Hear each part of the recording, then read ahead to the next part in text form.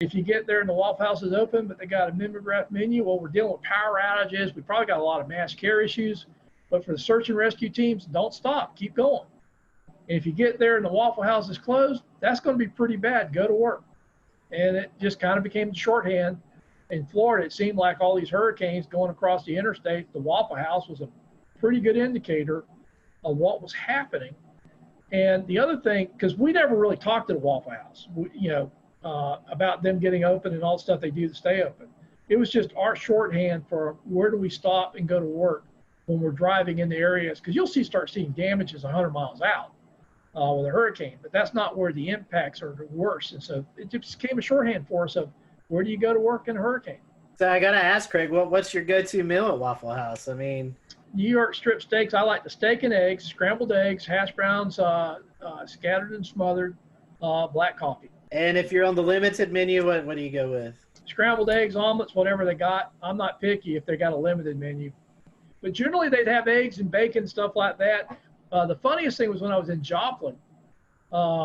We got out there. I was actually on the West Coast, had to fly back into Joplin, got there late at night. We did a whole bunch of interviews the next day. I've been running on about 3 hours sleep in about 48 hours. It's now about 6 p.m. We're heading back to our hotel for the first time. And there's a Starbucks, and all these cars are parked around the Starbucks. I'm thinking, hey, guys, just pull in. I need a coffee. And we pull into the Starbucks. It was closed. We couldn't figure out why all the cars were there. Then we realized they didn't turn their Wi-Fi off. So folks in Joplin they were just trying to get connections were circled around there. So we went back to our hotel. There's a Waffle House right there. I'm like, we're going in there. I know they got coffee. And sure enough, you go into the Waffle House, they got coffee because they're pouring bottled water into the coffee makers. Because all of Joplin was under boiled water orders. But Starbucks was closed, Wi-Fi was on. Waffle House, they're just pouring bottled water in those coffee makers making coffee. So I got my coffee. So switching gears, Craig, I wanted to ask you, are there any memorable moments that stick out in your mind while you worked at FEMA? For example, the 2011 tornado outbreak in Alabama or Superstorm Sandy, anything like that? Yeah, it was the Tuscaloosa tornado outbreaks was pretty impressive. And again, we came into Birmingham, picked up a Black Hawk, and I was flying up to the northern part of the state. And I don't think people realized how bad the northern tier of the Alabama counties got hammered. TVA had major transmission lines ripped out. We went to one town.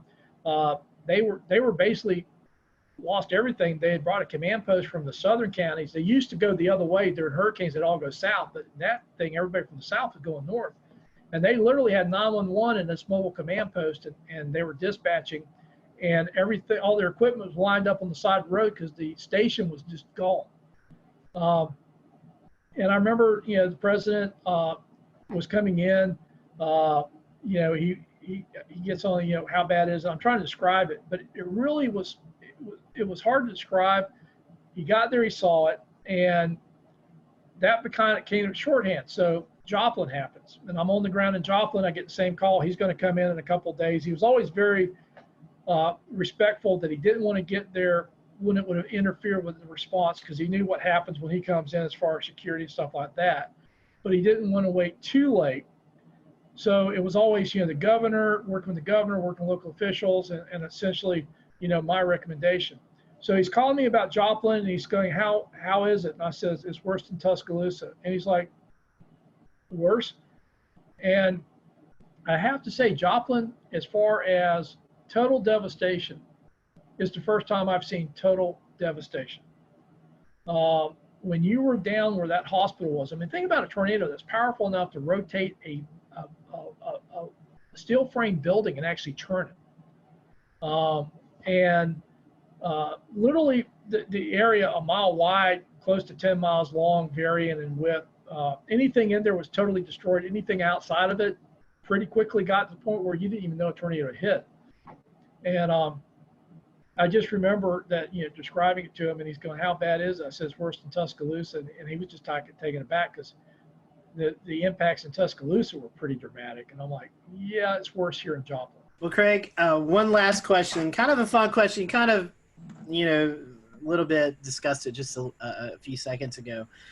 You and President Obama, Vice President Cheney, you're sitting around. Did y'all ever talk about weather? You know, weather's a thing that a lot of people talk about. Did you guys just ever, talk about the weather, what's going on? No, but between I went out on a couple of disasters with Vice President Biden, and I remember going up into Scranton, Pennsylvania, and it was really funny because he's like, "Craig, these are my people," and I knew he was from the area, but I didn't realize that. I mean, people on the street knew Joe and called him that. I'm like, "Mr. Vice President." They go, "Hey, Joe, how's your?"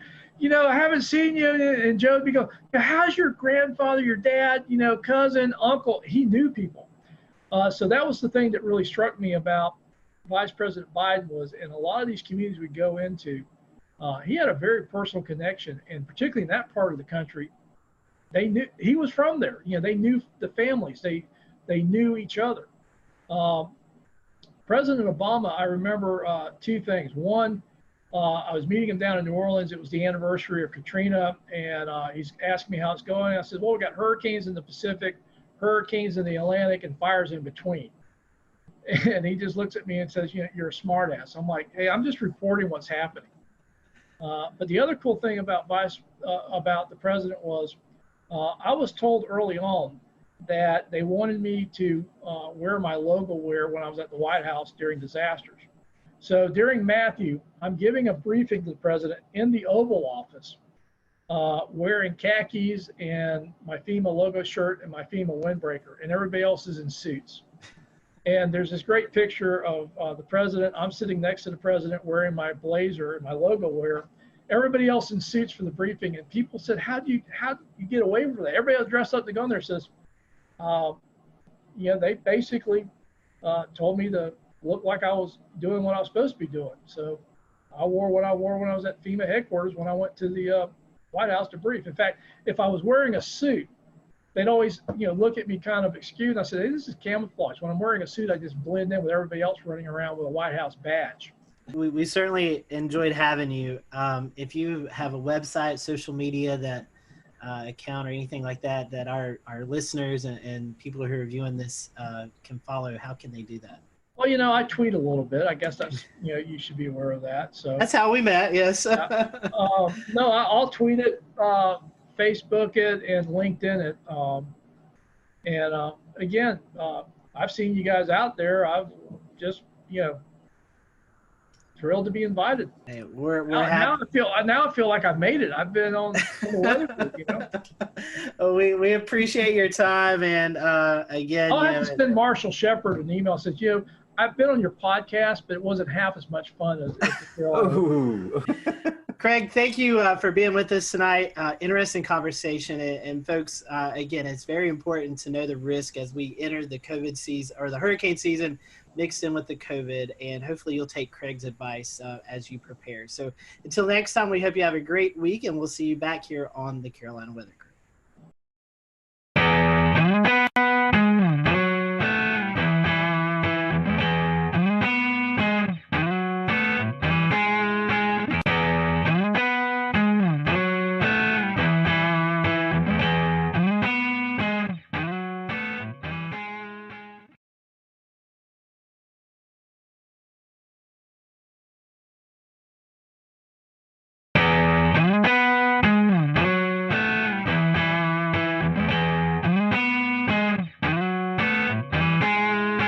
Hello, everyone. Welcome to the Carolina Weather Group. We're happy to have you this evening, and we want to bring in Alex Forbes, meteorologist student at Mississippi State University. And Alex has got a really cool project that he's been working on and was able to present over the last few months, and we're happy to have him on tonight. We're going to be talking about the SPC and the different risk levels. Sometimes you hear us talk about marginal, slight, moderate, all that good stuff. Well, Alex was able to interview you all with some assistance from some meteorologists and kind of get a better understanding of when we mention these things, what do you actually learn from it? So tonight we're going to be talking about that and some of his findings. We'll let Alex promote his social media towards the end of the show. So if you do have any questions that you'd like to tweet towards him, you can send them his way, and he can maybe help you out a little bit more with some of his research. So Evan, I know you and I We're excited to talk about this. We saw this project a couple of weeks ago presented, and we're ecstatic to have Alex on with us tonight. So, Alex, before we kind of get into the meat of the subject, first-time guest with us, so we want to thank you for that. And we always ask the first-time guest question. How did you decide this is what you want to do? How did you catch the weather bug? So for me, it was first grade. It was March. There was a line of severe storms that came through Metro Atlanta, and I still don't know to this day whether or not it was a tornado or straight line winds. We were never surveyed, so I don't know. But a tree fell on the corner of my house, right over there. And it fell on the house and it fell on the ground, woke me up at 4 a.m. And that was what planted the seed. But I didn't really start to get into weather meteorology until about 4th or 5th grade. And it just evolved over time. It started off with, or it continued with me doing the weather for the elementary news. And then, in middle school and high school and so forth, it just kept building and building and building. And lo and behold, I'm a senior now at Mississippi State. So something worked out. So in Georgia, I know Georgia has the meteorology program. What made you decide to go to Mississippi State? Yeah, so I want to do TV. Georgia has a fantastic geography program of which meteorology is a part of. They just recently added the meteorology degree, but Mississippi State is known for broadcasting, and that makes a difference. Plus, it's not exactly far from me. Mississippi State's or Starkville is about 4.5 hours. It's close enough, and their scholarships they offer for out-of-state students is fantastic. So it really became a no-brainer. As a Florida Gator fan, I'd much rather cheer for Mississippi State than the Georgia Bulldogs. I know James won't be happy about that. But... Well, it's a matter of fact. So that's right. That's right. Well, let's before we get in trouble, let's talk about what you've done some research on. The Storm Prediction Center, Alex. We see these outlooks posted, especially in the spring and summertime, thunderstorm outlooks with severe weather. So you decided to kind of dig into and kind of ask the public what they think of these words that we tossed out. But before we kind of get into your research, let's briefly go into each category. I know you had to do some research about those categories and basically kind of what kind of weather we see with those. Can you talk to us a little bit about those categories and what they mean, and maybe then we can lead into some of your research? Yeah, so the Storm Prediction Center issues convective outlooks. You might know them as the avocado maps. Typically, it's a green region with a yellow region inside of that, with an orange region inside of that. Sometimes you get the moderate, which is the red, and the high, which is the pinkish purple color. So what I did was a belief that has existed among broadcast meteorologists for a long time is that the names don't work. So marginal is you might see a storm. If you do, it could be severe. There's a certain percentage assigned to each of these that's arbitrary, and it doesn't mean a lot to the public. So I'm not even going to get into them because they're meant for meteorologists. Slight is a step up from marginal. You'll probably see storms. A couple of them might be severe. Enhanced is, okay, there's going to be storms. Probably half of them, give or take, might be severe. Moderate's like, okay, this is serious. There's going to be storms. They're probably going to be severe. And high is, there's storms. They're going to be severe. There's going to be, in most cases, tornadoes. Loss of life is a concern, so forth. But the other thing I would point out about them is that when these categories were updated in 2015, they're not equally weighted. Right? So the marginal was the old C text. It wasn't a category before this. It's not like an old slight is now marginal. It's new category. Slight was split into two. They kept slight for the lower end of the threat, and they added enhanced for the upper end. And then moderate is still moderate and high is still high. So if you jump from a slight to enhanced, that's not the same from jumping from an enhanced to a moderate. And that's part of what confuses a lot of people is that, meteorologists understand that an enhanced to a moderate is a much bigger jump from a slight to enhanced. People see, the lower category to the next category, and they say, okay, just another notch higher. So that's pretty much it in a nutshell. The other thing I will add is in recent years, the Storm Prediction Center has begun to acknowledge a number system in association with the words. You'll see that on a few of their graphics, but it's not widespread use yet. So you reached out to the public to kind of do a survey and to see how people were handling the threats and interpreting all of the different lingo that's associated with them. What led you to choosing the Southeast as your kind of study group area? Yeah, so there's been studies in the past that show the Southeast United States is emerging as the new tornado hotspot within the United States. A lot of severe weather studies are based out of the traditional tornado alley: Oklahoma, Kansas, Nebraska, Arkansas. Also, I live in the Southeast. I want to know what people around me think. I want to work in the Southeast. I want to know what my potential viewers one day think right now. I think there's a tremendous value added about knowing that the data is from a specific region.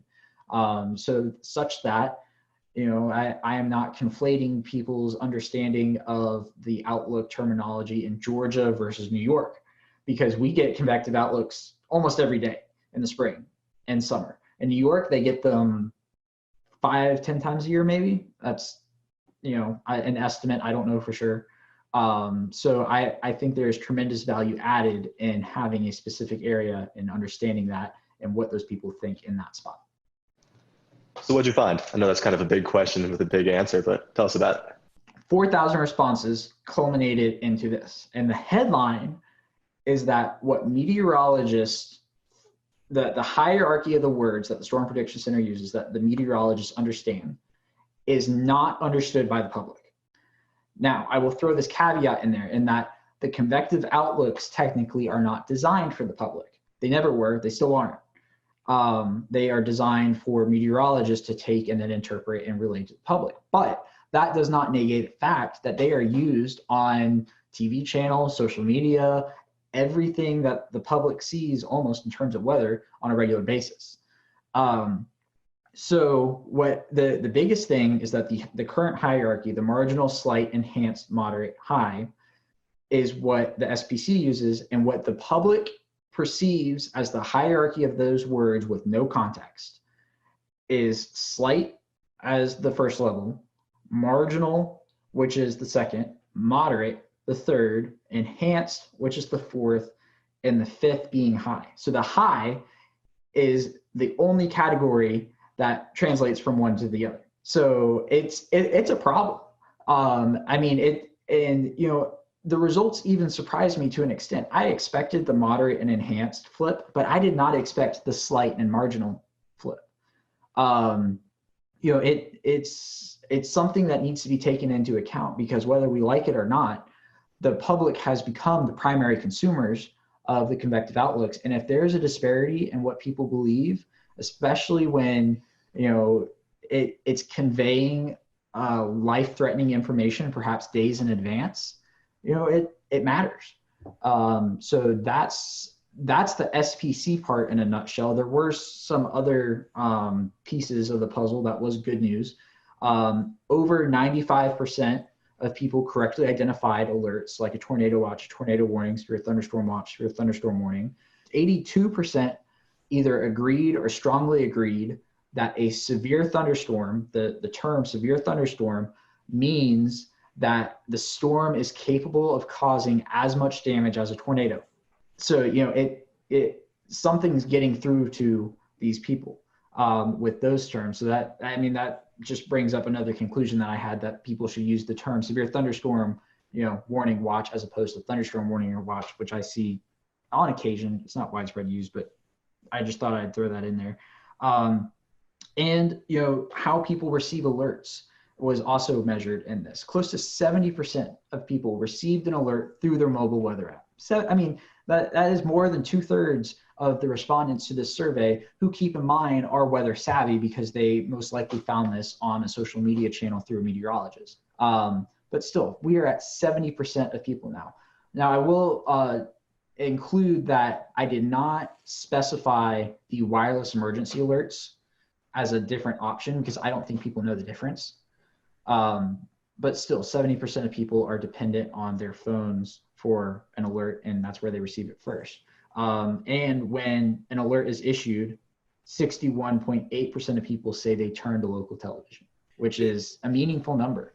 So if somebody's getting a tornado warning on their phone, they're turning on the TV to whatever meteorologist they follow and trust for information. That's an interesting point, because social media, especially weather Twitter, we're all involved in weather Twitter. And we're like, we get our weather information from Twitter a lot of the times. Yes. But the vast majority of the general people out there in the Southeast aren't on weather Twitter. They're not like us. They aren't going to see your tornado warning post or, whatever post you're doing. So it's interesting that, TV really still is the primary mode for those people to get those warnings. Yeah. And the other interesting thing about TV is that even among 18 to 24-year-olds, 51% of the respondents of that age group said they still turn to local television, which is huge. Wow. Because, I honestly expected that number to be low, but not for the same reason I think that a lot of other people think. It's that, people have this mantra of people our age aren't going to watch TV. And I don't know that to be the case, because I think even now with millennials, it's not that we are never going to watch TV. It's that we aren't going to watch local news until it matters to us. And in most cases, that's not until you're in a established routine with a family, living in the suburbs, something along those lines. And I think the groundwork is there for local TV to prosper, actually, within, as our age group becomes older, if 51% of people now are already turning to local television whenever they receive an alert like this. And off of that, Alex, with local television, most of the time they are breaking in, but they're also simulcasting per se on a Facebook Live or on a Periscope or something like that. So, if you got to put the TVs in that aspect of the social media together, that's a pretty big percentage. Yes, absolutely. I found it interesting. I've got some of your stats up, and 12.3% of folks receive their warning first by NOAA Weather Radio. That's something that I guess I'm a little shocked by that, because I wouldn't think 12% of the people would even have a NOAA Weather Radio. Yeah, so keep in mind the people who took the survey are weather savvy, because they probably found it through a meteorologist on social media. I would point out, though, is I don't remember exactly who did the study, what year it was. I just remember it was 10 plus years ago that the NOAA Weather Radio number was at like 60%, and it's down to 12. And, I do not see a path forward for NOAA Weather Radio being the predominant way of people receiving information, simply because it's a cost barrier. Why am I going to go buy a $29 weather radio when this thing right here is going to give me the same information? So I think we're asking the wrong questions when it comes to NOAA Weather Radio. Not why aren't people buying NOAA Weather radios, but rather why is the Federal Communications Commission not just sending you alerts and you can't turn them off like they do on TV? If you are in a tornado warning and you are watching a broadcast channel, you are going to get an EAS alert. You can't turn them off. So there's precedent to do it. And I seriously think, close to 70% of people are already relying on these. Why not just make it mandatory? And have that be the de facto NOAA Weather Radio. Now, I don't think they're ever going to go away. I think there's still a use for them. What happens when your phone dies? What happens when there's a hurricane and you run out of power, your generator's out of gas, and you can crank a weather radio? That's the most extreme case, but I don't think they're going to be the main. In fact, they're already not the mainstream way of receiving alerts, and I don't think they're ever going to be again. I know you're doing some of these questions also about when they hear these warnings issued, about taking shelter or alerting friends and stuff. Can you kind of go in some of those details, what you found out? Yeah. So I asked about 4 alert types in particular: the severe thunderstorm watch, the tornado watch, severe thunderstorm warning, and tornado warning. And I asked when a blank is issued, I blank. So the other part of the blank is take shelter, alert friends and neighbors, monitor weather conditions. We'll return to Best of the Carolina Weather Group in a moment. Now your Carolina weather forecast. Here are today's forecast high temperatures for North Carolina. Here are the forecast lows for tonight for North Carolina. Here are tomorrow's forecast high temperatures. And here's forecast rainfall across North Carolina tomorrow. Here are the forecast highs for the day after tomorrow.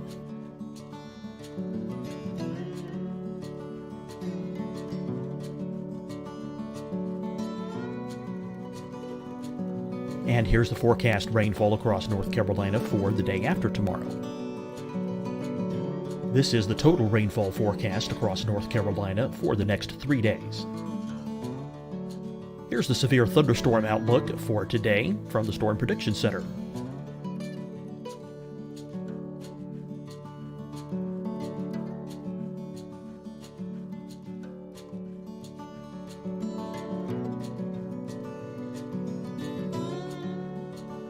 Here are the forecast high temperatures for today for South Carolina. Here are the low temperatures for today for South Carolina. Here's the probability of precipitation forecast across South Carolina today. And here are the rain chances across South Carolina tonight. Here are tomorrow's forecast highs across South Carolina. Here are the forecast low temperatures for tomorrow for South Carolina. And here is the probability of precipitation across South Carolina tomorrow. Here's the precipitation chances across South Carolina tomorrow night. Here are the forecast highs for the day after tomorrow in South Carolina.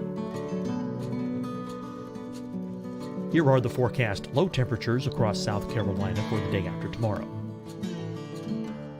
And here are the rain chances across South Carolina for the day after tomorrow. And South Carolina's probability of precipitation for that night.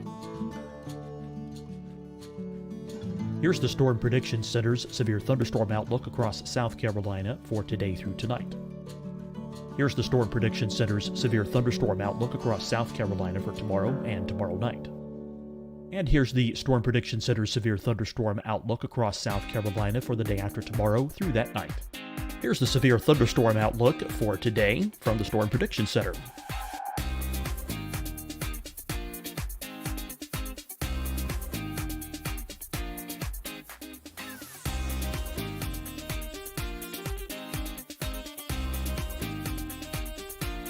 And now here's a live look at weather radar across the southeast. Fight the spread and take a stand against coronavirus.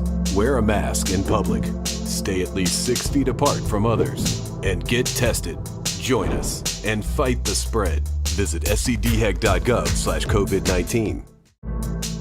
Getting tested for COVID-19 helps you to take the steps needed to protect yourself, your loved ones, and your community. Find the testing location at scdhec.gov/COVID-19 testing. Deciding when to wear a mask isn't about who you know or how well you know them. Just ask yourself, will I be with anyone I don't live with? If the answer is yes, get behind the mask. Help slow the spread of COVID-19. Get behind the mask. Learn more at covid19.ncdhhs.gov. Hi everyone, I'm Dr. Mandy Cohen, Secretary of the North Carolina Department of Health and Human Services. And when you follow the 3 W's, you protect your family and your neighbors from COVID-19. When you leave your home, practice your W's. Wear a cloth face covering, wait 6 feet apart, wash your hands often. Wear, wait, wash. We're in this together. Stay strong, North Carolina. You'll see your Carolina weather forecast at 25 and 55 past. And now back to the best of the Carolina Weather Group on the all-new Carolina Weather Net. Yeah, watch local television and watch national television. Of those 4 questions, there's nothing I really found surprising.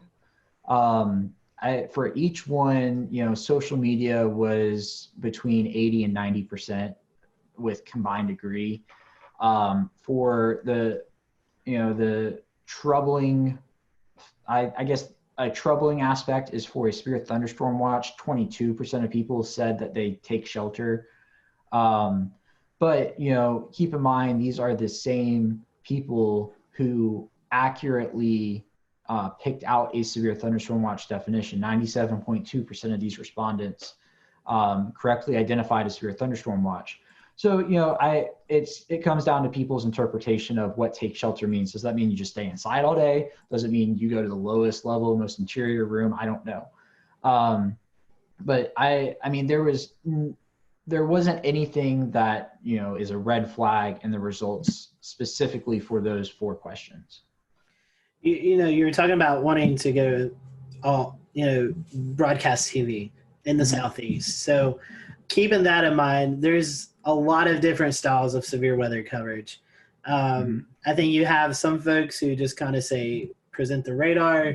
And then you have folks like James Spann who really gets down into the specifics, like it's going to affect the Dollar General in town X or town Y. I know you may have not surveyed the folks on that, but what's your opinion on that? What do you think is most useful for those folks who are turning into TV watching this coverage? Yeah, no, absolutely. The most precise you can be, the better. One of the reasons why James Spann has the following he does is because people see him as one of them. The fact that he knows where the Dollar Tree is in Gordo, Alabama, which I happen to know where it is too, because I drive past there to get to Mississippi State, and he uses that example all the time. So I feel good about it. It matters because, like I said, people feel like he's one of them, but also he knows the area. It adds validity to his call to action of, okay, I know where this is and I know where it's going. And if he can tell somebody, I know where it's going and I'm telling you now in, Coleman, Alabama, if you are on Main Street, people trust him. And that's what it comes down to, is who do you trust? And one of the reasons why people trust him is because they know he knows what he's doing. And the more information you can provide, the better it is. What does the future look like? Is this something that you're going to be able to advise the SPC on, and they're going to look at your findings? They're going to be able to maybe make some adjustments, hopefully, in the future? Yeah. So an interesting thing about my findings is that there is a similar study that is working on being completed now. I don't think it's published just yet. They're working on it out of University of Oklahoma, Sean Ernst. He found the exact same hierarchy issue with respondents out there. So the Storm Prediction Center knows about it. They can't just flip a switch and change it. Nor would I say I'm calling on them to do that, because at the end of the day, even though we all use the convective outlook, we have to remind ourselves that it is not designed for the public. It is distributed to the public because it has to be under federal law, because they're a federal agency. But at the end of the day, my main goal in publishing this was providing the groundwork to broadcasters and using a 1 through 5 scale to describe those terms, because a number scale is a universally identified language. 1, 2, 3, 4, 5 means the same thing in English as it does in Spanish, as in French, as in German, and it's already used for things like the Saffir-Simpson scale, the enhanced Fujita scale. People understand that the higher the number is, the worse the threat is. And, just eliminating the words off the screen provides much more clarity for the general public. And, I would encourage that to this day.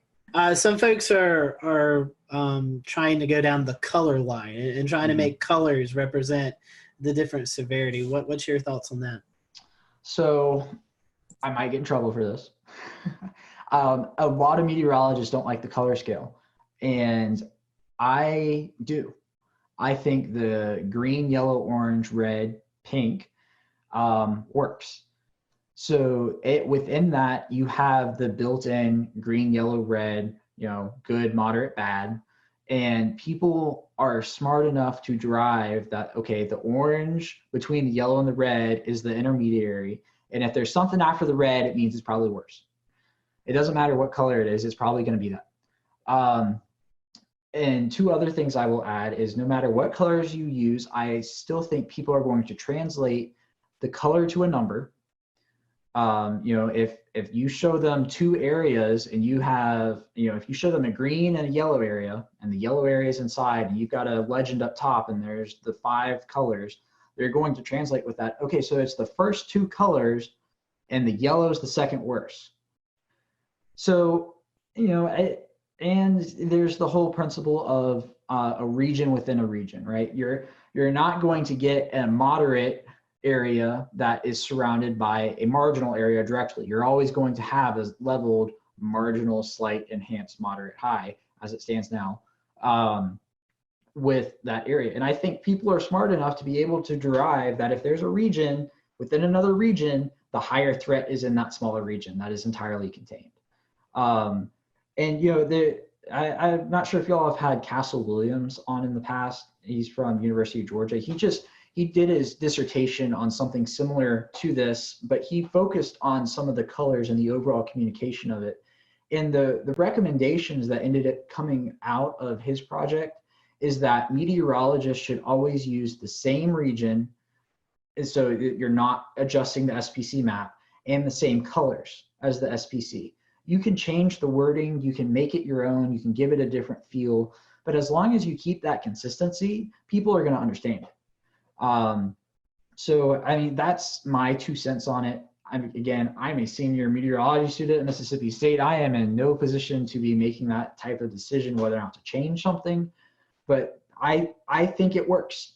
And I think a lot of the confusion comes from the words and not the colors.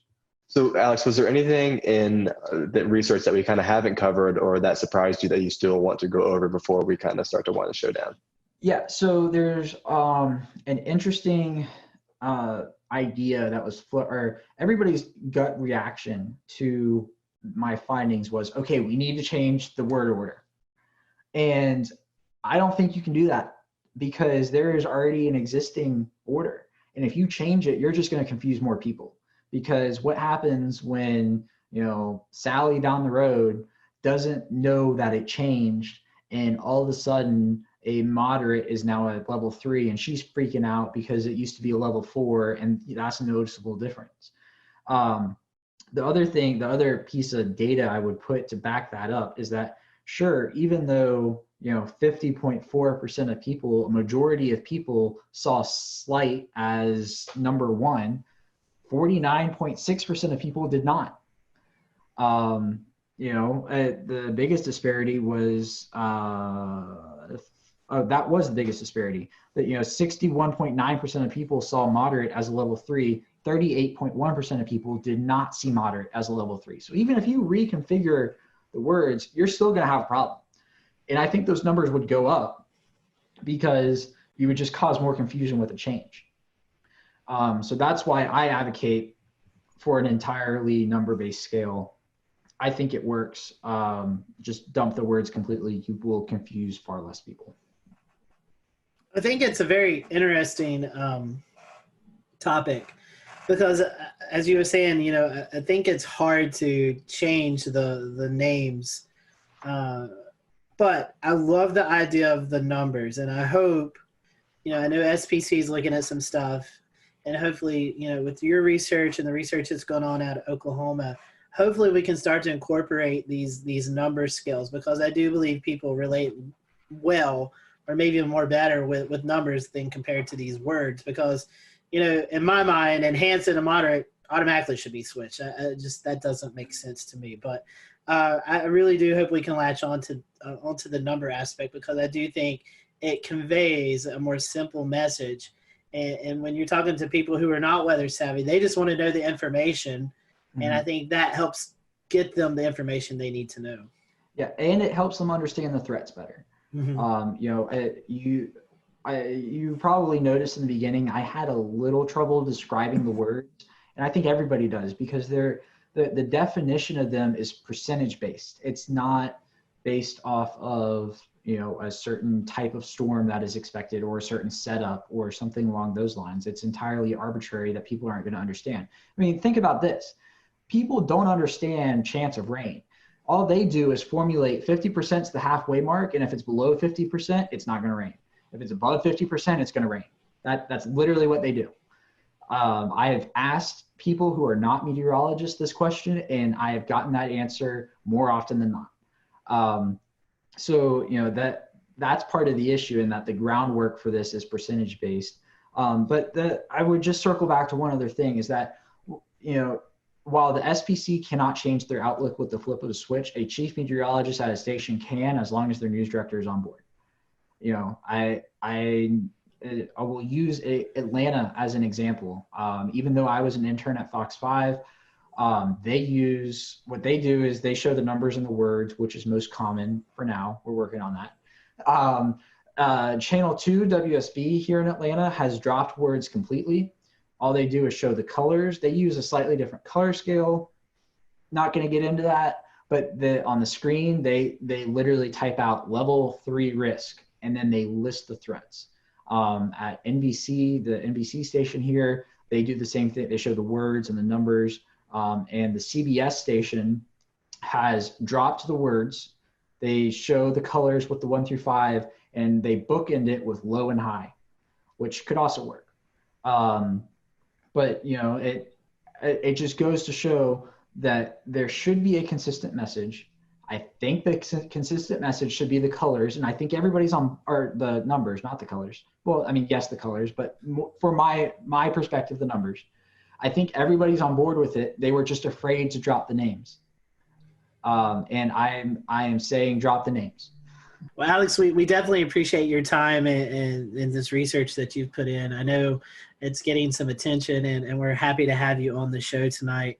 We want to wish you well there at Mississippi State. And for those who may want to learn more about this project, or just kind of follow you throughout your career, how can they follow you?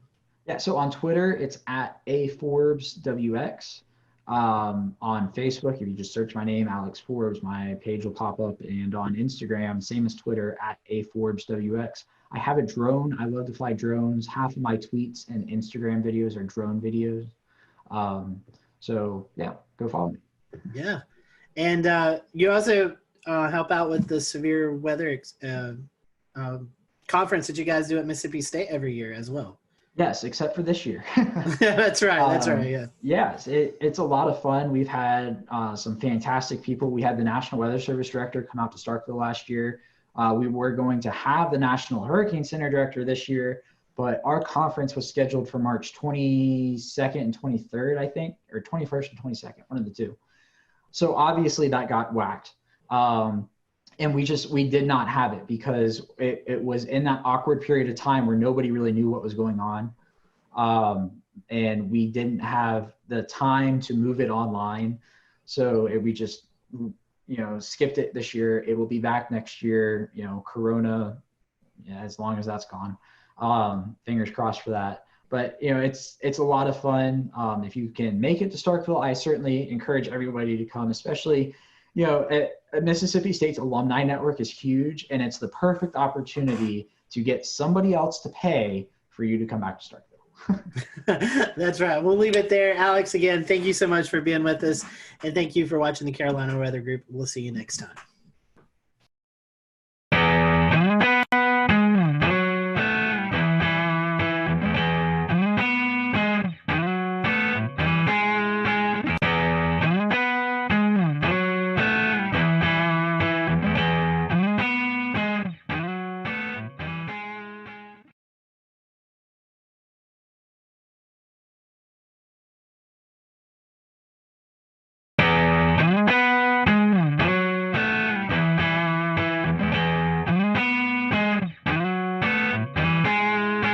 Hello, everyone. Welcome to the Carolina Weather Group. We're happy to have you this evening. Welcome to another episode, and tonight's going to be a fun episode. I'm going to go ahead and apologize I hope I don't talk too much because we're combining weather and sports. And when we do that, it really makes me happy. Tonight we have on with us Sean Bratton and Mike Ventrisi from the Fantasy Football Weather Guys. And if you play fantasy football, you may have never thought about the weather element to it. And so tonight we're going to talk a little bit about that. We're going to talk about the product and how you can follow along throughout the year, so your fantasy football team is up to par and potentially beating the rest of your people who are not thinking about the weather. So we're happy to have Sean and Mike on with us tonight. And guys, we appreciate your time. We'll go ahead into the conversation since both of you guys are first-time guests with us. We always start off our questions like this. We want to know how you got kind of caught up into the weather bug, the weather story. So, Mike, what is your weather story? And then we'll let Sean tell his weather story. Hey, thanks so much for having us, guys. This question always comes up, and it always starts off with, it's usually always the same answer, right? It's some kind of high impactful weather event that has just kind of brought us into the field. So I grew up on Long Island, New York as a kid, and ended up experiencing Hurricane Bob in 1991. So it knocked out our power. I'm like, what is going on outside? I originally wanted to be a veterinarian, and I would go home and watch the Weather Channel after that hurricane, just watching Cantore on there with during the season.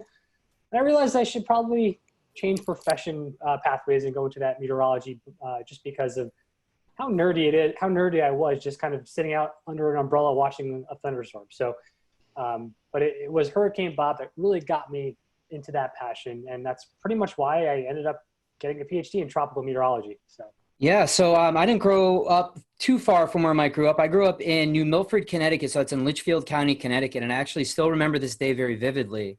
I was in first grade, and we were on our, getting ready to pack up and go home, but they didn't let us because we had a tornado warning. So I was basically plastered my face to the window looking at these ominous clouds and the rain. And I was just like in awe the entire time. Everyone else was scared. I was there up on the window wondering what the heck was going on. And we were actually kept after school for quite some time until the night, until things got cleared up. We did have a tornado touchdown near our school in Litchfield, Connecticut. So it was a really cool event. And then also the blizzard of 96 was a big high impact weather event that had been early January of 96. That was a big event for me. I remember that we had off school, and it was we had like 24 to 30 inches of snow. So it was a really cool event too. And then of course, I'm sure you hear this a lot, but the movie Twister came out, and that kind of sealed the deal for me after watching that. We were talking off air, but we've done this show for a while, and it seems like that there's a common denominator there with Twister and how many people is brought into this industry because of the movie. Yep. Like us, we all have our other weather day jobs, and we kind of do Carolina Weather Group, for fun, and that's what you guys do with the Fantasy Football Weather Guys. Tell us about what you do in your daytime jobs. I know you guys are both connected in the weather industry as well. Yeah, so I guess I'll start off. And so I work currently for the Weather Company, which is owned by IBM. When I started my career there, I dabbled with a lot of energy forecasting, pretty much providing weather information to folks who were trading natural gas futures and some of the utilities.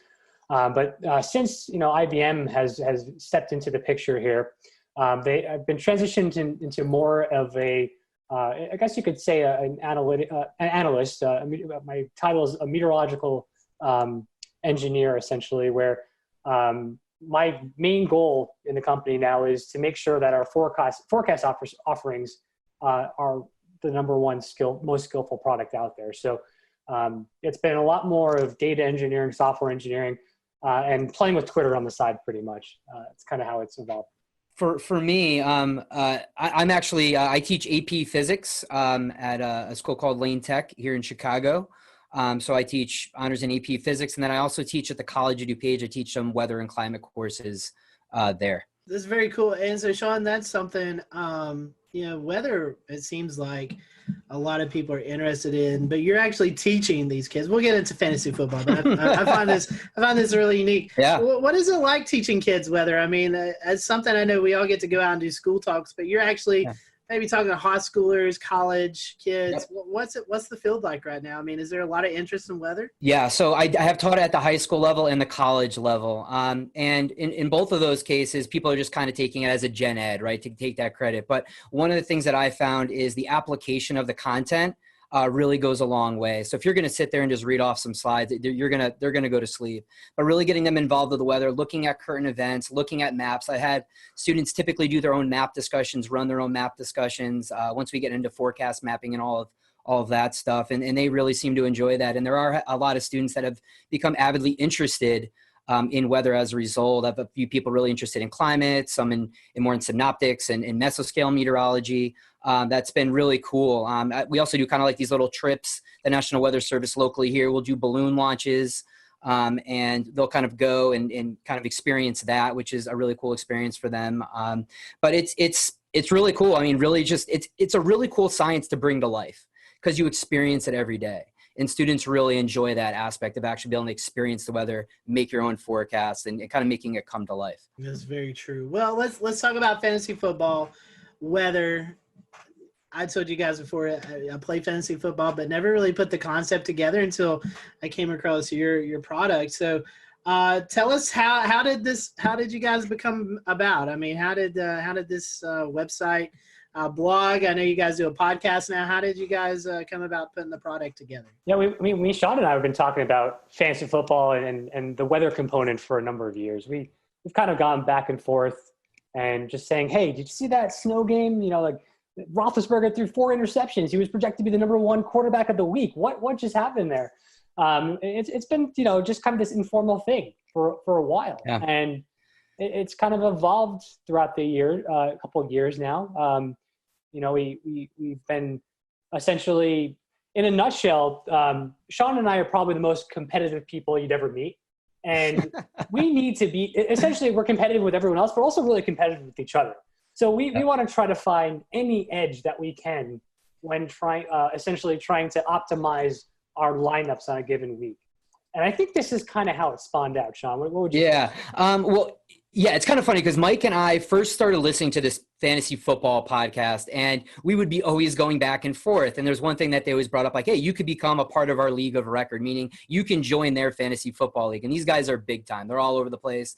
You know, everyone knows them. That's in the fantasy football community, the fantasy footballers. And we were like, hey, I wonder what would it take for us to actually be able to be part of their league?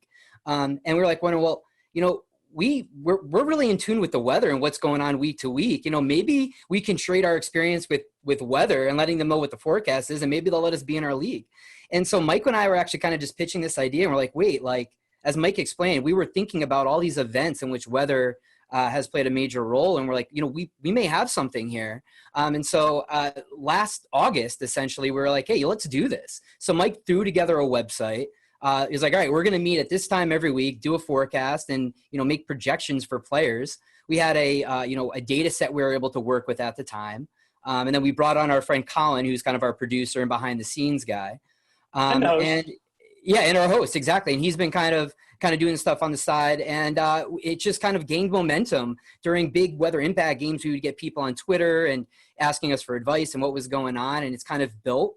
And now we're at a point where we brought on Nick Schiraldi, who also has a PhD in meteorology, and he's working, on our quantitative statistical analysis package and user interface on our website to really kind of nail down those numbers, and as Mike mentioned, to kind of give you the edge. So, it's just a really cool thing that we kind of were like, hey, you know, let's just try it out, see what happens, and it's kind of gained some momentum over the last year or two. I just want to say one quick thing. All the fantasy football weather guys we just mentioned, we're all University of Albany alumni guys. So.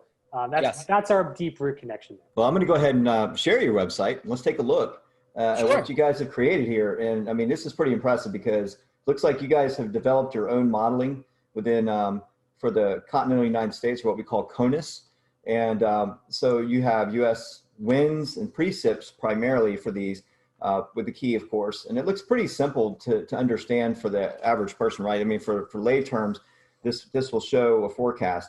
If we take like west wind, if we have games out west, I assume there's a little bit of a learning curve here, but who came up with this idea, and how does it help enhance your the experience for fantasy football if folks want to get plugged into the weather to maybe determine their outcomes? Yeah, so when we were thinking about these to try to bring up some kind of weather maps here, the first thing we thought about is how do we identify where the stadiums are for people to see what type of weather impacts they could actually be. So essentially, wherever you see those circles with the X in the middle, that's essentially the location of a stadium that actually is predicted is in the upcoming week of games. So you can see here that the Titans there must have a game coming up here. We'll return to Best of the Carolina Weather Group in a moment. Now your Carolina weather forecast. Here are today's forecast high temperatures for North Carolina. Here are the forecast lows for tonight for North Carolina. Here are tomorrow's forecast high temperatures. And here's forecast rainfall across North Carolina tomorrow. Here are the forecast highs for the day after tomorrow.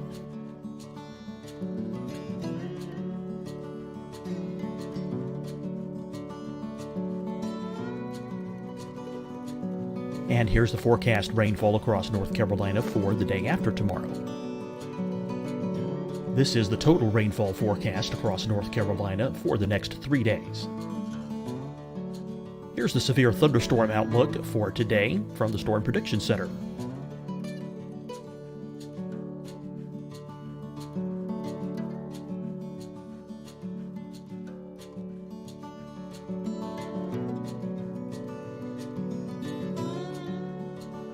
Here are the forecast high temperatures for today for South Carolina. Here are the low temperatures for today for South Carolina. Here's the probability of precipitation forecast across South Carolina today. And here are the rain chances across South Carolina tonight. Here are tomorrow's forecast highs across South Carolina.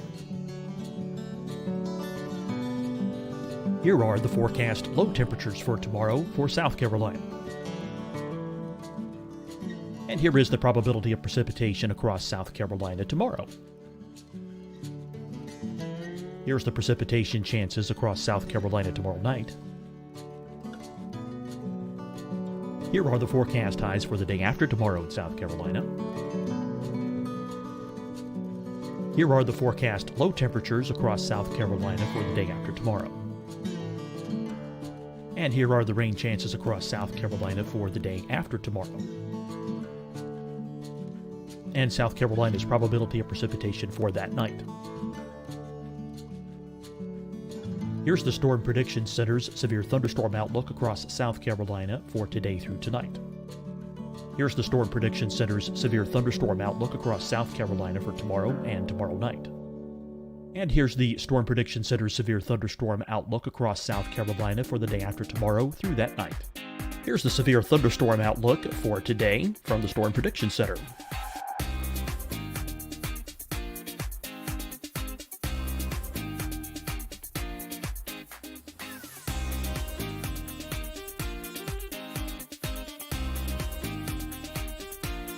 And now here's a live look at weather radar across the southeast.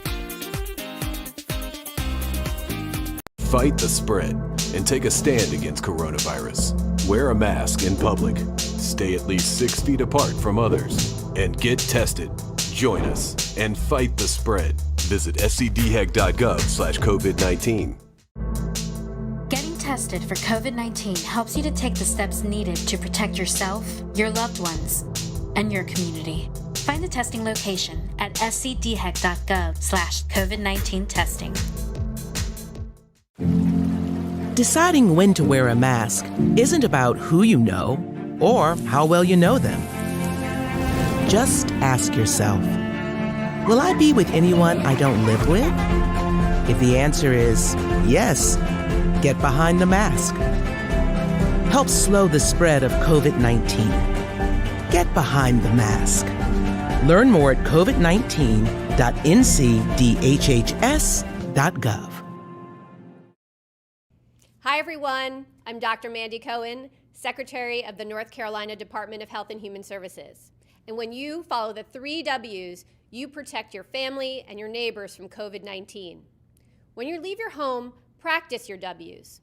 Wear a cloth face covering, wait 6 feet apart, wash your hands often. Wear, wait, wash. We're in this together. Stay strong, North Carolina. You'll see your Carolina weather forecast at 25 and 55 past. And now back to the best of the Carolina Weather Group on the all-new Carolina Weather Net. Change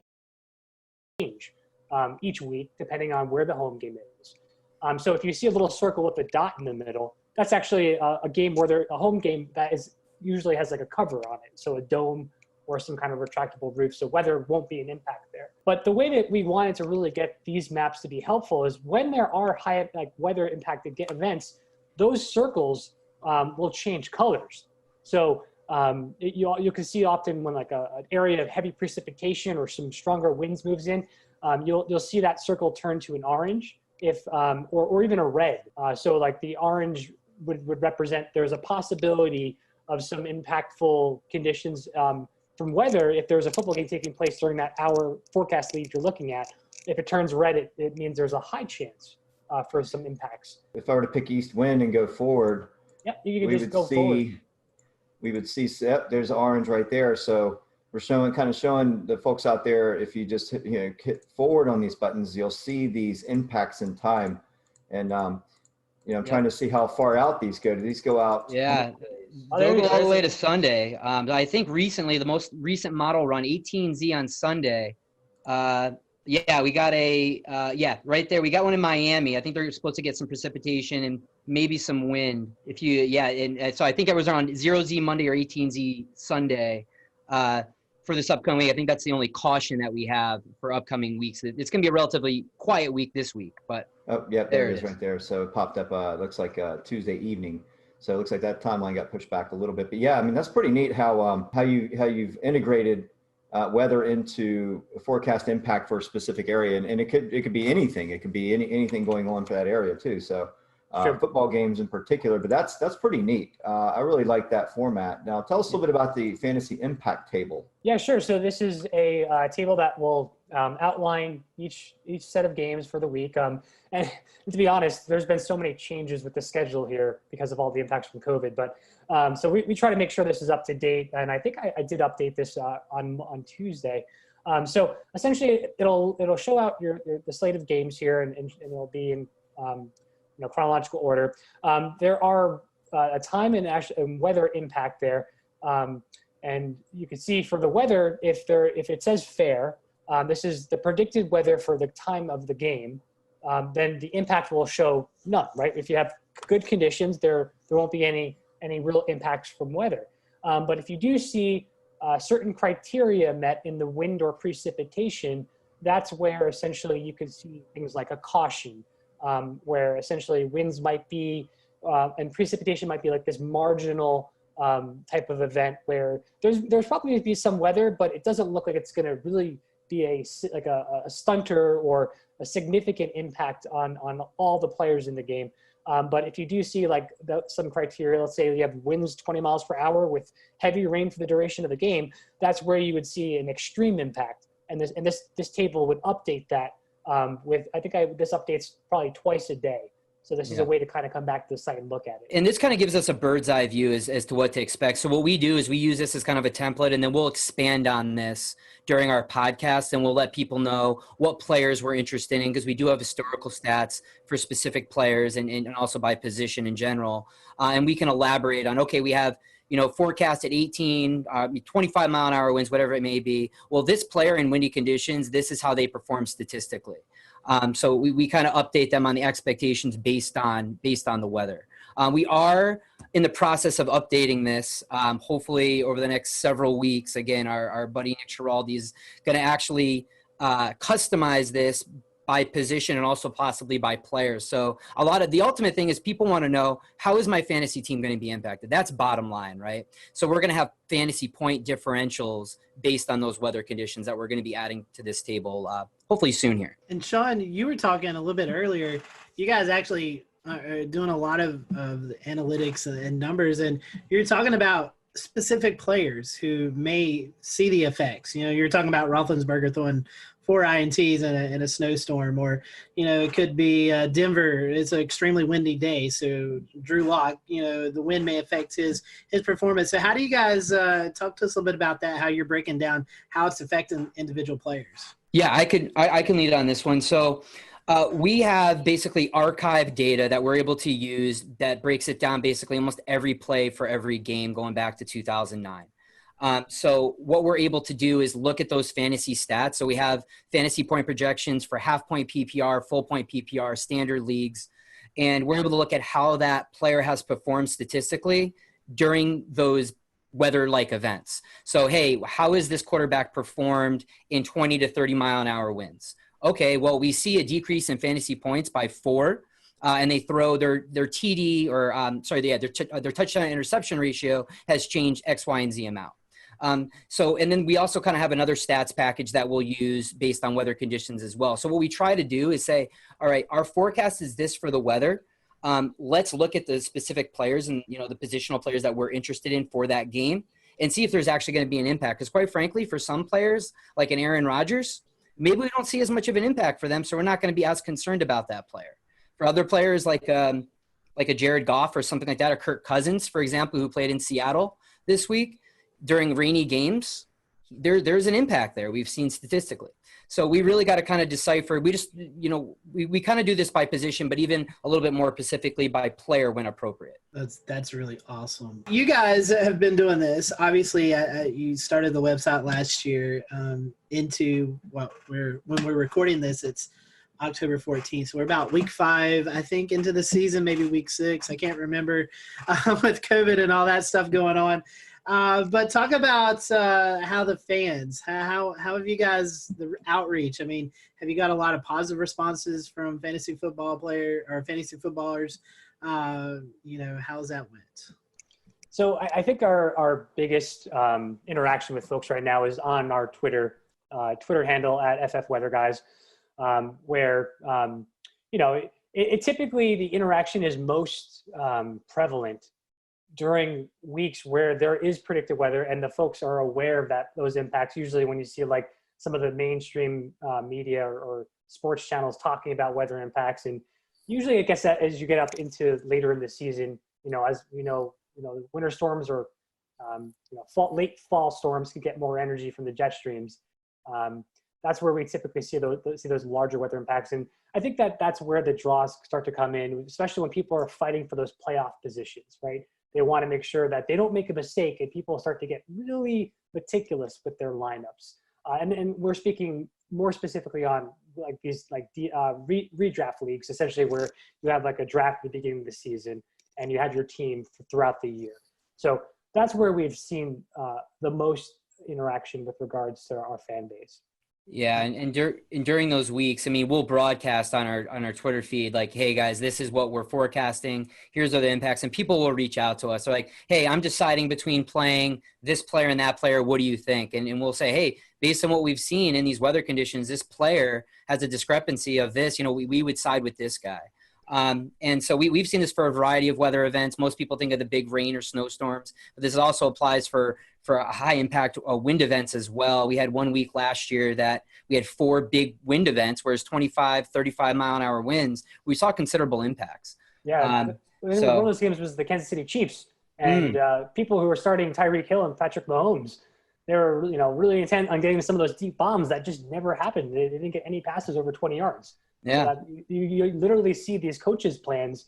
They change their game plans essentially based off of some of these weather conditions. Yeah, when it's bad enough. And even more recently, like Mike and I used this information. We were expecting rain for the Washington game for the Washington football team. And so we actually steered away from Terry McLaurin, and he only had 3 catches for 26 yards, I believe, on Sunday. So which I mean, it wasn't wet for the entire game, but enough where it played an impact. So, yeah. You mentioned mainstream media. You don't have to drop any names, but have you found maybe a few of those folks sliding into the DM saying, hey, what's the weather going to be like? Everybody's always asking for fantasy football advice. Who should I start? Who should I sit? Have you ever had any any messages from folks maybe on the TV that's asked for your opinion? So I don't think we've had any essentially any folks reach out for start-sit decisions regarding that, but we have some interaction with some of the folks from Fantasy Pros and the Fantasy Footballers, and I think there was a couple of folks from Yahoo. It's Yahoo that are all involved in the industry that will kind of interact time to time with us on Twitter. I think last year, one of the guys from the Fantasy Footballers, Jason Moore. Jason Moore, yep. Yeah, he reached out, and it was literally a question about weather, and he's just like, is there any weather experts out there that would understand to know what the actual forecast is here, because it was during that time of year where it was really high impactful for the people watching for this particular game. And he did reach out to just put a general question. A lot of our fans CC'd him or tweeted at him with our handle, so we can kind of go in there and provide some information. Hey guys, we touched on this a little bit with talking about individual position players and the impacts on them. I was wondering a little bit about the kicking and punting game. I mean, that seems to be an area of the game that could really be influenced by wind in particular, but also precipitation as well. What sense do you guys make of how important weather is on that aspect of the football game? Yeah, that absolutely is. And a lot of this comes down, another message that we speak to is it really matters based on the stadium as well, how the winds are swirling around that stadium, how they're funneled in, and also the field type as well. Is this an AstroTurf? Is this a grass field? So those are all things that play in to how well a kicker can perform in weather conditions. We're in the works right now of gathering kicker data, so I don't want to say anything quantitatively as far as like from a statistical analysis standpoint, but observationally we usually talk about games after we see them after the week, and we'll talk about kickers, and we definitely notice that higher winds going cross field or going against the kicker definitely have an impact for sure. So guys, on any given Sunday, we can have a very diverse slate of weather across the U.S. Are there any particular locations across, anywhere that you guys forecast for that you find particularly challenging or frequently come up as a caution flag? The most challenging weather for us is convection. It's a really anything in the Florida area, typically in the southeastern United States. This is something that we struggle with early season, late summer into early fall when convection's still blooming. And the high res models will pick up on this stuff. And, we're out 72 hours out. We're like, all right, it's looking like it's going to happen. And we literally have to update people like hourly on Sunday to be like, all right, guys, this is the recent model run. This is what we're expecting. Because, those are mesoscale features that are incredibly hard to predict for a 3 to 4 hour window of time during a ball game. But at the same time, those could be incredibly impactful because you got heavy rains and a lot of wind typically associated with those as well. So I would say those are the ones that we struggle with the most when there's any type of convection. Yeah, those are the events that typically trip our algorithms in our fancy impact table and some of our maps. If you look at those circles and when we change different colors, you'll see certain model runs show the impacts, and then all of a sudden they take them away because the models are having a hard time resolving the convective features. And sometimes they can sneak under the radar. I remember there was a game last year in Jacksonville where we had this strong northeasterly flow off the ocean that was just bringing these shallow convective cells across the stadium. And it was just like the popcorn variety. And it was just causing, you would hear we didn't talk about it much in the podcast that week because we were the models didn't see it. And then all of a sudden they'd be raining on and off during the game. And Sean was sending us messages. Do you see this rain? It's going, it's the announcers are talking about it. We missed this. I'm like, oh my God. The joys of forecasting Florida weather. I can only imagine that your models, is it like a blended run? Is it like a high resolution, like her 3 kilometer going into the NAM 3 and 12, then to the GFS out to the 7-day? Do you layer it in that manner? That way you get the higher resolution or the RAP in the first couple of days? So this is something that we're still working on. And right now, as we were kind of spinning up things here, we've been relying mainly on GFS data at first, but we are shifting over to leverage the national weather blend of models from the National Weather Service. So we are going to be shifting over to that because obviously those are the guys that are paying attention more to each location as and try to be as skillful as possible. And then we can take that information and convert it into the impact, or how that impacts specific players. So it takes some of the burden off of us in the forecasting world and allows us to focus on that impact piece. And then we can also elaborate on that. I mean, because we may use that from the National Weather Service, but obviously we have access to the different high resolution models. And again, that's something that we typically expand on during our podcast. And there may be some games that don't even come up as a caution on our table necessarily because they may not meet a certain threshold. But for us, just observationally, we know these are things that we need to monitor. So we'll mention them during our podcast or on Twitter. You're talking about Southeast convection. I would also imagine maybe lake effect snow, Buffalo, Chicago, Cleveland, Green Bay, all locations that could see that, where one side of town could get 6 feet and the other side could get like 2 inches, Getting back to your social media outreach and your fans, the football fans in general, and how you integrate, how you kind of mesh with everything. How do your fans respond to your products, right? Because it looks like you do everything kind of for free. You're sort of providing that kind of service. And do you find that a lot of fans are really into what you do and share it out, and you get a lot of good response and positive feedback out of it? Or how does all that work? How do you get your how do you know how you're doing overall? Yeah, no, we always appreciate the feedback. We'll have some people that'll reach out like, oh, I really wish I knew this, or I really wish you approached it this way or offered this kind of information. And again, that's kind of how we're working in developing our webpage and our user interface. So most people have been really constructive and just really helpful and really nice, which is not always the case in the weather world, as we know. Mm-hmm. But yeah, no, it's been a really good experience. We used to even do a photo contest where people would, obviously not the case now, at least for most stadiums, but if you were at a game where there was weather, take a picture for us and, we'll put it on our website or show it during our podcast. And people seem to appreciate that as well. Yeah, on our website, we do have something called a mailbag where some folks can come in and write us a question, and we can essentially take that feedback and discuss it and respond back. So that's something that's also an option on the website. Yeah, I think it's this right here. So you can put your message in and submit. And then there was also what you talked about with this weekly weather blog, then the photo contest. So looks like, you give folks an incentive to sort of be more of a part of the website, which I think is great because you're allowing them to interact with you in your domain, which is awesome. So well, talking about the product, we'll start to wrap up here. How can we find you? What's the social media platform of choice? I don't know if you guys do Facebook. I know you do Twitter, but tell us about social media. I know you guys do podcasts, blogs.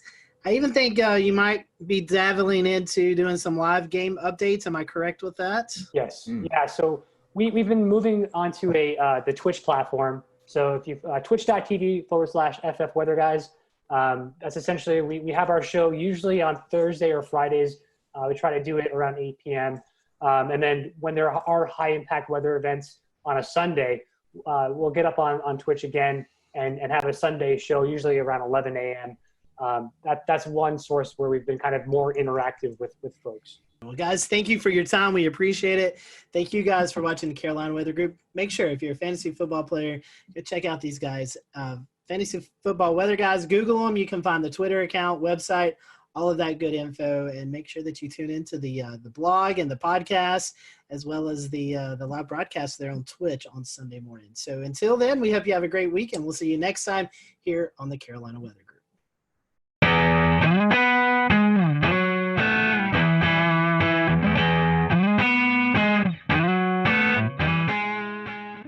Good evening and welcome to an all-new Carolina Weather Group for this Wednesday, July 28th, 2021. I'm James Brierton here in Charlotte. We have a great show for you this week. It's a brand new episode featuring North Carolina State climatologist Dr. Kathy Dello. And you're going to hear it coming up in just a moment. I want to let you know ahead of time that there is a bonus part to tonight's episode. If you want to hear even more of the conversation, it is available for free, and you can find our whole chat with her on the audio podcast feed of the Carolina Weather Group. That's on Apple Podcasts, Spotify, or wherever it is you get podcasts. That's where part 2 of tonight's episode will be. But first, let's get on to part 1. Here's Evan Fisher. Hello, everyone. Welcome back to the Carolina Weather Group. We are here tonight with Dr. Kathy Dello of the North Carolina State Climate Office. We're super thankful that she's given us some time tonight. We're excited to chat with her. It's been a long time coming. She is the North Carolina State climatologist, which is a bit of a lengthy title, right? Some people are, what is a climatologist? That's a question we're going to cover tonight. We're really excited for this, and we're going to chat more about North Carolina climate and everything that the North Carolina State Climate Office does. Kathy, one thing that we love to do with our first-time guests is ask them about their weather journey. How did you get into all this? Yeah, so I am from upstate New York, Western New York, as I'm supposed to say as a New Yorker, and lake effect snow just really blew me away, that you could get feet of snow in the course of a day. And I decided that, this was something that I needed to study, but also as a precocious preschooler, I went outside during recess and saw that the clouds were moving. And we had learned that day that we're on a planet that rotates, but you can't feel it.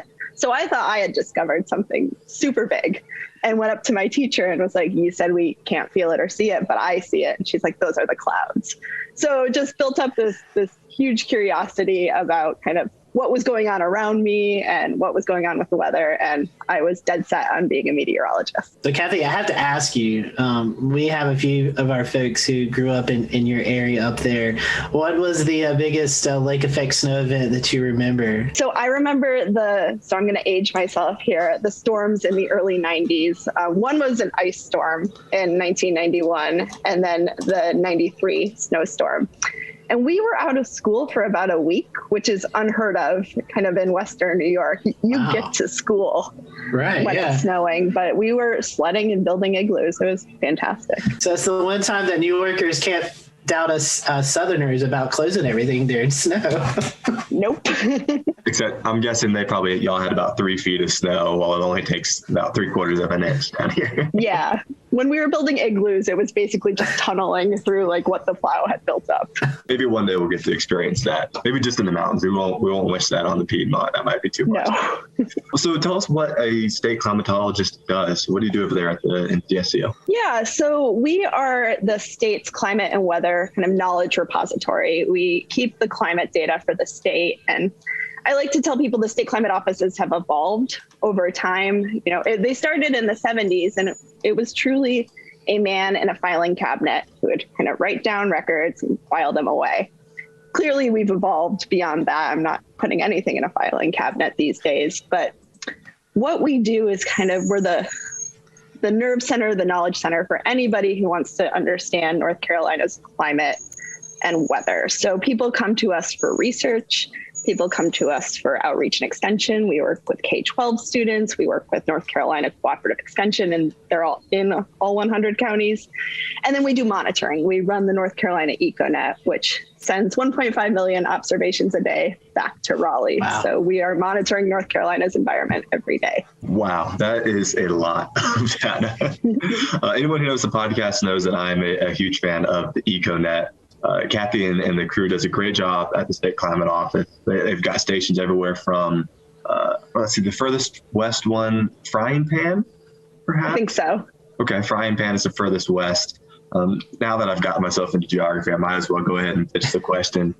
There's a new furthest east station coming. Can you chat about that? Yeah, so we are putting up a station in Nags Head this summer. It's been a hole in our network. If you look at a map, we don't have any stations on the Outer Banks.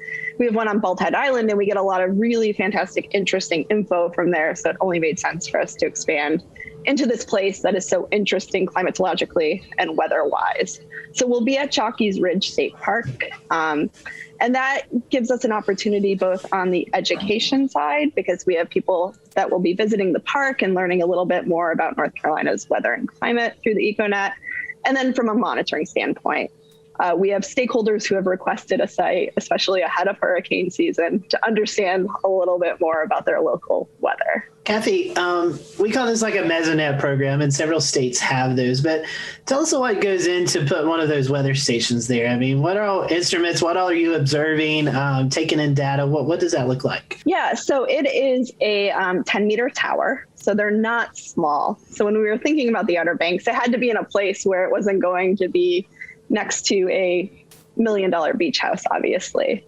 And we're putting all sorts of sensors on these towers. We measure soil moisture, we measure temperature at different levels, we measure wind at different levels, which is good for understanding inversions and fire weather, which they are interested in Nag's Head as well. We're measuring solar radiation, precipitation through an impact sensor and a rain gauge. Really, we have all the bells and whistles except for cameras, which our colleagues in New York State have. Yeah, those stations are amazing. The amount of data, 1.5 million. Holy cow, I can't imagine what you guys must have to go through to sort that, QC it every day. That is a lot of algorithms, I'm sure. Yeah, and it does get QC'd every day, and it catches most of the big errors. Sometimes things slip through, and Evan, you've caught some stuff before, and folks email us, and we love that because it's always great to have another set of eyes checking your work, but it's a ton of data. We'll return to Best of the Carolina Weather Group in a moment. Now your Carolina weather forecast. Here are today's forecast high temperatures for North Carolina. Here are the forecast lows for tonight for North Carolina. Here are tomorrow's forecast high temperatures. And here's forecast rainfall across North Carolina tomorrow. Here are the forecast highs for the day after tomorrow.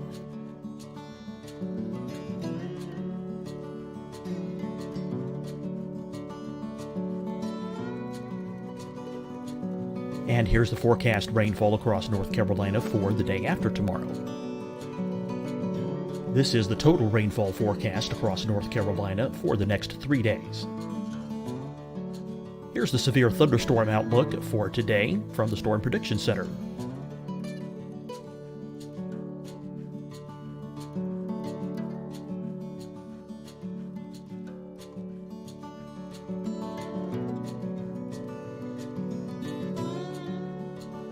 Here are the forecast high temperatures for today for South Carolina. Here are the low temperatures for today for South Carolina. Here's the probability of precipitation forecast across South Carolina today. And here are the rain chances across South Carolina tonight. Here are tomorrow's forecast highs across South Carolina. Here are the forecast low temperatures for tomorrow for South Carolina. And here is the probability of precipitation across South Carolina tomorrow. Here's the precipitation chances across South Carolina tomorrow night. Here are the forecast highs for the day after tomorrow in South Carolina. Here are the forecast low temperatures across South Carolina for the day after tomorrow. And here are the rain chances across South Carolina for the day after tomorrow. And South Carolina's probability of precipitation for that night. Here's the Storm Prediction Center's severe thunderstorm outlook across South Carolina for today through tonight. Here's the Storm Prediction Center's severe thunderstorm outlook across South Carolina for tomorrow and tomorrow night. And here's the Storm Prediction Center's severe thunderstorm outlook across South Carolina for the day after tomorrow through that night. Here's the severe thunderstorm outlook for today from the Storm Prediction Center.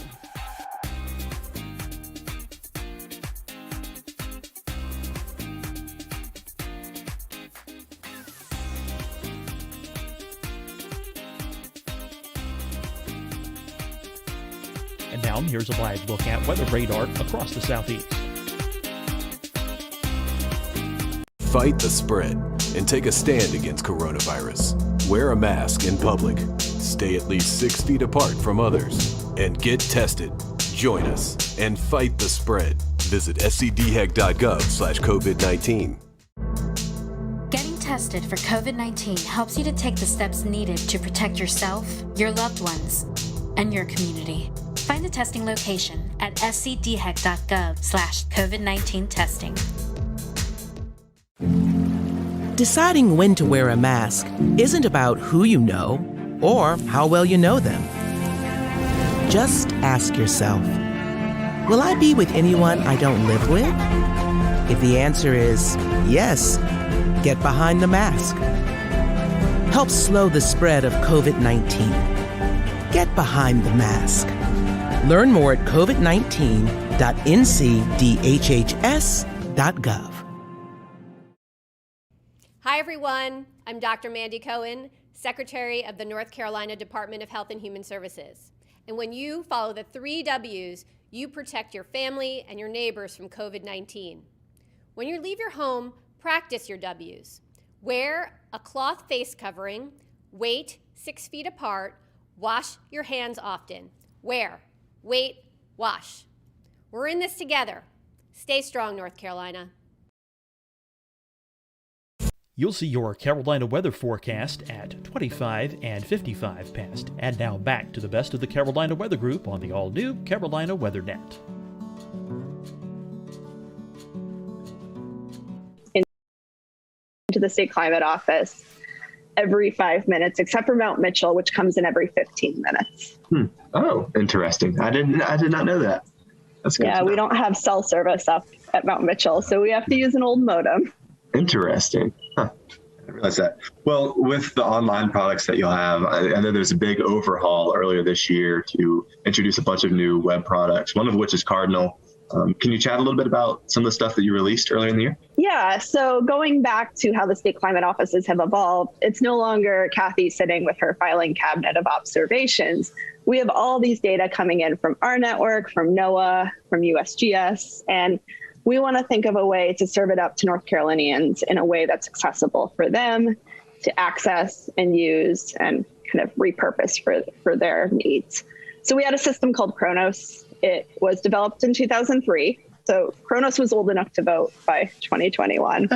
And no online system needs to be around for 18 years. And if you looked into Kronos, the code started to get a little bit wacky. So we decided to start from scratch. And we went to North Carolina Cooperative Extension and said, what do you need from us? What would make your job easier when you can't always, call up the folks at the state climate office and get the data that you need? So they talked about some online tools that would be really helpful, a kind of 3-pronged approach for getting the data. We have Station Scout, which is a way to just kind of quickly look at the data and plot some graphs. Cardinal, which is a way to get a lot of data. And then an API, which Evan, I know you've used, which is for more of our more advanced users. Yeah, I do like to pull more data than I probably should. And it's nice to be able to now. I really appreciate all the new products. It's super, super interesting. And one note for our podcast listeners, I don't know if anyone out there actually cares about grandfather mountain winds as much as I do, but I did just notice last night that a platform has been re-uploaded for the Grandfather Mountain weather station, which it's not technically part of the EcoNet, but it was part of Kronos, I guess, probably the way to say it. And it's fabulous. I'll tweet out a link on the Carolina Weather Group page, and you can find it on June 16th of 2021. Scotty, I guess I'll pass to you. I've been talking a lot. Yeah, well, Kathy, one thing that's new this year, 2021, is the new climate norms. And we get those, I think it's every 30 years. And so we've kind of closed out that cycle. And can you tell us a little bit about why we take like 30-year snippets, and then what has changed from the last cycle to this current cycle? Yeah, so we look at 30-year snippets of climate because we know that day-to-day weather is variable and day-to-day climate is variable. And these were developed even before, the climate really started warming. So they were used for kind of growing purposes and energy purposes. It was a good baseline for everybody to operate from. And they're updated every 10 years, and they're obviously still updated every 10 years. So we got the 91 to 2020 normals a couple months ago. And what they're showing, unsurprisingly, is warmer temperatures. So when you shift that baseline and you have those decades where it has been warmer, it shows up in the averages. But then we're seeing some parts of the country get wetter, including coastal North Carolina. But some parts of the country get drier. We're seeing a massive drought out in the western U.S. where I used to live, but also western North Carolina shows up as dry in the new normals. So we're seeing some in-state variability as well. I see Scotty already scrambling at the keys, going pull numbers. Yeah, so one thing that we're working on at the State Climate Office, which I think is super cool with this conversation, Kathy, is a new climate trends analysis tool. And I've been poking around at it the past few days, and it is really interesting to see how parts of the Carolinas, despite how incredibly wet it has felt, there are parts of the Carolinas that have actually gotten drier, and a significant trend towards dryness over the last 30 to 50 years, I should say. Yeah, I mean, one of the fun things and tough things about working in North Carolina is that our terrain is so variable. So even without a changing climate, the fun fact that Lake Toxaway is the wettest spot in the state and Asheville's the driest spot, and they're so close to each other. We have all this internal variability going on within the state. And then obviously we've got our tropical systems. We get the direct hits on the coast in the east, but then we get these remnants that creep up from the Gulf hits in Western North Carolina. And we saw it last year kind of come at us from both ways. Yeah, I think many parts of West North Carolina are still recovering in a way from 2018. And that was an incredibly wet year. And it did set the stage for a series of wet months going through the rest of 2018, 2019, 2020. It just felt like it wouldn't let up there for a while. And now we find ourselves in a bit of a drier pattern. I think Mount Mitchell is actually having its driest year to date on record, which is pretty unusual considering they had 50 inches by this time in 2018. Yeah, it's amazing. We came off North Carolina's second wettest year on record in 2020.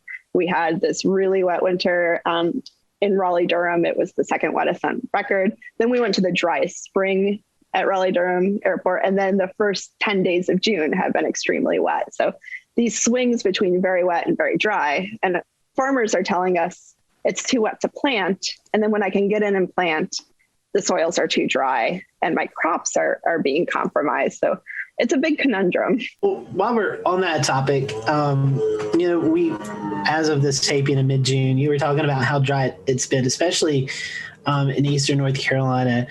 As a climatologist, I guess drought is one of your biggest things you have to monitor for the state, and probably one of the most dangerous things, not only because of, we could lose water resources, but also a lot of agriculture in the state of North Carolina. So if you don't mind, could you tell us a little bit about drought and why it's important that we don't get in that condition as we have here currently? And I guess 2016 was the last drought that we saw here in the Carolinas. So drought's not a good thing. I know people complain about it raining all the time, but we actually do need some rain from week to week. Yeah, and it's interesting. So really, a lot of my background is in drought. I was in Oregon for 10 years, and I was our drought person in Oregon, and we had our drought of record in 2015. Since then, there's now been 2 more droughts of record, but almost no snowpack throughout the winter, and that's how the West gets its water supply.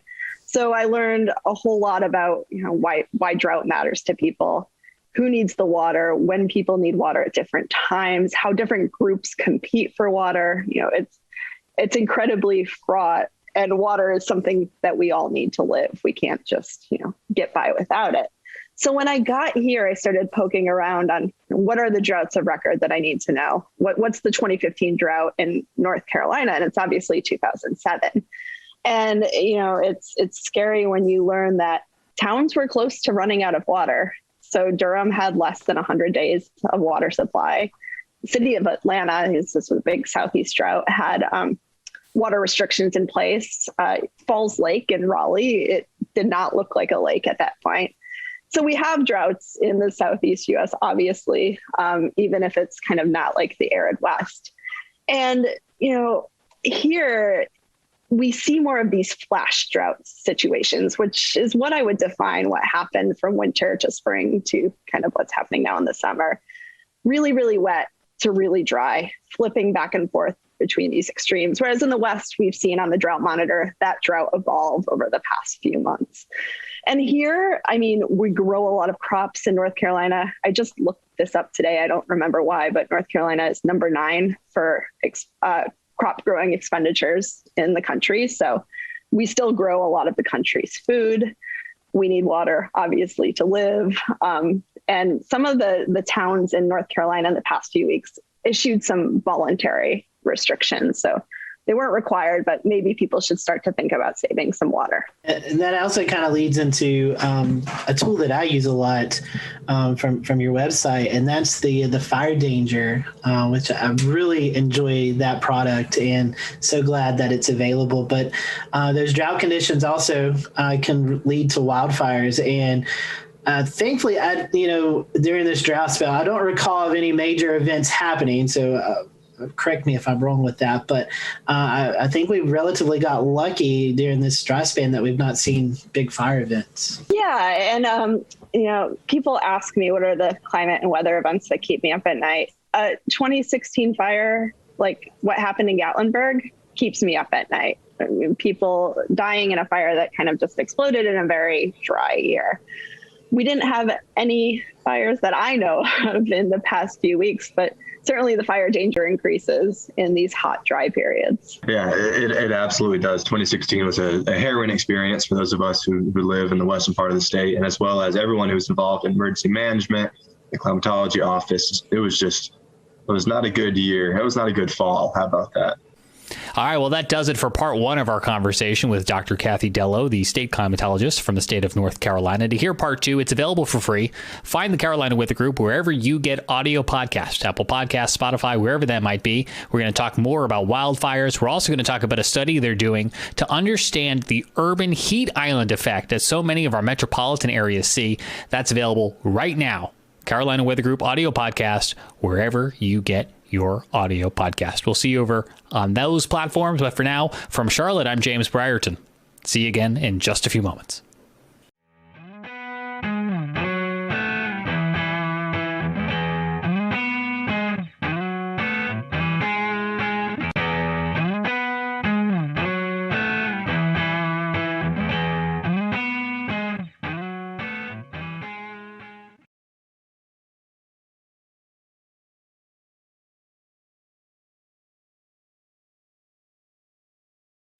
I'm James Brierton. A special edition of the Carolina Weather Group starts right now.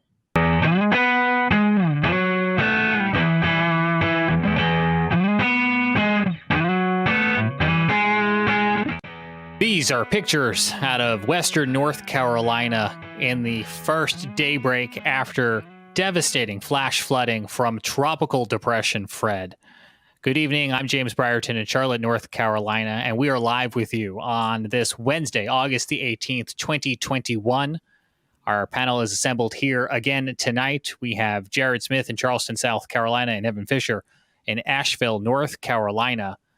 So many of our friends and neighbors in Western North Carolina still dealing with the aftermath of Tropical Depression Fred, with ongoing flooding that the word aftermath just doesn't do it justice. This is a situation that is still very much active and ongoing for these folks.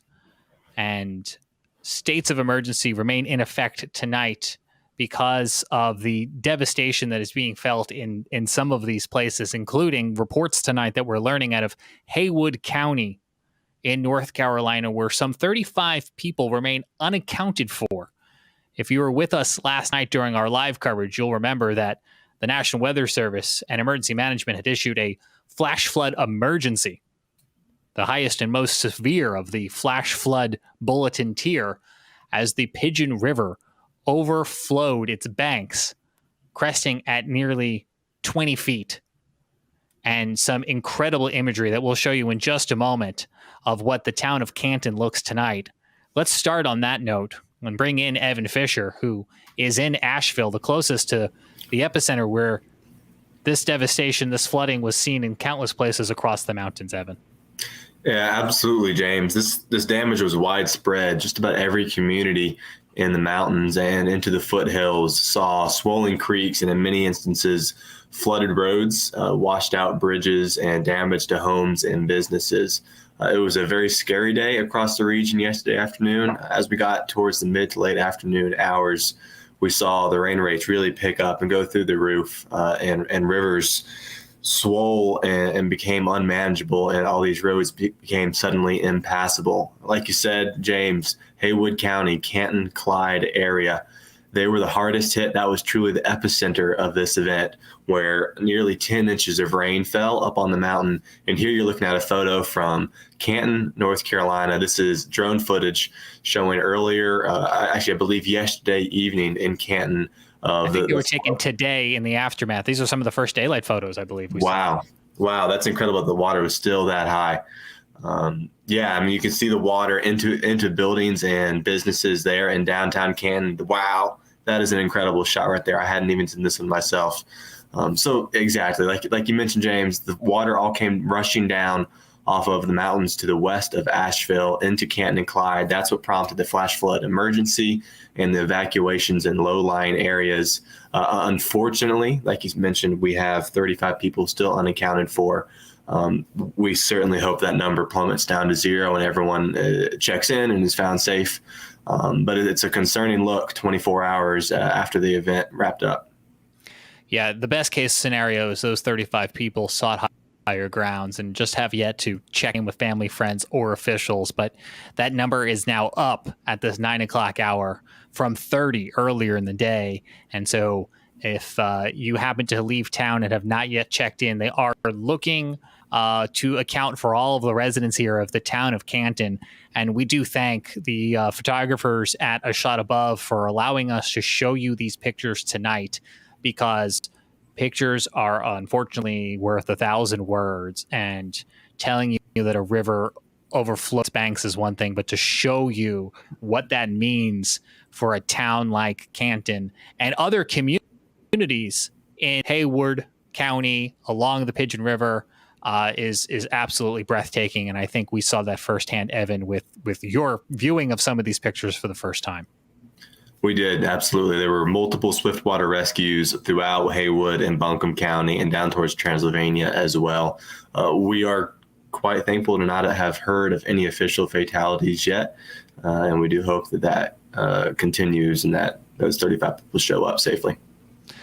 We have been monitoring information from Haywood County, who are, as Evan mentioned, continuing to do the search and the rescue and the securing of their town tonight. And as soon as we get information from them on some verified ways that you at home can help these neighbors and others across Western North Carolina through donations and charities, we'll pass that along. Evan, you're in Asheville and you traveled out yesterday. We looked at some of these pictures yesterday, but I was hoping for folks who maybe weren't with us last night, you can let people know what else you saw yesterday as some of the rivers, creeks, and streams, the countless of them across Western North Carolina, were overflowing their banks. What are we looking at here? Yeah, so I went out and drove around my hometown of Fairview, North Carolina, which is about 8 to 10 miles southeast of Asheville, down a little bit closer towards Chimney Rock, if you're familiar with the area. And I went out about mid-afternoon when the rainfall rates really went through the roof and drove down towards Bat Cave and Chimney Rock, which is in the Hickory Nut Gorge, a very flood-prone area where water just funnels down through large crevices in the rocks, and it's more of a canyon than anything else. Went down and scoped out the Broad River, and there was widespread flooding on it. The main highway was actually closed halfway down the gorge, and I could not go any further. Water was lapping up into some homes right there along the main highway, Highway 74. Then I did circle back towards Fairview, my hometown, and by the time I got back, it was a totally different scene than when I left an hour and a half prior. When I left my home, I drove down roads that when I returned were fully submerged in 2 to 3 feet of water. The water had come roaring down off of the mountains and the higher elevations. And truly, Cane Creek, our local main waterway, had swollen up to a degree that I have not seen in my 8 years of living here. There was water where I've never seen water before. 2 of the 3 access points to the valley in which I live were cut off by flooding. It was very scary for a while, watching the round after round of heavy rain come in and knowing that so many neighbors and members of the community were going to be dealing with the cleanup for days and weeks following. Some additional pictures to share with folks tonight on this special edition of the Carolina Weather Group. This video shot by Austin Taylor in the city of Boone in Watauga County, where you can see water spilling into the streets and parking lots. This photo showing what looks to be a single car in a parking lot, now covered by water instead of pavement. Another vehicle with looks to be a pickup, water up to its bed. And you can see some of the rapid movement of a lot of this water and that flash flooding in a nutshell. Quick moving water spilling into places where it's not supposed to be. And now in the hours afterwards, the conversation turns to, well, where did all this water go? Let's bring in Jared Smith. He's looking at river flood gauges at this hour. And Jared, this water is going to be running off through the water basin for the next couple days. It sure is. I think one bit of good news that we can take away from this is that we do not have any more gauges in major flood stage. That is some good news. Another bit of good news is that this is not going to go east. This is a lot of this rain fell away from the escarpment, and it is going to drain out west a little bit, maybe a little bit, more capacity for that. We still have some rivers in flood. That's going to be certainly an issue here. The French Broad River at Blantyre, I hope I got that right, it looks like its crest around 20.44 feet and is continuing to fall here, but still in moderate flood stage for the next little bit. Should fall below flood stage by Friday. So that's some good news there.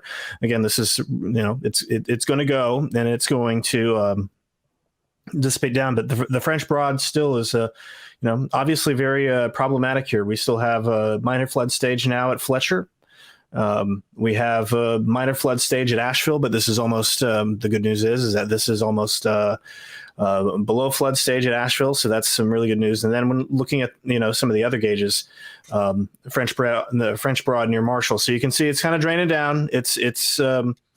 We'll keep an eye on this as time goes on, but that is a little bit of good news there that we are seeing some of these more severe instances down. So here's the French Broad River near Hot Springs. It got in a minor flood stage last night, has leveled out here as well.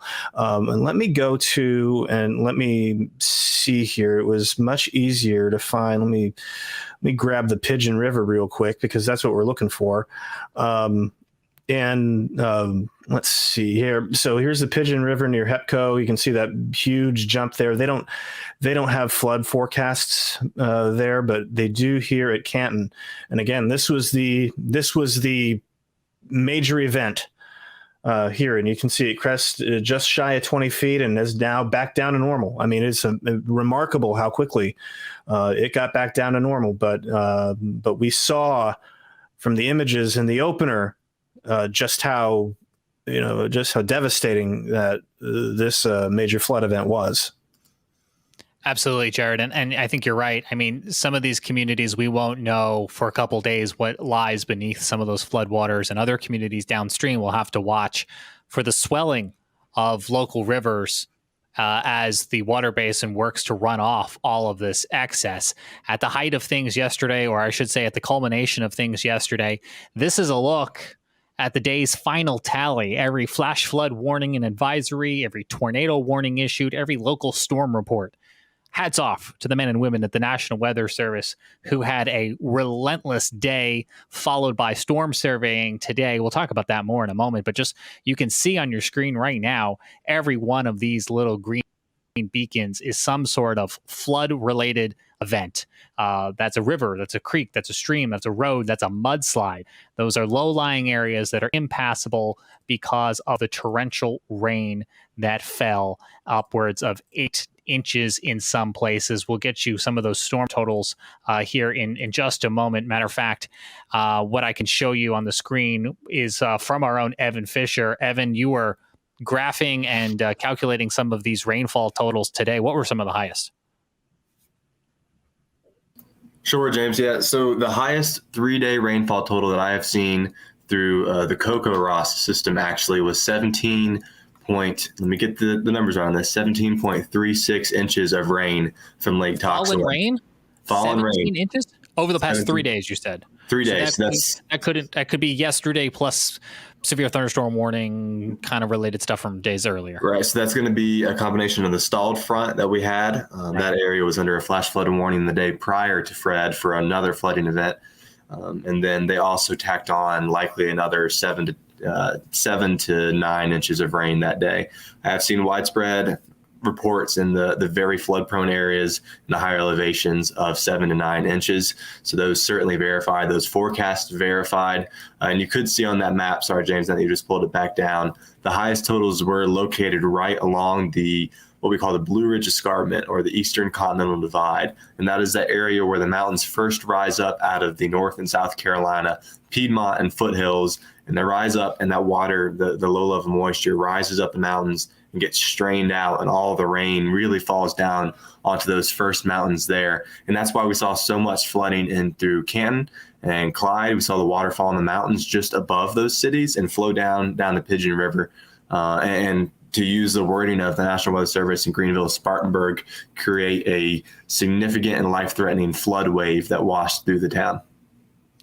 Yeah, and now it's cleanup, but it's cleanup it's gonna take a while. It's waiting for this water to go down. It's helping to restore services like water, power, and utilities. It's cleaning off roadways. You're looking at some photos here that the state put out. We'll return to Best of the Carolina Weather Group in a moment. Now your Carolina weather forecast. Here are today's forecast high temperatures for North Carolina. Here are the forecast lows for tonight for North Carolina. Here are tomorrow's forecast high temperatures. And here's forecast rainfall across North Carolina tomorrow. Here are the forecast highs for the day after tomorrow.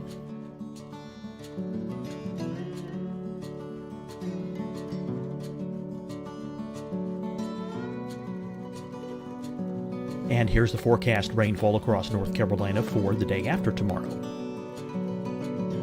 This is the total rainfall forecast across North Carolina for the next 3 days. Here's the severe thunderstorm outlook for today from the Storm Prediction Center.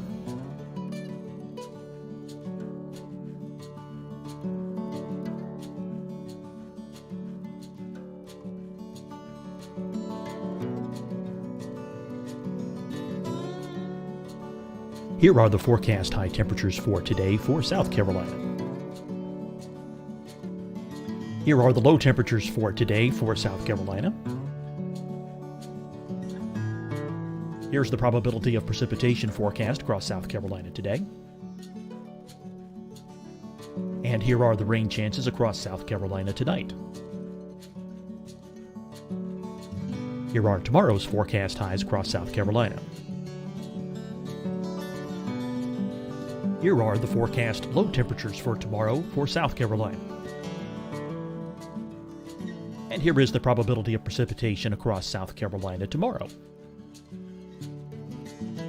Here's the precipitation chances across South Carolina tomorrow night. Here are the forecast highs for the day after tomorrow in South Carolina. Here are the forecast low temperatures across South Carolina for the day after tomorrow. And here are the rain chances across South Carolina for the day after tomorrow. And South Carolina's probability of precipitation for that night. Here's the Storm Prediction Center's severe thunderstorm outlook across South Carolina for today through tonight. Here's the Storm Prediction Center's severe thunderstorm outlook across South Carolina for tomorrow and tomorrow night. And here's the Storm Prediction Center's severe thunderstorm outlook across South Carolina for the day after tomorrow through that night. Here's the severe thunderstorm outlook for today from the Storm Prediction Center.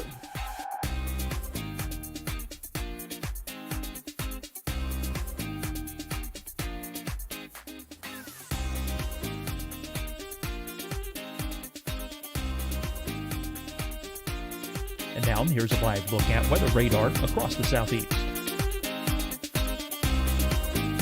Fight the spread and take a stand against coronavirus. Wear a mask in public. Stay at least 6 feet apart from others. And get tested. Join us and fight the spread. Visit scdhec.gov/COVID-19. Getting tested for COVID-19 helps you to take the steps needed to protect yourself, your loved ones, and your community. Find the testing location at scdhec.gov/COVID-19 testing. Deciding when to wear a mask isn't about who you know or how well you know them. Just ask yourself, will I be with anyone I don't live with? If the answer is yes, get behind the mask. Help slow the spread of COVID-19. Get behind the mask. Learn more at covid19.ncdhhs.gov. Hi, everyone. I'm Dr. Mandy Cohen, Secretary of the North Carolina Department of Health and Human Services.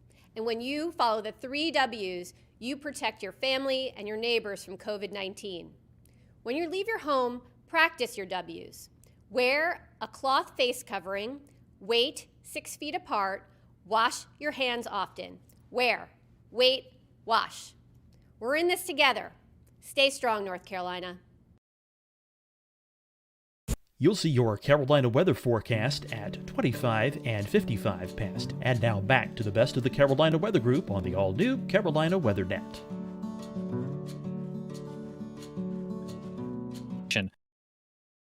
Amongst the first to respond to the impacted communities, trying to get infrastructure back online to help bring in more supplies to communities that might need it. You can just see some of these hardest hit areas in these photos that the state put out earlier today.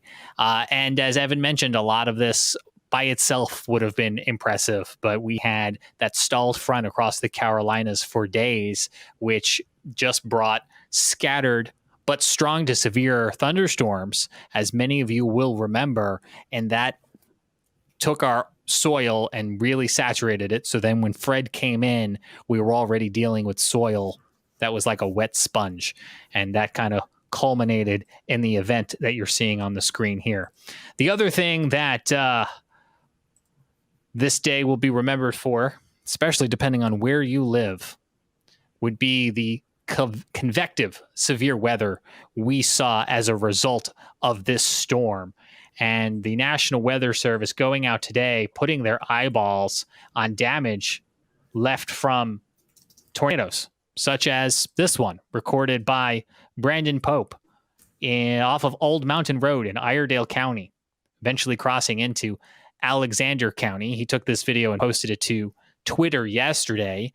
And what you're seeing here, we now know, is a EF1 tornado. You can see the path here that the National Weather Service in Greenville, Spartanburg, Tricia Palmer herself took this trip on up here to take a look.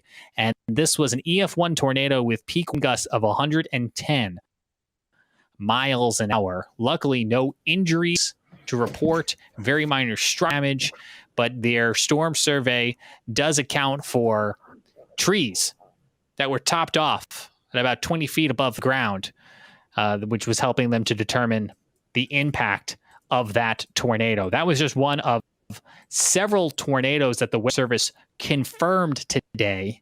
The National Weather Service in Greenville, Spartanburg, by the way, issued, if I have this right, 37 tornado warnings yesterday. The most their office has done since the late 1980s. Wow. If I recall the statistic correctly from Brad Panovich at WCNC, I think it was. Yeah. Go ahead, Jared. I mean, it's worth noting, too, that the methodology in the late 80s is far different from what we have now. Keeping in mind that we switched to storm-based warnings in 2007, 2008. And so where you might have one warning covering a county, if you have two events, boom, you got two birds, one stone. And also keeping in mind that if you have a warning that goes out for multiple counties, that's actually, I was actually talking to somebody about this today. Believe it or not, that was counted as multiple warnings back in the day. So you could issue one warning, but it would go out as three because it was county-based. And there was no such thing as the valid time event code, the VTEC. Not talking about revved up Honda motors. I'm talking about valid time event code. And what that does is it groups it groups each event as one warning, and that just was not a thing. That was invented. That was a mid 2000s invention and rollout. So, I'll want to use caution a little bit about that, but again, not to take away from the fact that they issued. They issued 69 tornado warnings across all of the National Weather Services in the Carolinas. Evan Fisher's got a map up here on the screen. So that includes, that does include Peachtree City. That does include Virginia, because the National Weather Service boundaries and the state boundaries are not the same. 67 tornado warnings, flash flood warnings, 27 with flood. Is that advisories then? 23? Flood warnings. I left flood advisories out. Okay. Let's get back over to what the Weather Service was finding today. We did have down here a little bit closer to Greenville, another EF1. Now, this was a low-end EF1 in Malden, South Carolina, with a tornado that touched down near Brooks Road and Highway 276. And you can see that this one was on the ground for about a little over 2 miles or so, and minor damage to roofs and siding noted to several structures. Damage was primarily limited to multiple uprooted large hardwoods and snapped trees, not too dissimilar from the one seen in Alexander and Iredell counties. Another EF1 here to show you on the map near Fountain Inn, South Carolina, where the storm survey team found that a tornado touchdown east of Pennington Road. This tornado tracking north-northeast, crossing intersections such as Highway 418. Damage, again, primarily limited to some hardwoods and snapped trees, which would be expected with an EF1. One of the trees, though, did fall and damage a home on Ritchie Road. The shed there was also damaged and destroyed as a result of a fallen tree. So a direct result of that tornado, which EF0 also striking about 3 miles southeast of Fountain Inn, South Carolina. And I could have sworn, yes, there is. I was going to say, I could have sworn there was another short-lived little guy here, an EF0, that was on the ground for about 1/10 of a mile. And this one near Sandy Springs, South Carolina. And I almost missed this one as well here near 6 Mile, South Carolina, also on the ground for about 1/10 of a mile, where multiple trees were uprooted. Some of these shorter paths are not surprising, considering the tropical nature of the setup yesterday. And if you joined us for live coverage, or your local television broadcasters, they were talking a lot about these cells that were training across areas. But the nature of tornadoes associated with a tropical system like this, they spin up very quickly and they spin down very quickly. So it makes warning on them very tricky. You got to move very quickly, and then they don't live very long, which couldn't be good news. But it comes down to pulling that trigger, getting the effective communication, and then on your end at home, making sure you move to safety as quickly as possible. Because you're not going to have a lot of lead time that you might have with certain other tornado warnings we get here in the Carolinas. Certainly, you always want to try to move to safety as quickly as possible. Again, you can find information about how to help Western North Carolina forthcoming on our Facebook page. We're looking for the county to tell us exactly where and when they need help. I know they did say earlier, thanks but no thanks to volunteers for search for rescue, leaving that first and foremost to the professional first responders. And they said that they would be issuing some additional information about how the community can get involved and helped as soon as they get to that phase of their recovery. Jared, let's shift gears here now. As folks, we are in mid to late August and the tropical season is well underway. With Tropical Depression Fred now gone, what's next? So, yeah, that's an interesting question. So, and that's a question that is kind of shifting on us a little bit as we've gone through the day. First, Hurricane Grace, second hurricane of the season, is going to make a couple hops in Mexico, dissipate there. Not a concern for the Carolinas, certainly a concern for Mexico with heavy rain and potentially some strong winds. Right now does not expect to become a major hurricane, thank goodness, but still a very rough go for the Yucatan Peninsula and then getting into mainland Mexico here. So there's your path for grace. Again, well, very far south from the Carolinas, not a weather concern for us. Where it gets interesting is with Tropical Storm Henri. So last night, you may remember that we've been talking about Henri a little bit and how it was thinking about, it was going to curve out to sea. Guidance picked up on an interesting trend today, and there's a lot of guidance members that are starting to come around to this idea, so much so that the Hurricane Center is starting to come around to this idea that as Henri it's going to get picked up by cutoff low, and it's going to head north and parallel the coast. Again, this is going to be more of a wave and rip current maker for us along the Carolina coast. We'll need to see how far west it ends up. So, we'll continue to keep an eye on that. I'll show you all another graphic in a second, talking about tropical storm force wind probabilities there. But if you notice, the key difference in the track today versus yesterday is that Henri is taking aim on New England. A ridge of high pressure is going to build just to the northeast of Henri, basically cutting off its escape route. And so if you have plans, if you've got plans or business, I know that, Charlotte in particular, a lot of banking business, Charlotte to New York, that's a pretty common commute. You may be dealing with Tropical Storm Henri by this time, by next Monday. We'll see how this turns out. Again, there's a long way to go. There's certainly uncertainty around this. We have some guidance that's really strictly on board with it. We have some guidance that has not yet gotten on board with it. It's going to be an interesting situation for the Hurricane Center forecasters, to put it mildly. So again, and there's that reasonable arrival of tropical storm force winds. I'm going to put the probabilities up as well. So let me grab the probabilities real quick, and we'll look at this. So the tropical storm force wind speed probabilities here, taking a look at that, you've already got up to 50% along Cape Cod and out there on the coast of Massachusetts here. So certainly increasing confidence in the short term for potential tropical storm force impacts all the way there. But you will notice that there is a slight chance of tropical storm force winds possibly extending out to the Outer Banks as we get into later this weekend. So that'll be something to watch. Again, a lot is going to depend on the track. Still a lot of uncertainty as far as how west it gets. But that is, if you're on the Outer Banks, this is something that you're going to want to keep an eye on. Yeah, definitely. As we're coming into what is traditionally the peak of hurricane season, early to mid-September, we're going to be keeping a close eye on those outlooks from the National Hurricane Center to let us know what we should be expecting. So Outer Banks, we can't rule out the chance of some gusty winds and some rip currents along the Carolina coast. You're going to want to keep an eye on that.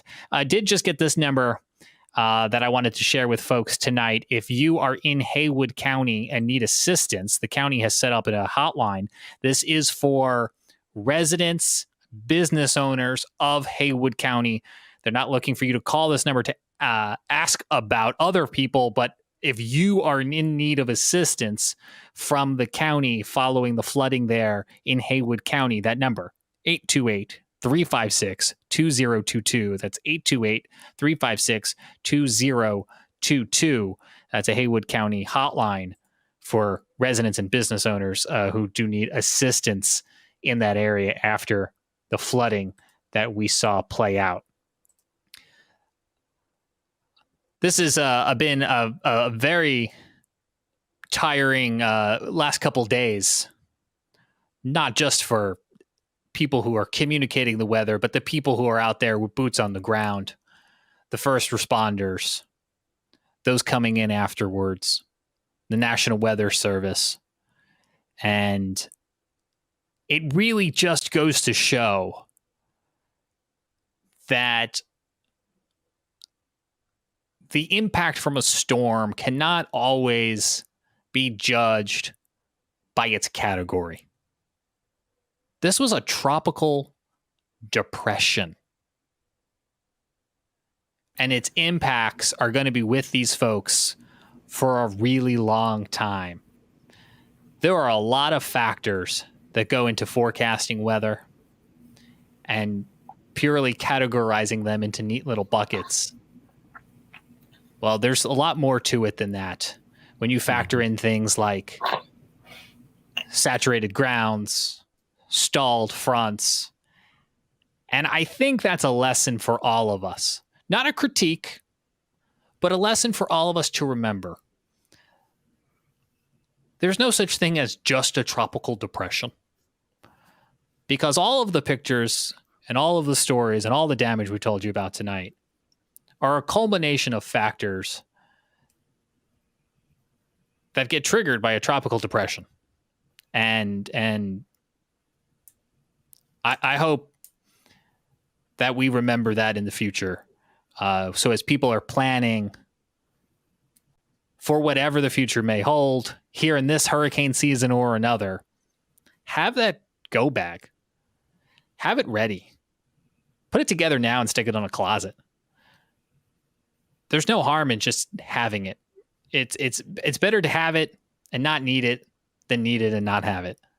And I think I'm going to be revisiting mine too, because guys, I'll tell you, I wouldn't be ready if this rolled in here tomorrow. I've got some stuff stocked away either from being a weather nerd or from pandemic toilet paper hoarding, but I'm going to get really tired of eating canned black beans or whatever it is that's down there. And I think that's my upcoming weekend to-do list. Yeah. Best time to do it is now. And that's, aside from Henri potentially kicking up some waves, we've got nothing else out there. And there's a bunch of Saharan dust coming off. We may actually catch a little bit of a break.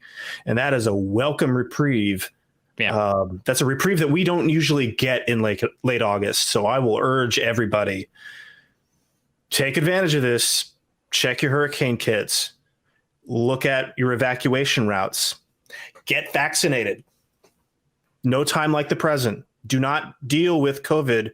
Don't try not to worry about COVID on top of trying to run away from a storm. You made up a good point on that yesterday, because the combination of vaccines and masks and everything else instantly, fearfully goes into politics. But if you need to evacuate and go to a shelter, these are going to be factors and considerations on how you plan, where you go, what you can do when you get there. And they were conversations that came up last year and will certainly have to be revisited again if and when we need them. Gentlemen, that's going to do it for this special edition of the Carolina Weather Group. We thank you all at home for tuning in tonight, whether you're watching with us on Facebook or YouTube, or maybe listening to the audio podcast. I don't want to leave you out, our podcast friends. I know you haven't been able to see these visuals that we've been showing you, but the audio podcast is an important mechanism for us because it's a place that during a state of emergency, we will turn to continue to deliver information about the weather. Not live, of course, because a podcast inherently isn't live, but it's a place that we can put forecast updates, weather updates in a means that doesn't require a ton of cellular data. It doesn't require a ton of battery power, things that can be scarce during severe storms. So I would encourage you to find Carolina Weather Group wherever it is you get your audio podcasts, so that you'll have yet another means to getting information. And we hope it's a part of a matrix of ways that you get information. And so as you're preparing those go kits, as we always say, please know a weather radio. Very important tool not to be overlooked. On behalf of Jared Smith, Evan Fisher, I'm James Brierton in Charlotte, North Carolina. That does it for this special edition of the Carolina Weather Group. We will see you again real soon.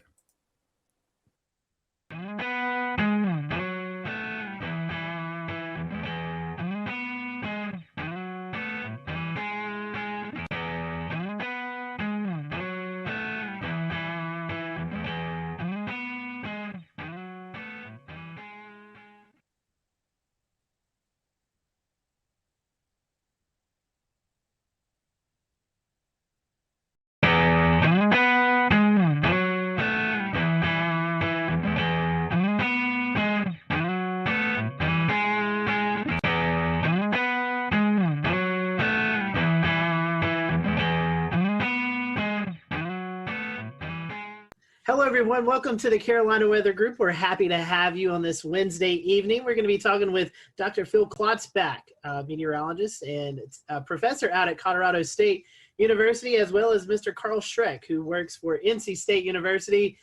You've also probably heard him associated with NOAA up in the Asheville office. So, Carl, a fellow North Carolinian on the show tonight, and we're going to be talking about some research that they've put together, and they are trying to get a little momentum behind of this theory of classifying hurricanes not by the traditional way of wind speed, but more of surface pressure.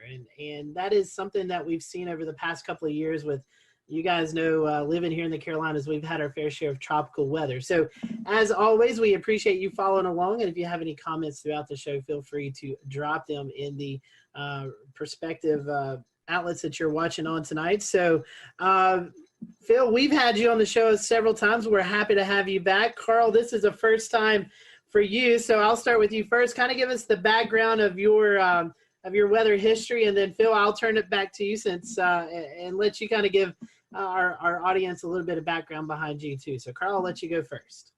Yeah, thanks, and thanks for having me on the show tonight. So I grew up right down there in Raleigh, North Carolina, and one of my pivotal moments was in high school when Hurricane Fran made landfall in Wilmington, followed I-40 right up to Raleigh, and just the power of that storm and all the damage that it caused and the power outages and missing school for 2 weeks, which seems like nothing now, but back then that was a big deal.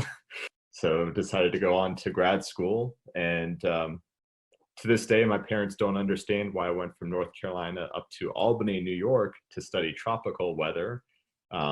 But Albany is actually kind of one of the hot spots for tropical meteorology.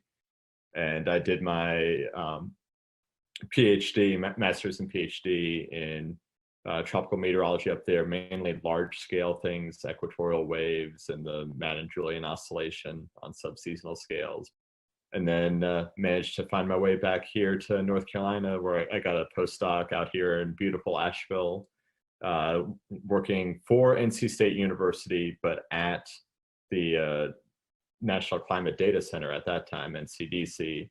It's since been renamed the National Centers for Environmental Information. Yeah, we're kind of like the research arm of NCEI, doing some of the more fun researchy stuff. And Phil, for those who may have not caught you on a program that you've been on with us before, you study hurricanes, but out in Colorado, so kind of tie all this together and let us know a little bit about you. Yeah, so I grew up in Massachusetts, right on the coast in Plymouth, and so when I was 5 years old, Hurricane Gloria came into Connecticut. But even though it was about 150 miles away from where I grew up, it still had pretty significant impacts there, and that was I've always been kind of really fascinated by the weather, but that's really what got me focused more on hurricanes. And then I did my undergraduate at Bridgewater State in Massachusetts in geography, and then I'd done some research on seasonal prediction as an undergraduate, and so I applied to go to CSU, where Bill Gray was, and he accepted me, and I was very, very, very excited to go work with Bill Gray because he's kind of a legend in the field of tropical meteorology and everything. And I went out to CSU in 2000, and I've been working at CSU ever since. So I've been doing seasonal forecasting, part of the team for 18 years now. And if you were to ask Bill Gray why I forecast hurricanes in Colorado, he would say it's because the storm surge can't get you at 5,000 feet. That is very true. That is very true. Well, Dan, I think you're going to kick off the topic, so go ahead. We want to talk a little bit about surface pressure in relation to how hurricane damage is assessed. Currently, hurricanes are based mostly on wind speed, but it would be great if you could tell us a little bit more about how the pressure is actually related to the hurricane damage assessments, or how that comes into play at all, other than just forecasting. Yeah, so this was some work, and some of this actually came a little bit motivated from me growing up in the Northeast U.S., where the Hurricane Center has been reanalyzing all those historical hurricanes, and all my major hurricanes from New England are gone. They're taking them away. As you know, they're only Category 2s by wind speed.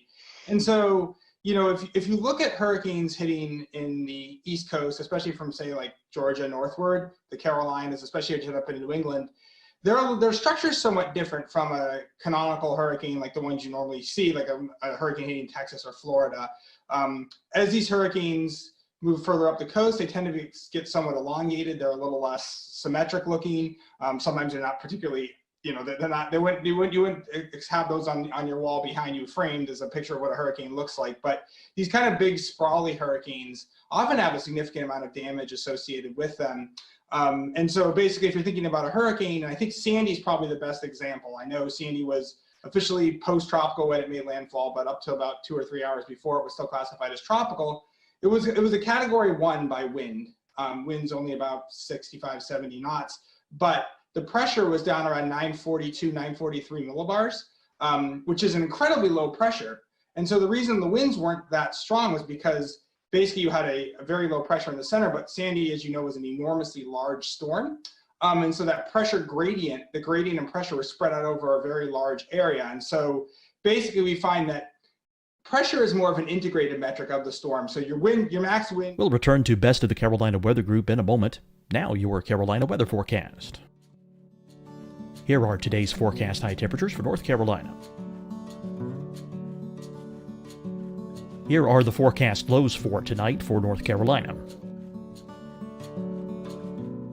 Here are tomorrow's forecast high temperatures. And here's forecast rainfall across North Carolina tomorrow. Here are the forecast highs for the day after tomorrow.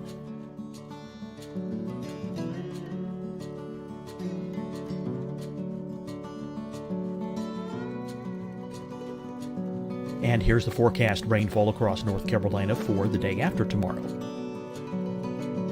This is the total rainfall forecast across North Carolina for the next 3 days.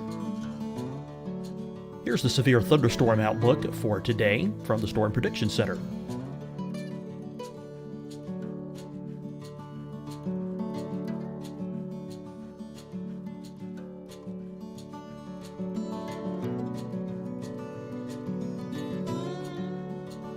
Here are the forecast high temperatures for today for South Carolina. Here are the low temperatures for today for South Carolina. Here's the probability of precipitation forecast across South Carolina today. And here are the rain chances across South Carolina tonight. Here are tomorrow's forecast highs across South Carolina. Here are the forecast low temperatures for tomorrow for South Carolina. And here is the probability of precipitation across South Carolina tomorrow. Here's the precipitation chances across South Carolina tomorrow night. Here are the forecast highs for the day after tomorrow in South Carolina. Here are the forecast low temperatures across South Carolina for the day after tomorrow. And here are the rain chances across South Carolina for the day after tomorrow. And South Carolina's probability of precipitation for that night. Here's the Storm Prediction Center's severe thunderstorm outlook across South Carolina for today through tonight. Here's the Storm Prediction Center's severe thunderstorm outlook across South Carolina for tomorrow and tomorrow night.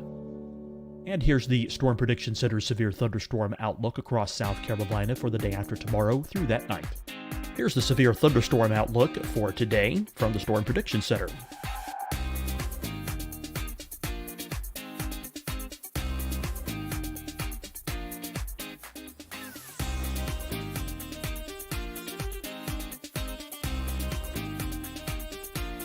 And now here's a live look at weather radar across the southeast. Fight the spread and take a stand against coronavirus. Wear a mask in public. Stay at least 6 feet apart from others. And get tested. Join us and fight the spread. Visit scdhec.gov/COVID-19. Getting tested for COVID-19 helps you to take the steps needed to protect yourself, your loved ones, and your community. Find the testing location at scdhec.gov/COVID-19 testing. Deciding when to wear a mask isn't about who you know or how well you know them. Just ask yourself, will I be with anyone I don't live with? If the answer is yes, get behind the mask. Help slow the spread of COVID-19. Get behind the mask. Learn more at covid19.ncdhhs.gov. Hi, everyone. I'm Dr. Mandy Cohen, Secretary of the North Carolina Department of Health and Human Services. And when you follow the 3 W's, you protect your family and your neighbors from COVID-19. When you leave your home, practice your W's.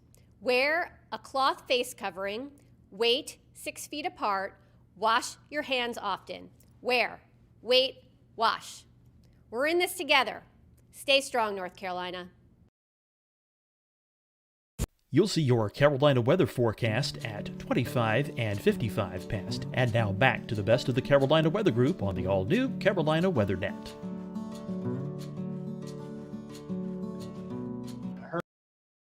Hurricane, whereas pressure gives you kind of the overall broader intensity of the storm, how large the storm is, because size is very important when it comes to the storm surge.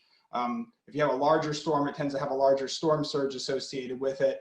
And in our paper, we kind of talk about both Charlie and Katrina, how you had Charlie, which was a category 4 by wind, a tight little storm, very damaging, very devastating, but over a very small area, had very little storm surge, even though it went into one of the most storm surge prone parts of the US.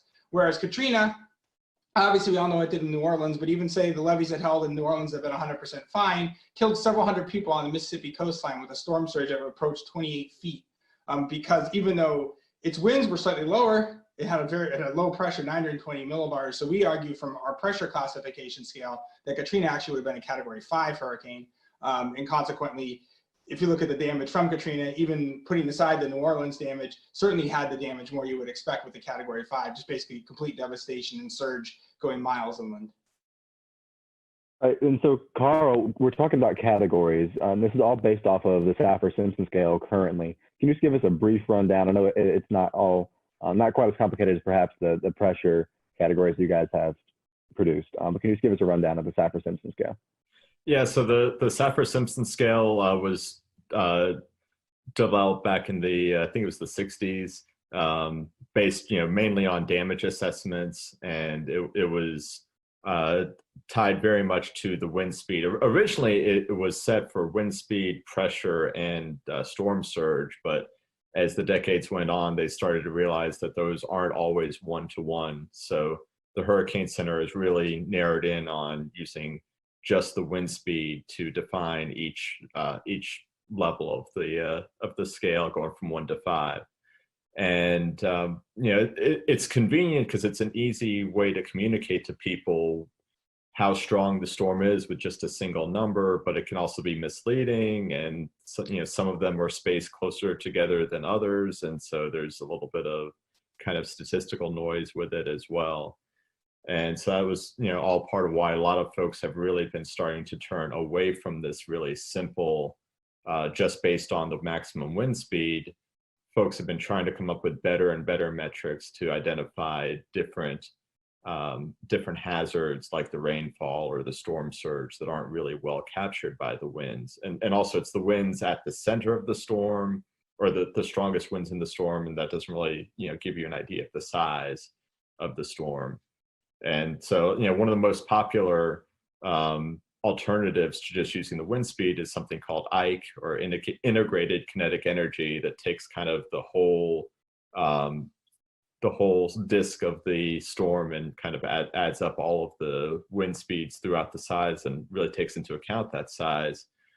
But the issue there is that you need to know the full wind field, and that's very rarely possible, especially as you go back farther. So that's one of the reasons why we really like the pressure. I mean, no single number is going to give you a great estimate of how strong a storm is, but we think if you've got to use a single number, that the pressure seems to integrate a lot more things and is a lot easier to calculate than some of the alternatives. But the nice thing with pressure is we measure it every time we fly a plane through a hurricane. We measure the pressure, and we have that number in real time. So basically the nice thing is someone who's TV meteorologist or emergency manager can see, here's the current pressure, look at the scale and know what it is exactly, as opposed to having to wait for, a model analysis for Ike. And that's the thing, is we need something we have in real time. And basically in real time, Hurricane Center has wind and pressure.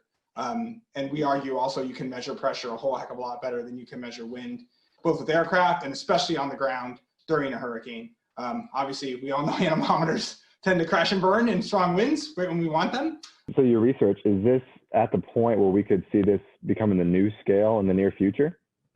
I don't know. I mean, I think, the general public, I think we do need a scale for hurricane intensity. I think you need a 1 to 5 scale. I mean, you look at whether it's a hurricane, a tornado, or even just like storms, your CTV stations will categorize it under 1 to 5. I think really what we find is that it gives you an overall better indication of, one, how much damage the storm is likely to cause. If you look at the historical relationship between wind and damage versus pressure and damage, pressure works better. And we've seen that. You see it also with fatalities. The storms with lower pressures have higher fatalities compared with the storms with lower. I mean, higher winds cause more fatalities too, but the relationship is better with pressure than it is with wind. When it comes to storm surge in general, lower pressures, you're going to see higher storm surges, even with a stronger relationship than you do with wind. And one of the big things we've seen is a pushback against Saffir-Simpson in the last, say, 10 to 12 years, as with these large storms like Ike and Sandy doing a lot more damage than we would expect from the category. But if we were categorizing them by pressure, we wouldn't necessarily have that strong pushback, because they've actually worked pretty well. When you look at the pressures, they correlate really well with the damage. And obviously all we're looking at is the storm itself. We're not looking at where the storm is making landfall, because obviously if a storm makes landfall in, a major metropolitan area like Miami or Houston, it's going to do more damage than if it makes landfall in a much sparsely populated area. So just simply looking at the pressure, we can explain about 55–60% of the variability in the damage, not even knowing where the storm is going to make landfall. So for a rapidly intensifying hurricane, would this provide any more, any better communication tools, or how would this apply to a storm perhaps like Michael that was rapidly intensifying as it approached the Florida coastline? When it comes to rapidly intensifying storms, it should work about equally whether you're using wind or pressure. I would say typically your pressure is going to, you may see the pressure fall. The pressure often will fall just ahead of where the winds pick up. So it might give you a little bit of extra notice. I think a lot of what you find is that pressure works well for these storms. I would say that pressure is going to work a little more robustly than wind when you have an eye wall replacement cycle. Because when you have an eye wall replacement cycle, the storm grows in size, the winds come down, but the pressure will maybe go up a scooch, but it's not necessarily going to go up. You're not going to see as big a dramatic a variation in the pressure as you do the wind. And so often when these storms go through eye wall replacement cycles, it's like, oh good, the winds are coming down, but the pressure is staying the same or even going down at the same time. And so it's not, things are getting better, it's the storm's getting larger. And basically kind of the way I always figure it is that the pressure's falling, there's other things that come into play, but in general, if the pressure's falling, the storm's either the winds are picking up, the storm's getting larger, or a combination of both, all of which is bad. We saw this a bit with Hurricane Dorian last year, is it once it emerged from the Bahamas, it was kind of, it had weakened, the winds had come down and the pressure had gone up. But then we had a few hours where the winds were still coming down and the pressure was actually dropping at the same time. And so you kind of see the wording that the Hurricane Center was using, where it's like, okay, the category may have come down, but the storm is growing in size, so it's not like the risk is getting any lower. And so I think that's why we argue it's a smoother and more continuous function than is the wind overall. It's a lot less volatile. And again, I think really one of the key things is we measure it a whole heck of a lot better too. Well, and you touched on earlier how the winds were, they're always going to be concentrated kind of in a smaller area. The strongest winds, as where the wind field itself can be a lot larger and still be very damaging. And how does, assigning a number to a hurricane, category number, obviously when it comes to research purposes, you're going to be able to look at a lot more factors. But when it comes to emergency management and assisting funds that are associated with these storms, can either of you speak to, how putting a number to that storm might affect that system if you have a 4 versus a 2, and how many funds you would be able to get from that, and why it would get better to have a better rating system? Yeah, so I'm not sure exactly how the numbers are used in that scenario. I know that like the Hurricane Center has been increasingly trying to kind of de-emphasize the Saffir-Simpson scale. So like if you look at the warning graphics, the cone of uncertainty, nowhere on there, you have to really dig pretty hard to find the Saffir-Simpson category. It may not actually be in there usually. They usually just give the wind speed and the pressure. They'll put, hurricane, major hurricane, which is category 3 or greater, but they don't really get beyond that because people seem to focus too much on the category, and they'll see, like Florence as it was approaching Wilmington, we've got downgraded from a category 4 to a category 2, but we all knew that the rain threat wasn't going away at all. And with pressure, the downgrade wouldn't have been as significant.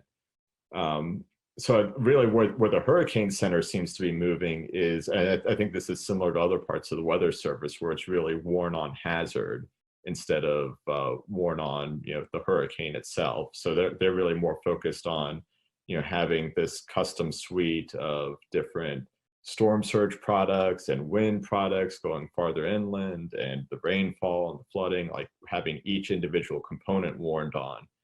And that's really, I think that's what the emergency managers probably really need, because they really care about what's going to happen in their county, not necessarily what's happening at the coastline if you're not, right there on the beach. But if you're on the nightly news, going through all those details is going to take a lot longer than you probably have. And so that's why boiling things down to just one number still is valuable. It's just a matter of trying to figure out what one number is going to be the best for it. And we think this is a better solution, but we'll see how quickly people pick up on it. Have you guys looked at applying this to typhoons in the Pacific or any other basin? I would love to do that, but unfortunately we don't have really independent pressure measurements from wind. So in the Western Pacific, almost all the assessments are based on satellite. So they have like basically what's known as the Dvorak scale, intensity estimation scale. And basically it and all its derivatives are based off of like satellite presentation, and then they assign a wind and a pressure based on that. So unfortunately, the Atlantic is really the only basin we have independent pressure measurements to actually be able to do this analysis. We actually do have aircraft recon that goes back from like 1950 to 1987 in the Western North Pacific. Unfortunately, I don't think, Carl, you can correct me if I'm wrong, but I don't think the pressure is archived in the best track though, unfortunately. So like the statistics at the end of the year, basically the Hurricane Center or the Joint Typhoon Warning Center in the Western North Pacific will go through and reassess the storm, maybe tweak its location slightly, or maybe change its intensities. And so in the Atlantic, they archive the position, the wind, and the pressure. And in the Western North Pacific, they only archive the wind speeds. So the other really interesting thing that Phil was touching on there with the West Pacific is, so the Joint Typhoon Warning Center, their best track historical data only reports the wind for most of the record. But we do have the pressure fixes from recon data. And the really ironic thing is those winds that are reported in the best track were almost never measured. Because if you think about it, right now, most of the winds that we get are primarily coming from dropsons. And, we look back in the 50s, we found a schematic of what a dropson looked like in the 1950s. It literally had a record player in it, like a turntable dropping down out of the sky. How accurate do you think that was for measuring the wind speeds? Not very. So, really what they were doing for most of the recon era in the West Pacific was they were actually measuring the central pressure and then using their best guess of a wind pressure relationship to estimate the winds from that pressure, because the only way they could really measure the winds was to look down at the ocean and see how much spray was coming off of the waves. And again, not a very accurate way to do things. My, how the technology has changed. You guys have poured a lot of time and effort into this research. If some of our followers who are watching tonight, they want to kind of look at the research, where can they find that at? Where's the best spot? So it's on. It It's been accepted. It's currently in early online review or early online for publication. So you can view it. It's currently the way it was accepted, the way it's currently formatted. They'll actually put a nice new formatting on it. It was supposed to come out in April, but I still haven't seen like the final version. So I suspect it's now going to be May. We have some other stuff going on in the world, so a lot of stuff has been delayed. If you search Phil Klotzbach, Carl Schreck, and wind pressure, you'll definitely find it from that. There's not a lot of us roaming around. Well, gentlemen, we certainly appreciated your time tonight talking about this as we get into the tropical season. I know there's a lot of conversations going on in the weather industry about the Saffir-Simpson scale and maybe adapting or changing a little bit. I think tonight you've got a little bit of an idea of what a future scale may look like as we go throughout the next few years. So, gentlemen, we certainly appreciate your time, and hopefully this tropical season will be a little bit quieter, but if not, when you hear about surface pressure, hopefully tonight's episode will kind of give you a better idea about how we're determining the damages that these hurricanes could cause. So thank you for watching the Carolina Weather Group. We hope you have a great evening, and we will see you back here next time.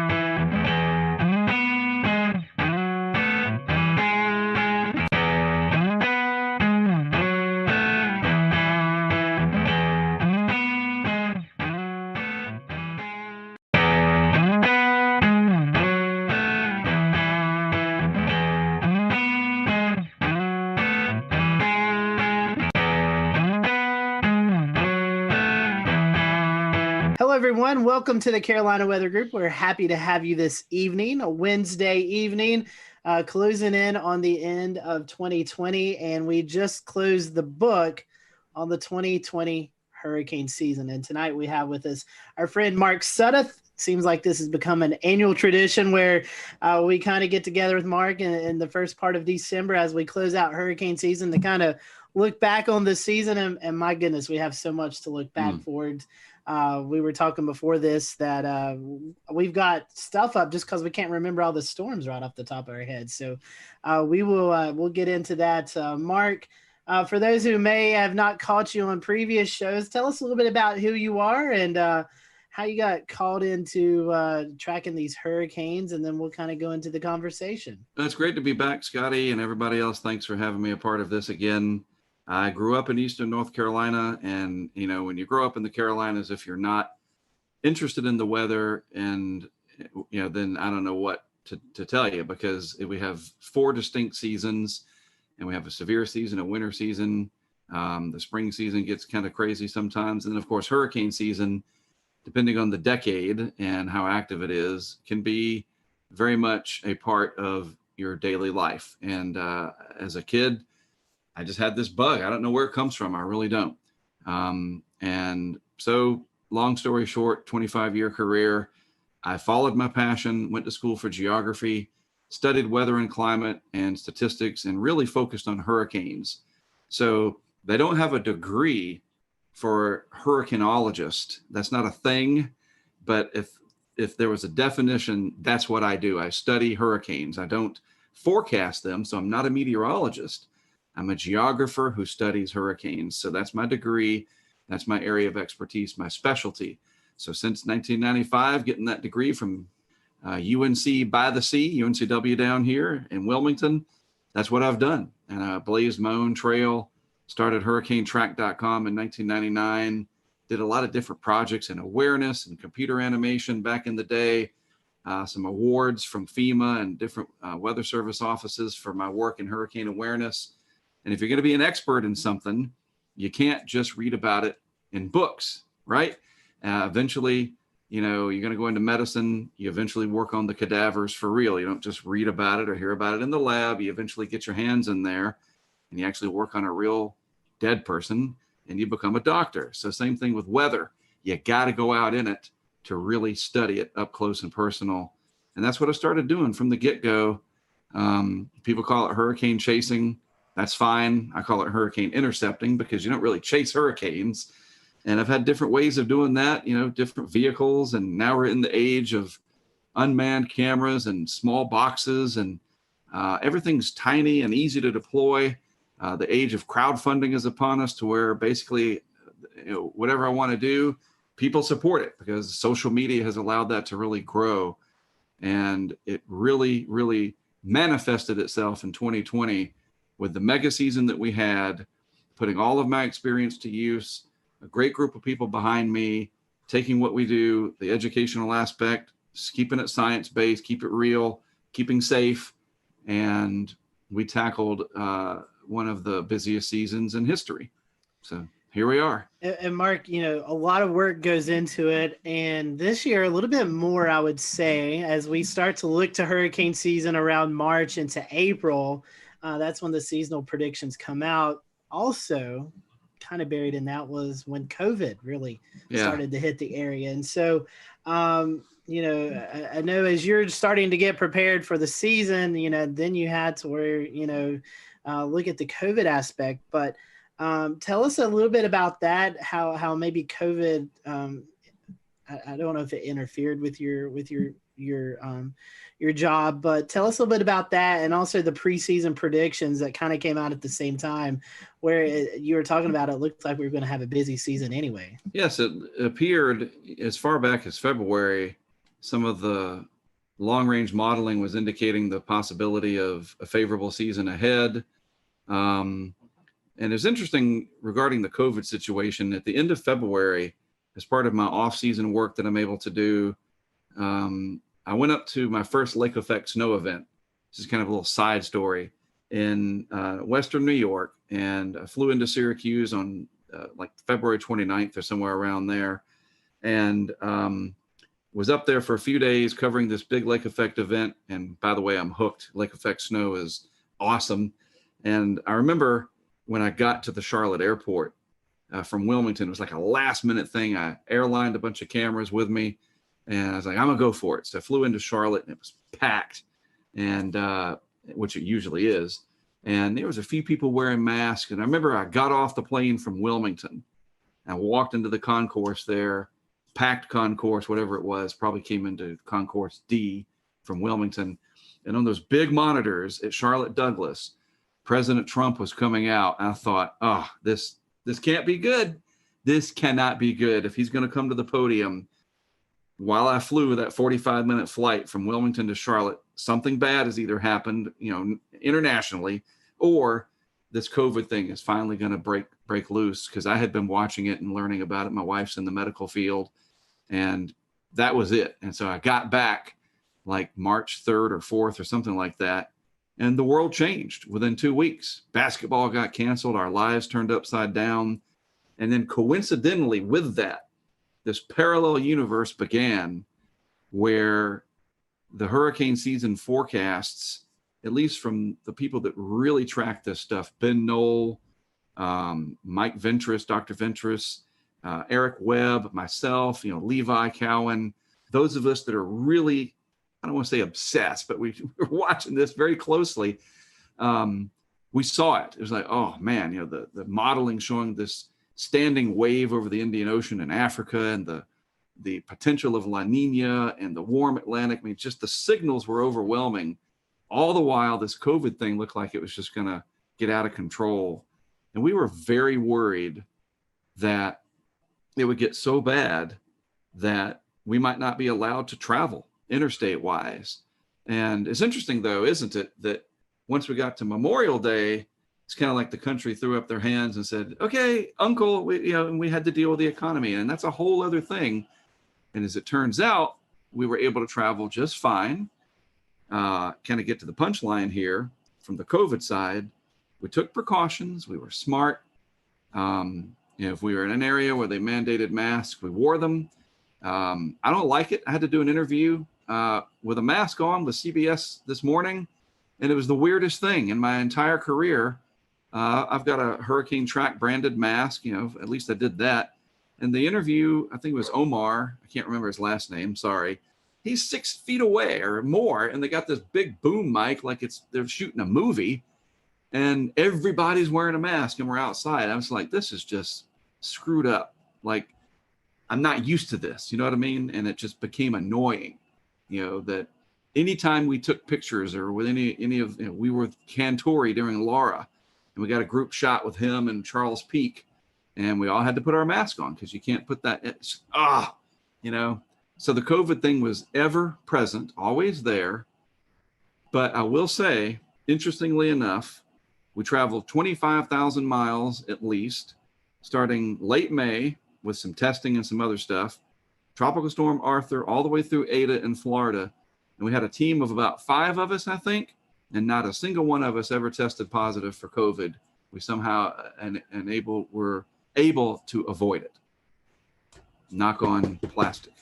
That's spectacular. I mean, that's, just the precautions and the worry and all that I know you have to do and the people you have to interact with. Yeah. It's great to hear that, that all of that turned out to be pretty good. So that was a big worry. You're absolutely right. It was a concern of ours. And it's that interstate travel may become difficult because I'm in the position to be able to cover winter storms like never before. But that's a story for another day. I think there's some ways to manage it with testing, and looks like I'm gonna get a swab up the nose more times than I want to be able to cross into areas like New York. But if that's what I got to do to be able to still do my work, so be it. Maybe 2021 will be a different story 6 months from now. We're hoping so. We'll return to Best of the Carolina Weather Group in a moment. Now your Carolina weather forecast. Here are today's forecast high temperatures for North Carolina. Here are the forecast lows for tonight for North Carolina. Here are tomorrow's forecast high temperatures. And here's forecast rainfall across North Carolina tomorrow. Here are the forecast highs for the day after tomorrow.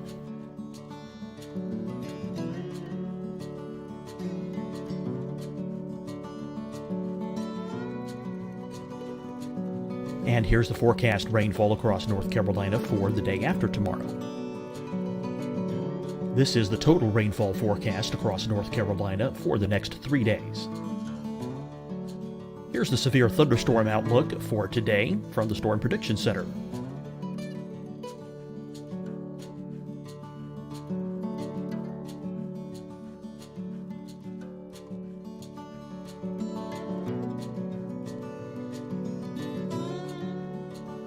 Here are the forecast high temperatures for today for South Carolina. Here are the low temperatures for today for South Carolina. Here's the probability of precipitation forecast across South Carolina today. And here are the rain chances across South Carolina tonight. Here are tomorrow's forecast highs across South Carolina. Here are the forecast low temperatures for tomorrow for South Carolina. And here is the probability of precipitation across South Carolina tomorrow. Here's the precipitation chances across South Carolina tomorrow night. Here are the forecast highs for the day after tomorrow in South Carolina.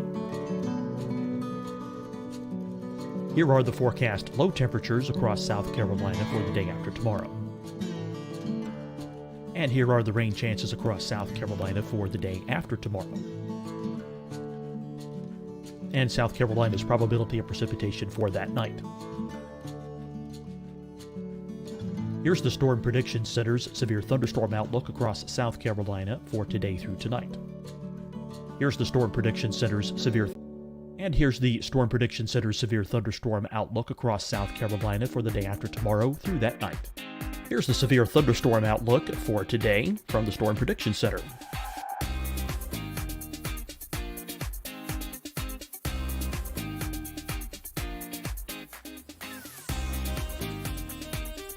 And now here's a live look at weather radar across the southeast.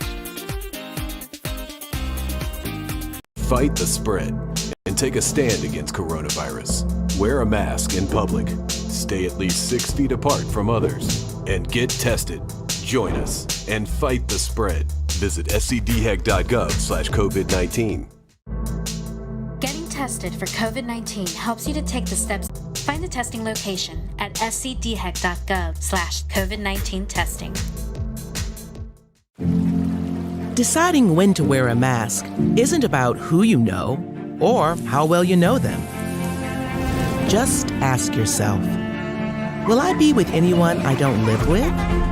If the answer is yes, get behind the mask. Help slow. Learn more at covid19.ncdhhs.gov. Hi, everyone. I'm Dr. Mandy Cohen, Secretary of the North Carolina Department of Health and Human Services. And when you follow the 3 W's, you protect your family and your neighbors from COVID-19. When you leave your home, practice your W's. Wear a cloth face covering, wait 6 feet apart, wash your hands often. Wear, wait, wash. We're in this together. Stay strong, North Carolina. You'll see your Carolina weather forecast at 25 and 55 past. And now back to the best of the Carolina Weather Group on the all-new Carolina WeatherNet. Hurricane season, traditionally, and this is another show conversation we could have. It starts June 1st, but this year, I guess May kind of threw us a little hint of, hey, this is going to be a crazy season. We had 3 named tropical systems in May. In fact, one being Bertha, just off the coast of South Carolina there. You said you're trying to get out and test stuff, and these named storms starting early. So any recollection on that route so you could get out in the field? The end of May, mid-May, really. I think it was like the 18th or so that Arthur formed, and it impacted the Outer Banks indirectly / directly. I mean, it's all in how you look at it. There were impacts there. And then at the end of May, the team and I went out to Texas to test our weather balloon project. We try to do that annually. And we also kind of dabbled in some severe weather ideas that we're going to put forth this coming May of 2021. And during that, as you alluded to, Bertha formed like overnight one night and came into the South Carolina coast. And it's like, oh, well, can't get back in time for that. But it was a low impact event. And then when I got back, after Memorial Day, it was time to immediately leave and go to the Mississippi coast and meet up with Greg Nordstrom for Tropical Storm Cristobal. And then we had a little bit of a break for landfall action. And I decided, because I really like to study the monsoon out in the desert Southwest, that at the end of July, I thought, okay, and you guys know this, typically July is when there's the most present Saharan air layer. The pressures are usually pretty high. We hadn't had any big time main development region like 05 mirroring yet, right? Remember in 05, we had Dennis, early July, Emily, Cat 5. I mean, we didn't have that this year. So I thought, all right, people are starting to fly again. I'm going to take my chances. I took some equipment out there and I went out to the desert Southwest. And what happens? Hannah. And I'm like, I can't. What am I going to do? I'm not going to just fly into Houston and drive down to Kennedy County where there's more cows than people and just stand in it. I don't have any equipment. So Hannah got past me, and I hate it. I hate it when one gets past me. But if there's anyone to miss, it was Hannah. Because look, it came into a county where, the cow to people ratio is 1,000,000 to 1. We made it all the way to H, Hannah. And if we're going in alphabetical order, my alphabet correctly, we're going to have Isaias next. That is the most prominent storm that affected the Carolinas this year. Could you go into just some kind of conversation about how that went for you and what you saw in the eastern half of the Carolinas? First of all, it was a challenge pronouncing it. And it's funny because now I can say it just fine. And I even had a friend of ours down in San Juan send me a video. And we are getting ready for Tropical Storm Isaias. And I couldn't say it. It was so annoying. And then, of course, after it made landfall, I was able to say it just fine. We thought, that was the end of July into early August, and kind of a little earlier than we expect them around here in terms of the peak. And it struggled and probably kind of left over in that unfavorable mid-level dryness left over from the big Sal events of earlier in the season. But then again, boy, that last 12 hours right before landfall in Brunswick County, Isaias took off. And it was very, very surprising. And another 12 hours over water for that. And it absolutely would have been a Category 3. And it pushed a massive surge up the Cape Fear River. It's interesting because I could have just stayed here in Wilmington I went down to Florida. It was another one of those ones like Dorian. And we all remember it looked like it was trying to do kind of a Dorian redo, right? And, it kind of got everybody spooked. But the models weren't as aggressive with it as they were for Dorian. So there was some doubt.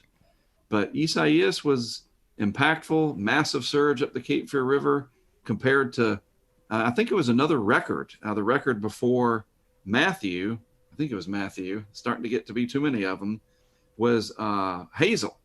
And I think Matthew broke Hazel's surge record at the Cape Fear River in Wilmington, not Wrightsville Beach, not the Brunswick County beaches, but the actual Cape Fear River gauge. Matthew broke Hazel's record, Florence broke Matthew's record, and Isaias broke all of them. That is incredible. 1954 was Hazel, and then 16, 18, and 20, we broke that record again. That is insane. So we know that you place cameras around. We're seeing other chasers, or I should say interceptors, as you would say.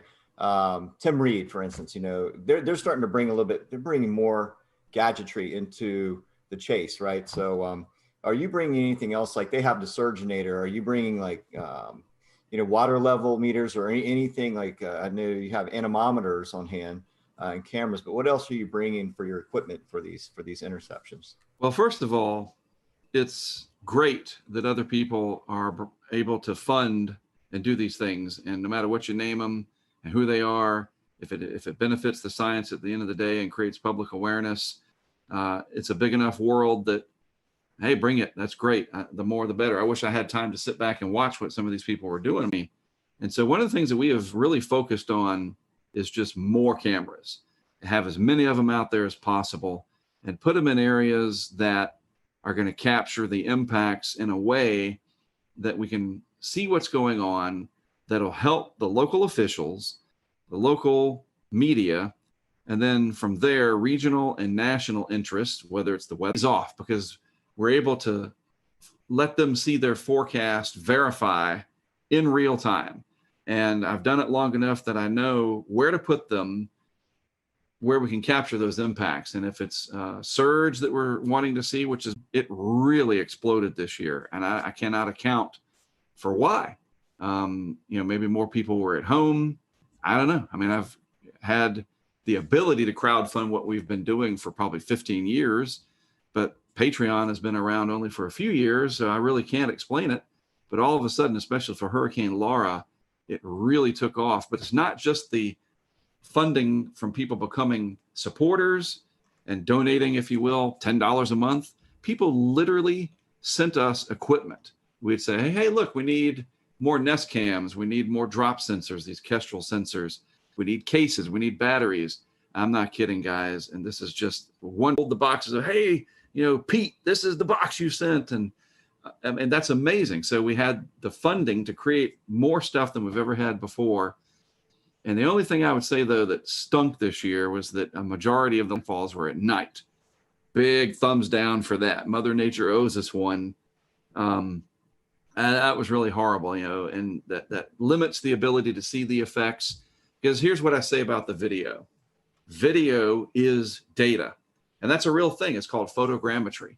And we use that very much in our work to see patterns, just simple things like seeing high water marks, to the timing of everything, the direction, and we can extract data from that video for years to come. Altogether, if they look like for you all as a storm approaches and the morning starts, and what does it look like from that point out? That is a great question. Nobody's ever asked it that way before. I'll say this year, it was the most well-oiled machine that we've ever had. And I owe that to the tremendous amount of support that we had through crowdfunding, that we were able to afford hotel rooms for each individual team member. And you say, well, why is that important? Because sleep, or the lack thereof, is your biggest enemy. And you start making mistakes when you're sleep deprived. And that becomes a safety issue, and it becomes an operational issue that you can screw something up and you don't get another chance at it. But safety is the primary concern. So everybody gets a good night's sleep because everybody's got their own room. So you're not having, Brent over there, Greg over there messing with his phone, or I'm trying to watch. We all get together and we just kind of see what's happening.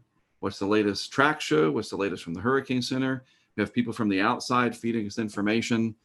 And it's just amazing, Dan, how laser focused we are. It's like, it's so organized and so, like I said, well oiled, especially this year, because there were so many pieces that came together perfectly, that we work together well as a team.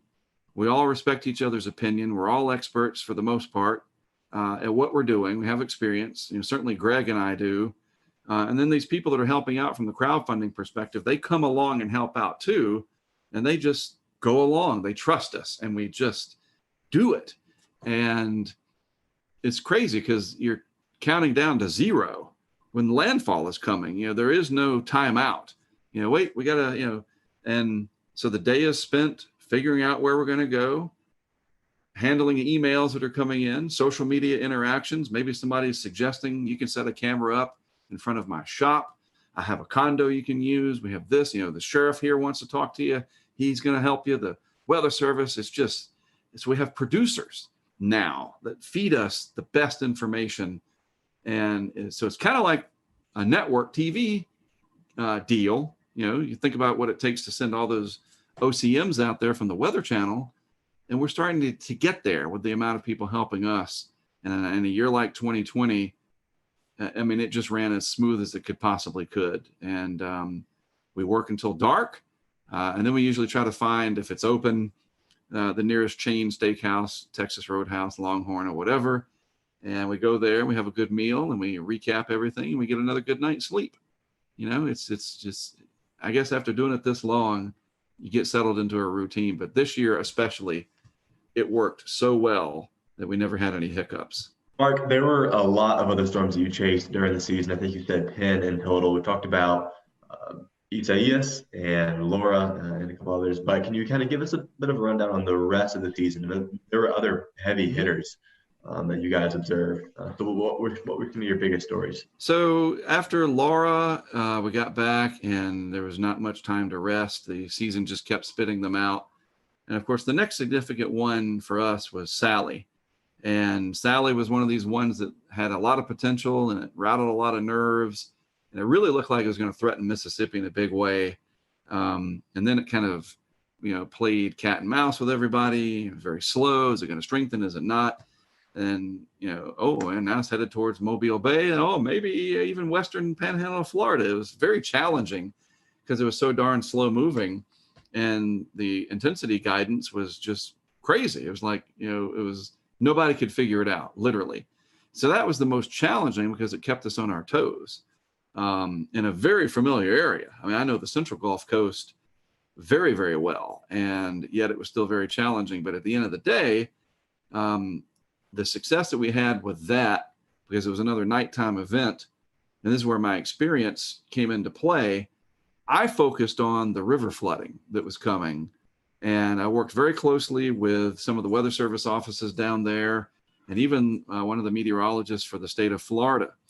And, we don't have hundreds of cameras, but we had enough that we put some on the coast to see what the coastal impacts were from surge. But again, Sally, 4 o'clock in the morning or something, landfall, another thumbs down for that. But the flooding during the day was going to be this rapid rise and then a pretty rapid fall, unlike the Carolinas where it's like a week later. Sally's flooding was going to be much quicker. So we put a camera system on the Fish River in Alabama. It's just a small river system down there. People in the area, they know it well. And then up on the Perdido River, just inside the Florida line. And boy, what we captured there was one of my bucket list, I want to do this. The river forecast was for record-breaking crests, in excess of 20 feet for both of these, if I'm not mistaken. So we purposely put both camera systems at about 7 feet. And exactly what you think happened.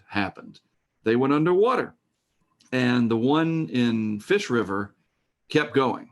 It was a GoPro camera. We didn't have enough. The live signal was not strong enough there. And that camera, you see the water come up, it submerges the camera. And then because of all the red clay and the soils down there, the water turns blood red. And we estimate, because the camera was 7 feet, the Fish River crested at 20, 21, that the camera was more than likely under 5, 6, 7 feet of water for about 8 hours. And that little box that it was inside of, the GoPro, not even a molecule, a compound molecule of a hydrogen or an oxygen to be found. Absolutely bone dry. And that is amazing footage. And it'll really help to show the impacts of river flooding. We had pressure sensors out as well. The eye went right over one of them in Gulf Shores, Alabama. But again, the darn thing hitting at night, there was just not much we could do in terms of the visuals. So you have to shift and say, okay, what are the other impacts here? And that river flooding, that's what I wanted to take away. And that's exactly what we captured. Then I'd love to ask just real quick, because you just mentioned that. How do you get the live data out of these stations in conditions that would generally seem hazardous and maybe not conductive for good coverage? We use Verizon as our LTE provider, and I am a Verizon customer. They're not a sponsor. And so I'm just putting that out there. They don't pay me to say that. And it's just a matter of luck, honestly. Their engineering and their mitigation that they put in, they don't want their network to go down. Sprint doesn't, AT&T doesn't, because people get mad. And we need the network to stay up. Obviously, all of us do. And there are conditions where, yes, it will go down. We lose our feeds, especially in big hurricanes like Laura. They'll go offline, certainly. But that's what the GoPros are there for. They back up those live feeds, especially if it's going to be in the daytime. And for Sally, slow moving, not really intense. And so you're not going to get like a gut punch to the network. It's more of a long process. And everything stayed up as far as I can remember. But that's what we do, is we use Verizon LTE, and we will be investing, because of our strong support from crowdfunding, some of that money into even more technology for 2021 that'll give us hopefully double the bandwidth, if you will, or at least the range to pick up towers. Maybe the tower nearest our camera is out 5-10 miles away. We could pick that one up. We've got somebody from Washington State who's donating some equipment to make that possible. And always trying to do it better, keep that mousetrap ever improved, right? Well, I didn't mean to interrupt your the rest of the season recap. But after that storm, what else did you investigate? It's interesting. Sally turned into Beta. We went from Sally to Beta. It's like, how did that happen? Because it was just this flood of activity. We had a big burst. We ran through just about everything that was left. Teddy, Vicky, Wilfred, subtropical storm Alpha. Boom! Now we're up to Beta, and Beta was threatening Texas, and so that was the longest stretch that I was gone. I was gone for 2 weeks, and that was weird. It was just like, man, I've been gone freaking forever. Anyway, so I went over to Texas for Beta. Set up a lot of equipment. It is the cool part about Beta. A little side story.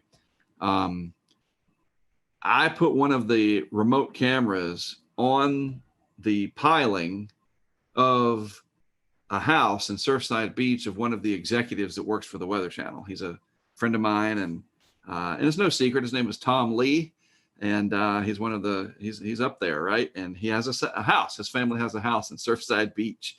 And I was like, hey, you got a house down here, where is it? And I looked it up and I was like, whoa. I drove down there and it was pretty exciting. They had some waves coming in, and, I even flew the drone down there, and it was pretty remarkable. And I put a camera right on his piling, and it turned out it was a really good shot because the power didn't go out, and these Nest cameras do really well at night. And you could just watch the Gulf come in and out on the tides from one of the executives of the Weather Channel, right at his house. And he thought, hey, pretty good way to keep an eye on my house. And we met a lot of cool people down there, as we always do. And, the people that we meet is remarkable. And we just started thinking, this is a Greek name. We're up to Beta, and I can't remember what the date was. It's like late September, I guess. And we're already to the B of the Greeks. It's like, geez, where's this going to go? And now, of course, we know it kept on going. But after Beta, there's a little bit of a lull, just a little. And then it was Delta. And I guess now's as good a time as any to get into Delta. And the thing about Delta, I'll say this, I saw a lot of people, you get the hype of something and then you get the anti-hype. And I think both of them can be dangerous, obviously. People that will put the one snapshot of the 40-inch snow, the Cat 5 hurricane parked over Charleston from the Euro 10 day or the GFS 9 day. You see it all the time. We know. But then you got the guys and the gals on social that they want to play the other side, that I called it, that it wasn't going to be anything, and da-da-da-da-da. It's like, just stop. I don't want to tell you what to do, but stop. Just go down the middle and just look at the facts. And there were so many people saying that Delta was probably not going to amount to much because the Gulf had cooled, because we had those early cold fronts. But there was this research that I had looked into from one of the HRD people and other aspects that, and it wasn't like the 26 Celsius isotherm was 400 miles south of Creole, Louisiana. It was like 20 miles, man, and there's other factors at play. You guys know this, that it's not just baroclinic stuff, but it's not all about sea surface temperatures and upper ocean heat content. There's more to it. If the atmosphere is primed, you're going to extract every bit of latent heat out of that Gulf that you can possibly do. And that's exactly what Delta did. And that thing exploded and became a very powerful hurricane for that part of October. And it was, if it wasn't for Laura, Delta probably would have been the big story for Louisiana. As it stands, it came on top of Laura, which was weird. Like, you're driving around setting stuff up and you're like, there's still stuff wrecked from Laura. Debris piles 10, 12 feet high. And we're putting cameras up in the same place. And gosh, that was so bizarre. Delta came in right at dark. By the way, that was the closest that we came in 2020 to launching our weather balloon in the eye of a hurricane, was Delta. We were ready out in somewhere in South Central Louisiana. The eye kind of never calmed down for us where we were. It was filling, as I say, and it was never had the calm winds, and it was getting dark. It came close on Zeta too. We'll get to that. But Delta, like, the countdown was on. You're like, okay, let's do this, turn on the this, to that. We were ready to go through the checklist, and then it got dark, and it was still like 60, 70 mile per hour wind, even when there was no rain. It was weird. When the backside gets hollowed out, they just tend to do that. Delta was amazing because when it was over and we went back to pick up our equipment the next day, they had no barricades, no police, no parish sheriffs, whatever they're called down there, nothing. And that's just Louisiana. It's like, hey, you want to be dumb enough to go and get yourself killed? We're not going to stop you. And we went down and started picking up our stuff, and there was nobody down there. And I don't mean like, it's a few cars. There's nobody, not a single living human being down there. They had all evacuated or they were already gone after Laura. And we went down to get our stuff. And that's one of those moments that there's just no way to describe it.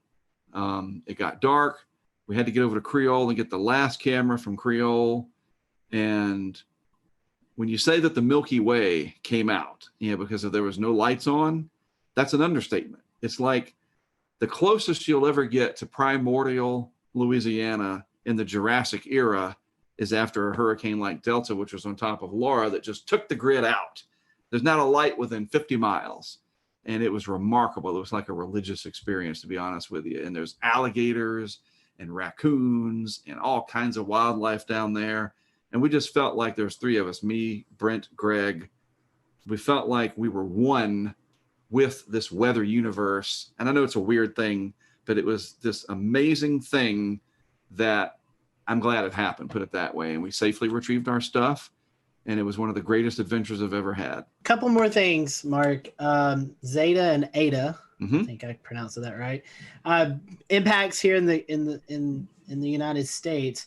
But after that, we had a couple of storms, Theta and Iota, that just wreaked havoc on Central America. I mean, these were strong hurricanes. So as we kind of round out the Greek alphabet, what's your? I mean, I know Eta and Theta, Eta and Zeta, you were able to be a part of, but not the last two. But what's your memories of those last four storms?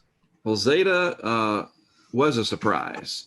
Because it overachieved.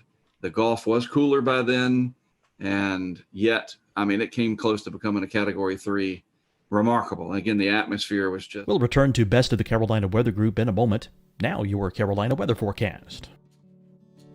Here are today's forecast high temperatures for North Carolina. Here are the forecast lows for tonight for North Carolina. Here are tomorrow's forecast high temperatures. And here's forecast rainfall across North Carolina tomorrow.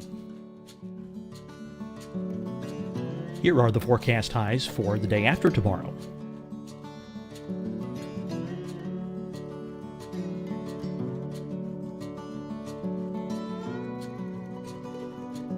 And here's the forecast rainfall across North Carolina for the day after tomorrow. This is the total rainfall forecast across North Carolina for the next 3 days.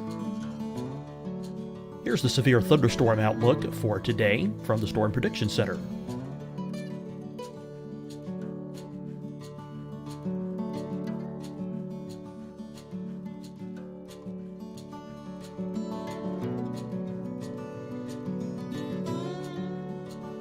Here are the forecast high temperatures for today for South Carolina. Here are the low temperatures for today for South Carolina. Here's the probability of precipitation forecast across South Carolina today. And here are the rain chances across South Carolina tonight. Here are tomorrow's forecast highs across South Carolina. Here are the forecast low temperatures for tomorrow for South Carolina. And here is the probability of precipitation across South Carolina tomorrow. Here's the precipitation chances across South Carolina tomorrow night. Here are the forecast highs for the day after tomorrow in South Carolina. Here are the forecast low temperatures across South Carolina for the day after tomorrow. And here are the rain chances across South Carolina for the day after tomorrow. And South Carolina's probability of precipitation for that night. Here's the Storm Prediction Center's severe thunderstorm outlook across South Carolina for today through tonight. Here's the Storm Prediction Center's severe thunderstorm outlook across South Carolina for tomorrow and tomorrow night. And here's the Storm Prediction Center's severe thunderstorm outlook across South Carolina for the day after tomorrow through that night. Here's the severe thunderstorm outlook for today from the Storm Prediction Center.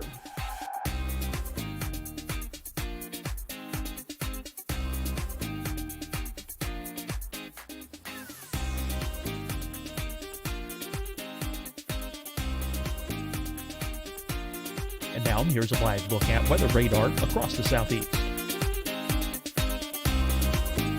Fight the spread and take a stand against coronavirus. Wear a mask in public. Stay at least 6 feet apart from others. And get tested. Join us and fight the spread. Visit scdhec.gov/COVID-19. Getting tested for COVID-19 helps you to take the steps needed to protect yourself, your loved ones, and your community. Find the testing location at scdhec.gov/COVID-19 testing. Deciding when to wear a mask isn't about who you know or how well you know them. Just ask yourself, will I be with anyone I don't live with? If the answer is yes, get behind the mask. Help slow the spread of COVID-19. Get behind the mask. Learn more at covid19.ncdhhs.gov. Hi, everyone. I'm Dr. Mandy Cohen, Secretary of the North Carolina Department of Health and Human Services. And when you follow the 3 W's, you protect your family and your neighbors from COVID-19. When you leave your home, practice your W's. Wear a cloth face covering, wait 6 feet apart, wash your hands often. Wear, wait, wash. We're in this together. Stay strong, North Carolina. You'll see your Carolina weather forecast at 25 and 55 past. And now back to the best of the Carolina Weather Group on the all-new Carolina Weather Net.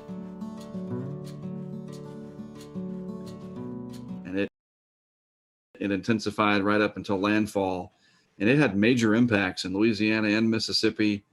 Greg Nordstrom has damage to his house, nothing significant, and it's all insured and so forth, but he became the hunted.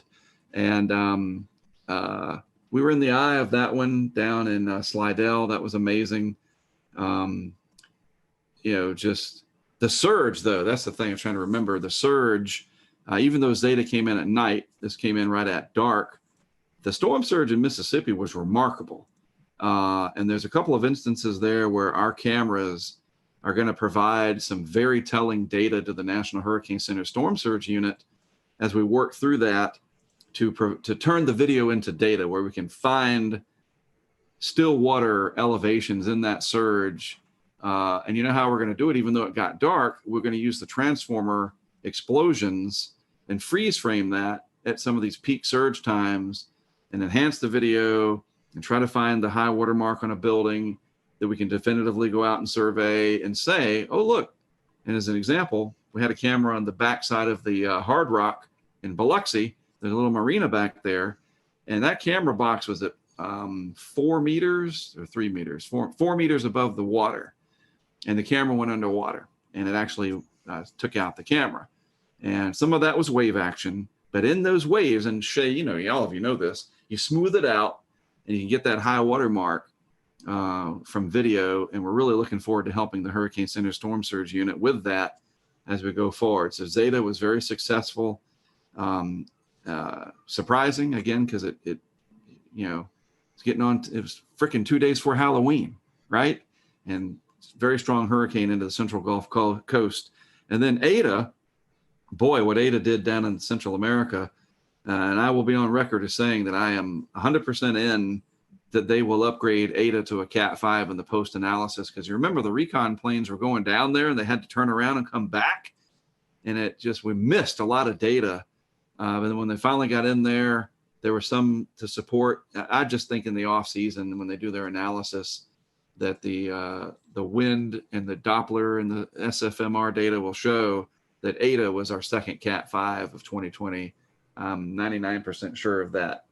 And then, it looked like it could come around and be a real big problem for Florida. Luckily for Florida, it was not a real big problem, but it gave me an excuse to go down to the Keys. So I did. And that was, honestly, I really wanted to go down and kind of know the lay of the land for a future event. I've never been to the Keys for a landfall, believe it or not, in my entire career. And so I went to the Keys. We dealt with it down there. Wasn't too big a deal. And then we went up to Tampa, St. Pete, another place that I haven't been to, and set up camera equipment around there, worked with some of the locals that knew the area really well.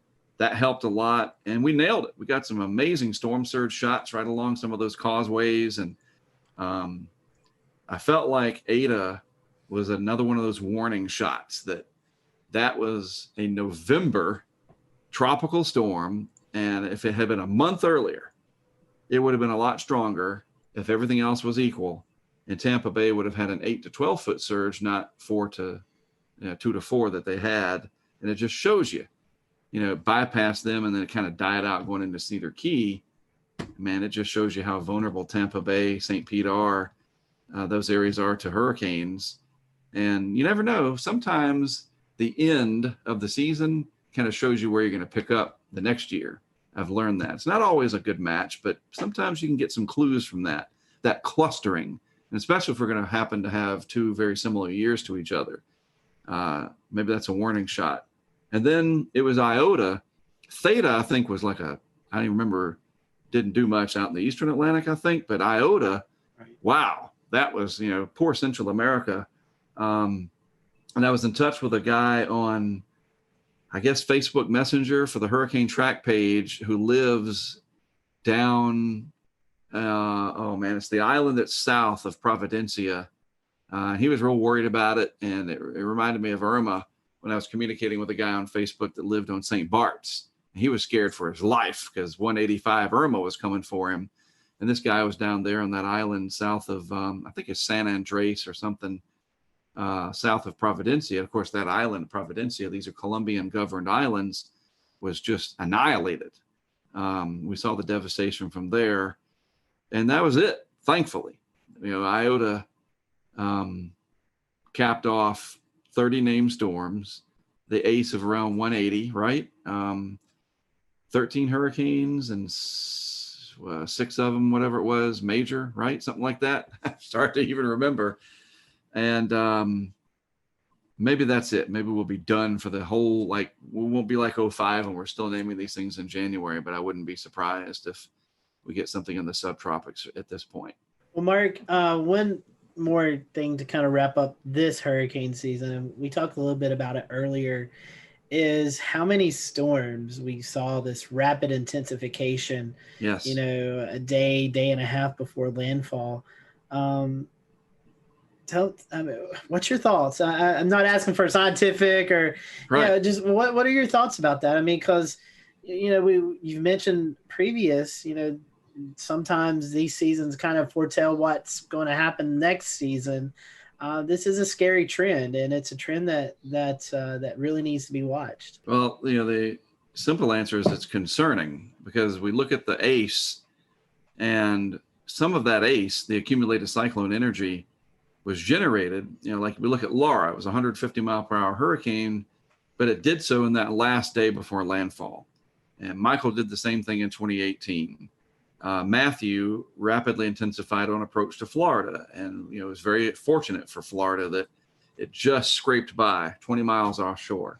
Dorian stopping, I don't know, whatever it was, 180 miles short of West Palm Beach, our vicinity, as a rapidly intensifying Category 5. And we're getting real close here to some absolutely mind-boggling disasters, because these hurricanes are intensifying close to land.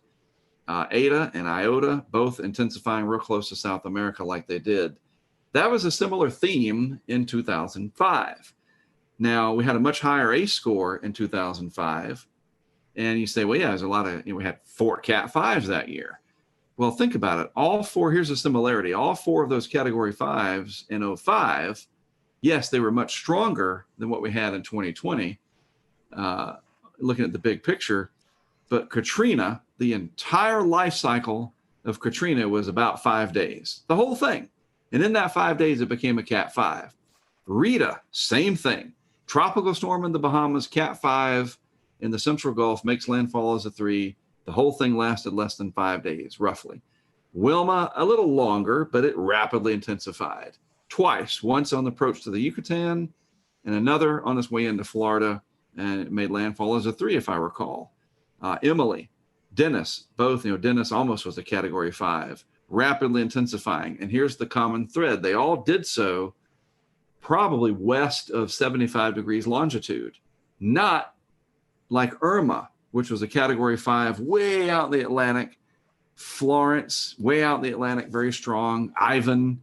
These long track hurricanes are so different than these ones that blow up in our backyard. And it's not just the United States that has to deal with these. Central America, Cuba had to deal with Gustav doing that in 2008. But there's this weird common thread between 05 and 20 that these massive hurricanes that we did have strengthened so quickly in our backyard. I don't know why. I don't know exactly why. Can you attribute it to the La Nina and the favorable pattern right over that area west of 75, south of 30 north? There's something going on there. And, that's the thing. Can we see that kind of a pattern again ahead of time? And no, this is our bubble. This is our area we got to really look out for. Maybe that's one of the next things that people like Dr. Klotzbach or Eric Webb or Levi Cowan, who works down at HRD now, maybe they can work on that pattern recognition for that favorable bubble that's going to give you those strong hurricanes. And if they're close to land, we really should know that. And kind of piggyback off that, we've had a few Twitter questions come in. Matthew Harding wanted to know, do you think we'll see something similar in 2021 that we've seen in 2020? I mean, I guess to kind of piggyback that, what is your outlook as we go into next year's tropical season? Well, I think and this is so easy to understand, it's highly dependent on the state of the ENSO. I think more than anything, the El Nino Southern Oscillation phenomenon. Right now, we are in at least a moderate La Nina. It's like negative 1.3 or higher or something. I mean, the index is pretty low. And so that La Nina sticking around or not. And basically it's the absence of El Nino. If there's no El Nino and the Atlantic is warmer than average, especially in the main development region, then you typically have an above average season. But a season like 2020, where it's hyperactive and mega active, hopefully those are 15 years apart, because this is just too much. But you look at 04, here's the interesting thing. 04 had what, 15 named storms, something like that? And the A score was way higher than 2020's was in 04. And yet 05, almost doubled the amount of named storms of 04. Its ACE was a little higher, but they were back to back. You know what I'm saying? So I don't think you can look at that and say that 2020 is the 04 of the 04-05 combo, that 2021 would have 35 named storms or 40. Maybe it's a little bit of a reverse, that next year we have 15 to 20 named storms, but some long trackers, that the overall pattern stays favorable. Maybe that bubble shifts back out towards the Southwest Atlantic and maybe Florida and the Carolinas comes into play. There's just no way to know this early on. But the biggest thing to track, it's easy to do, is the anomaly data, the state of the INSO, how the Atlantic's doing. And if those two puzzle pieces, a negative INSO and a positive AMO, or just a warm Atlantic, doesn't even have to fit the classic anti-Atlantic multi-decadal oscillation. I know I'm throwing all these terms out. But if the Atlantic's warmer than the Pacific is, look out, generally speaking. We're basically going to need an El Nino to save us. And then that's going to have its own set of problems, because the globe will be like 5 degrees warmer than it should be on average, or some stupid stuff like that. I mean, we can't win. Yeah, you're right, Mark. I mean, I think the positive AMO definitely attributes to it, even positive NAO. Right. And then you add the Madden-Julian oscillation, which allows for the shearing effect to lessen across large portions of the Atlantic. And you get that combination. That's what we had this year. I mean, I can't count how many phase 8s we had, which basically it parks itself over us where there's less shear. Right. But there were several iterations of that. And even when there was not in that phase, there was still these, rapid intensifications occurring, even with shear. They would find these little pockets. And take advantage of that. But, 2021 will probably be another active season, because I've never seen that we have an El Nino after a strong La Nina. I cannot recall the last time that happened. There's always a first. And we know that the Euro, we talked about this before going with the taping here, or the recording. Who tapes anymore, right? The Euro, I think, is always going to want to show an El Nino or a warming INSO. It's just the way it is. It's got a warm bias for that. But we'll keep an eye on stuff like the Southern Oscillation Index. And as long as that stays wildly positive like it has been, that's literally a good barometer, quite literally, to follow that. There's ways to watch. That's what's so neat now, is we can actually watch it. It's kind of like watching the NFL in the off season. The Super Bowl is over, and then the Pro Bowl is over, and it's not like, oh, that's it. There's an entire network dedicated to the NFL. We have a network dedicated to weather. That's the Weather Channel. There's other channels too, but it doesn't all end on December 1st. We're on top of it until the next season, and we're getting better. I'll go back to the start of this whole thing.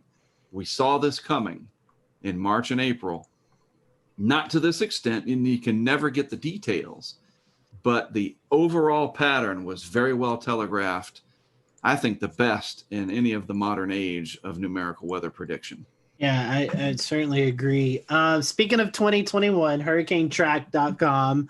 What are you looking forward to next year, Mark? Any exciting projects? I know you've this year I've been seeing you've been doing some discussions with several guys in the tropical world, and doing some off-season discussions. So what's going on over at hurricanetrack.com, and what are you guys working on for next year? A lot of projects.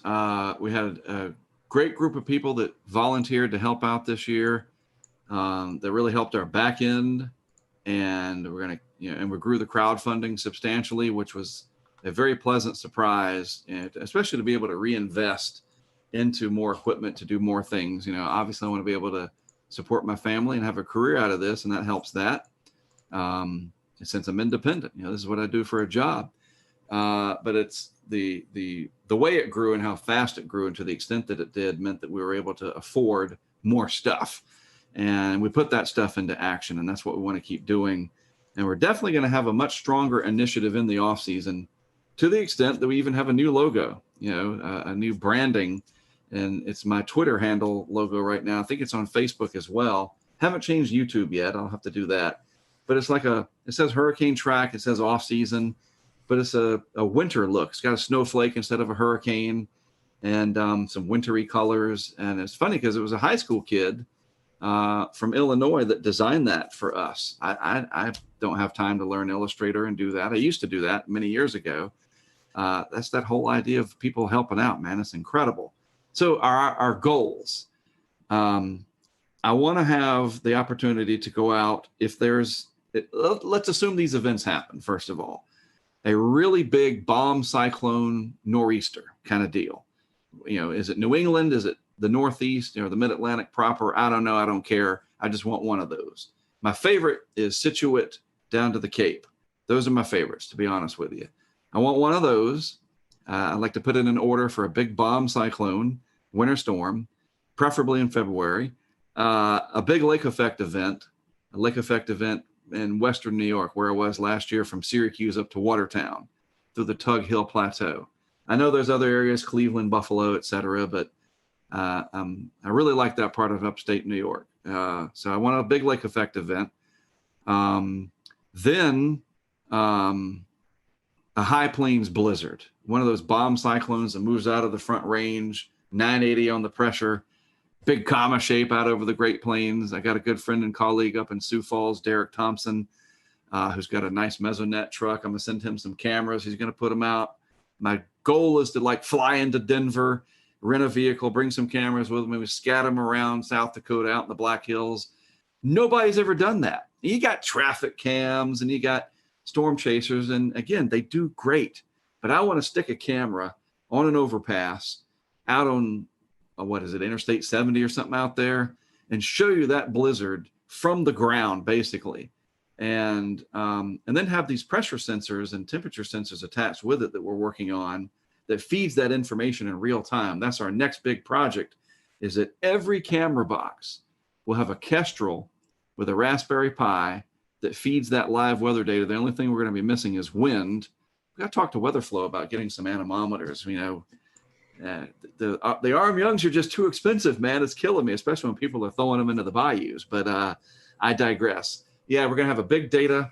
We're going to have 20 cameras next year, and each one of them is going to have live data with that camera. What else? Oh, then after that in May, we're going to have this big initiative to go out and put all these 20 cameras and all these sensors and the weather balloon project and have a big test during a severe weather outbreak over multiple days, sometime in May. It's not a schedule. We're going to be there from May 10th to the 15th. We're just going to wait for the pattern. And when the pattern says go, we're going to assemble the crew and drive out there and hopefully do so mask free, because the vaccines have been working. That's what we're hopeful for. To go back into that ugliness of the COVID. I mean, we can't escape that, but looking ahead to May, it actually might be a time of some big celebration. We can keep our fingers crossed that we can enjoy the weather and do so back more towards what I don't use that phrase, a new normal. I hate it. I call it the alternate universe. I want the alternate universe to be dissolved. Well, Mark, we appreciate that. Always appreciate your time with us. And we wish you the best on this off season. Hopefully you get a little downtime before the winter storms get cranked up. Agreed. We always appreciate you joining us around this part of this time of the year and kind of recapping the tropic season.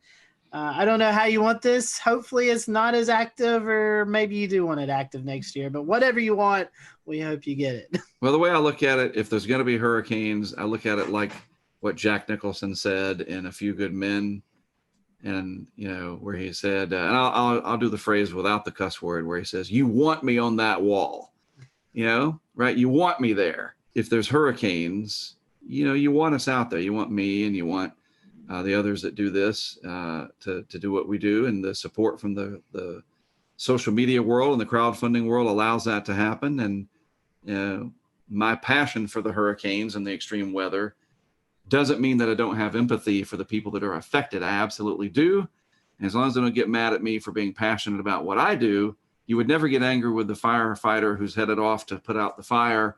Don't get angry with me that I happen to really enjoy being passionate about helping you in the end of the day. And that is to be aware, be educated, and be excited about the weather. You know what I mean? And the more excited we are, the easier it is to teach us. Definitely so. We always enjoy tracking you out there. And I know we only had Isaias this year, and I think you joined in on one of our calls that we were doing our live coverage. So we always appreciate that as well. And we hope you have a great Christmas season. You all as well. Yeah, for you those who are watching, go check out Mark's website, hurricanetrack.com. You can find out ways to help contribute to the funds there to help Mark and the crew get everything they need to get going for the tropical season, and donate to their Patreon account. And we appreciate your work out there, Mark. And once again, appreciate your time. And for you guys who are watching, thank you for watching.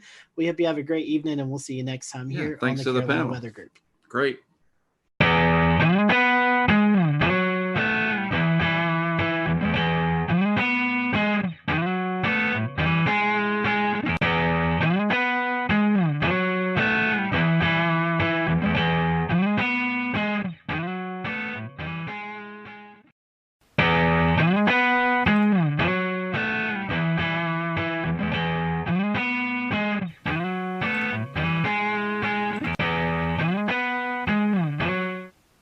And good evening from a very warm Charlotte. Happy Wednesday to you. It is March the 11th, 2020. I am James Brierton.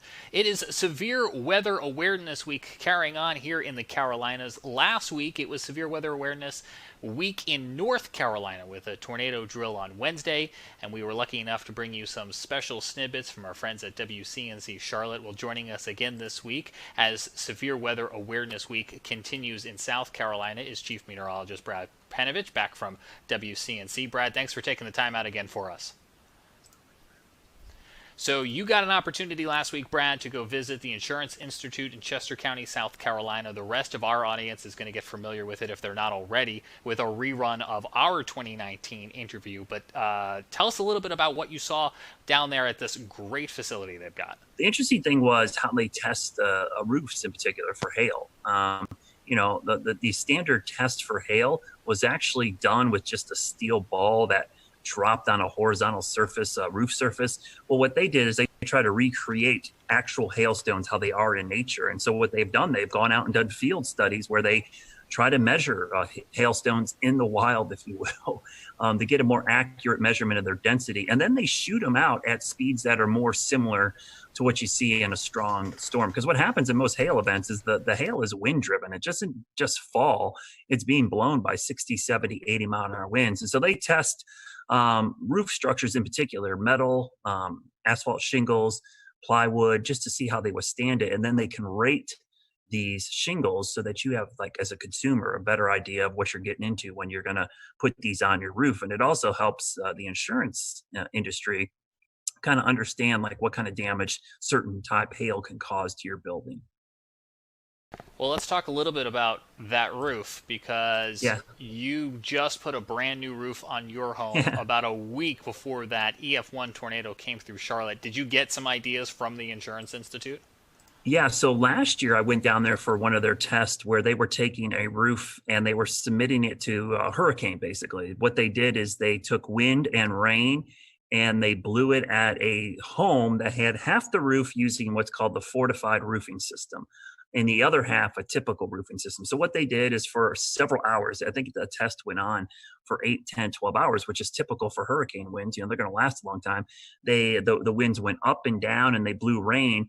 And so they wanted to see how much water intrusion they would get through the normal roof versus the fortified roof. And when I saw that demonstration, and at the end of last year, my roof needed to be replaced, I said, you know what? I'm doing that fortified roofing system. So every contractor who bidded on my house, I basically said, hey, I want this fortified roof. And a lot of them had never heard of it. So I had a PDF that they actually can print out on their website, disastersafety.org. And I gave it to my roofers. I'm like, okay, we can do that. And basically what they do is they tape the seams of the plywood, or in my case, the roofer decided just to put ice and water shield on the entire roof. They also use underlayment that's synthetic with caps. cap nails instead of just regular nails or staples. And then they use double shank. We'll return to Best of the Carolina Weather Group in a moment. Now your Carolina weather forecast. Here are today's forecast high temperatures for North Carolina. Here are the forecast lows for tonight for North Carolina. Here are tomorrow's forecast high temperatures. And here's forecast rainfall across North Carolina tomorrow. Here are the forecast highs for the day after tomorrow.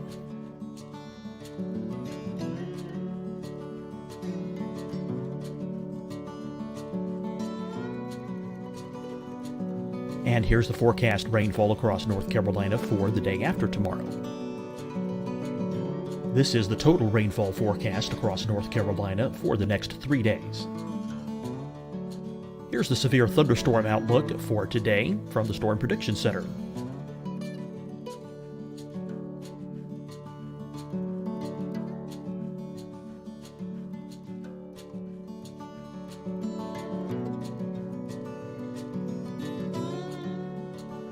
Here are the forecast high temperatures for today for South Carolina. Here are the low temperatures for today for South Carolina. Here's the probability of precipitation forecast across South Carolina today. And here are the rain chances across South Carolina tonight. Here are tomorrow's forecast highs across South Carolina. Here are the forecast low temperatures for tomorrow for South Carolina. And here is the probability of precipitation across South Carolina tomorrow. Here's the precipitation chances across South Carolina tomorrow night. Here are the forecast highs for the day after tomorrow in South Carolina. Here are the forecast low temperatures across South Carolina for the day after tomorrow. And here are the rain chances across South Carolina for the day after tomorrow. And South Carolina's probability of precipitation for that night. Here's the Storm Prediction Center's severe thunderstorm outlook across South Carolina for today through tonight. Here's the Storm Prediction Center's severe thunderstorm outlook across South Carolina for tomorrow and tomorrow night. And here's the Storm Prediction Center's severe thunderstorm outlook across South Carolina for the day after tomorrow through that night. Here's the severe thunderstorm outlook for today from the Storm Prediction Center.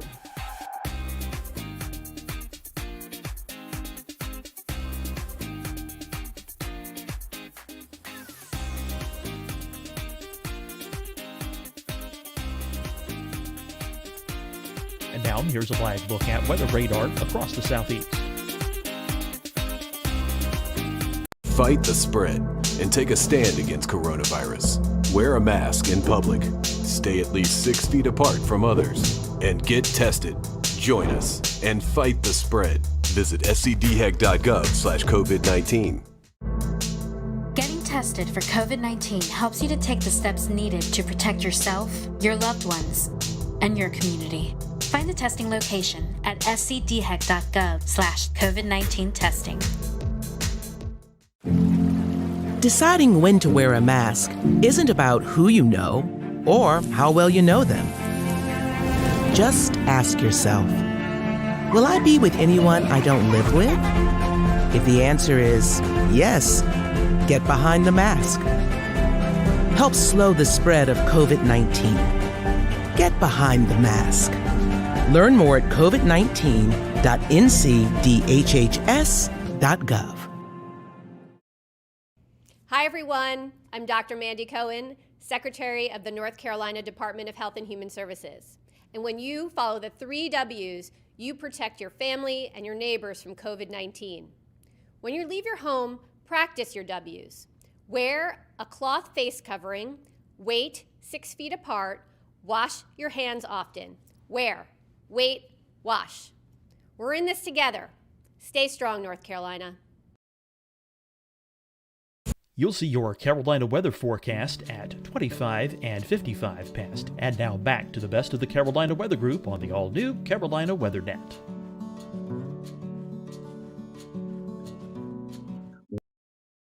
When the wind rips on them. And the reason you do this is in a big storm, shingles are going to fail. But with this fortified roofing system, if water gets underneath the shingles, you have the layers of protection that will keep the rain out of your house. That's the goal, is you don't want water getting into your house to cause further damage if the roof gets damaged. So I had just got my roof replaced a week before the tornado came through my backyard. I lost 15 trees in my yard. And we only ended up losing 10 cap shingles, which are the shingles on the peak. Those are weaker shingles, and the nails held. The shingle was actually ripped off the roof. The nails did not pop out. And because I had that ice and water shield underneath, it actually kept the rain out of my house. So my roof held up pretty well. Considering I had a 71-mile-an-hour wind gust, I was pretty impressed on how well it did. And our viewers right now on our Facebook and our Periscope and our YouTube feed are looking at pictures from your neighborhood from February the 6th. What have you seen in your neighborhood in terms of neighbors helping neighbors over the past month? You know, that event is going to be crazy. It was by far the worst weather event in my neighborhood. And, you know, it seems now after the Nashville tornado, it doesn't seem nearly as bad because most of the homes escaped with minimal damage. Most of the damage in our neighborhood was all trees. And obviously, so those trees came down and did cause quite a bit roof damage. We had, I think, 50 or 60 roofs damaged. And you really didn't notice until the following days when you started to see the blue tarps go up everywhere. And we had one house that was heavily damaged because a tree fell through their kitchen in the back of their house. But what's amazing is that here we are, you know, over a month removed. James, there are still tree guys all over my neighborhoods. There's still the sound of roofers nailing stuff. I still hear chainsaws and chippers and fences being put up. So it's a long process. It is still going to be a while. And these trees, you know, there were just so many of them down that there's just wood everywhere. There's tons of firewood in my neighborhood and trees still stacked up all over the place. So I really, the thing that struck me most about that storm is how long it's taking for the cleanup process to be completed. And to remind folks, this is the same line that came through South Charlotte, starting over in that Pineville area, through South Charlotte, and ended up in Matthews, where we showed you some pictures here on the Carolina Weather Group. But Brad, I'm wondering, this is obviously really close to home for you and your neighbors. The next time we get into a weather awareness day, do you think the perception's a little bit different now for so many people who've came so close to this? Yeah, and I mean, honestly, for this event, people did a pretty good job. There was some schools that didn't evacuate their students, but in general, I think it was a pretty good success story considering we had an EF1 tornado go through the heart of South Charlotte and no injuries or deaths is pretty amazing.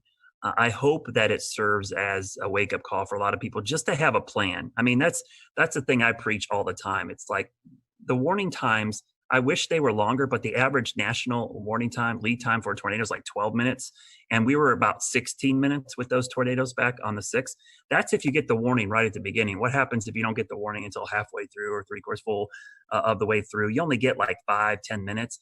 And that's not the time to look at each other and go, where do we go? A lot of people, especially in businesses and structures they weren't familiar with, had no idea where to go or didn't know what a tornado safety protocol is. So that's one of the things I think going forward I'm going to work on is try to educate people on getting that plan together. But I think you're right. I think people are going to take these more seriously. We used to have a saying all the time at the coast when I did hurricane coverage, but you know, people's level of preparedness is only as good as their memory of the last disaster. And it's just human nature. If people are going to remember this tornado and the next one, they're going to take it much more seriously because they have that recent memory of this event. And we unfortunately had another incident last week in Nashville that will be on a lot of people's mind with a deadly late night, overnight tornadic event that came on through, playing out right in the middle of what was North Carolina's severe weather preparedness week. So for Brad, so anyone who may have missed some of the material that went out last week, what are some of the items that you would recommend that people have on hand to be informed and be prepared? The most important thing, first and foremost, is have at least 3 ways to get a warning. And I mean 3 minimum. That would include watching us on WCNC. That would include weather apps, text alerts, social media, radio, a weather alert radio. Have at least 3. And the reason I say that is because often in these cases, 1 or 2 of those might fail. So you need some redundancy. So first and foremost, think about, do I have 3 ways to get a warning? And the WCNC Charlotte weather app is great. Our news app is great. Text alerts are awesome. The WIA, which is a wireless emergency alerts, are great. But also, Twitter notifications from me is pretty good. I have a lot of people that actually have done that. And I'm kind of shocked how many people actually do that. They have my notifications turned on when they think there's going to be severe weather. And I push out all our tornado warnings. The next thing is to have a plan. So once you get the alert, you got to know what to do. So whether it's your home, your business, your school, or your place of worship, you need to know where to go for severe weather safety in all of those structures. So think about it when you're at work or school the next couple of days. Where would I go in this building? And it's got to be in an interior room away from the outside walls and windows on the lowest floor possible. So make sure you have that plan in place.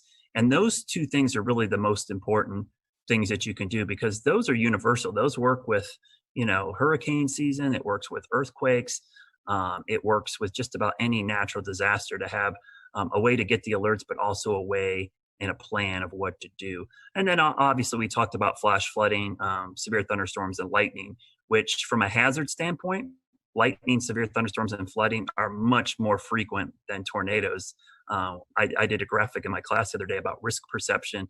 Tornadoes have a very high risk perception, but the actual hazard is small. And it's just because the tornado is actually pretty small compared to the map. But severe thunderstorms, lightning, and flooding have a small risk perception, but the threat is actually very large. You're most likely going to encounter one of those than you would a tornado. So it's important that you prepare for all types of severe weather, because we have a saying in our business: wind is wind and water is water. It doesn't really matter what causes those. If you get enough of either, it's going to cause problems. And for anyone who missed any of those explainers, you can find them at wcnc.com/prepare. There's the plug. You can also find them here in the Carolina Weather Group feed by scrolling up or checking out some of our latest posts. So, Brad, appreciate you coming on. So happy that you were able to get that work done on your home just before those storms, and hopefully other people will follow that lead. As we mentioned at the beginning of our broadcast, we want to revisit our 2019 interview when we had a chance here at the Carolina Weather Group to learn about the Insurance Institute. They've got one of the coolest jobs in the Carolinas, and it's so great that we get to call this place home and that they constantly are welcoming you guys on down there, Brad. Yeah, and I would highly recommend go to disastersafety.org. They have a great site of all the things you can do to make your home weather ready, and a way to talk to contractors, because some of these things, James, they're super cheap. Like the things I had done to my roof, it only added an additional couple $100. When you're talking about, a 6-figure roofing job, a couple $100, it could save you a long history of having issues. And the other thing is, my insurance company actually offers a discount for having a fortified roof installed. So really a good way to get a discount on premiums. And I should ask you before we go, Brad, tomorrow, Thursday, slight chance of seeing some storms? Yeah, I think Tennessee, unfortunately, looks to be the area that's going to get hit the hardest, but that line of storms is going to move into the Western Carolinas late tomorrow at some point. So a wind and hail threat certainly possible, especially along and west of I-77. So we're getting in that time of the year, James, where, March, April, May for us is big severe weather season. So we're kind of entering that. And it's a good time to use those severe weather safety tips we just gave you to kind of put them into action over the next couple of weeks. Stay tuned, stay weather aware. They're tips that you could use tomorrow, and if not tomorrow, it never hurts to be prepared for the next go-around. Absolutely. Thanks, Brad. We're going to go ahead now and take you to that 2019 interview and check out this place in Chester County, South Carolina.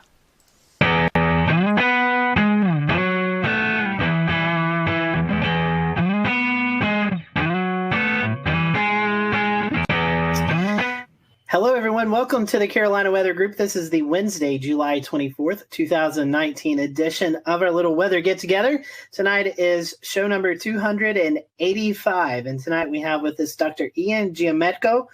He is a lead research meteorologist at the Insurance Institute for Business and Home Safety.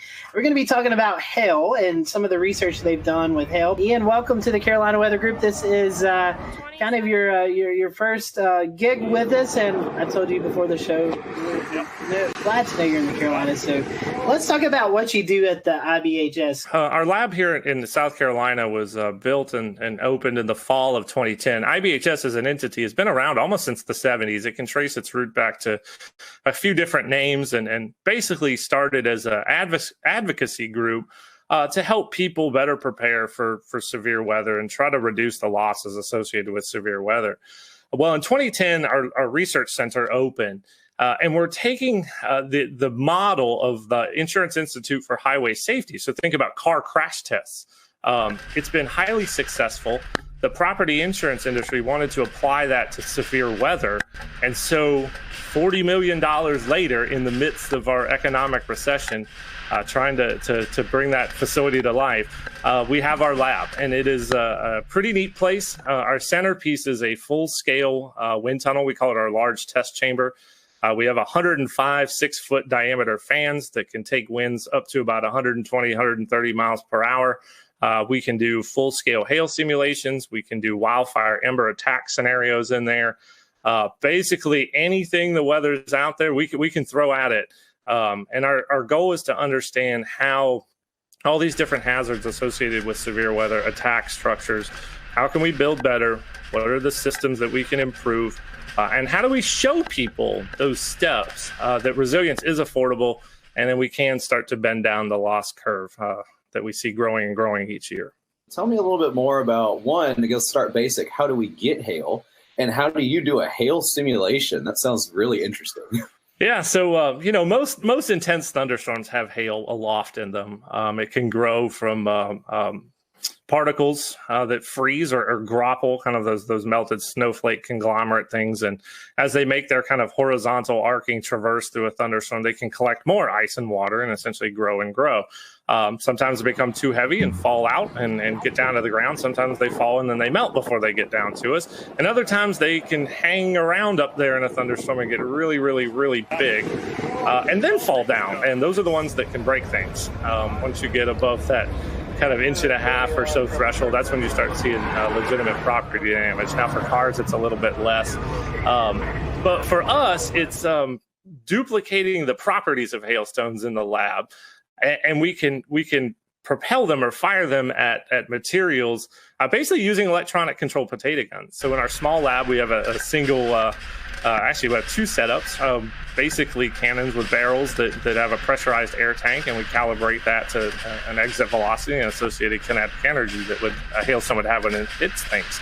Now in our big chamber, if you ever come to visit us, you can go out in there and look straight up and you'll see a whole bunch of light pieces of PVC pipe. Well, that are the barrels that can basically put down a swath of hail across the footprint of our large test chamber. We can do 3 different sizes and shoot as fast as 1 per second. So really unique piece of capability.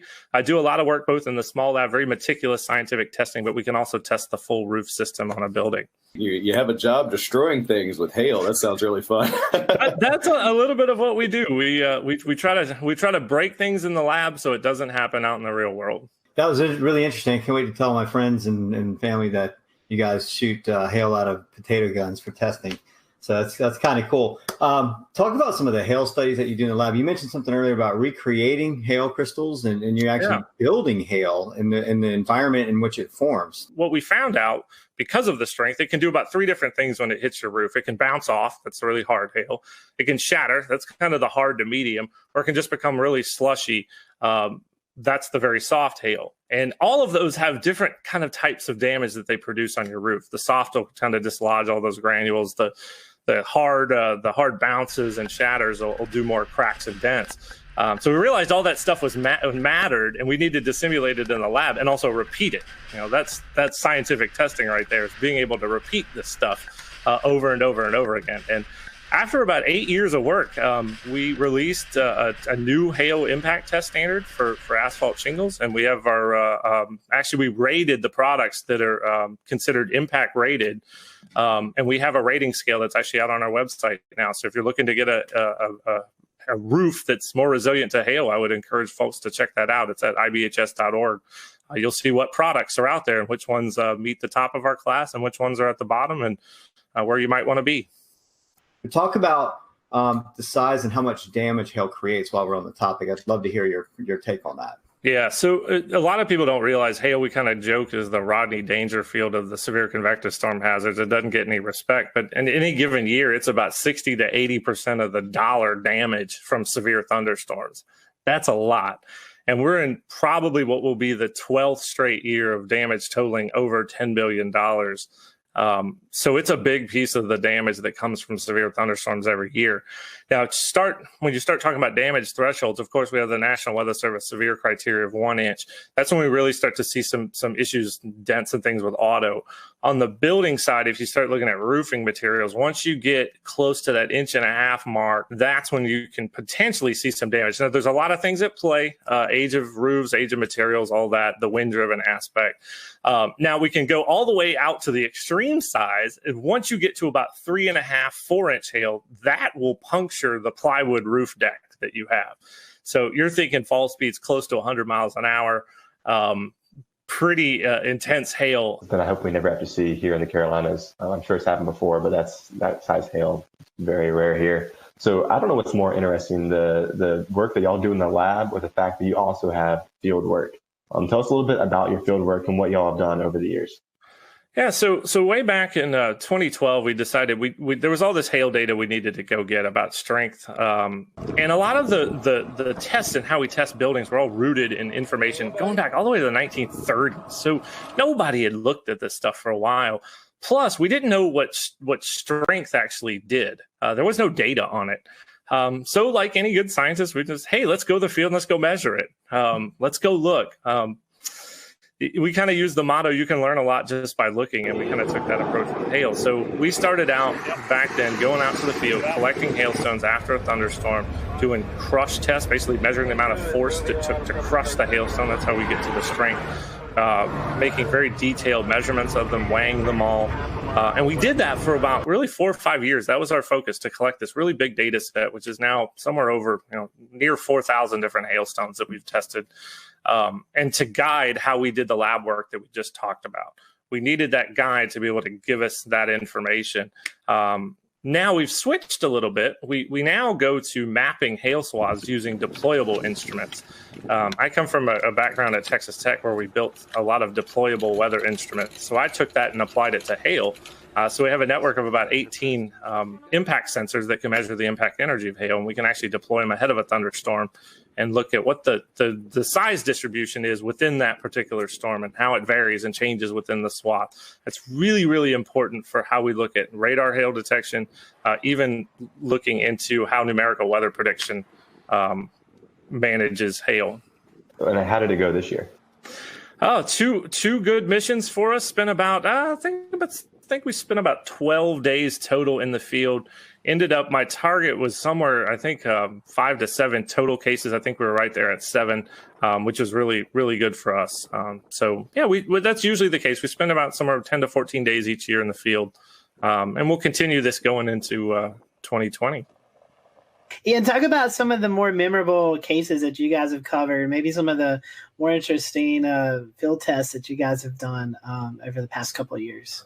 Yeah, for hail, a couple of years ago, intercepted a supercell near Eric, Oklahoma, that produced just this really narrow swath of just really big 3-inch hail with the concentration maybe 10 to 12 or so per square foot. That's a lot for big hail. It was the first time we got our instruments into hail that size, so that was kind of a unique experience for us. Now, a memorable case, and this goes back all the way back to I think 2013 or 2014 when we were doing a lot of those crush tests. We encountered some hail. This was in Montana. What we kind of think of as low density spongy type hail, that when you crushed it, it actually deformed almost like a sponge, but held its shape. It actually didn't fracture. And there's some literature out there that talks about how these hailstones can come about, but talk about kind of blow your mind of of how complicated hail can be. The fact you could get this spongy kind of hail that you could compress, it basically just did that and then held its shape even after you took the load off of it. It never broke. I'm guessing those are rare. We haven't seen that again. It was one particular case, and I don't know what kind of environment might produce that, but it's really unique, and it's always been a memorable one from looking at hailstones. And I've seen a fair bit of them. We got a hail threat, right? So how do we tell businesses and homeowners how to better protect their property? One of the things you can do, make sure you can get your car in your garage if you have one. If you're like me, you got all sorts of stuff in the garage. I couldn't get my truck in there if I tried. But that's a step you can take, is make sure you can get your car under cover. And maybe, say we're under a higher risk for a particular day.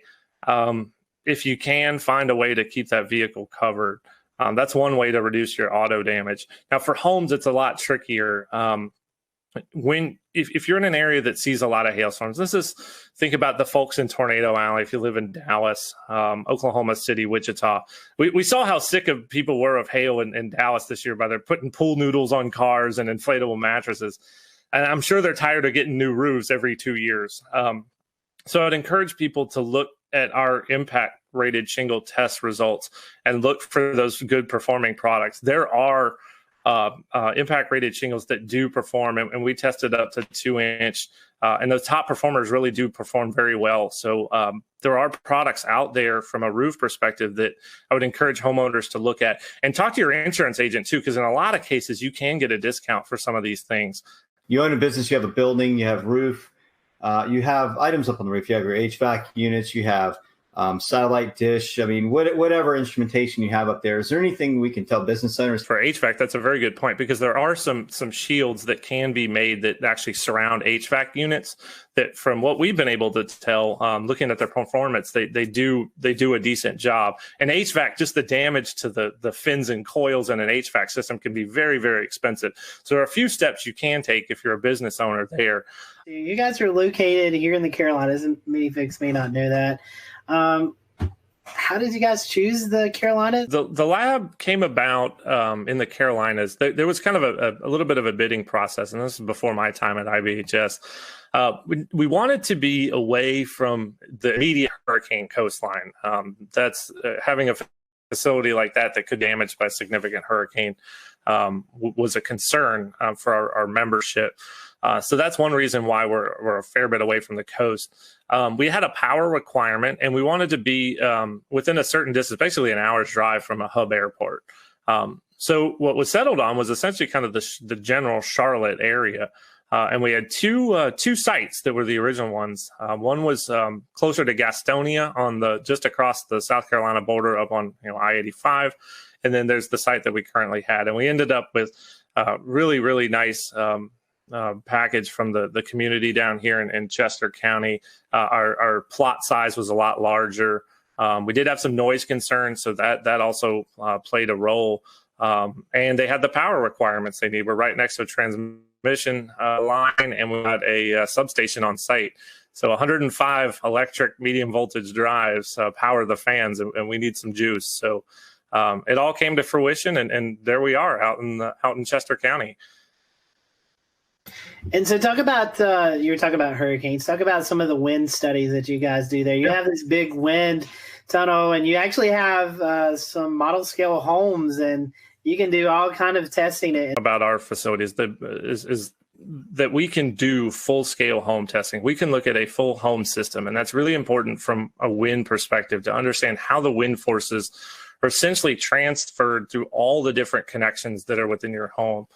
Roof to wall, through the walls, wall to foundation, and all the connections in between. You have to really look at it in a system perspective to understand how wind essentially attacks structures and what you can do to mitigate it. So we do a bit looking at garage door vulnerabilities. We've seen that garage doors can be a huge damage amplifier. Think about it, they're a big hole, really, if they fail in your house. That allows wind to get in and start acting inward, pushing up and out. And can lead to failures. Once you start the damage cascade, it just goes. Tornadoes, it happens very, very fast. Hurricanes, it can happen over the course of, say, 6 to 12 hours. But that cascade is what we're trying to stop the start of that. And we think we can find those mitigation solutions that are not only useful, but also affordable too. So before we kind of wrap up the interview, can you tell us a little bit about how you forecast and how you decide where you're going during your field studies?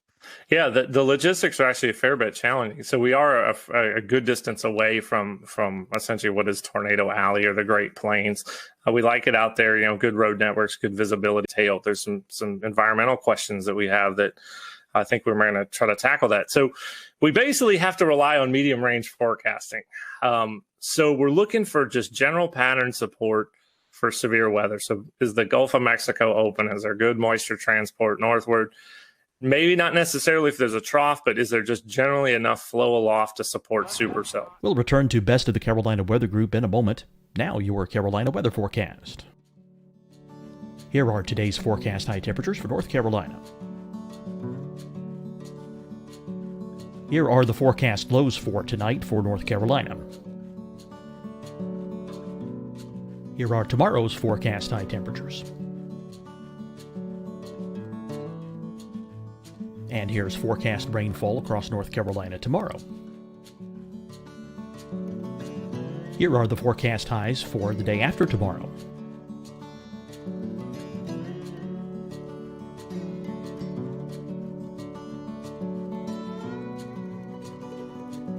And here's the forecast rainfall across North Carolina for the day after tomorrow. This is the total rainfall forecast across North Carolina for the next 3 days. Here's the severe thunderstorm outlook for today from the Storm Prediction Center.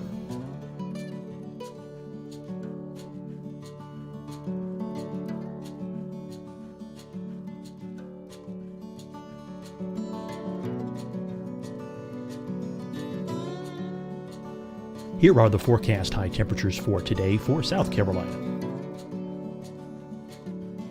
Here are the low temperatures for today for South Carolina. Here's the probability of precipitation forecast across South Carolina today.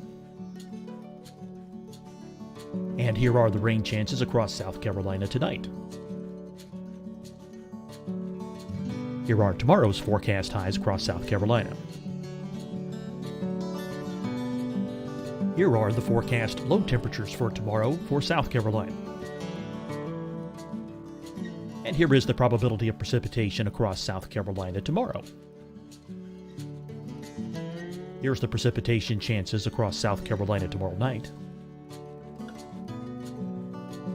Here are the forecast highs for the day after tomorrow in South Carolina. Here are the forecast low temperatures across South Carolina for the day after tomorrow. And here are the rain chances across South Carolina for the day after tomorrow. And South Carolina's probability of precipitation for that night. Here's the Storm Prediction Center's severe thunderstorm outlook across South Carolina for today through tonight. Here's the Storm Prediction Center's severe thunderstorm outlook across South Carolina for tomorrow and tomorrow night. And here's the Storm Prediction Center's severe thunderstorm outlook across South Carolina for the day after tomorrow through that night. Here's the severe thunderstorm outlook for today from the Storm Prediction Center.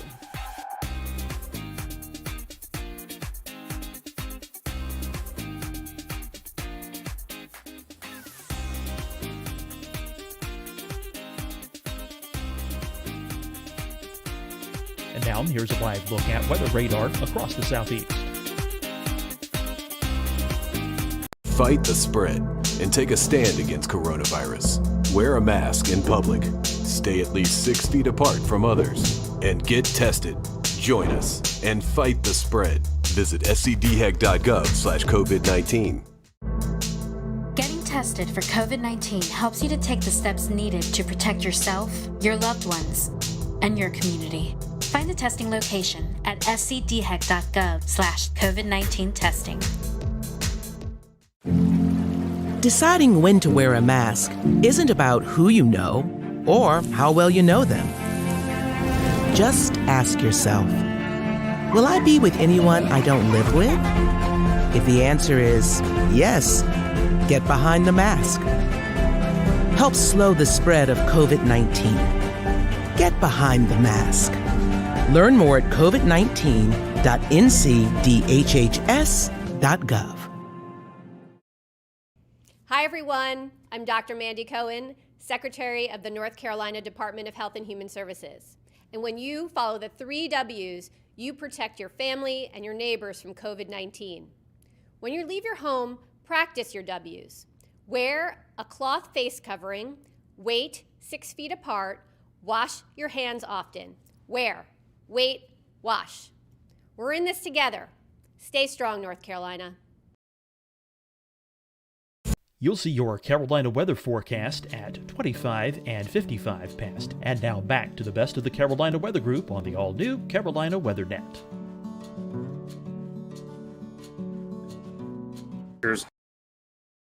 Underneath the best flow aloft, it kind of became a day-to-day, almost a mesoscale type forecasting scenario, which is very hard for us in terms of when we pull the trigger. So we work our teams on about a 48-hour leave or 48-hour kind of go, no-go scenario. Using GFS output, Euro output, try to get our best feel that we're going to get at least 3 operation days out of a mission. We got to have some kind of confidence that we're at least going to get 3. It's just not worth shipping equipment out and bringing the team to the field. So, okay, say we give a go. We actually ship 5 big Pelican cases of equipment. FedEx is fantastic. Out to some target cities, and it's usually where we can store equipment. So Norman, Oklahoma at the National Weather Center, have lots of colleagues there. We've used my wife's grandma's garage in Wichita to store all the cases and equipment. So we do that, pick our target city, fly in. We use rental vehicles. We do try to stay out of the hail as much as we're researching hail, and we've done a pretty good job of that. And we outfit them, get our instruments ready, take all the equipment we need, leave the cases behind, and off we go. And usually each mission is about 7 days. So there's some logistical challenges there, given our distance, but we've managed it quite well over the years. When you're renting the car, do you have to kind of stay quiet about what you're really doing with the car? There's one hail. We were out in the field for a hail event in Cheyenne, and the rental car dealership at the Denver airport, they were dealing with a whole bunch of people who were bringing back hail damaged cars, and I kept thinking in my head, I'm like, we're running a hail research project, and we got perfectly fine vans here. But yeah, for us, it's a safety concern to stay out of the hail, and we do a good job of that.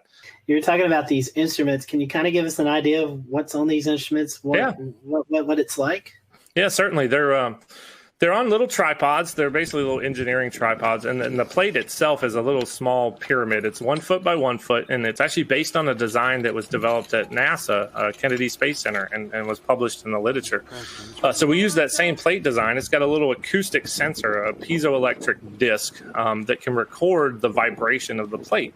So the higher the signal amplitude of that vibration, the larger the kinetic energy of the hailstone that hit the plate. And then we can work backwards to estimate a size.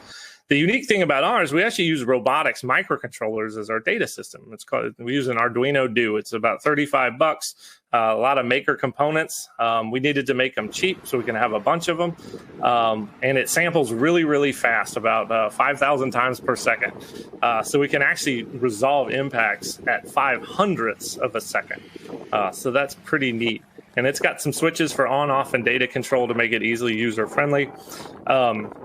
I think we set a record for deployment time of one of these this year in under 20 seconds. I'm going to give out a shout out to Hank Pogorzelski, who's in our Tampa office, who's been with us in the field every single year since we started.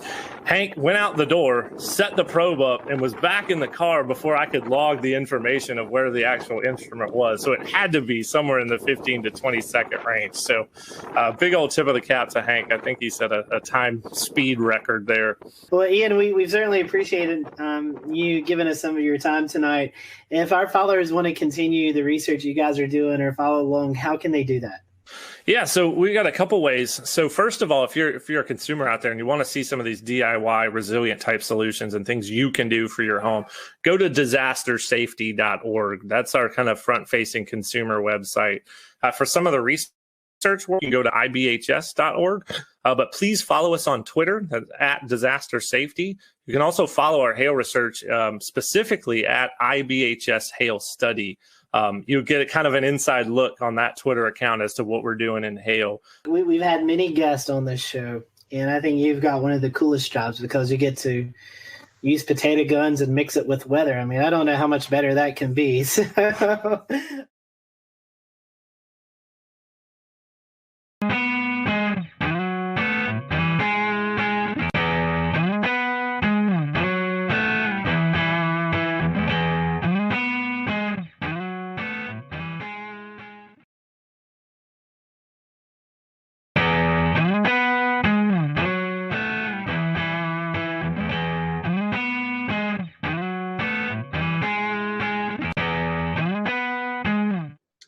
good evening, everyone. Welcome to the Carolina Weather Group. This is the April 1st, 2020 edition of the Carolina Weather Group. We hope that you're doing well on this Wednesday evening, hoping that you and your family are safe and sound during these crazy times that we're experiencing. And that's kind of the topic of tonight. We're going to be talking about coronavirus, COVID-19, and weather. You know, we still have weather going on during this crazy time that we're experiencing throughout the country. And in fact, tonight, we're going to be talking to Ryan Vaughn, who was covering a EF3 tornado that struck in Jonesboro, Arkansas this past weekend. So we're looking forward to that. We are streaming live right now on our many streaming platforms. So if you'd like to interact with us tonight during the conversation, just drop a comment in the Facebook Live or the Twitch or Periscope link, and we will monitor those throughout the show. And James, I'm going to toss it off to you because you have been working from home for the past couple of weeks, and we're starting to see more and more people work from home. And so I know it's been a crazy time for you and everyone involved in TV media. You know, it's been a very interesting time indeed, Scotty, because everyone has kind of moved very quickly, whether they liked it or not, real fast into the cutting edge technology of 2020. Everyone suddenly knows what Zoom conference is. It wasn't but 3 weeks ago when we would be booking guests for the show saying, hey, we're going to send you a link to a Zoom conference, and then had to proceed to explain what Zoom conference is. We do not have to do that anymore. With so many folks using Zoom conference or similar products. So we're going to be talking to Ryan here in just a moment about his experience this weekend with him and his team covering a very severe and significant incident in Jonesboro, Arkansas. We also have Brad Panovich on with us tonight from WCNC Charlotte, who is very comfortable in his home studio. You've seen his weather video blogs many a times, and now that is his TV space as well, too. And we're also going to be talking with somebody here in Mecklenburg County who does some paramedic work about what this means, the coronavirus means for their line of work too, because as Scotty mentioned, the weather is still continuing to happen. We had a line of storms roll through South Carolina yesterday, prompted numerous severe thunderstorm warnings down in the Charleston area. Luckily, we didn't have any tornado warnings to account of, despite having a tornado watch, but it was a much different story this past weekend in Arkansas. Let's bring in Ryan. You were actually working from home, and you had your other meteorologists back in the station. Just bring everybody up to speed if they're not familiar with what took place this past weekend.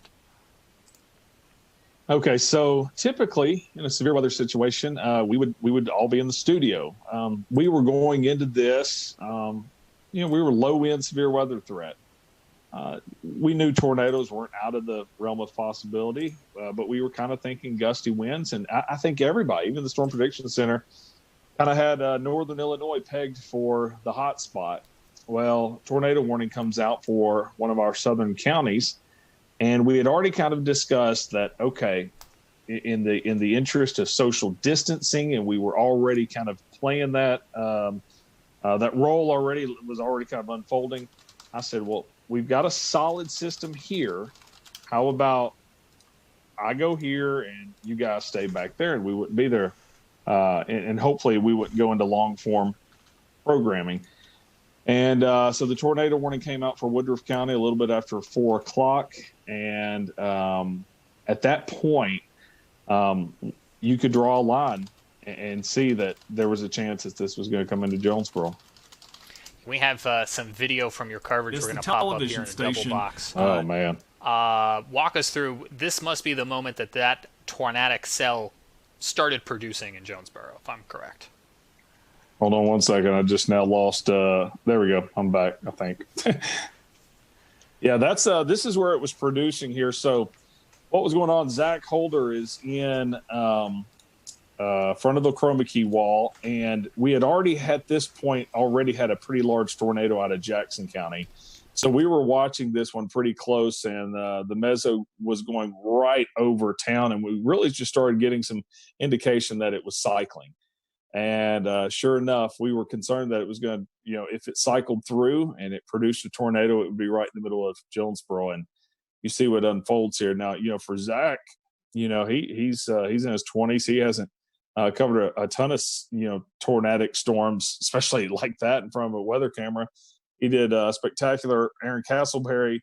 If I'm not mistaken, I think that was his first severe weather event ever covering broadcast wise. So it was hard to not get emotional. I've lived here almost 20 years, and outside of a couple of years, I lived in Alabama, and to watch that go through the town that you've forecast for and covered for so many years, it was tough to kind of hold the emotions back on that one. I want to ask Ryan, go ahead, Ricky. I was going to say, talk about having to work with the delay and the live view delay or the TVU delay, and being able to hear Zach and the folks in the studio at the same time. Yeah, that was tough. I learned some lessons.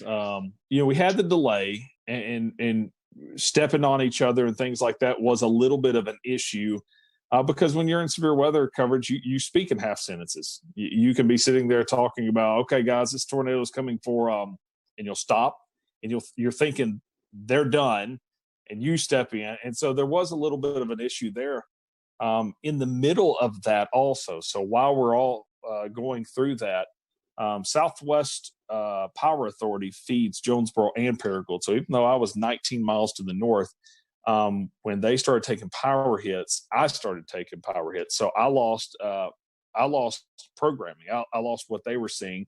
And then also was losing access to Max. So I had Max 1 up in here. They were using Max 2. Then they lost Max 2. So they needed access to Max 1. So after I lost programming, after I lost ability to have Max, and they needed it anyways, that is when I grabbed my phone, grabbed my laptop, and that's when I went out chasing, if you saw the coverage afterwards. Ryan, previous to this weekend, had you ever done live TV from home? Oh, live television yet from home? Yes, that past Thursday we had done all shows. We were kind of dabbling. We're going, okay, do we want to do this completely from home? Do we not? And so Thursday was a beautiful day. Zach was back at the studio, and so we did that. I went live from my backyard. And it went great. Everything went great. And so that's kind of where we were going into this, going, okay, this could work. I will say there was another time about 2 years ago, we had a just random tornado warning. No watch. I'm not even sure if we were in an outlook. Random tornado warning. Didn't produce a tornado, but it was about 2:00 in the morning, and master control calls. And of course, my weather radio and everything's going off. And I told them, I said, I don't have time to make it to the station. So I pulled Max up in my office, and I said, pot up the phone. I'm controlling Max. I'll talk over it. And we did it then. So, I had done that one other time, and no one really even knew then that I was at home. We just talked over it, went through about 30 minutes of a tornado warning, and that was done. Hey, Ryan, looking at the weather outlook from last week, it looked like the severe weather was going to be maybe in Illinois area. How did you and your team go about preparing for this with, trying to keep as minimum people in the studio? What was the preparation like for the days leading up to the tornado on Saturday? Well, we were going into anytime we have that we think there will be watches, warnings, or advisories, we mark that on the 7-day forecast as red. And we do certain things like put social media graphics out there specifically for social media. So we were ramping it up. We knew the possibility was there. Of course, you look at it. If that had been over an open field, yeah, it would be a big deal, but not this big of a deal. We knew the possibility was there for tornadoes. But not enough to risk everybody being in the same studio together, if that makes any sense. That morning, I can remember Zach, we kind of have like a little group chat going on with text messages. And I can remember that morning, Zach goes, I'm getting a little concerned about the tornado threat on this also. So, we knew it didn't sneak up on us, but it was still kind of a low end deal. We put a medium risk out a little bit farther down to the south into southeast Missouri. But it still didn't play out exactly like I think anybody thought. I think one of the remarkable things about this was being able to show the images live. Talk about your camera network and how valuable being able to see that. Because I was watching it on radar in real time. I'll tell you what, if I didn't have that camera at the same time, I would have thought for sure it was producing it on the ground, but it wasn't yet. No, it wasn't. I kind of thought that also. When we we have 8 cameras. I think 9 cameras across our viewing area. And that goes back to, that's a James Spann thing. I worked for 2 years down in Montgomery, Alabama, and of course got to know all the stations down in that area. And, James was really big on cameras back then. And it did just make sense. It's like, man, if you can get eyeballs in every single county, especially when you live in as flat of an area as we are in, it's going to be really hard for a tornado to sneak by us. So we have several cameras in Jonesboro. We have some to the west down in Batesville. We've got some up here in Paragould. I say some, one in Paragould, one up in Pocahontas, one in Walnut Ridge. We've got almost every county around us covered. Now after this, I want 2 or 3 more. But I've always been a big fan of cameras. This is actually our second tornado in about a year that we've caught on camera. So, and the other one was heading right from my house also. So, Ryan, you talked a moment ago about the emotional impact of being able to see this tornado. Is that one of the roles that the Skycam network plays as opposed to just colorful imagery on radar? Well, I had so many people. One thing that I always do is I go out to the damage path as soon as possible afterwards. And that night and that next day, over and over again, people said, man, we watched it and we knew it was serious. You can say all day long until you're blue in the face, hey, this tornado's on the ground, this tornado's on the, you can tell them, and they're still going to run out there and look at it. But showing it like that, everybody was taking cover. You're not going to be out looking about for it. You also, as you just mentioned, went down to look at the tornado path after the storm. And you mentioned on James Spann's Weather Brains earlier in the week that that's one of the things you do. You are actually a community responder. Talk to me a little bit about the importance of having that dual role that you play as both a broadcast meteorologist and a community responder. Yeah, I'm part of the rescue squad here in the county that I'm in. So if you listen to the coverage, at one point I turn on the radio and I'm trying to communicate to our guys and emergency management and dispatch in this area.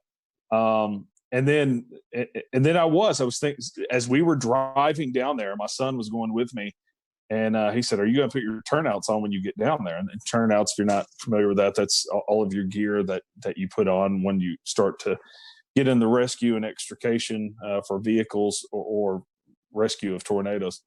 And I really, for the first time, was thinking, I don't know. I don't know what I'm doing. Am I getting down here and I'm helping with rescue? Am I getting down here and telling the story of the tornado aftermath? Am I doing a little bit of both? So I was confused. It was one of those first times where I was thinking to myself, what are we going to be doing when we get down here? And of course, our news folks were already on the scene. Zach and Castleberry were continuing the coverage from a weather side of point of view. And I really did. I mean, you look at that, I thought we were going to be pulling dead bodies out all night. And we weren't. So we had Damon Lane from KOCO in Oklahoma City on our show 2 years ago, and he talked to us about what it was like one day to be on television at the studio tracking a storm as he knew it was coming into his neighborhood. What was it like to be home with your family within earshot and having a tornado in your community while also trying to be a broadcast of it? Well, a lot of people have laughed about hearing the snapping. I was going, and what I was doing, I was trying not to go, "Hey, Jennifer," yell into the other room, or, "Hey, George and Avery and Kate, get downstairs." I was trying not to do the yelling at your family, "Get the dog out of here, get the dog downstairs," that thing. So I was kind of meaning, get in here so I can, lip sync to your, and so Jennifer comes in here, and I said, get downstairs, and I point over at the television, and I wasn't sure if they were watching it in there, and judging by my wife's eyes, I don't think they were. And she looks over at the television, and by that point, it was tearing stuff up, and they moved real fast and went down there. But our wives do this, without us here all the time. In severe weather, they get tornado warnings here, and her job is already to get all the kids and pets and go downstairs. So I don't really know what I was doing, saying, hey, like I'm gonna step in and be the leader of this, because they've done this in the past. And so I realized that after the fact. I'm like, you don't need me to tell you to go downstairs. You probably already knew. But it was wild. And then when I was leaving here, we were having flash flooding in our neighborhood. And it was kind of wild, but I knew that they had everything under control here. And fortunately, I've got a 17-year-old that can handle things here. So I felt comfortable leaving in the midst of that also, once I knew it was going east of us.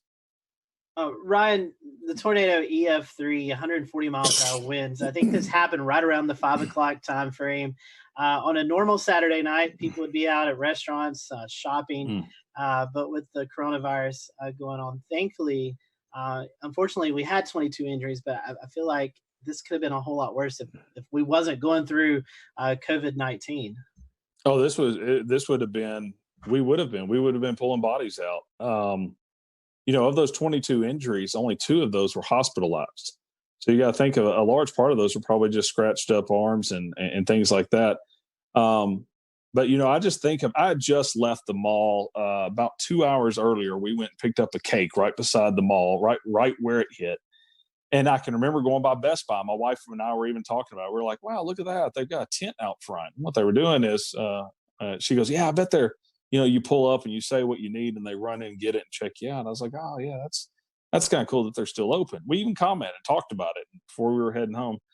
And so you had, just a handful of workers in the mall. The rest of the mall was closed. So if you look at the aerials, I mean, it just tore up the mall. JCPenney, the roof completely ripped off, and you really can't tell until you look at the aerials how messed up JCPenney was. And Dillard's ripped out. A Saturday at 5 o'clock, all those places would have been busy. You think of Cheddar's. I think that's a national chain that you guys may know about, but Cheddar's is a restaurant that would have been completely packed with probably about an hour wait with people sitting all around it on a normal Saturday at 5 o'clock. Instead, they had a couple of workers that were cooking to-go orders.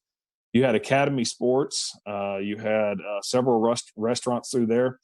And it also went through, and I'm going to check the numbers on this, but I venture to say the busiest intersection in Jonesboro, Arkansas, if not the top 3. I mean, definitely. So you just had an extremely populated area that if this had hit on a normal Saturday night where people aren't staying inside, it would have been very bad. Ryan, you've had a crack at this before with back in the day when you had that other situation where you were home and you had to broadcast real quick. And you've prepared some, and everyone's prepared, but last weekend was something no one has ever experienced before, and certainly to a greater degree than the last tornado that you covered from home. What did you all learn from that? Well, I learned, the power hits. For one thing, I learned that we need an UPS system even here at the house if we're going to do that. I learned also that I want an over-the-air antenna, which I've already gotten now. But more than likely, even doing all of that, there's going to come a time where we just all need to be in. I know we're trying to take the steps to be socially distant and things like that, but I think if we have another severe weather event like this, we probably just all need to be in studio. Ryan, talking about the coronavirus stuff for a second, what challenges did that present after the tornado with rescue crews, with the recovery aspect and things like that? The scary part of it is, and it's really part of the reason why I decided that I need to start broadcasting from home, is that everybody forgot about it.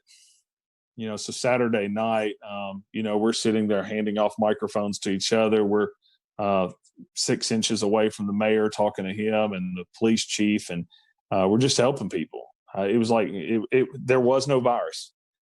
Late that night, we start thinking about it a little bit, and start thinking of, okay, we need to stay a little farther apart. We need, things like that. And then the next day, you get out and you get into the damage. You start helping people and you start talking to people, and everybody's just hugging each other and just happy that everybody's alive. And I had one lady come up and just give me a hug, and it was like, well, I'm not going to sit there and say, no, coronavirus. You're not going to say, well, I'm not going to go in this person's home and help them clean up because of the coronavirus. But later in the day, everybody just kind of starts thinking, well, this could be really bad. We'll return to Best of the Carolina Weather Group in a moment. Now your Carolina weather forecast. Here are today's forecast high temperatures for North Carolina. Here are the forecast lows for tonight for North Carolina. Here are tomorrow's forecast high temperatures. And here's forecast rainfall across North Carolina tomorrow. Here are the forecast highs for the day after tomorrow.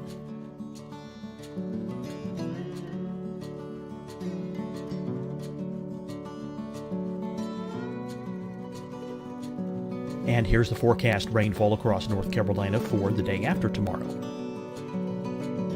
This is the total rainfall forecast across North Carolina for the next 3 days.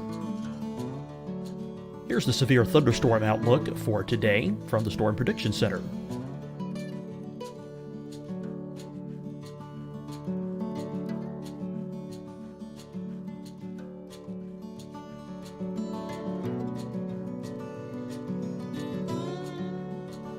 Here are the forecast high temperatures for today for South Carolina. Here are the low temperatures for today for South Carolina. Here's the probability of precipitation forecast across South Carolina today. And here are the rain chances across South Carolina tonight. Here are tomorrow's forecast highs across South Carolina. Here are the forecast low temperatures for tomorrow for South Carolina. And here is the probability of precipitation across South Carolina tomorrow. Here's the precipitation chances across South Carolina tomorrow night. Here are the forecast highs for the day after tomorrow in South Carolina. Here are the forecast low temperatures across South Carolina for the day after tomorrow. And here are the rain chances across South Carolina for the day after tomorrow. And South Carolina's probability of precipitation for that night. Here's the Storm Prediction Center's severe thunderstorm outlook across South Carolina for today through tonight. Here's the Storm Prediction Center's severe thunderstorm outlook across South Carolina for tomorrow and tomorrow night. And here's the Storm Prediction Center's severe thunderstorm outlook across South Carolina for the day after tomorrow through that night. Here's the severe thunderstorm outlook for today from the Storm Prediction Center.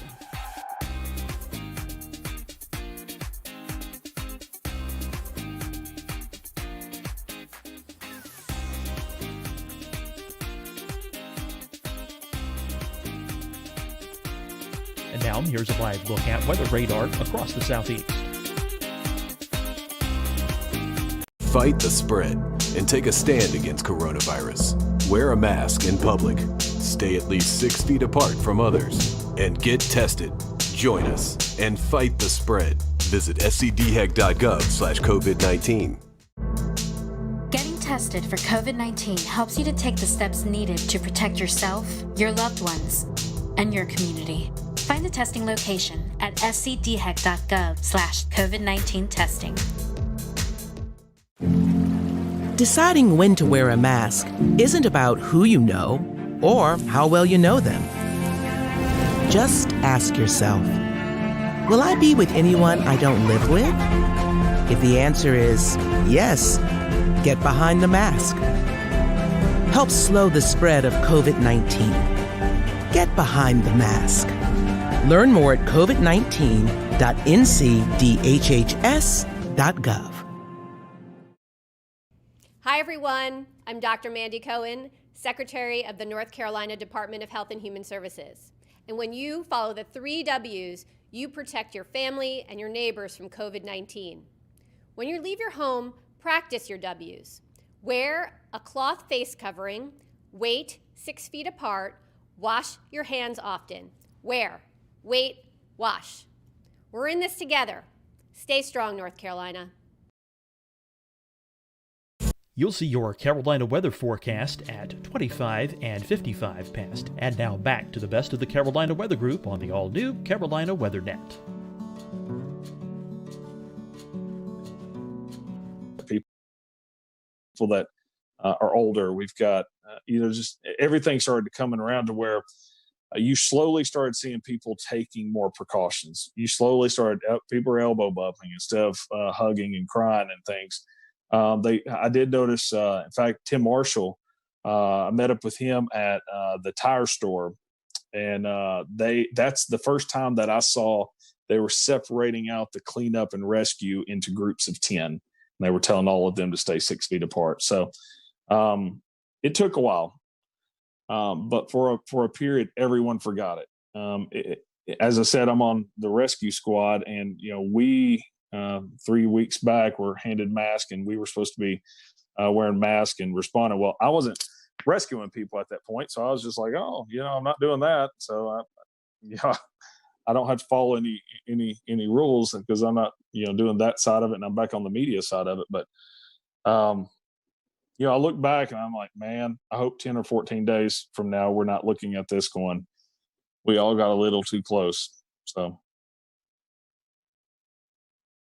And that's it'll be very interesting to see how that goes. And you're right, it is weird. I mean, even me personally forecasting on a day-to-day basis, I've kind of had to tell myself, hey, this is still important, but it feels less important on a day-to-day basis with everything going on. So I want to bring in Corbin here real quick to kind of talk about maybe something that you guys experienced too, Ryan. And it was trying to shelter people during severe weather and with the whole coronavirus situation going around. And Corbin, you kind of work in the emergency management field a little bit. Talk about what scenarios would play out and what problems play out with sheltering people during severe weather events while this virus is going around. So obviously that's one of the things that we really want to look into. Is sheltering in general is never a good situation per se, especially in severe weather events. And we're all very aware that, life goes on even though the coronavirus is our main focus right now. So one of the main things obviously is social distancing. There are some guidelines out from FEMA as well as DHS or DHHS that say, basically each person needs anywhere from about 50 to 80 square feet. So that's going to limit how many people we can put in a building and create shelter for. And especially if we're looking, 6 feet apart, so we don't, sneeze and cough on each other to limit the coronavirus spread at this point. So that's some of the things we're thinking about and we're actively working through in the Emergency Operations Center. I think in North Carolina, currently at the last count, there are 46 emergency operations centers active. So it's definitely something that's on the forefront of our mind. What about masks and stuff like that? Has that been given any thought? I know CDC's been reconsidering some of their thoughts, and Los Angeles tonight recommended their citizens wear masks when going out and about. Is there any benefit to that? Is there any downside to that? So that's obviously another one of the hot topics from the CDC. It's one of those things that's changing every 12 hours. For emergency responders, the protocols in North Carolina just changed to where we were only wearing masks on suspected COVID-19 patients. Now we're wearing masks on every patient encounter. And now, you're starting to see some direction from the CDC and from Pence's, from Vice President Pence's coronavirus task force that may say different. So there's conflicting stuff out there right now, but just for the everyday person, wearing a mask all day long doesn't seem to have an effect yet. But we'll see what the data shows as the days come. Corbin, we learned today that a paramedic with medic tested positive for coronavirus. You mentioned a minute ago that more people might be wearing masks as they go out and tend to emergency responses. Did that decision to have everyone wearing masks as they're responding to calls come as a result of that positive coronavirus case, or more in line with the CDC updated guidelines? So just to clarify one thing, I'm a paramedic relief supervisor in Cabarrus County, but I did see the news about medic's case in Mecklenburg County as well. And that was actually put out yesterday by the North Carolina Office of OEMS prior to, I'm assuming, that case testing positive. But you got to remember, so an N95 is to protect the provider. A surgical mask also protects the provider, but it's better to kind of put on the patient because it's going to prevent them from spreading their germs, just like a surgeon in surgery. Patty, I think you had something. Yeah, I was wanting to ask Corbin. I'll ask you and Ryan both. Ryan, you live in Tornado Alley per se, the Arkansas area, kind of prone to tornadoes, especially this time of the year. As the CDC and as we hear about the doctors are talking about, we're going to continue to kind of see that spike happen over the next 2, 3, 4 weeks. Do you think this will become more of a concern, Ryan, when you're talking to your folks? I know. I'm not sure about your particular area, but I know places like Kansas and Oklahoma, they have these public storm shelters. How do you think I don't want to say you guys have fear of tornadoes because you're more used to them than we are here in the Carolinas, but how do you think preparing for severe weather days as well as dealing with the coronavirus, how do you think like the psyche is going to play on people out in your area, Ryan? That's a great question because we have had some of the public shelters closed. And because a lot of them are, some of them are in basements of hospitals and stuff. And you say we're used to them. Saturday night has scared a lot of people. And the storm anxiety is going to be really, really high. And I don't really know how that's going to go. As far as public shelters, even some that are open, it'll be interesting to see. Or even, there's a lot of places where, like our house, we have a basement here. Not everyone around us has basements. So we've always just, hey, come on over, take shelter. Will we all continue to do that?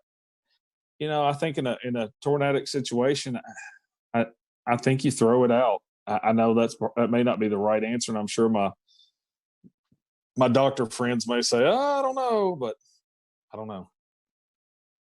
Corbin, to you, you guys are dealing with the COVID-19. We're getting into the Carolina severe weather season where maybe not as many tornadoes, but we still have those threat of severe storms. And you're trying to message the threat of severe weather, but also trying to communicate about the COVID-19. So how are you guys in the emergency management spectrum are dealing with the preparation of severe weather and dealing with the ongoing virus?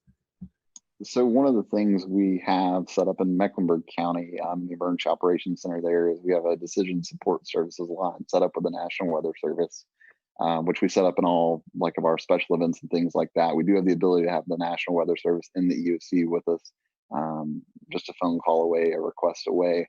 But it's something that our Joint Information Center that deals with all the public information is looking at as well as we progress into our summer season, our storm season per se.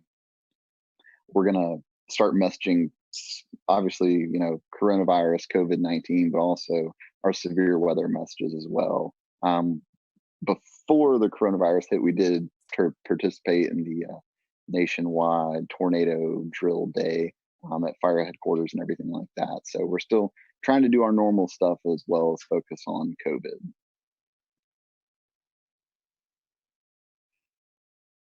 Let's bring in Brad Panovich, who is a broadcast man at WCNC in Charlotte. Brad, if you were to go to air tomorrow for a tornadic situation, do you have something in mind that you would tell people in the event they either needed to leave a manufactured home to go to a sturdy shelter, or even afterwards if their homes were damaged? I found it was interesting. I read the press release that I think the governor of Kansas sent out. I think it was yesterday or today, basically saying, you got to prioritize the threat. So if a tornado is coming, that's your most immediate threat. So you need to seek shelter. But if you are going to seek shelter in a community setting, try to do the social distancing the best you can. But it's one of those things. If there's a train coming at you, you get out of the way of the train first, okay, and then you worry about all these other things secondary. So I think that what I would tell people is, do the best you can, but please avoid the tornado because that's the most immediate threat and most likely going to cause you your life. But I was glad to see Ryan's work, which was spectacular because it kind of gave me a little relief that, hey, we could do this remotely from a broadcast standpoint as well. But just like Ryan, I think if we knew a couple days ahead of time that we might have a moderate threat day, that we probably are going to send one of us into the studio, likely me, and we'll keep everybody else out of there. But the fact that we can do this remotely with somebody in studio is great. The whole reason I had this monitor behind me was I was thinking ahead, like if I have to track storms at home, I wanted some kind of graphic behind me where I could be in front of it. So I think that potential is there as well. But it's the first time in a long time, as a meteorologist, I'm like, I hope we have a super quiet spring. I'm just like, I do not want to have the added worries of severe weather. And I've already been thinking about hurricane season as well. I don't want to have to deal with any hurricanes. I just want it to be quiet because I think it's the last thing people need to worry about right now. But we know, it's April. For us, April's the peak of severe weather season. Hurricane season's around the corner. So at some point in the next couple months, we're going to be dealing with severe weather and coronavirus at the same time. And hopefully we'll be a little more prepared by then. Thing else to think about, guys, through all this is I wonder what the viewership numbers are, and I wonder what the connected people numbers are. Are people using Netflix more? Are people watching these streaming services more? And maybe not watching actual television? My cable box will override with the EAS if something happens, but Netflix and things like that won't. So it'll be interesting to see if more people pay attention, less people pay attention. You're not at work, so maybe you're more connected. Well, it's a good point, Ricky. But I think one of the things, what happened in Jonesboro is a good example. I think the fact that everybody's in a home already is a good start. At least they're there. One of the things that I love what Ryan did during this event was, tell people to call people. The thing is, as a broadcast meteorologist, you can never assume everyone's watching you. They're not. So, but you can connect other people to the people that are watching you by telling them to call people, DM them, text them, do whatever, amplify your message. And that will wake people up and get them, away from Netflix and maybe flip on the broadcast network. But this is where digital and social media is really important to us as broadcast mets. It's a way for us to reach people when they're not watching us. And so hopefully they'll flip us around. The thing I worry about, Ricky, honestly, is that, and we've already seen this, our internet and digital systems overwhelmed with so many people at home. Are the WIAs going to be bogged down? Are the cell networks going to be clogged up? Are we going to be able to push out this information because there's so many people using all this bandwidth right now? Yep, good point.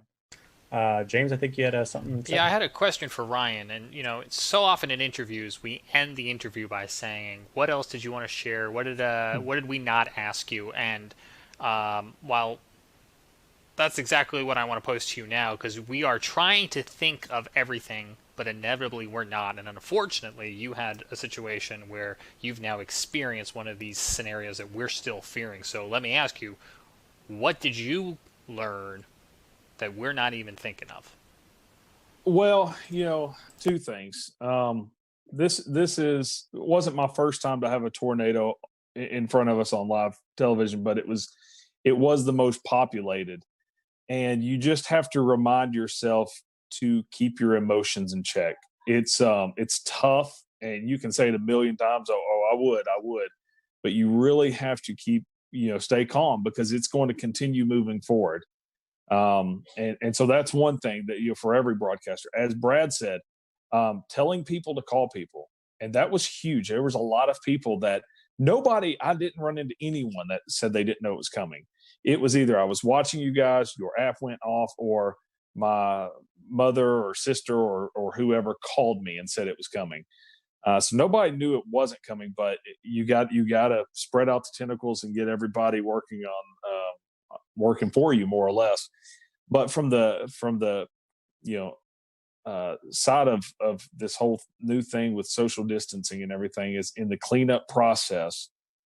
Even though we're all wanting to hug each other for all being alive and making it through it, we just got to be smart through this whole thing. Corbin, what about you guys from an emergency response paramedic scenario in your experience? Do you think if we got into a weather situation, the response might look slightly different, or the advice coming out from officials to the public might look slightly different?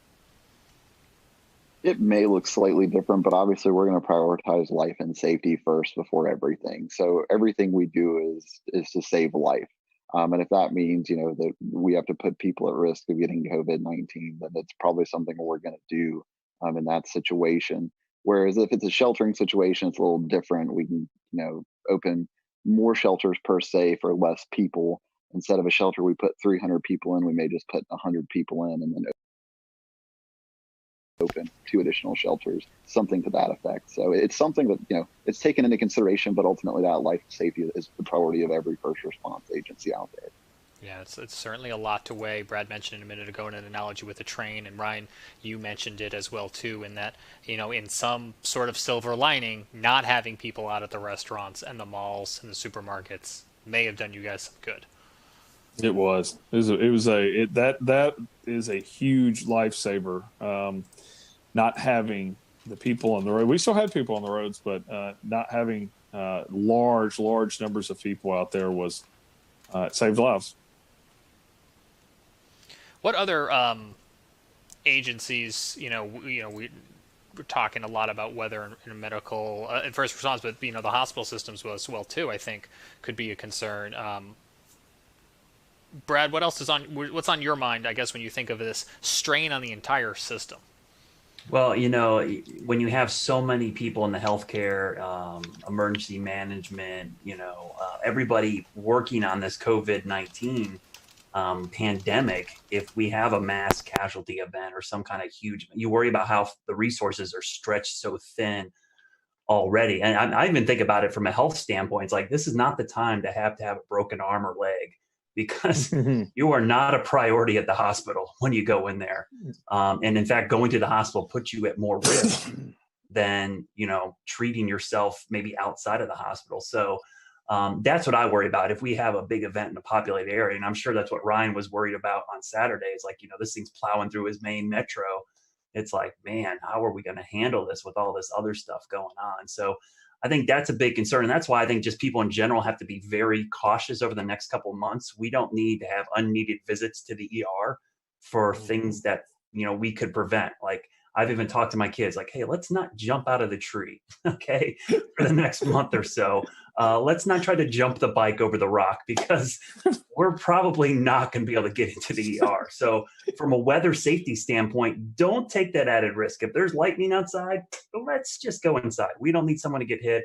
If there's severe weather, let's be overly precautious and safe in this situation, because we don't want to have to go to the hospital or ER in this situation when they have a whole mess of another concern to worry about right now. Yeah, absolutely. And I think the trick there is going to be getting people to maintain that attitude for a prolonged period of time. Scotty read an interesting article today, and I'm going to go to him in a second to summarize, talking about weather data and observation. And I feel like now is a good time to bring it in, because we're talking about the strain on the response system, but also the strain on that data system. Going back to what Brad was talking about could the systems be overwhelmed, the emergency alert systems, or even the data observations? Scotty, that was something that you were reading about today, right? Yeah, so the World Meteorological Organization, the WMO, came out with an article today talking about COVID-19 and how it could affect some of our weather modeling, weather forecasting. I can maybe toss this to Brad here in a little bit, and Ryan, maybe they can tell you a little bit more than I can. But basically, there's all kinds of observations. We run satellite radars. If you're familiar with the Carolinas, it seems like one of our radars is always down.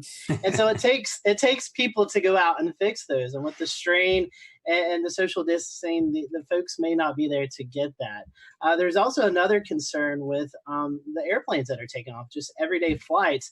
A lot of these airplane companies have weather observations on them. They send temperature, humidity levels, wind speed, wind direction, and all that's kind of fed into our systems. And kind of help us with our weather modeling and our weather forecasting. So with the less flights that are going out right now, with people not traveling from COVID-19, and just the strain on the staff to get out and fix these instruments that we use every day in the weather community, we could start to see some concerns with that as we get longer and longer into this COVID-19.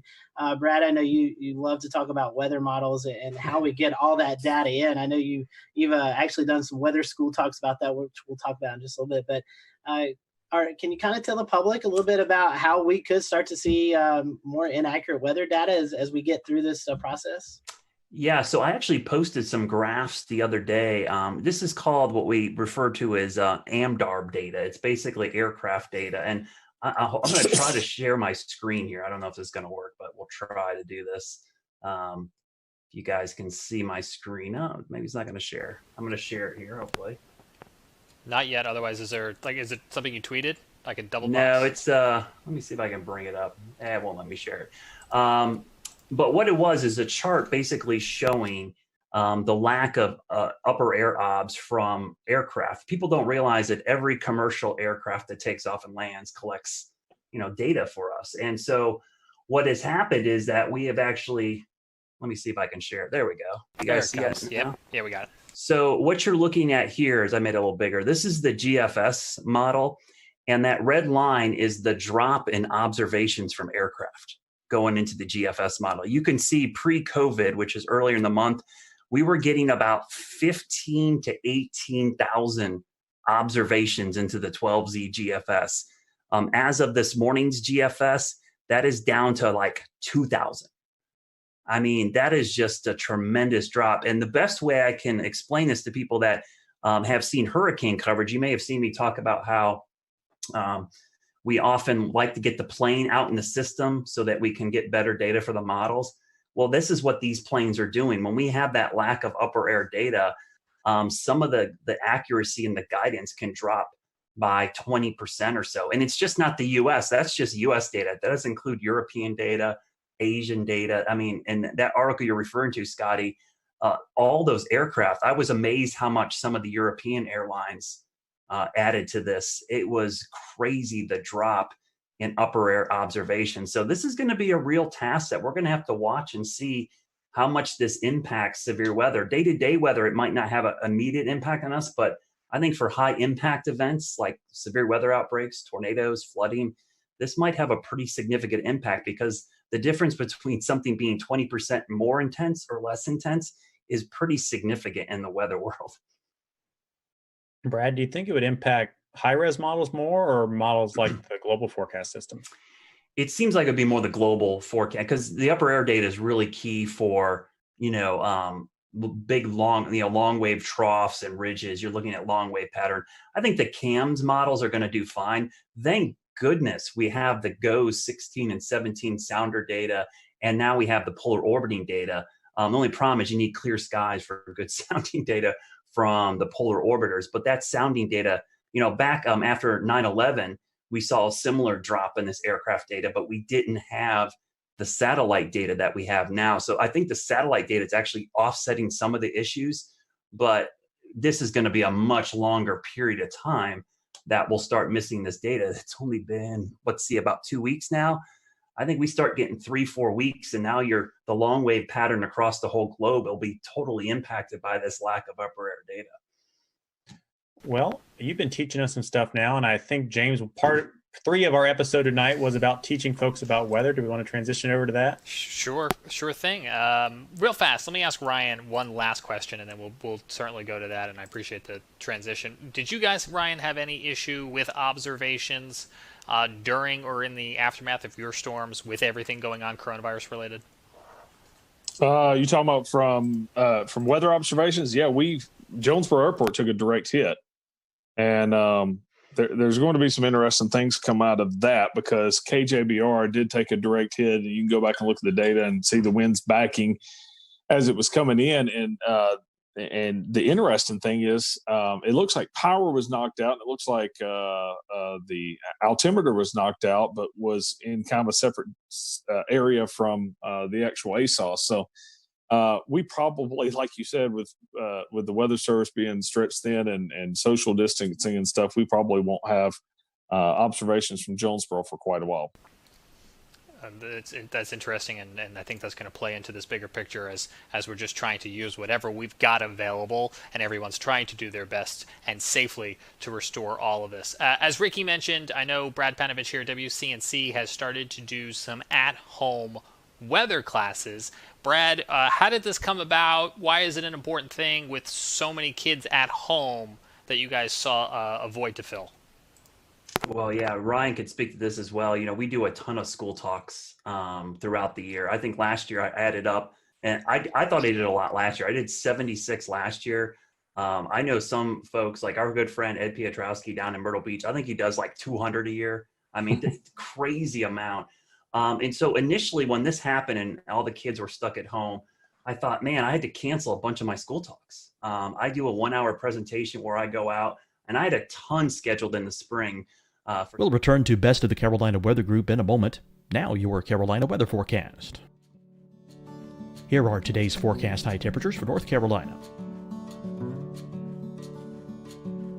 Here are the forecast lows for tonight for North Carolina. Here are tomorrow's forecast high temperatures. And here's forecast rainfall across North Carolina tomorrow. Here are the forecast highs for the day after tomorrow.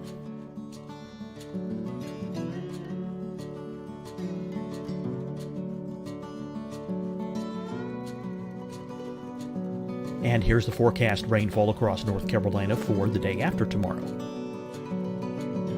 This is the total rainfall forecast across North Carolina for the next 3 days.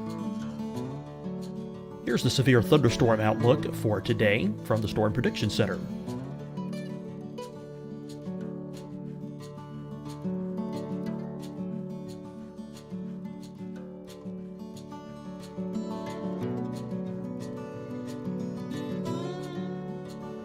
Here are the forecast high temperatures for today for South Carolina. Here are the low temperatures for today for South Carolina. Here's the probability of precipitation forecast across South Carolina today. And here are the rain chances across South Carolina tonight. Here are tomorrow's forecast highs across South Carolina. Here are the forecast low temperatures for tomorrow for South Carolina. And here is the probability of precipitation across South Carolina tomorrow. Here's the precipitation chances across South Carolina tomorrow night. Here are the forecast highs for the day after tomorrow in South Carolina. Here are the forecast low temperatures across South Carolina for the day after tomorrow. And here are the rain chances across South Carolina for the day after tomorrow. And South Carolina's probability of precipitation for that night. Here's the Storm Prediction Center's severe thunderstorm outlook across South Carolina for today through tonight. Here's the Storm Prediction Center's severe thunderstorm outlook across South Carolina for tomorrow and tomorrow night. And here's the Storm Prediction Center's severe thunderstorm outlook across South Carolina for the day after tomorrow through that night. Here's the severe thunderstorm outlook for today from the Storm Prediction Center.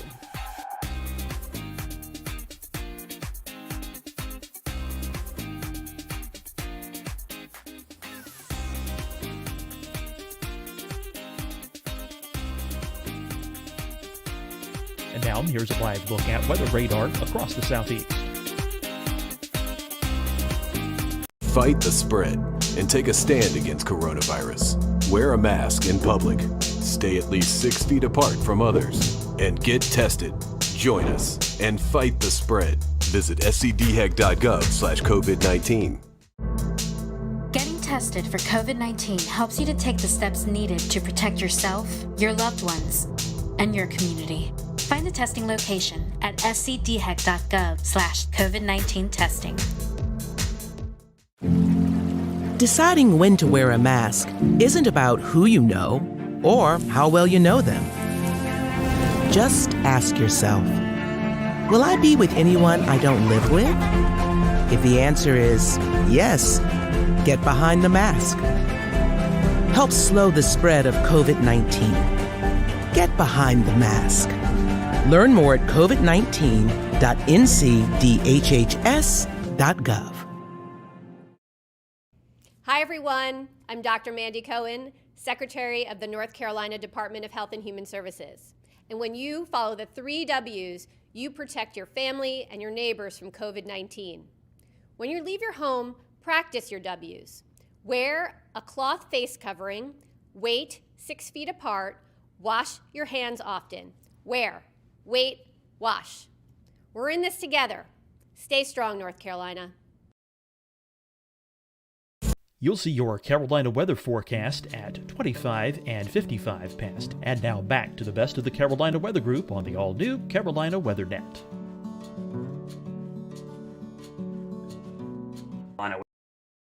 Which is weather is part of the curriculum in those courses. And so what I did the first couple days we were out, I decided, you know what, I'm just going to do my 1-hour presentation at home and I'm going to stream it. And I did it with my kids and it did pretty well. And then my general manager in the station said, hey, let's do this every day at 1 o'clock. I'm like, every day? I was like, an hour? They're like, no, we're going to do small, one topic at a time. Let's break that hour thing down to one topic and we'll do it every single day. And so I got the rest of my weather team involved. And it's put another thing on my plate, but I enjoy it. I mean, I produce the thing from home completely. I do it all out of this computer right now that's in front of me. And we send it out every day at 1 and on YouTube, Twitch, Periscope, Facebook, our app and our website. And the cool thing is our YouTube page, we have a playlist built that James put together that archives all these. So if kids miss them or teachers miss them, they can go back and watch them again. And it's been a lot of fun. I think we created a monster, though. I have a bad feeling when sales starts asking questions about it, I'm like, uh-oh, what did we do here? So we've already had that inquiry. I know nothing about this. Yeah, so you're like, oh, what did we do? Now it's going to have a sponsor, and we're going to have to do this every day for the rest of our lives. But I think it's really important because the cool thing about weather, I'm a weather geek. We're all weather geeks, right? We love it. But to me, it's one of the few sciences for a kid. It's just not something in a textbook.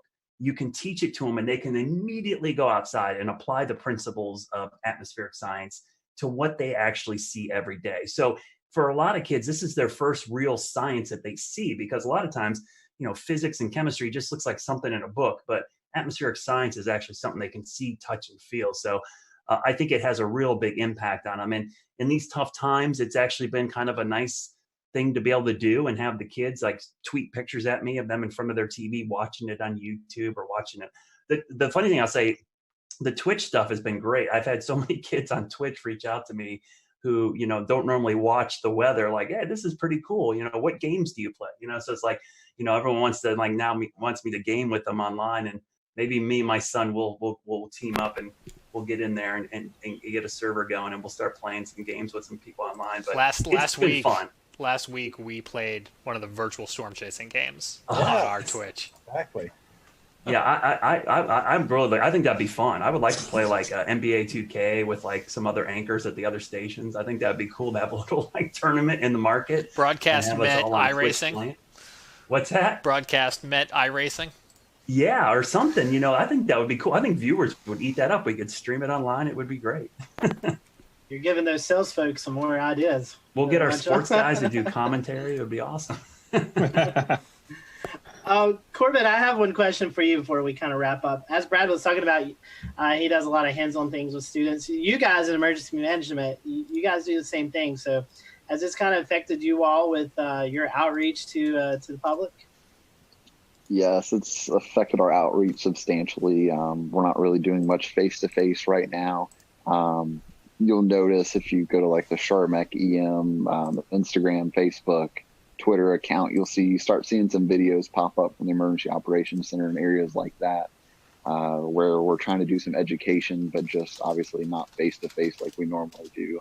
I think last year we did anywhere between 30 and 50 face-to-face talks with everywhere from school-age kids to older adults to talk about emergency preparedness. So it's definitely affected that. And we're seeing that effect, I think, just across about every industry at this point. That's interesting. I hadn't thought about that in terms of fire prevention and first aid trainings, and that would be school age kids. But you guys also, would you normally be doing office visits? Is that something that is done too for like professionals in office parks? So we have a public information officer, and she goes out and does a lot of talks. One of the most recent age groups has been like older folks in not retirement communities, but maybe apartment complexes over the age of 50 to talk about emergency preparedness and what they can do just in a general emergency, a weather event, having 72 hours worth of supplies on hand, just general things like that. Let's not even talk about supplies, because we know those are scarce right now. But James, one thing I want to do before we close out, I do want to bring on Dan Whitaker. You guys may have seen him pop up from time to time on our show tonight. Dan is our newest panelist here with the Carolina Weather Group. So Dan, for those who are watching tonight, why don't you introduce yourself to everyone? Hey, thanks, Scotty. Yeah, so I have been involved with weather as a kind of weather geek and weather follower since 2008, and have really I'm strong on the storm observation, visual storm aspects, storm spotting, storm chasing. I'm kind of in the field, in the storm type of guy. So nice to be able to kind of join everybody and represent that angle when I can. And definitely great listening to all the different kind of pieces to the conversation tonight. Honestly, I have kind of one thought, kind of reaches out to a lot of the different things that were being talked about from tonight, which is, as a person who enjoys the spectacle of nature and following everything from nice day cumulus clouds to supercells in the Midwest. For those who want to experience more outdoor weather during this time when we want to travel less, when we want to do more staying at home, short of tuning into Brad Panovich's weather lessons to get some real world observation, is there a way that anyone wants to kind of speak to that would be a good way for people to do that right now? Definitely so, Dan. And we are happy to have you on the team and can't wait. Well, maybe we can't wait till hurricane season, but we can't wait to see your footage out there. Evan, I wanted to bring you, I know you had something you want to mention, but you also did a little chasing of yourself today, but not storm chasing. Yeah, I do my little cheesy snow chasing. It's really not nearly as complex as the stuff that Dan does. But as long as you drive high enough up on a mountain, you'll eventually run into snow. So I went up to Craggy Gardens today. Parkway was closed at about 4,900 feet, but I ended up running the rest of the way up to Craggy Pinnacle at 5,900. And it was beautiful, about 3 inches of snow up there, real windy. I'll share a picture since I can see James yearning and trying to share a webcam. I was trying. Yeah, so then that's what it looked like up on Craggy, right near the Craggy Pinnacle Tunnel. It was real pretty.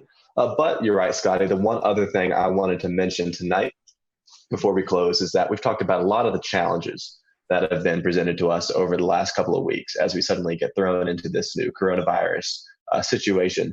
But there are some opportunities and some good things.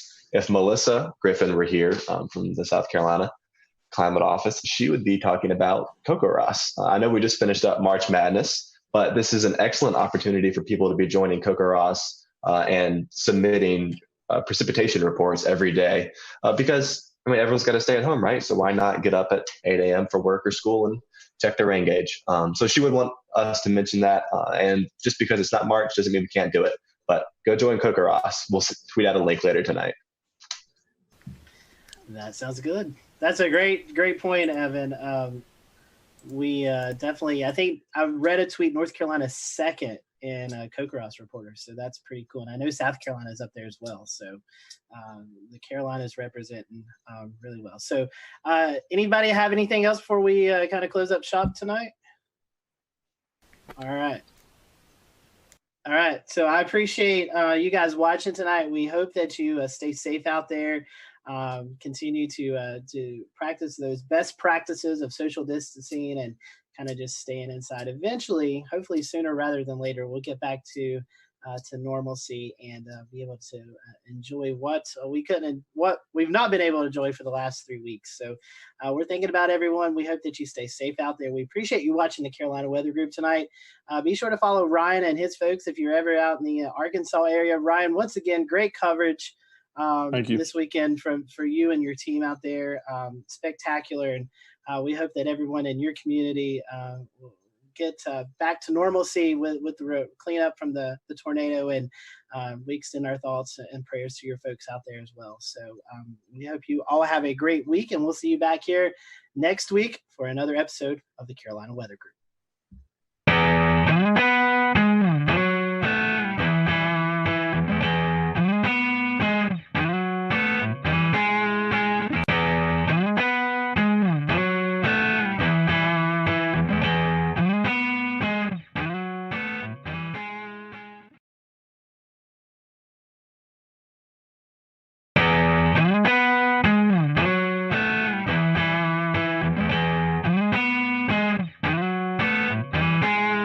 Good evening, everyone. Welcome to the Carolina Weather Group. We're happy to have you tonight, and we have a special treat for you. Chief Meteorologist Bill Walsh from WCSC in Charleston, South Carolina, Emmy Award-winning Chief Meteorologist, who's also an author, a Lieutenant Colonel in the U.S. Air Force Reserve, and much more. We're looking forward to having Bill with us tonight, and Bill just celebrated his 34th year in broadcast meteorology, and we're just going to look back over those moments for this next little bit. So we're happy to have you. And towards the end of the show, we'll let Bill give out some of his social media information. So if you're not following Bill on Twitter or Facebook, definitely want to give him a follow, especially if you're in the Charleston area, if you plan to visit. So Bill, welcome to the show. I know we've had you on before, normally talking about hurricanes or landfalling tropical systems, but we wanted to get you on tonight just when the weather's calm, and well, when we're recording this, the weather's calm, and we'll put that out there. But we just want to kind of get to know you. So our first time question for a lot of our first time guests is, how did you get hooked into this crazy career that we all love to do here in the weather world? Great to be here, by the way. It's so cool to be with everybody. And I definitely watch love the podcast. It's funny. It's just kind of an accident, actually, believe it or not. I was really into aviation, into, flying airplanes. And I got my pilot's license when I was 16 years old. So I actually got my license to fly before I got my license to drive. So I had to get a ride to the airport to take my check ride. But anyway, I was really thinking about going the aviation route for a while. And my sister's boyfriend at the time was working in radio. And I really was fascinated by broadcasting. And he was about 3 years older than me, 3 or 4 years older. And she ended up marrying the guy. But, this was back in high school. And then he wanted to be a broadcaster, and he went into television, and I would hang around the radio stations with him when I was in high school. And I was like, this is cool. I like this. I like the broadcast is cool, but I really am fascinated by flying and weather, and really aviation weather was really what I was interested in, and thunderstorms and snow. Of course, I grew up in the snow belt, with the blizzard of '78 was the biggest thing that hit us when I was a kid. And I was like, by the way, I just dated myself there, but that's okay. So this big giant blizzard comes along. We have 52 inches of snow. I'm fascinated by the weather. I'm saying, I got to get into this. I got to figure it out. So I ended up, believe it or not, I ended up taking a bus. I lived in Rhode Island, and I took a bus downtown Providence. I probably was a sophomore in high school, maybe something. And I snuck up to the TV station, which was Channel 10 WJAR. And the station was way up on top of the outlet. It was kind of like a Macy's type store, right? So it was on the top floor. And back those days, there was no security. There was no, it's just like the door opens in the elevator. I walk out. There was one woman there, and she said hello, and I just looked like I knew what I was doing. So I walked right into the studio, and there was, the guy I watched growing up on TV, John Giorgi. I'm like, oh, look, there's John Giorgi. Look at that green wall. Well, what is that thing? Look, wow, a satellite picture. Holy mackerel, one satellite picture. It was, oh, look at, those are the maps that they put the little stickies on. How about that? It was really fascinating. So, I mean, at that point I was hooked. So I ended up, knowing that I really like television, I really like weather. I wanted to put the two together. That's kind of how I ended up falling into this stuff. So you've definitely covered some big events in Charleston. Talk a little bit we'll go into some specifics here later on, but talk about your time in Charleston and, what that's meant for you. I know you've been a figure in the community. So what's it been like forecasting in Charleston? Oh, it's been fantastic. I mean, Charleston is such a great place. As I said, I was in Rhode Island and I was looking for a full-time gig. I wanted to I had a great gig. I did, by the way, my dog is here. if you're wondering what, that's Ruby. And, so what happened was, I was looking for I wanted a, Monday through Friday gig or something like that. I looked very, very young, as I continue to this day, except for the hair, see? But anyway, so, I decided that I'd start looking. I wanted to go somewhere warmer. I really like tropical weather. I love hurricanes. So, and we, at that time, even in the 80s, there weren't that many big hurricane events. So I ended up, throwing my tape out there, and I got a call by the station here in Charleston, WCID. And they said, hey, we're interested in you coming down, maybe being our chief meteorologist. Once their meteorologist was leaving, she was going to have a baby. And she was going to, just leave the business.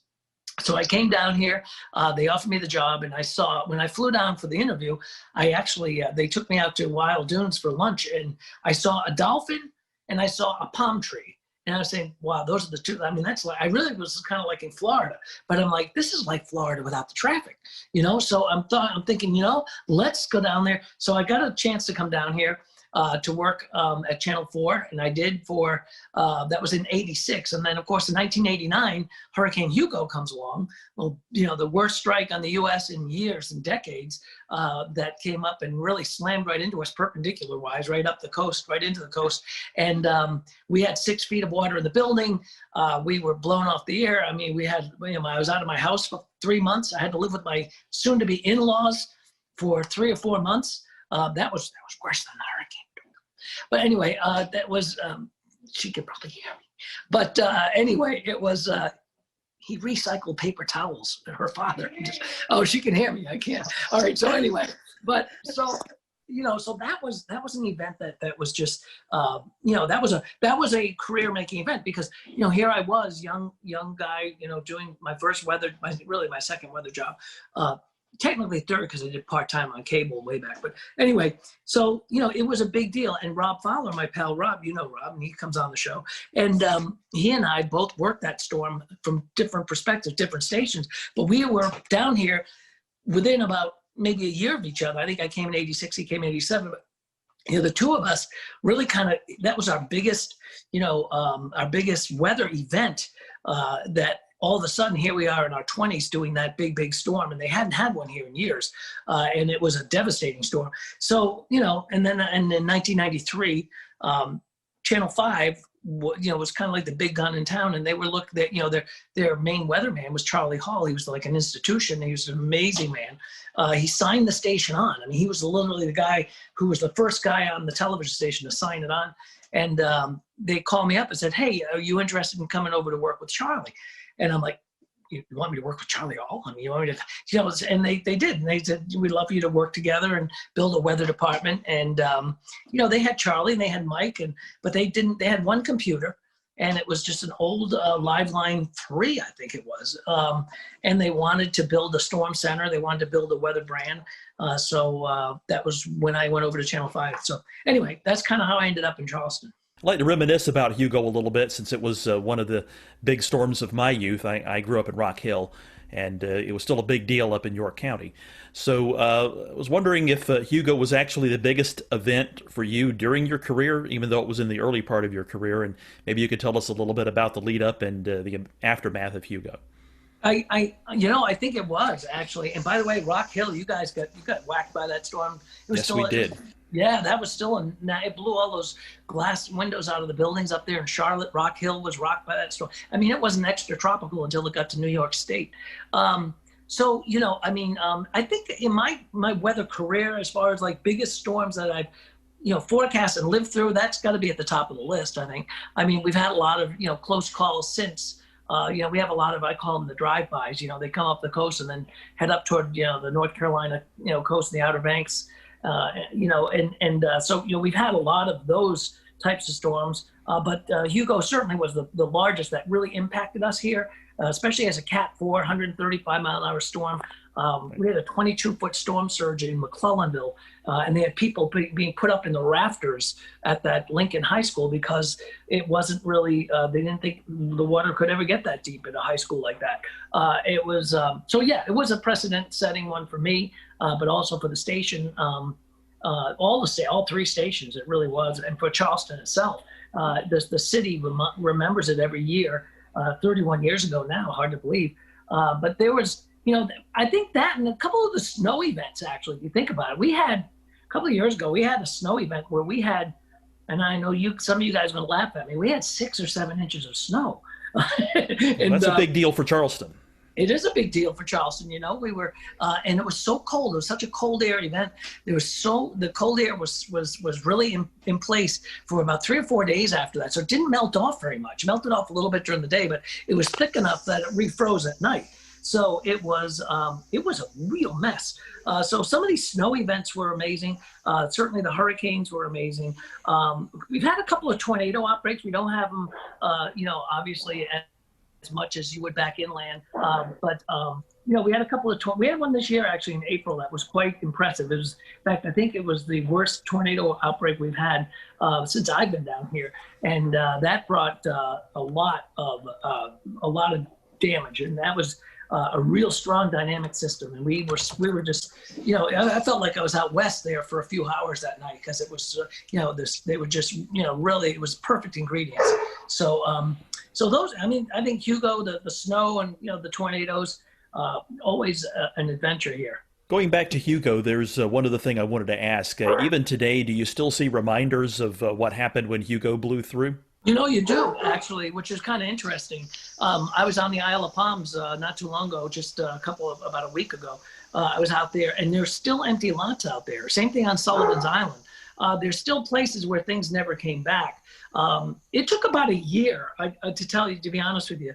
When you think about, Florida and Michael and Mexico Beach and places like that, we see these storms. And we see the impact, like we had Laura and we had, everybody covering it. We had the storm chasers out there. I was watching Jim Cantore at 3:00 in the morning, and then, then the media, everybody goes away. But living through Hugo, we had to live with that for, forever. And certainly a year after that, it was a year until things got sort of back to normal. We didn't have power for 2 weeks, but it'd be interesting to go back. I think that'd be kind of an interesting documentary or something. You just go back to some of these places and say, okay, how are you doing a year later? How are you doing 2 years later? In particular, places like the Bahamas, right after Dorian. Nobody really talks about it, but obviously those islands, there was an incredible disaster. And it'd be interesting to go back to Freeport and back to Abaco and take a look at some of those places, because see how they're doing now. So I think to answer your question, there are things still around that you can tell that were pre-Hugo or post-Hugo, but we filled in quite a bit in 31 years. I would echo your thoughts exactly, because even now, if you go and walk around, you look at some of these oak trees and pine trees, you can still see where most of these trees, they were blown over, they were popped in half, so to speak. So you can still see where the knottage is and where new limbs have grown over the years, but you can see where the disformation is in a lot of the trees still, even after all these years. So yeah. Yeah, you really can. And there's a lot of people that live here that were here then, and they remember it. They remember surviving, getting through it and things like that, and rebuilding their house, or getting back to what was a house. So, it's one of those things that it's burned into your memory forever. Yeah, I recall, I don't remember the exact percentage, but I remember hearing that a sizable percentage of the trees of all the trees were knocked down or badly damaged and would soon die in the wake of Hugo. It was amazing. We were the morning after, we went back to the television station, and the pine trees were snapped at about maybe 20 feet up, 30, 25 feet up. They were all snapped almost at a uniformly, a uniform height, all in the same direction. In one way, and then you'd see them all in the other direction, the other way, depending on where you were. And it was fascinating to look at the damage because it was just so widespread. But a lot of those trees were, the Francis Marion Forest was completely devastated. And it's been a long time, and it's still being, rebuilt. A lot of those newer trees, or some of those trees that have come back, it takes a while, obviously. Bill, how was communicating the threats from Hugo, specifically the storm surge? We've made a lot of progress in the past 5 to 10 years of trying to explain what storm surge is and the areas it impacts. What was it like explaining the water that could come with a storm like that back in the late 80s? So that was interesting because, that was before slosh models, and that was before, we had the LFM. And so, we didn't have a lot of the great, tools we have today. And at the time, remember, the Hurricane Center only went out 3 days. They didn't go out 5 days. And we didn't have, the Euro. We didn't have all of these great products that push us out, so many days in advance. So it was really kind of using that technology, what we had, but letting people know about the storm surge was because it was kind of alien. We'll return to Best of the Carolina Weather Group in a moment. Now your Carolina weather forecast. Here are today's forecast high temperatures for North Carolina. Here are the forecast lows for tonight for North Carolina. Here are tomorrow's forecast high temperatures. And here's forecast rainfall across North Carolina tomorrow. Here are the forecast highs for the day after tomorrow.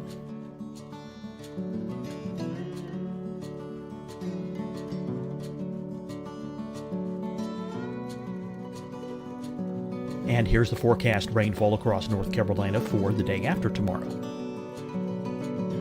This is the total rainfall forecast across North Carolina for the next 3 days. Here's the severe thunderstorm outlook for today from the Storm Prediction Center.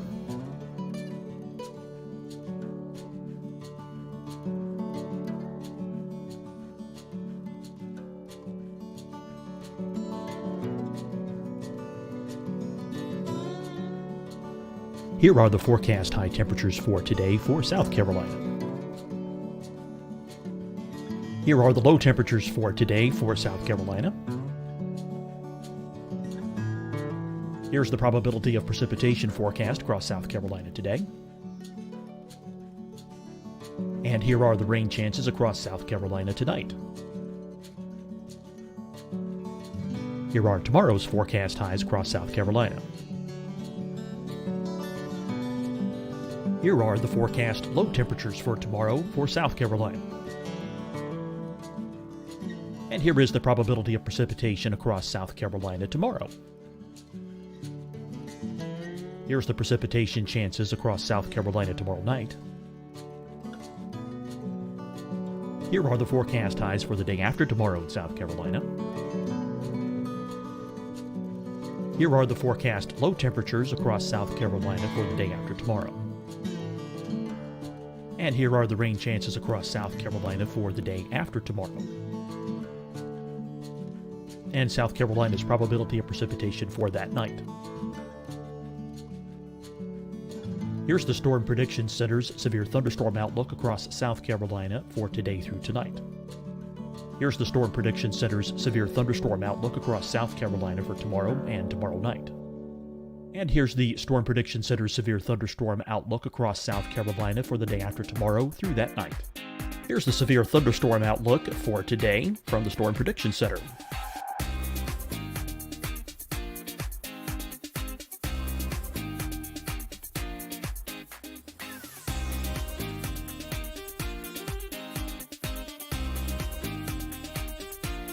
And now here's a live look at weather radar across the southeast. Fight the spread and take a stand against coronavirus. Wear a mask in public. Stay at least 6 feet apart from others. And get tested. Join us and fight the spread. Visit scdhec.gov/COVID-19. Getting tested for COVID-19 helps you to take the steps needed to protect yourself, your loved ones, and your community. Find the testing location at scdhec.gov/COVID-19 testing. Deciding when to wear a mask isn't about who you know or how well you know them. Just ask yourself, will I be with anyone I don't live with? If the answer is yes, get behind the mask. Help slow the spread of COVID-19. Get behind the mask. Learn more at covid19.ncdhhs.gov. Hi, everyone. I'm Dr. Mandy Cohen, Secretary of the North Carolina Department of Health and Human Services. And when you follow the 3 W's, you protect your family and your neighbors from COVID-19. When you leave your home, practice your W's. Wear a cloth face covering, wait 6 feet apart, wash your hands often. Wear, wait, wash. We're in this together. Stay strong, North Carolina. You'll see your Carolina weather forecast at 25 and 55 past. And now back to the best of the Carolina Weather Group on the all-new Carolina Weather Net.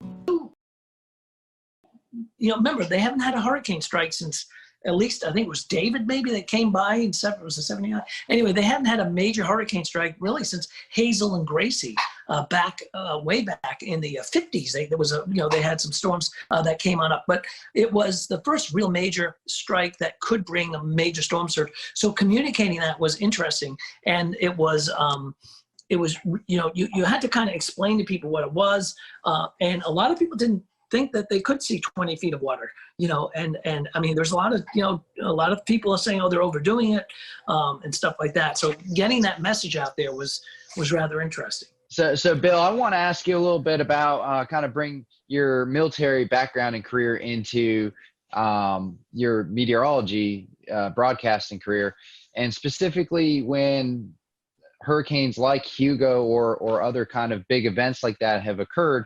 Is there part of your military background that helps you communicate that or be present and structured in the way you assist with letting people know the threats? Yeah, it does, Dan. I mean, what it does is it gives you, in the military, everything's about readiness, right? So when I was, when you're working on a staff, or you're working as, whatever your job is in the military, everything is, especially in the reserve side of things, it's all about readiness.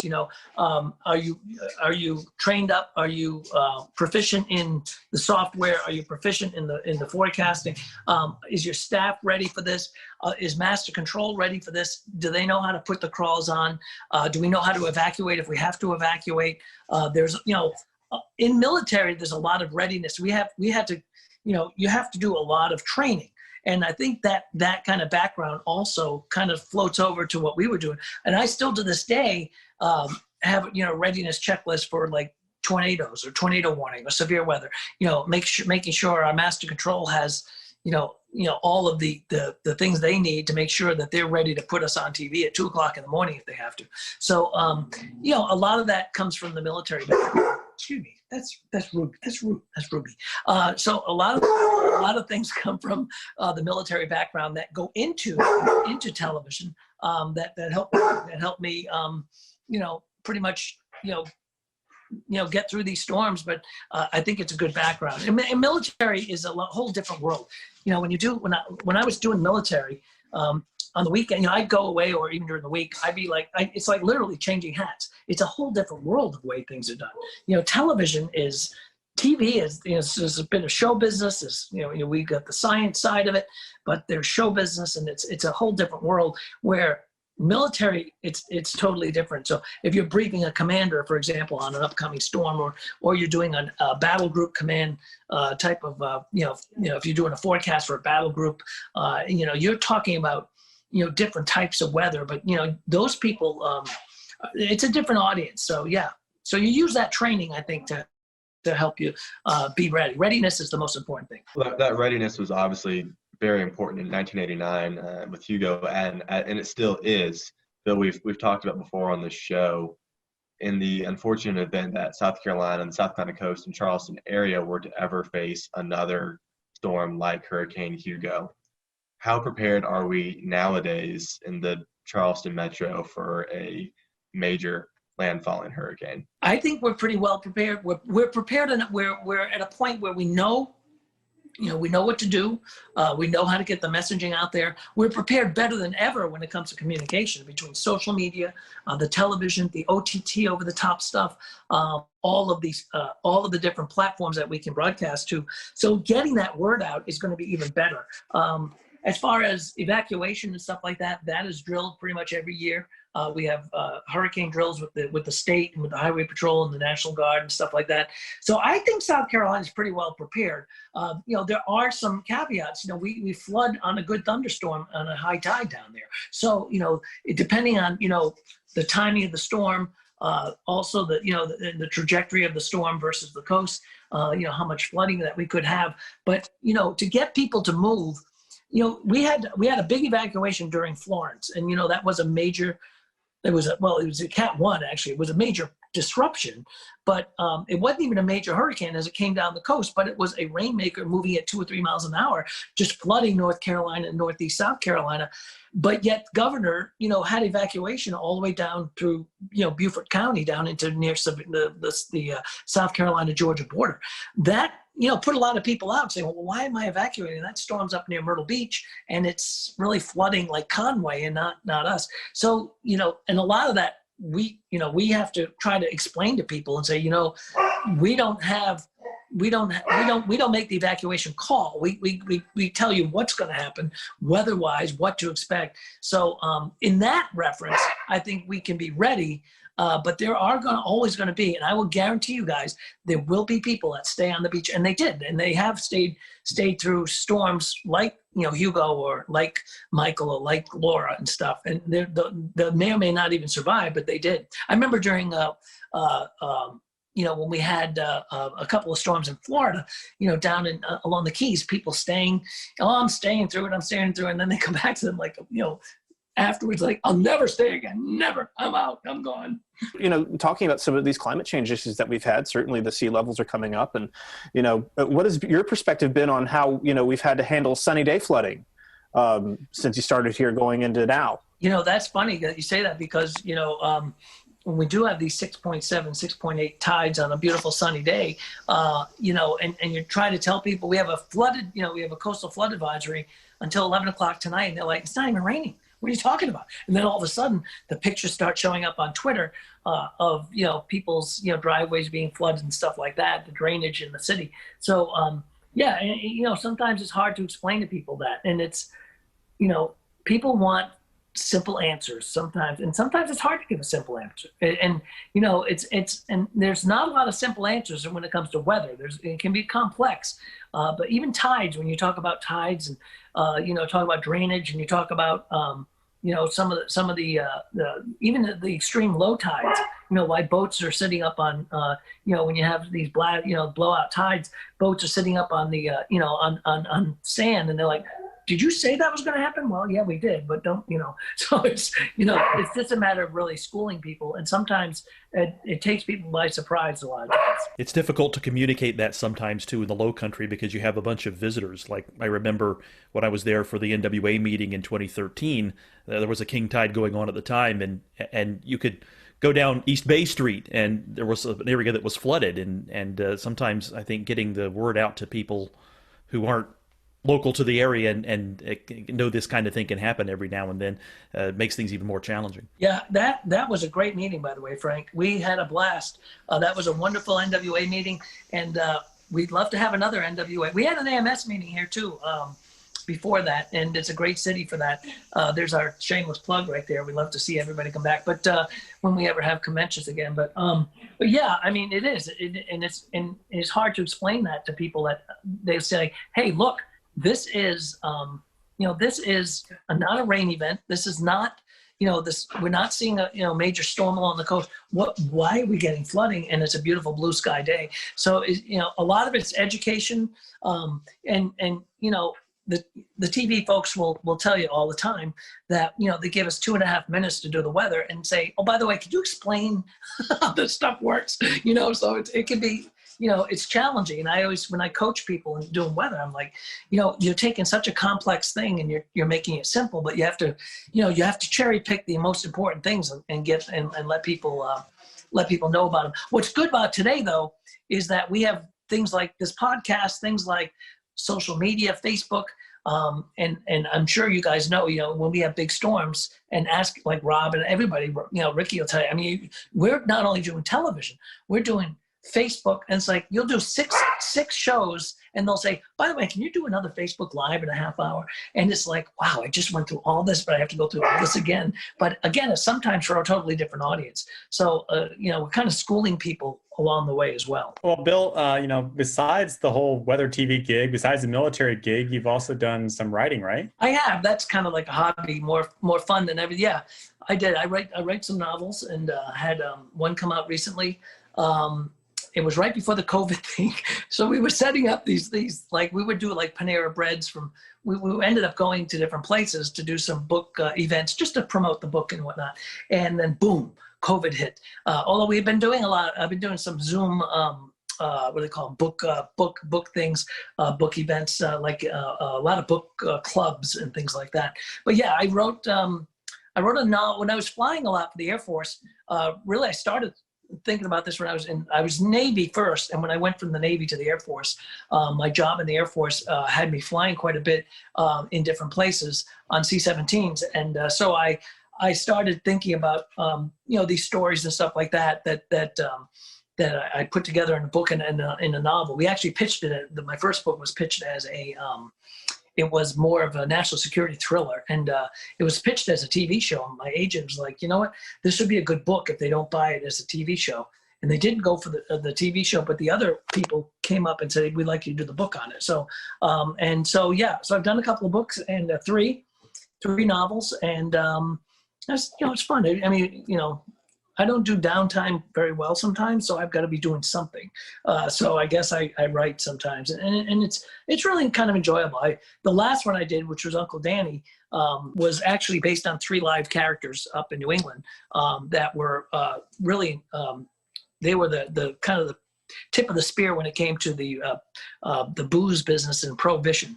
They were probably the biggest movers of liquor in the Northeast in New York, and one of them was a great uncle of mine. So so I got to write a book about it. So I thought that was pretty interesting. Kind of on your weekend job has become air shows and aviation and flying recently. That's actually kind of how we met and talked about things and knew each other better, was through kind of the aviation world. Talk a little bit about your time with the paratroopers and announcing for them and doing all the stuff with the team. Yeah, I love doing the air show stuff, Ricky, and as you know, and you do too, and a lot of our folks do. So yeah, when I was my last job with when I was doing I was with Special Operations Command with the SOCOM, the Special Operations Command Paracommandos, and my job was kind of a threefold job. I was a DZSO, drop zone safety officer, I was a weather officer, and I was a public affairs officer. I kind of had 3 hats. So as part of that, I ended up doing a lot of they know I was in television, so I did a lot of the narrations of the jumps, either into stadiums, into air shows. We did a lot of football games and things like that. So I did that for almost 4 years. I was on the team, the Paracommandos team, and it was a blast. So I got me into the air show side of things. I've always been fascinated with air shows. Just from being a pilot, just from being part of aviation. So I started doing some air show announcing.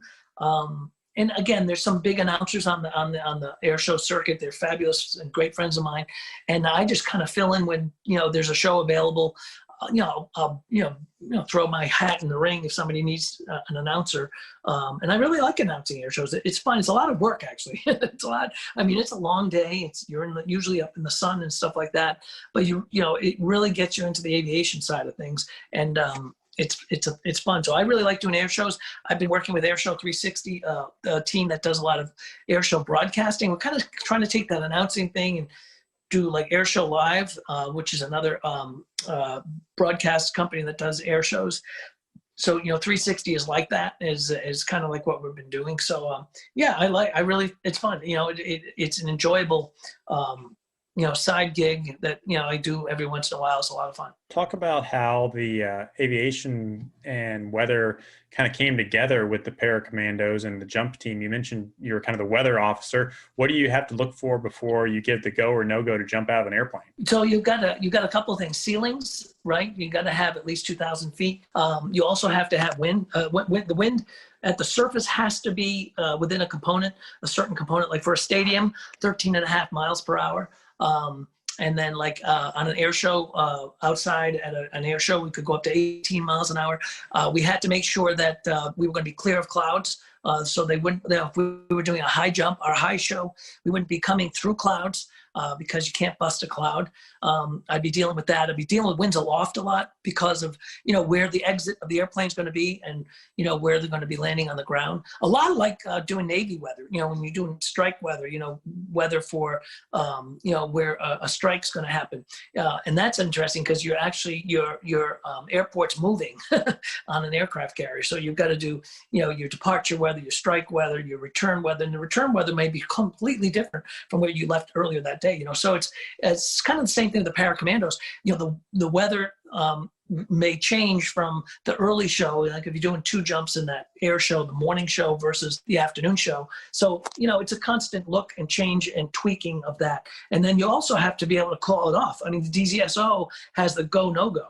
So you got a lot of responsibility. You have to, if you have to scrub it, if you have to cancel it, sometimes you have to do that as they're standing in the door of the airplane.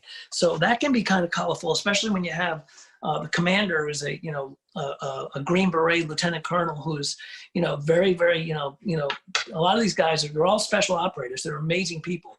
And they live in kind of a different world than we do sometimes, because, it takes a special person to be a special operator, and they are incredible. But, and to tell them that, oh no, you can't jump because it's 14 miles an hour, not 13.5, it can be, you'll be buying the drinks in the bar that night. So it's pretty fascinating. And then I got to jump with the team as well. As a tandem, I jumping with the team. It's pretty fascinating because you end up, and if you've never done this, it's pretty, and you should try it. It's a lot of fun. And I got to, jump with some friends of mine. I got Cantore to jump with us. In fact, we're supposed to meet up at the end of October for a skydive with him and some other folks down in Zephyr Hills. So, it is it's fast, it's fun, but you just have to be able to make that call sometimes where, it's a scrub. So that's the toughest part, is saying no to a bunch of special operators that don't usually get, the weather doesn't bother them for anything they do, but because of the legalities of what we do as a performance team, you had to sometimes say no. So it's pretty fascinating. If South Carolina were to be defined by one food, only one food, what would it be? Shrimp and grits. Shrimp and grits. Oh, I like that. I agree. You think so, Frank? Absolutely. Frank? I love me some shrimp and grits. What's your favorite shrimp and grits down there in the Low Country? Oh my goodness! There's Fleet Landing is very good. Actually, Poogan's Porch, probably some of the best, and they have the best biscuits in the world. They're about the size of a Volkswagen. Best she crab soup too. Yeah. Oh, the sheet crab's incredible, and those biscuits are as big as a Volkswagen. They're fabulous. Bill, we've certainly appreciated your time tonight, and just the great stories. And I can speak for all of us. We appreciate you always be willing to join us when storms are about to affect the Carolinas, and we always appreciate that. If our followers who are not in Charleston but travel to Charleston, or maybe they do live in Charleston and don't follow you yet, how can they find you on social media? So yeah, anytime, my pleasure. Whenever storm's coming, feel free to reach out. All of us down here are glad to jump on. We love the podcast. Rob, myself, everybody really, and Dave Williams. So the social media, it's just Bill Walsh TV for social media on the Twitter and Instagram side, and it's Bill Walsh Live 5 News on Facebook. Bill, we certainly appreciate your time, and thank you guys for watching and listening to the Carolina Weather Group. We'll catch you next time here on the podcast and the live streaming show.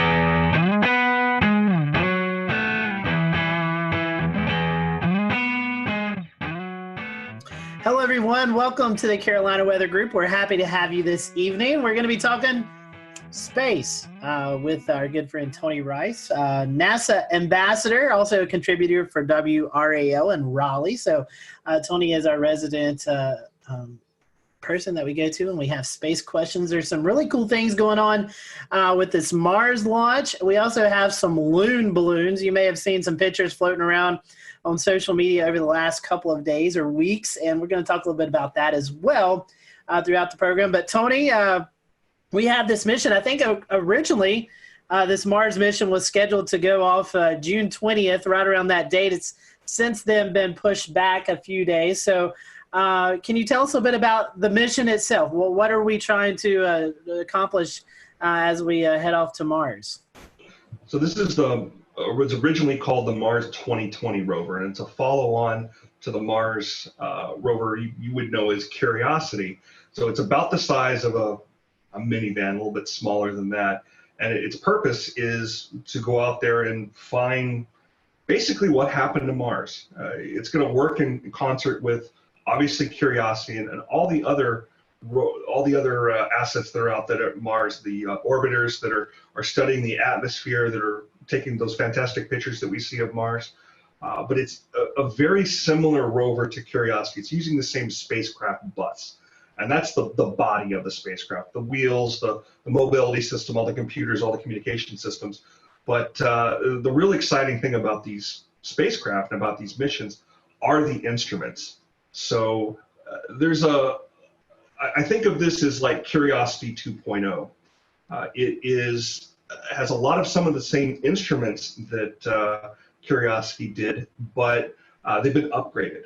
They've got a little more capability to them. We've learned a lot as we've had Curiosity on the surface of Mars for so many years. We've also added a couple of new ones. I'm sure we'll get into some of the more exciting ones there, but the ones I know that the one instrument, my favorite one, that I know is going to be your favorite as well, is called MEDA, and it stands for Mars Environmental Dynamics Analyzer. And I'm really looking forward to MEDA getting on the surface of Mars. It's about a 12-pound instrument. It's chewing up a whole 17 watts of power. You have to really budget your power up there. Curiosity and this new 2020 rover are going to both be both powered by a nuclear power source. We don't have to worry about any of the solar panels getting covered in all that Martian dust and causing us problems there.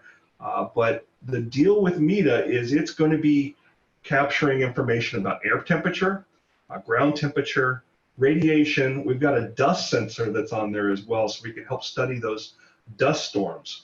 If you saw The Martian with Matt Damon, did a pretty good job of showing what dust storms can be like there. The beginning of the movie was a little fantastic, and we don't quite get wind speeds like that, or at least we don't have enough volume in the atmosphere to produce some of the things we're talking about there. We're going to put relative humidity. We'll be able to measure that as well. There's a thermal infrared sensor on there, and there's wind sensors as well. And the wind sensors are kind of interesting. There is wind on Mars. We're getting information about winds from another mission that is on the surface of Mars right now called InSight. It is not a rover. It is a lander, so it stays stationary. It can measure whatever atmosphere comes to it and the column of air above it. So we are seeing winds there that are a little bit higher speed than we expected. You wouldn't be able to feel them though, because the volume of air there is so little. So Tony, there's this new device that's coming with Perseverance that I literally just found about in the last 5 minutes. So it's going to be some type of helicopter drone deployment. Tell us about that and how that works in an atmosphere that's a lot thinner than ours. Yeah, that's going to be the really interesting thing, is how you get lift in such a thin atmosphere. The Mars atmosphere is about 1/100th that of Earth's. So it's very, very, very thin. Sorry, not 100th, 1,000th that of Earth's. Very, very thin.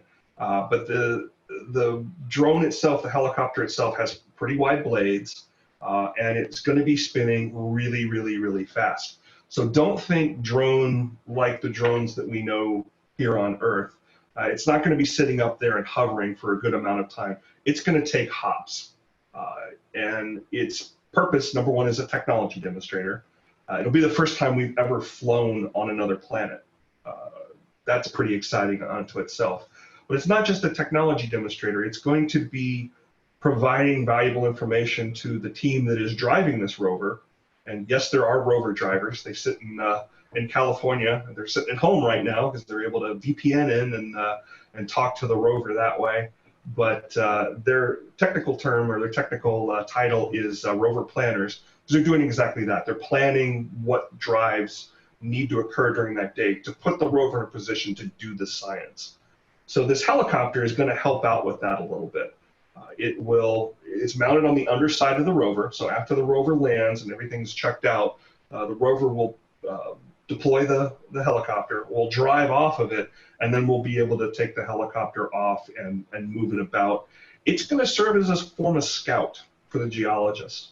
It's going to help us move ahead and make some good decisions about where to move the rover to in order to do some good science.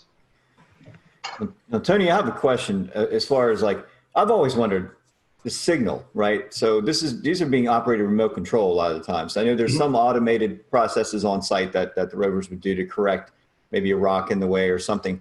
But how long does the signal take to get to the rover as you're steering it? Now, the radio waves travel at the same speed of... We'll return to Best of the Carolina Weather Group in a moment. Now your Carolina weather forecast. Here are today's forecast high temperatures for North Carolina. Here are the forecast lows for tonight for North Carolina. Here are tomorrow's forecast high temperatures. And here's forecast rainfall across North Carolina tomorrow.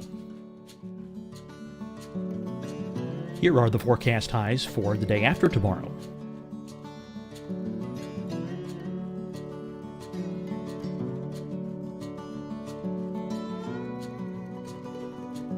And here's the forecast rainfall across North Carolina for the day after tomorrow. This is the total rainfall forecast across North Carolina for the next 3 days. Here's the severe thunderstorm outlook for today from the Storm Prediction Center.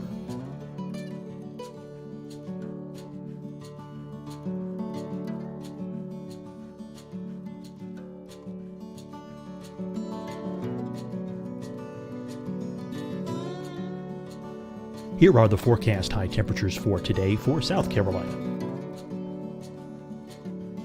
Here are the low temperatures for today for South Carolina. Here's the probability of precipitation forecast across South Carolina today. And here are the rain chances across South Carolina tonight. Here are tomorrow's forecast highs across South Carolina. Here are the forecast low temperatures for tomorrow for South Carolina. And here is the probability of precipitation across South Carolina tomorrow. Here's the precipitation chances across South Carolina tomorrow night. Here are the forecast highs for the day after tomorrow in South Carolina. Here are the forecast low temperatures across South Carolina for the day after tomorrow. And here are the rain chances across South Carolina for the day after tomorrow. And South Carolina's probability of precipitation for that night. Here's the Storm Prediction Center's severe thunderstorm outlook across South Carolina for today through tonight. Here's the Storm Prediction Center's severe thunderstorm outlook across South Carolina for tomorrow and tomorrow night. And here's the Storm Prediction Center's severe thunderstorm outlook across South Carolina for the day after tomorrow through that night. Here's the severe thunderstorm outlook for today from the Storm Prediction Center.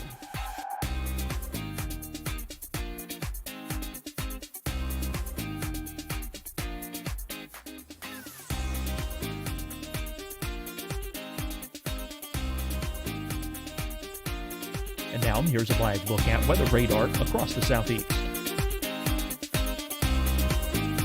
Fight the spread and take a stand against coronavirus. Wear a mask in public. Stay at least 6 feet apart from others. And get tested. Join us and fight the spread. Visit scdhec.gov/COVID-19.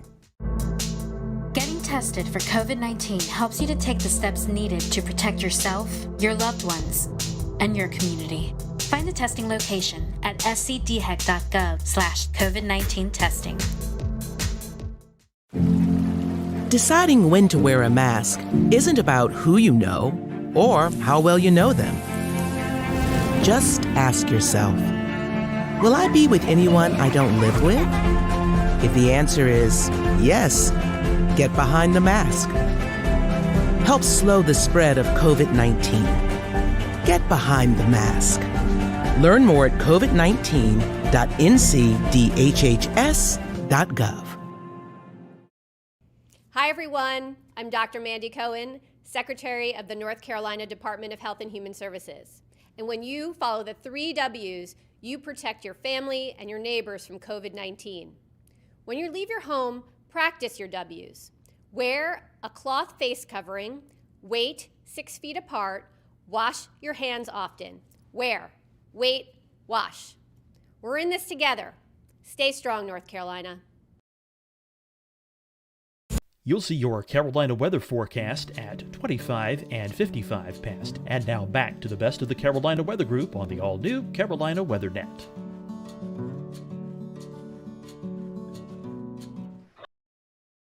And right at light speed. How much time? So it varies throughout our year and the Mars year. Mars year is roughly about 18 months. So it's anywhere from about 10 minutes to more than 30 minutes. So when I mentioned somebody that's driving the rover, you might have this picture in your head of a steering wheel and a gas and a brake. Absolutely not that. It's sending commands for the rover to act on at a later date.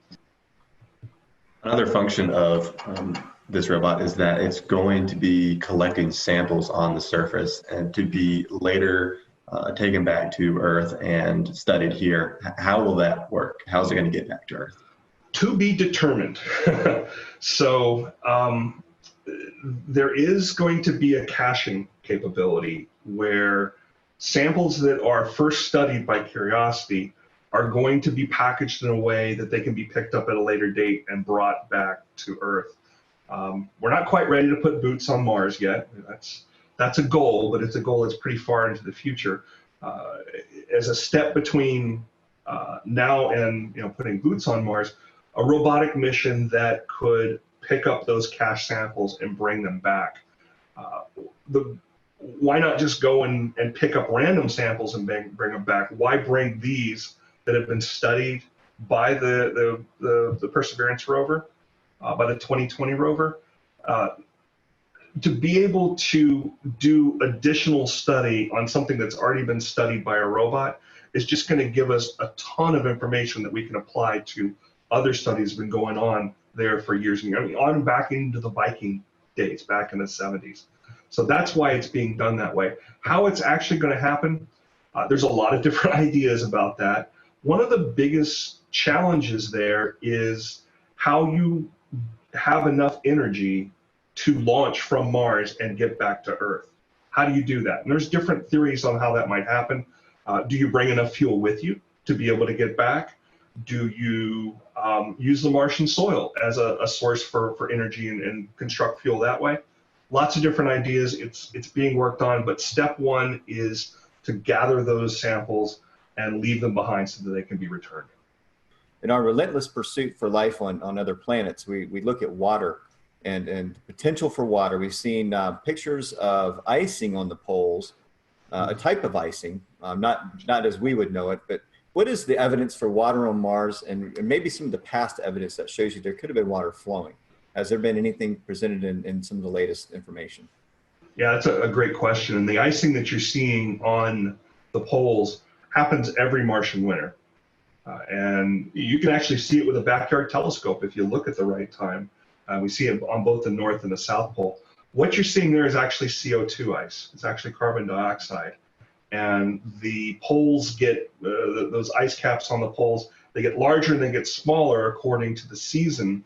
And we can see that in Curiosity's air pressure sensors. As that carbon dioxide transfers from a solid phase into a gas phase, it adds to the atmosphere. And we'll see atmospheric pressure go up during the summer months, and then it precipitates down, actually snows, dry ice on the poles during the winter months when it gets colder. Mars has seasons because it has an axial tilt, just as Earth has an axial tilt. It's very, very similar. But as far as evidence for water is concerned, it's really in the geology. The geology is, it tells us the story of what happened in the past on Mars.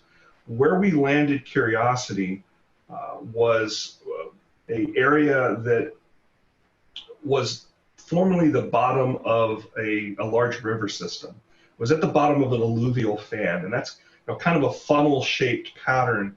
If you've ever seen satellite photos, color satellite photos of the Mississippi River Delta as it dumps out into the Gulf of Mexico, you see that triangle. That's all that sediment that's been collected up along the Mississippi River. Well, that's the Martian version of, or we landed on the Martian version of that. It's all dry there now. We're not seeing evidence of liquid water, but we're seeing the geologic evidence of it. So one of the very first photos that came back from Curiosity after it landed was of these rounded pebbles. Well, those don't form round. Those are rounded as a part of a water process that's picking up and moving them along and rounding them off. And we found lots and lots of that. So through study of the geology and the chemistry of those rocks as well, that's what told us that it was fresh water, determined that the area that Curiosity landed in was probably about knee deep in water a couple million years ago. The idea that Mars was once a very different place and a lot wetter and perhaps a lot greener, that is one of the things that Curiosity found pretty quickly after its landing time. Tony, looking at some of the points here for the mission, two of them kind of really piqued my interest. It says this is the first leg of a round trip to Mars, and then after that it's also talking about how this could actually pave the way for future human missions to the moon and to Mars. Can you tell us a little bit about that? Well, every time we put something on another planet, we learn a lot about it. And the road to putting boots on Mars, it's a long one. But even what we're planning on doing around the moon, coming up with the Artemis mission, is going to teach us a lot about that. Being able to live potentially off some of the resources on the moon will teach us a lot about that. We got to really understand the chemistry and the makeup of the Martian surface to be able to have people live there. I think that's really interesting. We've always heard about people going to Mars, but this actually could be some small steps for that. And I also seen there's going to be like 19 cameras on this that we're going to be able to kind of follow along with the mission. Yeah, there's a bunch of HD cameras on Curiosity. We got even more on Perseverance. And I've mentioned the name a couple of times. I need to tell you the story about Perseverance. So for the longest time, it was called the Mars 2020 rover. NASA's really terrible at naming things. You give NASA engineers and scientists the opportunity to name something, and they're going to give it an acronym. They're going to give it something boring. Maybe it'll be a backronym that actually spells something that you can pronounce. But the cool names, those always come from the kids. So Curiosity was named by a little girl in Iowa, who by the time it launched, she was a lot older than that. She actually went on to be, I believe, an environmental scientist. So she got a lot out of that experience. Perseverance was named by a young man up in Northern Virginia. And I was on the team that helped review a lot of the submissions that came in. They had to come up with a name, and they had to come up with a couple of paragraphs about why they chose that. And I can't recall if I read so many of them. I can't recall if Perseverance was among that. But some of the ones I read were pretty out there. I'm glad they picked Perseverance. We tend to call it Percy. So if you hear talking about the Percy rover, that's what we're talking about. Speaking of Mars, I know you run a Mars weather page on Twitter. I know you kind of keep up with some of the stuff, so we thought it'd be kind of cool to tie in Mars weather, your Twitter page. What all you monitor, how you get that information, how do you provide Mars weather forecast and observations? So we don't forecast yet. We're hoping to have enough data here one day that we can start having a forecasting product. We'll certainly need something like that once we get those boots on Mars. But right now it focuses on the InSight mission. It's pulling data down close to daily. There's a lot of data that has to come down, and unfortunately the weather data sometimes gets pushed to the back if there's images or things like that that the science team needs right away, especially when we were working with InSight trying to get a temperature probe to finally be pushed into the Martian soil there. I think everybody that's ever put a spade into the ground in the Carolinas knows what that clay's like. So it was dealing with some of that same problem up on Mars. Those images that were helping them understand that problem, those took precedent. But anyway, we do see data come down from InSight, and that is delivered through the same mechanism that all those pictures are delivered through. It's called the Deep Space Network. Generally, most of these, both the rovers and this InSight mission, have the ability to communicate straight back to Earth, but they don't tend to do that. They tend to upload the images and other data every time an orbiter goes over. And that orbiter acts like a router and store and forward that information once it sees Earth again. It's a little faster that way, and there's a little more bandwidth.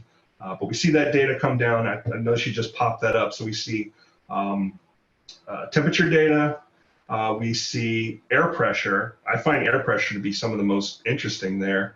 And then we see wind data as well. So the last one that came up was from Sol 566, and Sol is a day on Mars, and that equates back to the 29th of June. It's the last time we saw something from it.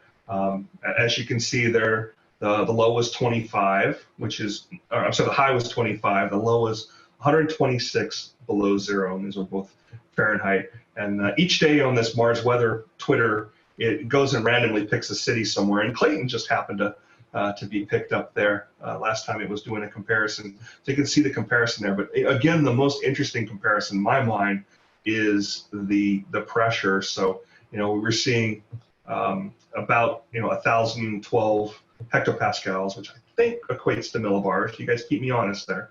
That's what y'all speak in. Yes. And that on Mars is about 7.7 hectopascals. That's one of our biggest challenges on Mars, is the lack of atmosphere. It's just really, really, really thin there, and it continues to be stripped away by the solar winds. And that's not something that we're going to be able to correct anytime soon, perhaps ever. So I guess there's really no wind chill there. I mean, I'm looking 25 degrees with 37 mile per hour wind gusts. That's not really a wind chill there then. Yeah, not too bad. We do see temperatures go above freezing there. It does happen. Yeah. So Tony, I mean, obviously you're not using tri-cup anemometers or RM Youngs. I mean, how is this? How is wind speed capture? Is it using like Venturi effect, or you're consolidating the air into a point, or how is that measured exactly? So the thing to look up is an instrument called a hot dice. It is a couple of basically electrodes that are exposed out there and are measuring differentials. They are without moving parts. That's really, really important when you've got a robot out there that you can't go service. There is no Home Depot on Mars to go get spare parts. Well, you said one last thing. You kind of mentioned that it does get above freezing on Mars. What if you could just real briefly speak to the general temperature range? How cold does it get in winter? How warm does it get in summer? Yeah, we're talking around negative 200 Fahrenheit with the lows. And during the summer, most of the time we're talking in the average temperature there is hovering around negative 80, negative 100. I just think it's cool. You have a mesonet on Mars. We do. We got two of them now, about to put a third. I've heard that there's a team already being picked to possibly go to Mars by as late as 2028 or 2030. Is that correct? I will make no comments on when we're going to Mars. You're not going to trick me into that. I had to try. There's a lot that needs to be done, and each one of these missions, be they robotic or be they human up to the International Space Station, or once we get Artemis off the ground and have a gateway to the moon, each one of those, it may not seem like it's getting us closer to Mars, but we learn something from each one of them that can be applicable. And when that actually happens, I hope it happens soon, but it's a long road. Tony, shifting gears, one of the things that I spotted on Flight Tracker this week, and I think several of the people here in the Carolinas have, were alongside all of the little cute icons for airplanes, these circular balloon icons for the Loon Balloon Project. Tell us about it. I understand you're familiar with it, and I think it caught a lot of us flight trackers off guard maybe a little bit, but also people screaming UFOs in the sky as these things were passing overhead. Yeah, there was a little bit of that, wasn't there? Yeah, it's something that I got to learn a little bit about the other night. So in addition to talking with you fine folks, I've got about 350 meteorologists around the country that I'm in contact with on a regular basis. I try to give them information about the what's visible in the sky, usually planets, usually comets, meteor showers, things like that. But I am perfectly happy to get a what's this thing in the sky question when it's something in our atmosphere. And that's what happened. I forget what day was it. Was it Tuesday night? Yeah, that sounds maybe Monday. I mean, depending on where you were, right? These things went right over Greensboro, down towards Fayetteville, then out towards Charleston. So it was kind of a simple day. I first got looking at these things. It was Tim Buckley at WFMY in Greensboro. I get a text from him and it says, "There's this white dot in the sky. What do you know about it?" What? And I looked at it and immediately thought it was a balloon. An unmoving white dot in the sky, especially that high up, is going to tend to be a balloon. It's so high up, it doesn't appear to be moving at all. And these balloons are operating with between 50,000 and 60,000 feet. So as you mentioned, as part of Project Loon, we came to understand, which is a project that is, I want to make sure I get the relationship correct here. Google and Loon are subsidiaries of the same parent company, which is called Alphabet. Okay. It's all business spin-off nonsense, but anyway, they're looking to provide, as I understand it, internet connectivity in areas that don't get it, which I think is great. I think they're pushing to have like 1 megabit capability. There's an antenna that you have to have outside, and it's going to be a network of balloons, not unlike SpaceX's Starlink project, that talk to each other and serve as an uplink downlink network. But as I understand it, they're in a testing phase. I think their launch site is up in northern Arizona somewhere. I'm sorry, northern Nevada. And these particular balloons that floated over the Carolinas, there was 4 that were visible here around the Triangle area, and up in the Triad around Greensboro, they were visible there as well.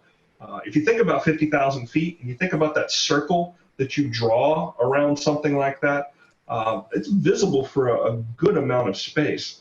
So we dug into it. It's funny that you saw it on flight radar first, because everybody else saw it in the sky first. We go outside from time to time. We didn't get the direct overhead pass here in Charlotte.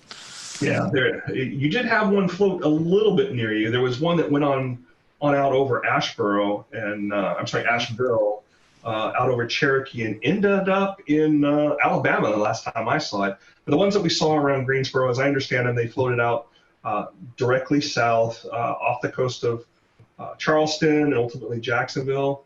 But I went and looked just out of curiosity. Once I found out that they were trackable through flight radar, wrote a little script that went up to use one of the APIs of one of those radar tracking sites, or those flight tracking sites. I found 32 of them around the world. Wow. I found actually 33 over Australia, the Congo, Kenya, Zambia, Peru. I'm looking at my list here right now. There's a bunch out east of Madagascar and one off Peru. And then we had the couple here that had floated down from Canada, down across Ohio, West Virginia, and into the Carolinas. They could be pretty scary if you don't know what they are. I had one other question, and then it sounds like Shay has one too. I'm curious, Tony, in your reading, besides the application of using them to provide internet to rural places that maybe aren't tethered on the ground, have you seen any discussion of an application to use them in storm response when a network might be wiped out due to a natural disaster? I believe they actually used them for that purpose. after, I want to say it was in 2017, but with that pair of storms that went over Puerto Rico. They did some releases from Puerto Rico. If you go on one of the flight tracking websites, I think it might have been Flight Radar 24, don't quote me on that, but there's a blog post on there about them tracking many of these things during some of those storm responses, and providing that kind of connectivity to folks that, they may not have power, but they probably have a way to charge phones. To figure out how to do that, it takes a little while to get that infrastructure back up for cellular service. So being able to do that with a balloon is pretty incredible. Yeah, I would agree with that, Tony. I know that some of our Mets with WeatherFlow, we met and talked about it several years ago when Google was partnering with them. Now they're partnered with HAPS Mobile, and they provide LTE connectivity to these countries, these third world countries, or other countries that lose connectivity during natural disasters. Peru, 2019 was a prime example of where Project Loon was utilized to get LTE connectivity for authorities to get their internet settings back up, and for folks to get some LTE receptions on their phones and whatnot. So it's pretty interesting. I didn't know that there were that many balloons, but I know that they started this off back in 2013, where they did their first test flight around the world. So things have kind of progressed over time. Do you see this as being a permanent solution? I don't know, not my area of expertise, but I think it's great that we're able to provide that kind of functionality there. One concern I've got, though, is that these things are helium based, and helium is something that is in short supply right now. I mean, if you were to go to one of the party stores and try to get helium balloons, you probably couldn't do it. Helium is a very important gas in the space industry. It's used for cleanly purging cylinders and spheres and things like that. So we need it for lots of different things. I hope they can find another lifting gas other than helium, because it is a neat and useful project. But I hope they don't use up too much helium doing it. One other thought on it too is, while we're up there hanging around for days and days at a time at 50, 60,000 feet, sure would be nice to get some weather instruments up there too, some atmospheric instruments, and be able to send some of that data down from that close to the stratosphere.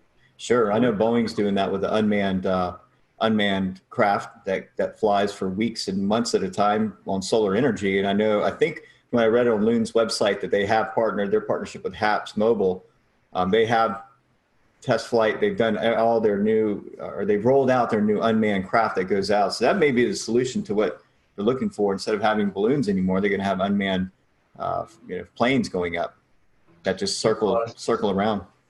We've lost a lot of data from the grounding of commercial airliners too during the COVID situation. It's amazing how much data we were getting from those.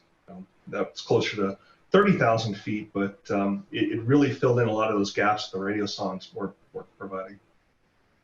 In the past, we've talked about the radio songs that you just mentioned. Could you maybe compare and contrast these Loon balloons with a typical weather balloon, because they have very different lifetimes, obviously, and different purposes? Different lifetimes, quite a bit larger, and if you find the images of the Loon launch site, I was looking at that the other day. They got some permanent structures out there, and they're building some larger ones as well, just to be able to handle launching these things, because they are so significantly large. And they do get much bigger as they go up into the atmosphere and the air pressure goes down. So most folks that I saw report them or share pictures of them describe them as looking like big jellyfish. It's a kind of a silvery looking material, very, very large. It's not as spherical as a weather balloon looks. Those are, you guys are the experts here. I think they're made of some sort of a latex material, but it's very opaque. Where these are almost like translucent appearance. They're much, much larger, and the volume of lifting gases that they put in there is very, very different too. So the balloons don't explode at 70,000, or they aren't even meant necessarily to go up to 100,000 feet like a typical weather balloon. They aren't. They hang out between 50,000 to 60,000 feet. I think a lot of what the research is doing right now is to understand how the steering winds up there work, how viable this is to provide, how wide a coverage that they can provide, how the jet stream changes in the jet stream and other things like that are going to affect their coverage. It'll be interesting to see what comes out of it. And as you mentioned, we can go on these flight tracking websites and look at them. If you go in and you enter HBAL and a 3-digit number, you might just find one. Well, Tony, we certainly appreciate you being with us tonight to talk about the Mars mission and the Loon balloons, and we definitely appreciate your time. If folks want to follow you again on Twitter, how can they do that? So my personal account is RTP Hokie, Hokie. And if you are interested in Mars weather, the Mars WX report. You can also find you on WRAL as a contributor and the Weather Brains, right? You're still doing the recorded version? Still doing the recorded version. It's every Monday night we're putting that out, and I try to put something different out every week that's usually space related. Every once in a while we'll add in some other weathery stuff in there too. Well, Tony, we certainly appreciate your time. And if you're watching tonight and you want to know more about the Mars launch, we'll probably be airing those towards the end. We'll return to Best of the Carolina Weather Group in a moment. Now, your Carolina weather forecast. Here are today's forecast high temperatures for North Carolina. Here are the forecast lows for tonight for North Carolina.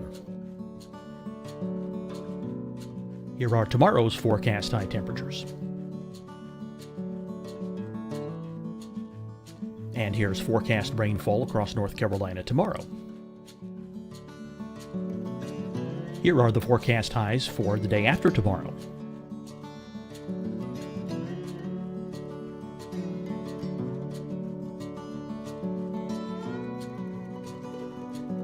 And here's the forecast rainfall across North Carolina for the day after tomorrow. This is the total rainfall forecast across North Carolina for the next 3 days. Here's the severe thunderstorm outlook for today from the Storm Prediction Center.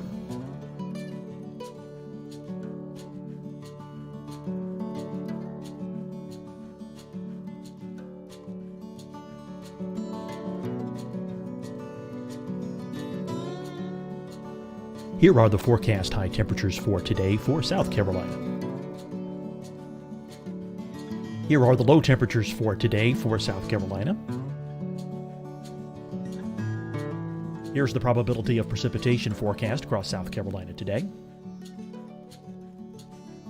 And here are the rain chances across South Carolina tonight. Here are tomorrow's forecast highs across South Carolina. Here are the forecast low temperatures for tomorrow for South Carolina. And here is the probability of precipitation across South Carolina tomorrow. Here's the precipitation chances across South Carolina tomorrow night. Here are the forecast highs for the day after tomorrow in South Carolina. Here are the forecast low temperatures across South Carolina for the day after tomorrow. And here are the rain chances across South Carolina for the day after tomorrow. And South Carolina's probability of precipitation for that night. Here's the Storm Prediction Center's severe thunderstorm outlook across South Carolina for today through tonight. Here's the Storm Prediction Center's severe thunderstorm outlook across South Carolina for tomorrow and tomorrow night. And here's the Storm Prediction Center's severe thunderstorm outlook across South Carolina for the day after tomorrow through that night. Here's the severe thunderstorm outlook for today from the Storm Prediction Center.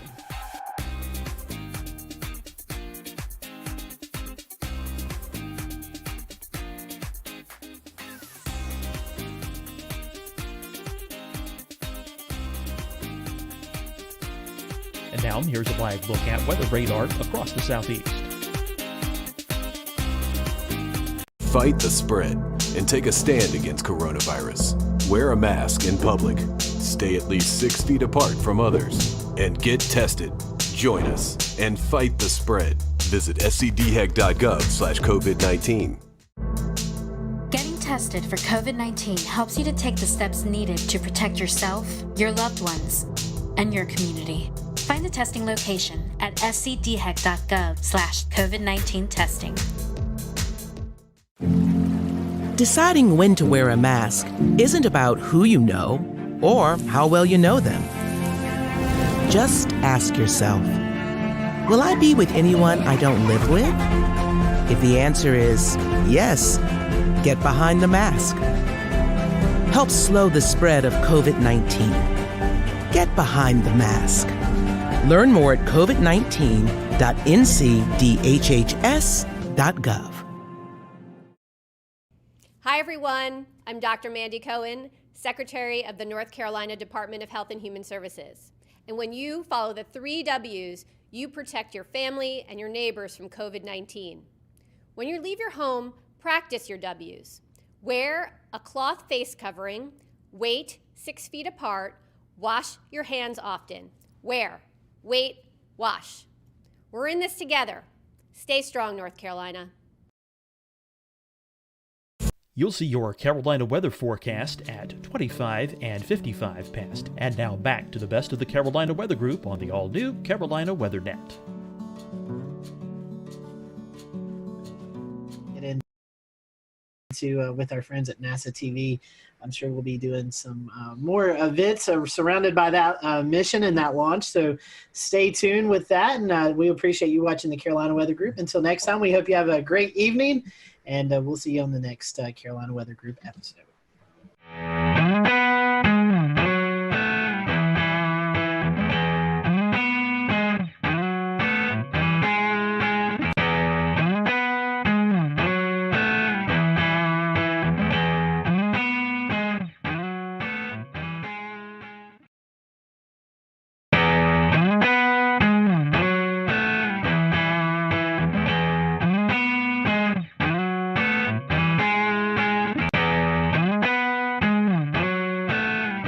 Hello, everyone. Welcome to the Carolina Weather Group, show number 304. We all hope you've had a great start to the new year. Tonight, we have on with us Aubrey Urbanowitz. She is the chief meteorologist at WHSV in Harrisonburg, Virginia. And so you may know Aubrey if you listen to a lot of weather podcasts. Aubrey is a panelist on the Weather Brains, and we're going to definitely dig into that.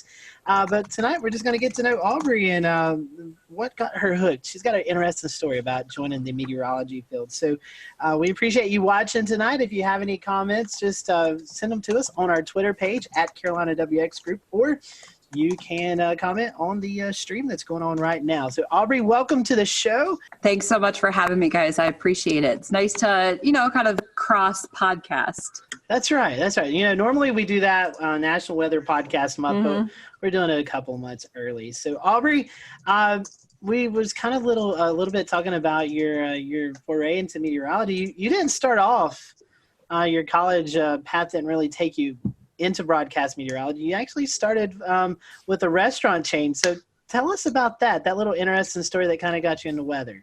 So I had zero aspiration to be on television. I was, when I kind of went through high school and started college, I really wasn't sure what I wanted to do. So I had a great job at Chili's restaurant. I kind of worked my way up and I started to become a corporate trainer. So as a corporate trainer, if you're not familiar, you would basically become part of a team. You would travel around and do new store openings as a corporate trainer, train new employees. And you kind of got to see a lot of the country. In fact, I got to do several international openings. And, I just kind of got to meet a lot of people. And it was on a lot of these new openings where I kind of discovered my passion for weather. So I started doing openings in 2003. In 2004 and 2005, Chili's had this goal of opening 100 plus restaurants. And if you think back meteorologically, in 2004, 2005, what happened? Hurricane season. 2004, that's when Florida was almost wiped off the map by all 4 hurricanes. I was in 2 of those, 2 of the 4. Hurricane Katrina was kind of a turning point for me, really.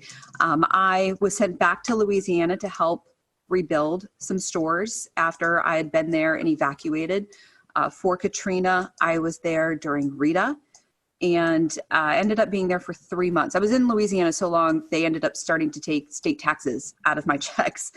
So after that, I went back I was living in Johnson City, Tennessee at the time, and I went and saw Mark Reynolds at WJHL, who responded to an email that I had sent and brought me into the TV studio, and I asked him questions, and I wanted to be behind the scenes. I thought maybe, producing, I can make graphics. I was good with computers. And he said, there's no jobs in that. You need to be in front of the camera. And I said, oh, that's not me. That's not what I want to do. And he said, you can do it. I think you can do this. And he said, I want you to take a look at this program. And he pointed me in the direction of Mississippi State. And somehow blindly, I agreed to it and kind of followed his advice. And within maybe a couple weeks, I was enrolled or accepted into the Mississippi State distance program. And I was able to not only take classes and finish my degree, but also I was still able to travel with Chili's for at least 2 years and still able to do corporate openings. And so I got an internship and yada, yada, yada. I got my first job at WHSV in Harrisonburg, Virginia, and fell in love with this place. Absolutely never intended to be here past my 2-year contract, and re-signed, got promoted. Here's the thing. I got promoted to a Monday through Friday position from weekends after I think 7 or 8 months. After working in a restaurant for 12 years, meaning weekends and nights for 12 years, I thought, wow, I have weekends off. The rest is history. And I could not have asked for a more amazing place, a beautiful area. And now my brother moved here 4 years ago. My parents just moved here in May. So now I've got family here, which a lot of meteorologists, unless you move to your home market, you can't say that. So I just feel very blessed and kind of lucky.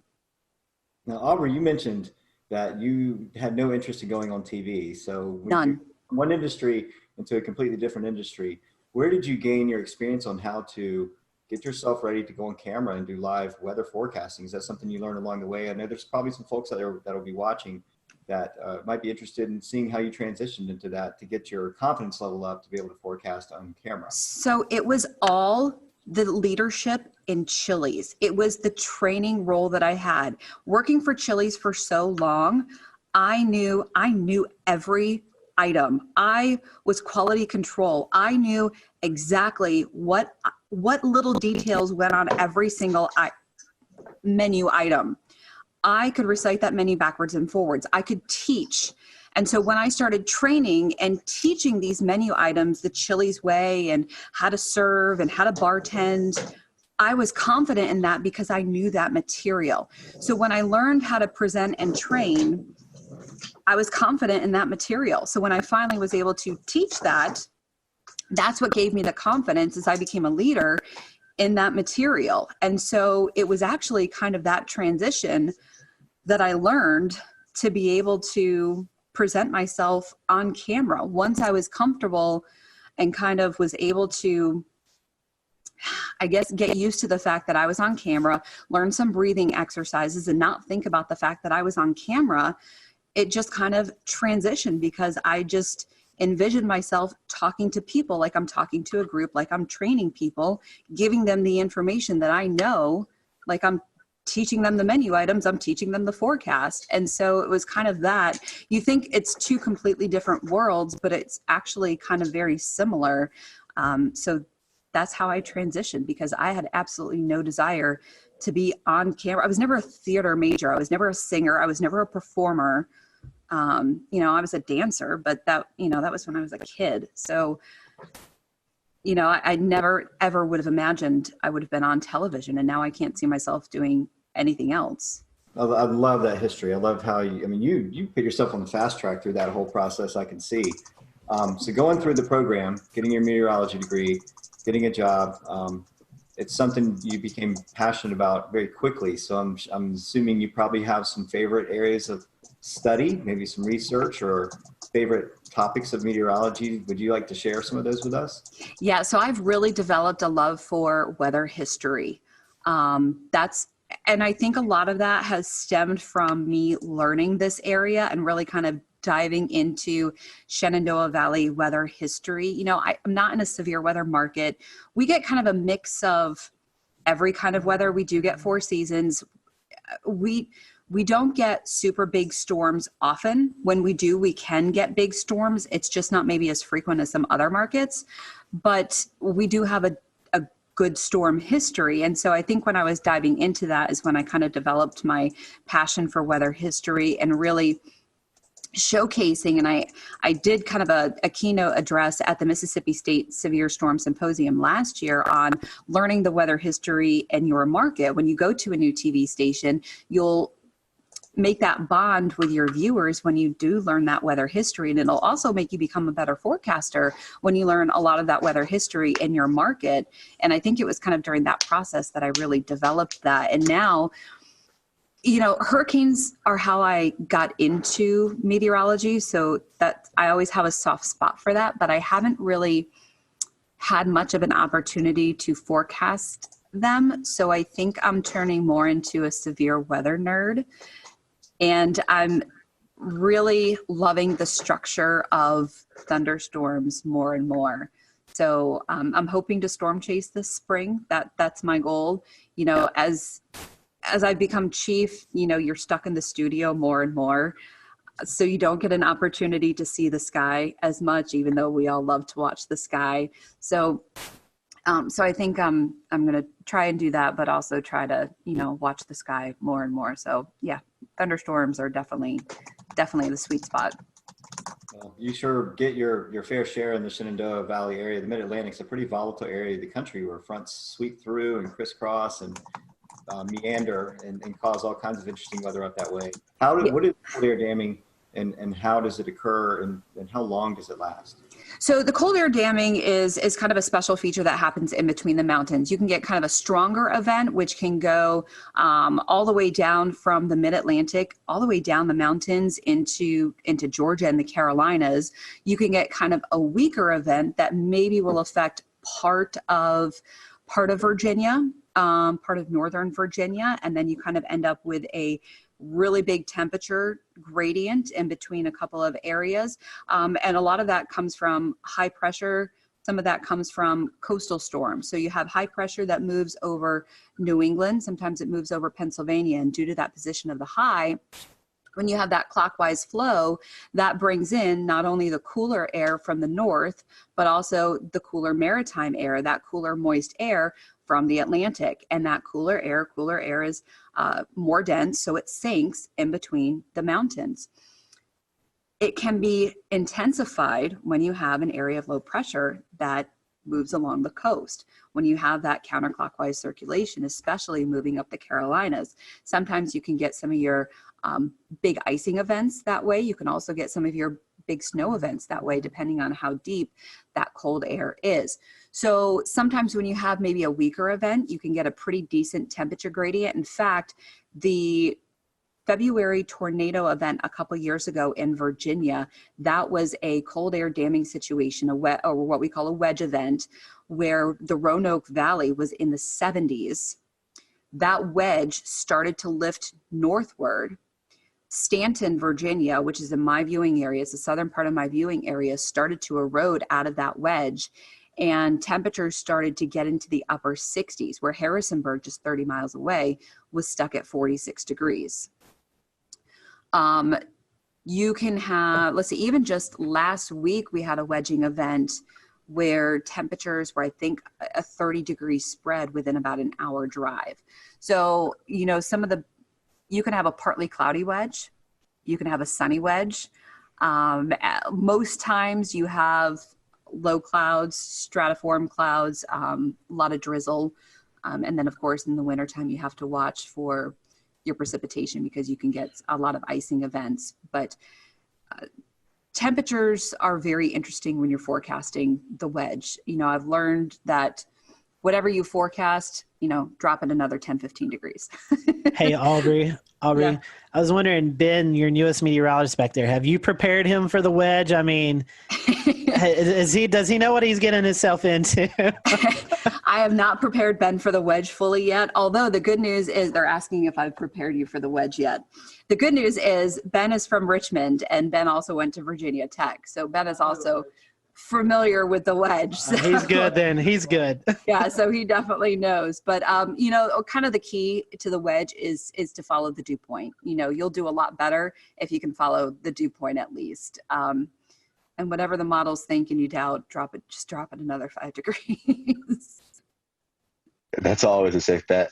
So, Aubrey, I want to reverse one of Shay's questions from earlier and ask, so the Shenandoah Valley has unique, interesting weather, but also some difficult systems that are they're just hard to forecast. What are some of the hardest systems to forecast in the Shenandoah Valley?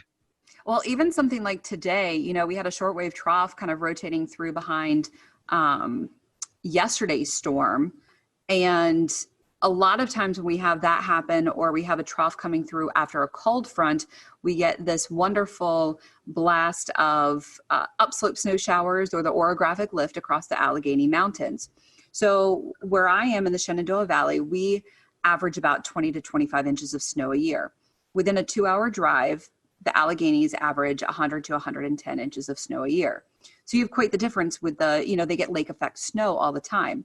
So when you have these shortwave troughs moving through, or you have the orographic lift, especially when you have strong wind and just enough of that maybe vorticity or upper level energy rotating through, you can get these snow squalls, these snow bands. So you have to watch out for those. And what happened this morning was I expected some of those snow bands. One, it was more intense. And two, they dropped a lot farther south, about 45 miles further south than I expected.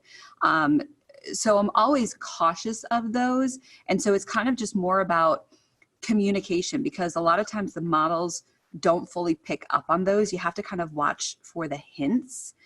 And so it's kind of one of those things where, okay, I'm looking for some snow squalls. Maybe I'll kind of generalize it. Instead of specifically saying, okay, I'm expecting some of these mainly in the Northern Valley, maybe I'll say, this is what's possible tomorrow.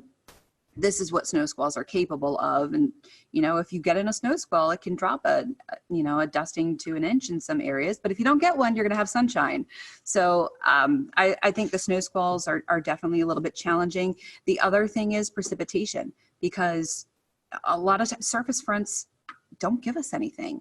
If there's not that upper level oomph, if we don't get, shortwave energy, if we don't get a jet streak, if we don't get any sort of vorticity or any sort of upper level support, the front just fizzles and we just don't get any precipitation. So because of downsloping can really kill a lot of our precipitation. So that's always challenging unless you have a derecho coming through like in 2012. So that's always a challenge, is precipitation. The one great thing here is that we're usually we are not as humid as east of the Blue Ridge. The Blue Ridge Mountains are not that tall, but what they do is they block a lot of that Atlantic moisture. So we don't get as severe storms. If you ever watch the radar in the summertime, we'll get some storms, but watch them light up like a Christmas tree as they move east of the Blue Ridge.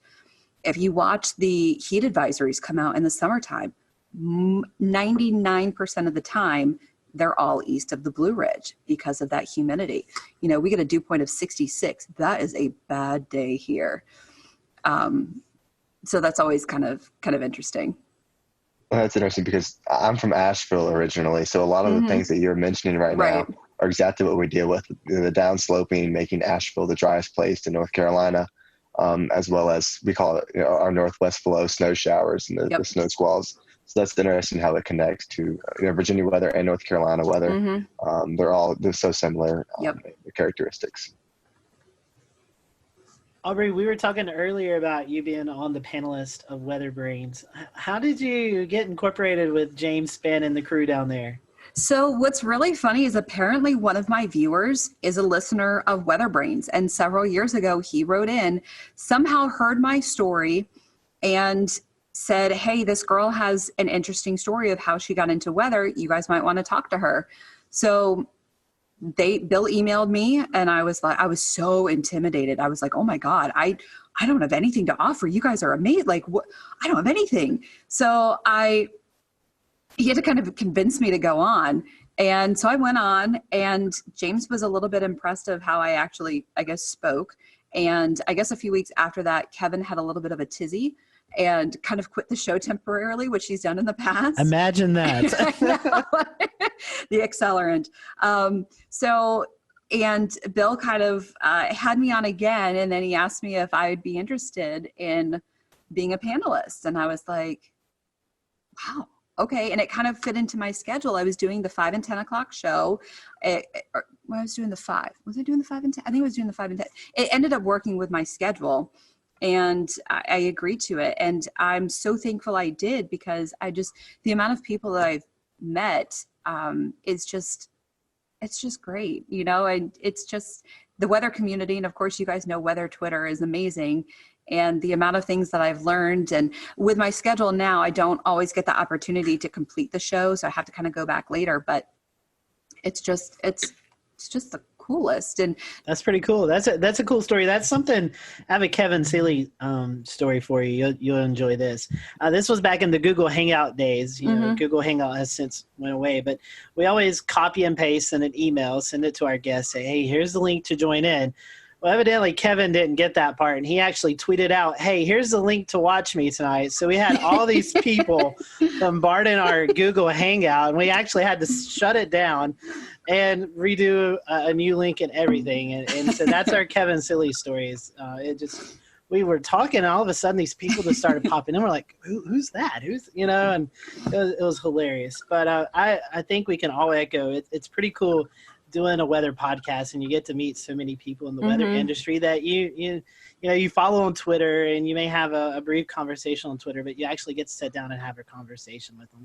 And we get to geek out over these people too, and normal people don't get it. And it's just, the weather enterprise is just so amazing, and you're geeking out over these rock stars, and we get to geek out too. So yeah, you mentioned earlier that you get to meet a lot of people, and even here in the Carolina Weather Group, everyone has their own sort of opinions about, hey, my favorite guests. What are some of your most memorable guests that you've been a part of the panel for? Oh man, the Greg Carbon shows are always a treat. Those are always good. Mike Bettis came on and talked to us about his chase situation that happened in was that 2013? I think it was either 13 or 14. Yeah. When they rolled over. Yeah, it was El Reno. And that was a pretty powerful show. That was, hearing his story. That was always a powerful one. Let's see. You don't have to go into details. You don't say anything. Were you on show 404? Yes. That was interesting. That was an interesting. And you know what? I don't know that I even spoke during that show. But I do have the shirt from Helicity Weather that's plus minus F3. And I think I'm the only one that actually has that, because I just think it's hilarious. We internally will just joke around. We'll just show at 404, and we automatically know. That's just that was an interesting show for sure. We have a couple more minutes with Aubrey. I know she has to get ready for the news tonight. Talking about weather brains and shows and guests you had. A lot of us have mentors in the weather world. Do you have any weather mentors? I would assume maybe James Spann might be one. I mean, any others that my biggest mentor is Mark Reynolds. I would not be where I am without him. Not only did he kind of blow my mind, he answered my email. I mean, I was just asking to come in and view a studio to see if this was even a field that I might even want to pursue. And he brought me in as someone who is curious, told me after only meeting me for 20 minutes, told me he thought I had the voice for this and I could do this, and talked me into the Mississippi State program. I mean, that's the kind of person he is, and then fought to get me an internship and worked with me, and then still let me come in the studio when I needed to practice on the green wall, on the chroma key. I would not be where I am without Mark Reynolds, and I still keep in touch with him. And he's given me advice over the years, and I absolutely would not be where I am without him. I wish I had a lot of other weather mentors. I've had to do a lot of learning on my own, which is not ideal, but someone who's determined, who really wants to succeed at this industry, sometimes you do what you have to do. So, but I would not be where I am without Mark Reynolds from WJHL, and he's amazing. And I know a lot of other people at NWA this year, Tom Watts, who used to work with Mark and who was on air when I was living in Johnson City before I got into meteorology. I actually got to meet him. And then Ken Weathers, who also used to work with Mark, I think was one of his interns also. We were all there at NWA. And so we were kind of Mark's little proteges. And it was just cool to kind of be a part of that group. So Mark is it.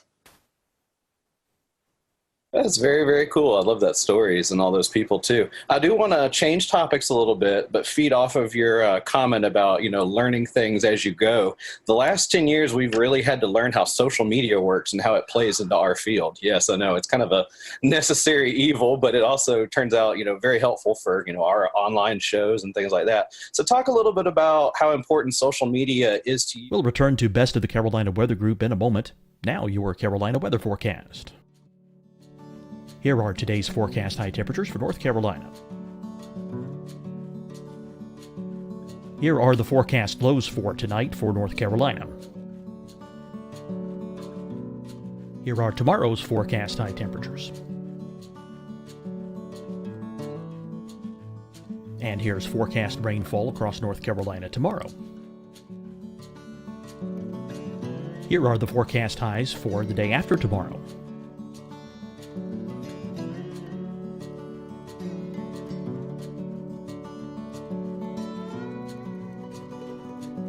And here's the forecast rainfall across North Carolina for the day after tomorrow. This is the total rainfall forecast across North Carolina for the next 3 days. Here's the severe thunderstorm outlook for today from the Storm Prediction Center.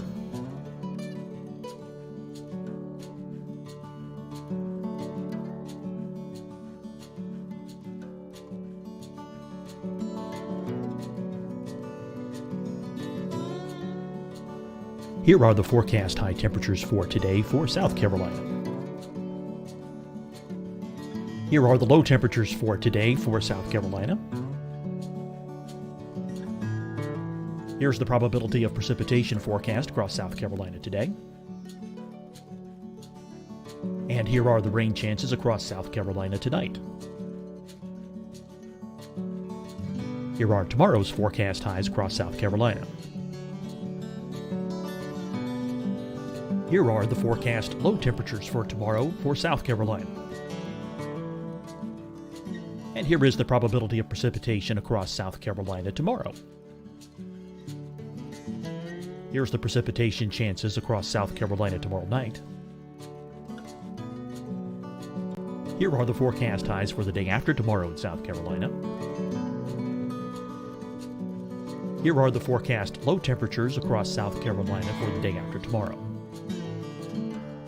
And here are the rain chances across South Carolina for the day after tomorrow. And South Carolina's probability of precipitation for that night. Here's the Storm Prediction Center's severe thunderstorm outlook across South Carolina for today through tonight. Here's the Storm Prediction Center's severe thunderstorm outlook across South Carolina for tomorrow and tomorrow night. And here's the Storm Prediction Center's severe thunderstorm outlook across South Carolina for the day after tomorrow through that night. Here's the severe thunderstorm outlook for today from the Storm Prediction Center.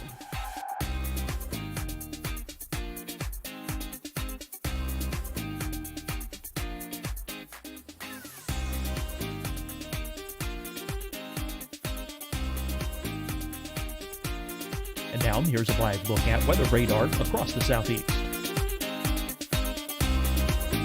Fight the spread and take a stand against coronavirus. Wear a mask in public. Stay at least 6 feet apart from others. And get tested. Join us and fight the spread. Visit scdhec.gov/COVID-19.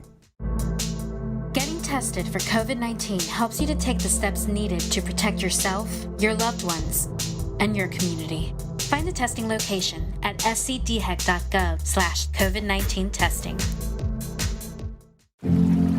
Deciding when to wear a mask isn't about who you know or how well you know them.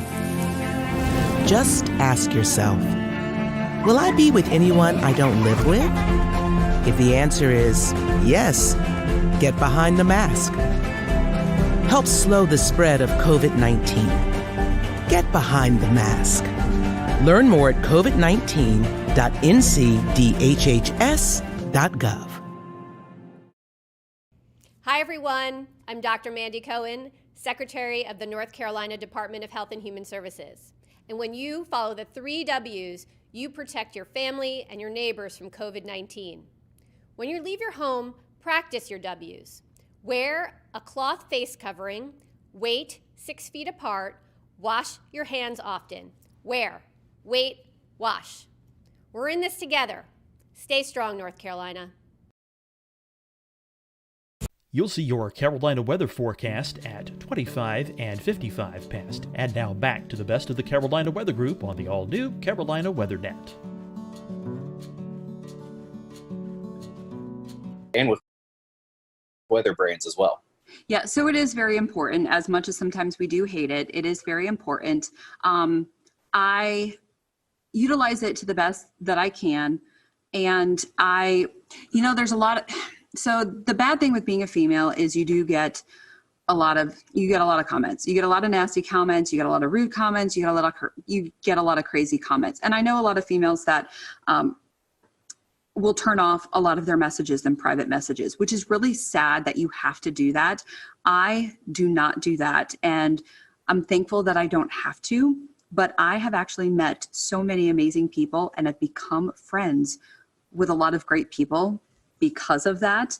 And I've become friends with some great viewers because of private messaging and things like that. And I'm very thankful for that. So it's really sad that some other female counterparts don't have that opportunity. Maybe just because I'm in a smaller market, I kind of have a little bit of that opportunity, and I've maybe been a little trusting with some people, but I have been lucky enough to make some of those really great relationships with people. So building those relationships with your viewers are obviously very, very important, especially with, when you're getting that information with storm reports, snow reports, rainfall reports, storm chasers, those photos, or just relying on, even just everyday photos when it's quiet outside, just to sometimes fill your time, relying on a photographer. So those are always great, relying on information and having that communication back and forth. But social media, it's the future. It's where we are. But you can do a lot with social media. You can get changing. I mean, we all know weather changes sometimes very quickly. So you can get important information out really quickly with social media. Yeah, I know that. That's the internet is where I live, just doing what I do. And I'll tell you what, it's just completely changed the game as far as getting storm reports, as far as getting, situational awareness on the ground. You suddenly have so many more cameras to tap into, and it really I don't know how y'all did it before that, but I know that it's completely changed the game here. For sure. And, here in Charleston, we have a really good and engaged community. So I'm curious, before we get into something even more fun, what is your weather community like up in your neck of the woods? They're amazing. I would not be here still on TV where I am without this community. And I constantly say that this community is why I stay here. This is why not only I stay here, but why I've brought my family here, because this community is still amazing. Some of the things that I see and hear in the female group on Facebook is sometimes horrifying. And I don't know if I could do this job if I heard stuff like that on a daily or weekly basis. We all get criticism. We all get stuff like that. We all get pushback, but I don't get a lot of it. And I'm very grateful that the community responds well to me. So I'm very grateful for the community and how wonderful people are here. So they're amazing, and they've welcomed my family. I mean, Urbanowitz, you can't slide into a community in Virginia with a name like Urbanowitz and hide under the radar. I mean, they know exactly who my brother is. They know exactly who my parents are. And everyone, I mean, my parents all the time, people talk, once they hear their last name, people talk to them and they get such, they get feedback, but people are just so nice to them. So the community here is incredible, and it's one of the reasons I've stayed. That's wonderful. That's wonderful. Well, Aubrey, we've certainly enjoyed getting to know you tonight, and we appreciate you donating some time to us. If our folks want to watch social media we were just talking about, if they want to follow you on social media, how can they do that?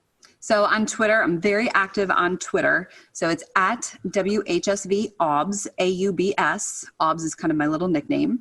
And then on Facebook, just search for Meteorologist Aubrey. I tell people you don't have to spell the last name if you just search for Meteorologist Aubrey. And then on Instagram, let me get my Instagram out because I think, yes, WXAUBS, WXAUBS on Instagram, or as I call it, the gram. The gram. Yeah, Evan runs our gram. That's his title. So yeah, I should be better at it. It's a lot of pictures of my dog. Well, Aubrey, thank you so much, and we hope that, I know you guys haven't had a lot of winter either, so we hope you get some winter up your way sometimes in the coming weeks. But we appreciate you spending some time with us, and tell everybody at the Weather Brains, that we said hello, and we look forward to hopefully working with you guys during the National Weather Podcast Month later on this year. Of course. Thanks for having me on, guys. Appreciate it. Always good to see you. Thanks, Aubrey. And thank you guys for watching the Carolina Weather Group. As always, you can follow us at Carolina WX on Twitter or Carolina Weather Group on Facebook. If you have any suggestions or guests that you'd like for us, just reach out to us. We'd love to see those suggestions and work our best to get those guests or topics on the show. Until next week, we hope you have a great week, and we'll see you later here on the Carolina Weather Group.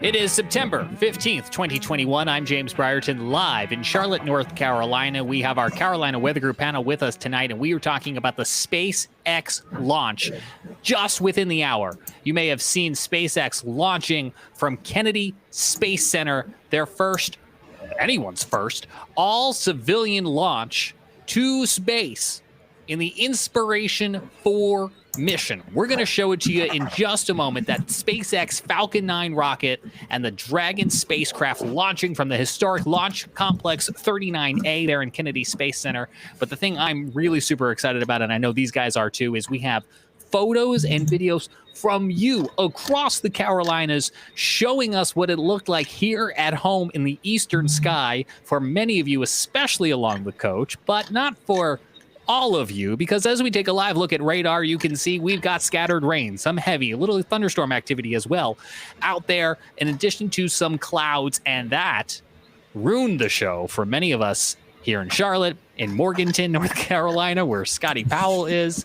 But Jared's going to show us some of that video that some of you did manage to take in just a moment. So if you would like to share with us, you can tweet to us right now at Carolina WX Group on Twitter. It's Carolina WX Group on Twitter. You can find us on Facebook as well too, and we'll take a look at some of those coming up, and we'll hear from these guys in just a moment. But let's get right to it, guys. Let's roll that tape and look here, the final moments of countdown from Kennedy Space Center in Florida just an hour ago.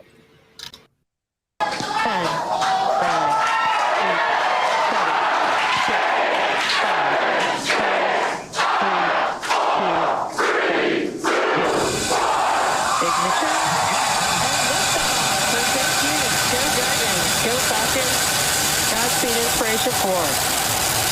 Copy, 1 Alpha. Vehicles pitching downrange.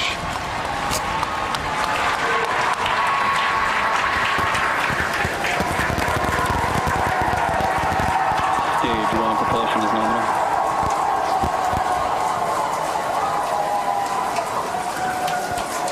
T plus 30 seconds. Callouts indicate nominal. Historic mission flying the Inspiration 4 crew. Onboard Dragon and Falcon 9. Great deal of the crew in the council. We're into the throttle down, into the throttle bucket. Stage 1 throttle down. Throttling down in preparation for the period of maximum dynamic pressure.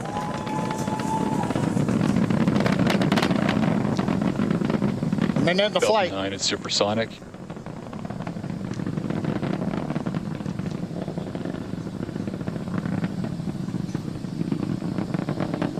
Max Stage 1 throttle up. We're through the period of maximum dynamic pressure. Copy, We're 1 throttled Bravo. back up, and 1 Bravo, the call out from space. That's one of the abort sequences. That is a nominal call. Everything continues to be good.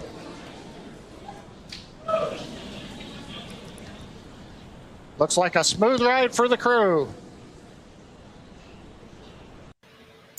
And you can see them giving the thumbs up there. That is for quote unquote regular people. They are certainly well trained, knowledgeable, and experts, but they are not military. They are not NASA. And they're not really, really rich guys who own their own space company. So what is exciting about this is that it is the first step towards one day launching us regular people into space. Although, I don't know, guys, I don't see in my lifetime me being able to get to space affordably, but it is really cool. This is all automated. They have to push, as I understand, close to no buttons, and they're just driving this thing from California. But here in the Carolinas, folks like you at home were able to see this. Let's bring in Jared Smith. He is the keeper of the photos and videos tonight, so keep them coming. We'll look for your live comments in chat, but Jared, what are people showing us? Yeah, we got lucky here in Charleston. Really along the entire South Carolina coast, we actually had, it was kind of funny. James and I, we were talking on the phone earlier. I was like, man, I don't feel good about this because we had some showers coming in not too long ago, and I was like, man, I don't know if we're going to get a good look at this. But as it turned out, we got lucky in the Charleston area, and we'll take my screen share here. And this one comes to us from Emily Koppel. Her father, Michael Koppel, took these photos on Kiawah Island. Is like, is this a SpaceX launch? Yep, absolutely. And some really cool shots. You can see, you just see that trail there. And the SpaceX rockets just put on such a great show. And I got to tell you, looking inside that SpaceX rocket, it's got to be really good that they're not flying on everything that's something that's built by the lowest bidder.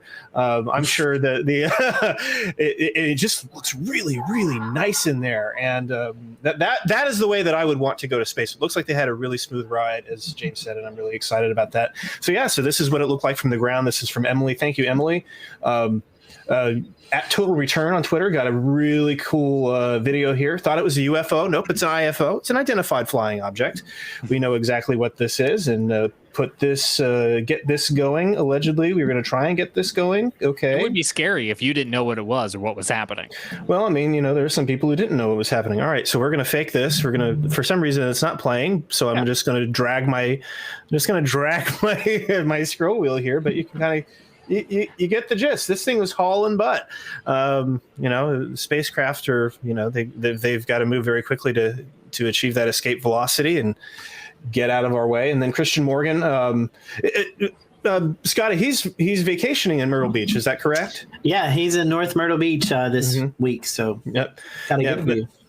Christian Morgan from WFMY. Yeah, he got a really cool shot here. And then the other cool thing is that we had an ISS pass about 3 minutes after that. The International Space Station came by about 3 minutes afterward. So Skywatchers got one, lucky, and two, a heck of a show tonight, courtesy of the United States Space Program, cooperation with our international partners, and Elon Musk. So this is just a few of them. If you go off on Twitter, the videos are everywhere right now. Yeah, it was really cool. It was really neat. Just before we went on, Dave Williams at Channel 4 here, WCIV, he was able to catch not only the liftoff but also the return, because remember the Dragon, and we haven't cleared it, so I'm not running it. They literally just before we got on here, but the Dragon rocket, as we all know, it comes back to Earth. It's complete. It's a totally reusable system, and so we apparently were able to see the landing too. So that is pretty cool. That is pretty. We haven't mentioned yet one of the folks going into space. Christopher Simbroski is actually a North Carolina native. Grew up in Kannapolis, North Carolina. So really, so he was one of the 4 members on the crew tonight. Went to school in Kannapolis, grew up throughout his high school years, and then moved off. But a North Carolina native on the spaceship tonight. And they are no stranger to things going fast in Kannapolis. So that is that's right. Probably the fastest a Kannapolis native has ever traveled. So he's got Dale Earnhardt beat by a couple of miles an hour. Yeah, it certainly does. And Scotty just passed this one along to me. This is so cool. This is a 30-second exposure. Look at that. Look at that trail. Look at that tail there. Yeah, so cool. And I feel Steve is a reporter at WBTV, and he's from my hometown, so we talk a lot. And he's been down there all week, and he's like, I've just been wanting to get one great sunset photo while I'm at the beach this week, and he hasn't been able to get it, but I think this makes up for that. So I'm so glad you brought sunset up, because as I understand it, it's actually the setting sun that makes this possible, because it's backlighting it. I'm going to go to Dan in a moment for a little bit more science behind how that light works, but they actually had an angle of this from space. Take a look at what the sunset looks like from space shortly after takeoff. There on your screen, you can see a sunrise horizon there with planet Earth just behind the glowing MVAC engine. Okay, I stand corrected. That was the sunrise as they made it around the globe, but still really, really cool. And Dan, you weren't able to capture this rocket launch, but you're no stranger to capturing rocket launches. As we know, you caught one for us here on the Carolina Weather Group from the Outer Banks when this rocket took off from Wallops Flight Facility in Virginia. So you're no stranger to this beautiful photography. What is it like, Dan, to see something like this and be able to capture it with your camera? Right. Yeah, it must be pretty exciting having, for those who had a good view of it tonight. When you see this going through the sky, it seems surreal. You're watching something that is kind of going against the direction of anything that you would normally see in the night sky, and it's moving upwards, and it definitely doesn't look like anything else you've ever seen. So kind of a real interesting experience that connects us to these kind of greater human aspirations and things that we've been able to do that are bigger than just being on the surface of planet Earth. So you kind of feel all that in that moment, and it definitely sinks in. I was trying to explain that to my 3-year-old. The concept of leaving Earth. If you're watching at home right now on our live broadcast here on Facebook, YouTube with Carolina WeatherNet, use that live chat box. We want to hear what your thoughts are on a launch like this, or if you could ever afford a ride to space, would you go? Very, very cool, exciting stuff out there. There's also, of course, they bring an object with them, a zero-G indicator. We've seen some of these in the past. I think it was a dinosaur previously. Well, tonight, their special zero-G indicator has a special meaning. Take a listen. Oh, we can see the zero-G indicator floating around. And it looks like it is a little golden retriever. Oh, like the golden retriever assistance dogs at St. Jude Children's Hospital. That is apropos.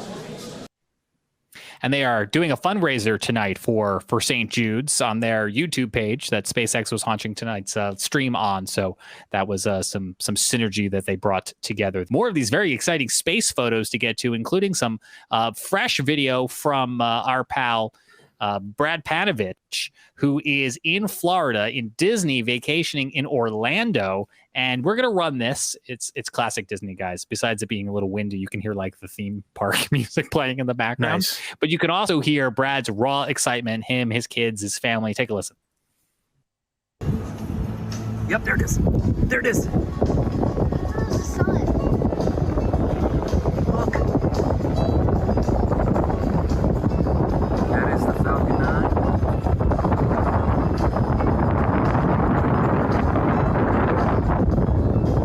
Oh, I can't believe we see it. That's awesome.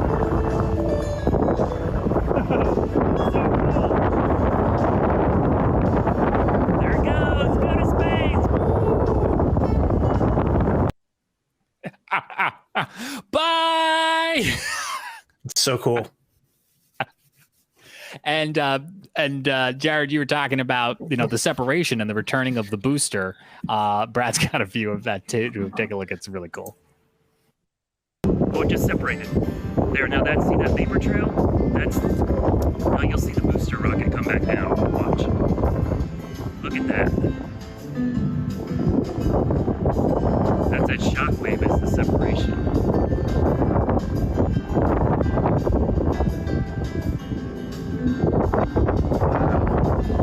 There's the booster. It's coming back. Now watch, the booster will actually come back and land.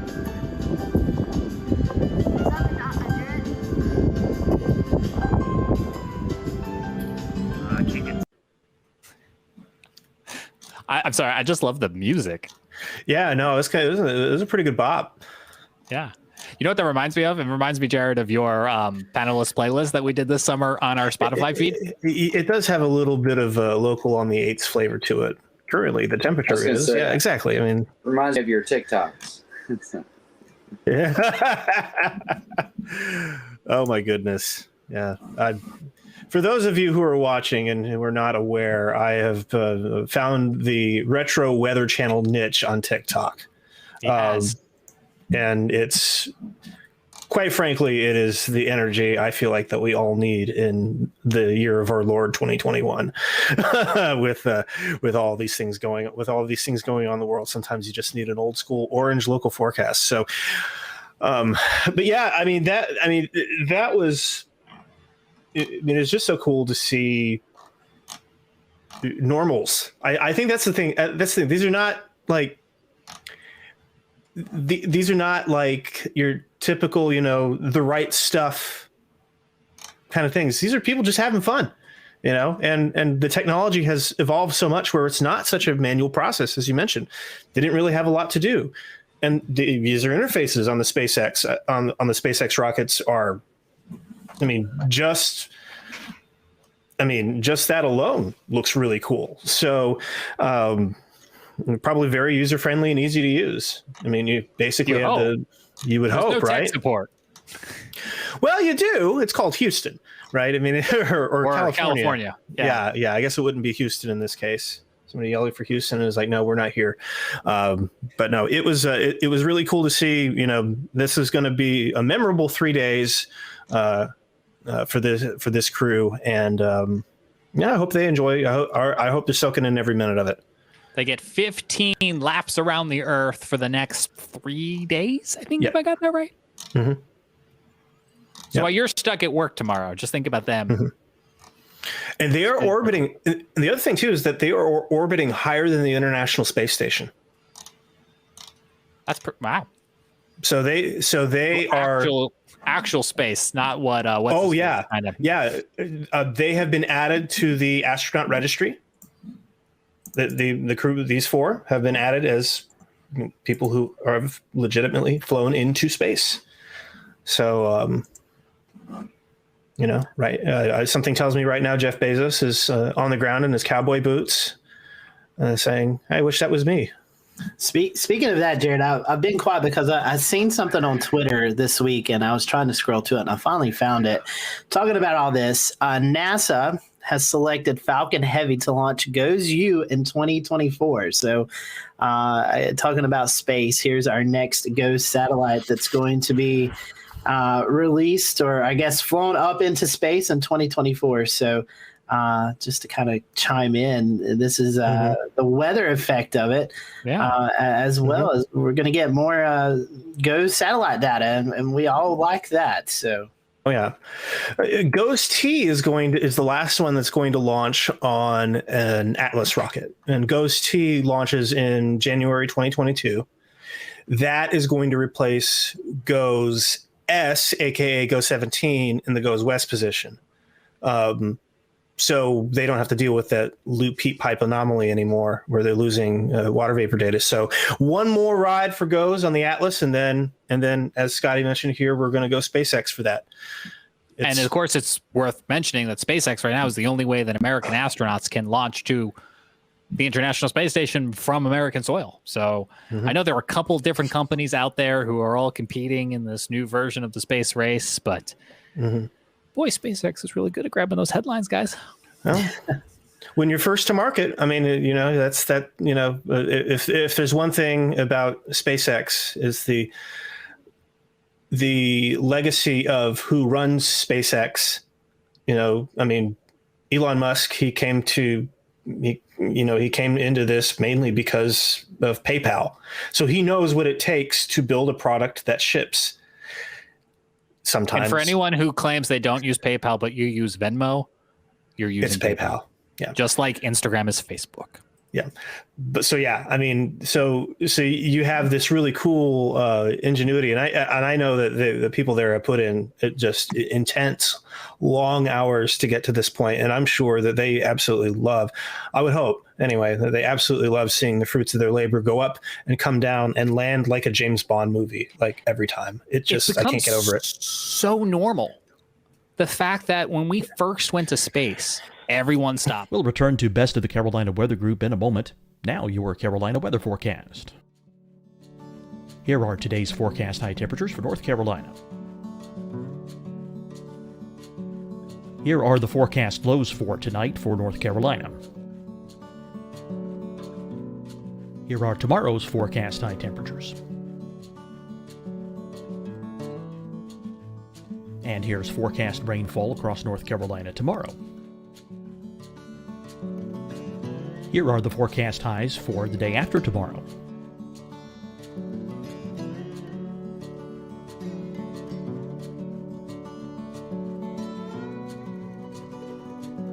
And here's the forecast rainfall across North Carolina for the day after tomorrow.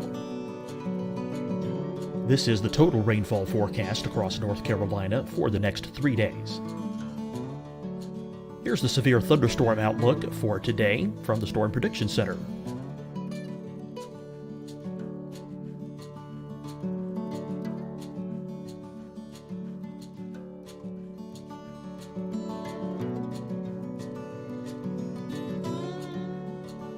Here are the forecast high temperatures for today for South Carolina.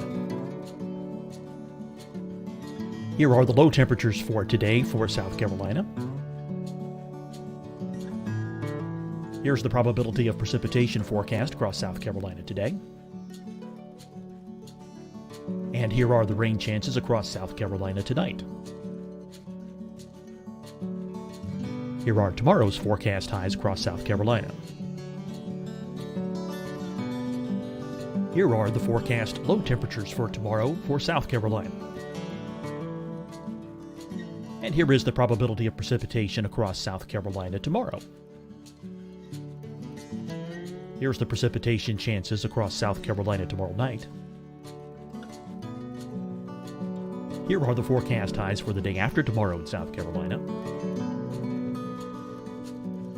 Here are the forecast low temperatures across South Carolina for the day after tomorrow. And here are the rain chances across South Carolina for the day after tomorrow. And South Carolina's probability of precipitation for that night. Here's the Storm Prediction Center's severe thunderstorm outlook across South Carolina for today through tonight. Here's the Storm Prediction Center's severe thunderstorm outlook across South Carolina for tomorrow and tomorrow night. And here's the Storm Prediction Center's severe thunderstorm outlook across South Carolina for the day after tomorrow through that night.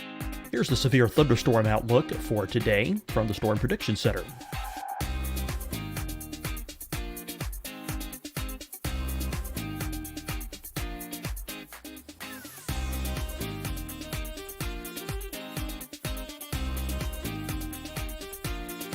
Now, here's a live look at weather radar across the southeast.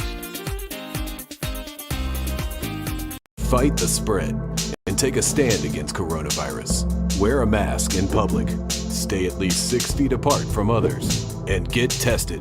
Join us and fight the spread. Visit scdhec.gov/COVID-19. Getting tested for COVID-19 helps you to take the steps needed to protect yourself, your loved ones, and your community. Find the testing location at scdhec.gov/COVID-19 testing. Deciding when to wear a mask isn't about who you know or how well you know them. Just ask yourself, will I be with anyone I don't live with? If the answer is yes, get behind the mask. Help slow the spread of COVID-19. Get behind the mask. Learn more at covid19.ncdhhs.gov. Hi, everyone. I'm Dr. Mandy Cohen, Secretary of the North Carolina Department of Health and Human Services. And when you follow the 3 W's, you protect your family and your neighbors from COVID-19. When you leave your home, practice your W's. Wear a cloth face covering, wait 6 feet apart, wash your hands often. Wear, wait, wash. We're in this together. Stay strong, North Carolina.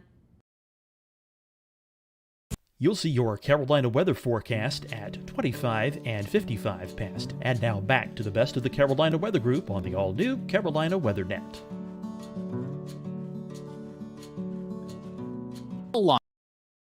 Launches used to be carried on the networks, and it was a thing to view. And now I'm putting it on my phone while giving the kid a bath or doing something else. It's really cool and impressive, but it's almost normal now. I don't know if that's good or bad. In a way, this is what they were aiming for with the shuttle program, if you think about it. Because the shuttle program, the intent behind the shuttle program was to launch that thing like 12 times a year, something like that. Just have constant space exploration. Obviously, it didn't work out that way. It ended up being far too expensive, and in a couple cases, far too dangerous. But the that was the idea behind the shuttle program. But now, as it turns out, the shuttle program maybe was just a little ahead of its time. Turns out that the standard rocket model actually can be very reusable, even more reusable than the space shuttle, because the space shuttle would jettison the fuel tank, and that would burn up, and then you would have the boosters would come back, but that fuel tank, that huge orange fuel tank, that would burn up. So that was a lot of there's still plenty of waste with that. So it's really cool. I'm glad that we're getting to see this. Anybody want to take a gander without opening the link of how much it's going to cost to ship GoesU into space? How much do you think it costs? I'm deciding if it's millions or billions. I was a little taken back. It wasn't as much as I thought it would be.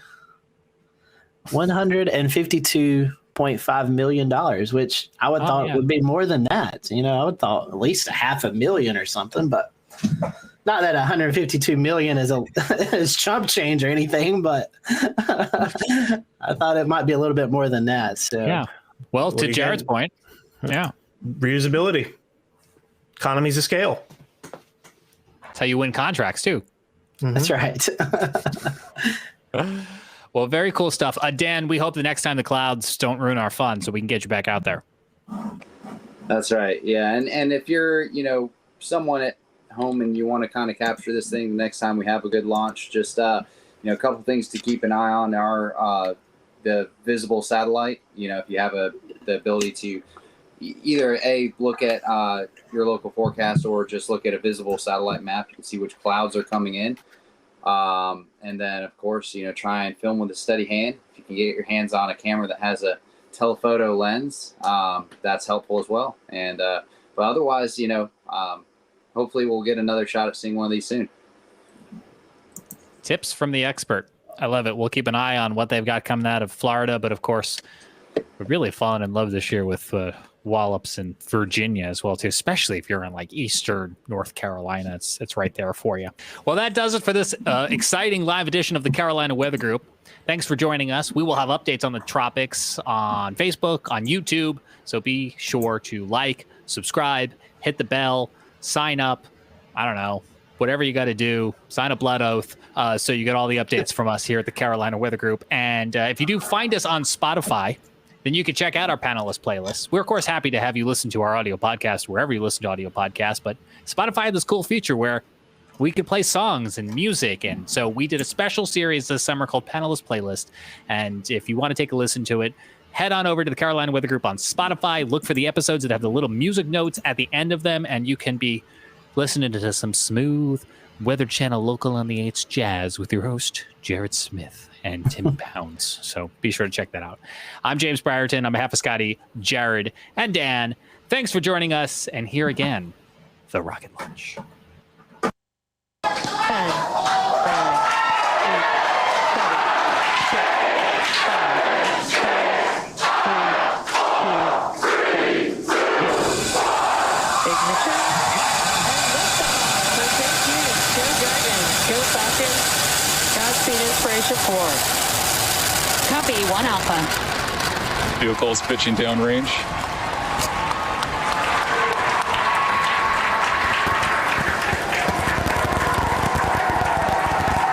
Gauge 1 propulsion is nominal.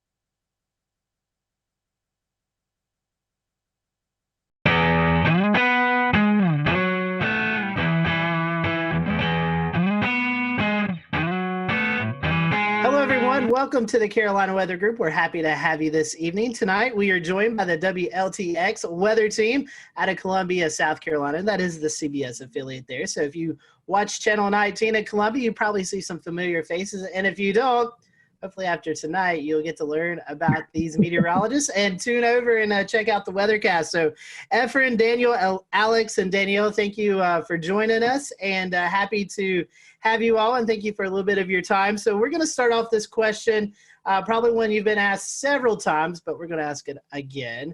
How did you guys, how did you know you wanted to be a meteorologist? What persuaded you to do that? And Efren, I'll start with you, and I'll just let the team continue after that. Actually, the interesting thing is that when I went to school, I actually wanted to be an aeronautical engineer. Then I had an interest in weather, but I never had an interest in meteorology as far as a study. And I took one class, and it was an orientation to professional meteorology. There's a one credit class, and I got hooked. It came down to really the same thing. I'm always talking to kids, high schoolers, college students. It comes down to the one word I always say when I talk to people about meteorology. It's why. Why is it sunny? Why is it hot? Why does that cloud look like it's cut in half from the bottom? Why is it raining at my house, but my neighbors who are just a quarter mile down the road, they're not getting a lick of rain? Why? And that's where my interest really came in. Why is the weather the way it is? And every time I ask the question, and still today, it's that passion of wanting to know why it is. And even finding out why it is, I just still wanted to know more. It's like those little kids who, when I was 8 years old and sitting on the lawn and looking straight up and going, that cloud looks like a dog, and that cloud looks like a tree. those are the things that, really got my interest peaked when I was a kid. But it wasn't as an adult that I realized that there's a very big interest and I just want to know more. So I always knew I loved the weather. For me, it was, flying to Florida for the summer and seeing all those big puffy clouds and just wondering, how do clouds that produce so much rain, stay afloat, as a kid. I was just so amazed by the idea that it was just totally sunny along the approach when you're flying into, let's say, like Orlando, for example. And then by the time you're at the airport and you're getting the taxi, it's pouring, So just the power of the weather in the Southeast was actually what started it. But I'm from New York originally, so it wasn't the snowstorms and things like that that initially did it for me. So that was kind of a surprising thing, because a lot of my, fellow colleagues and friends that I went to school with, it was snow for them because I went to school at Rutgers in New Jersey. So yeah, I originally wanted to be kind of more of the operational forecasting side of things. But then I realized when I was in school after Hurricane Sandy that I wanted to do more television and communication, because a lot of people were impacted by storm surge because they had no idea what it was. It wasn't well communicated, as far as the city evacuating people from for Sandy. Hurricane Sandy wasn't a hurricane when it made landfall. So there were just so many communication things. I mean, we see it now with the derecho in the Midwest. People don't know what a derecho is.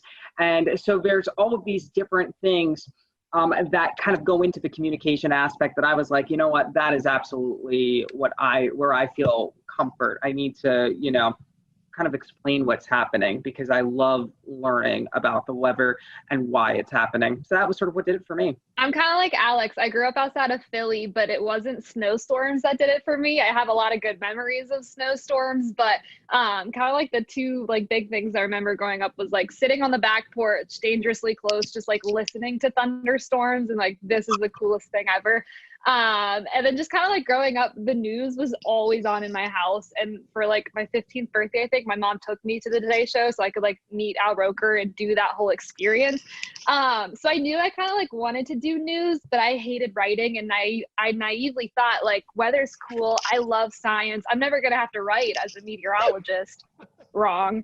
But I kind of just combined a lot of different interests and it really worked out and it's been great. And it's fun, like Alex said, communicating while also being a scientist and kind of digging deep with the math and science was always kind of what I leaned towards growing up. Well, I'll go ahead and tell you back in 1984, a tornado destroyed the school I was in. And so that kind of sparked a little bit of interest for me. And then Hugo back in 1989, that was a big deal as well in South Carolina.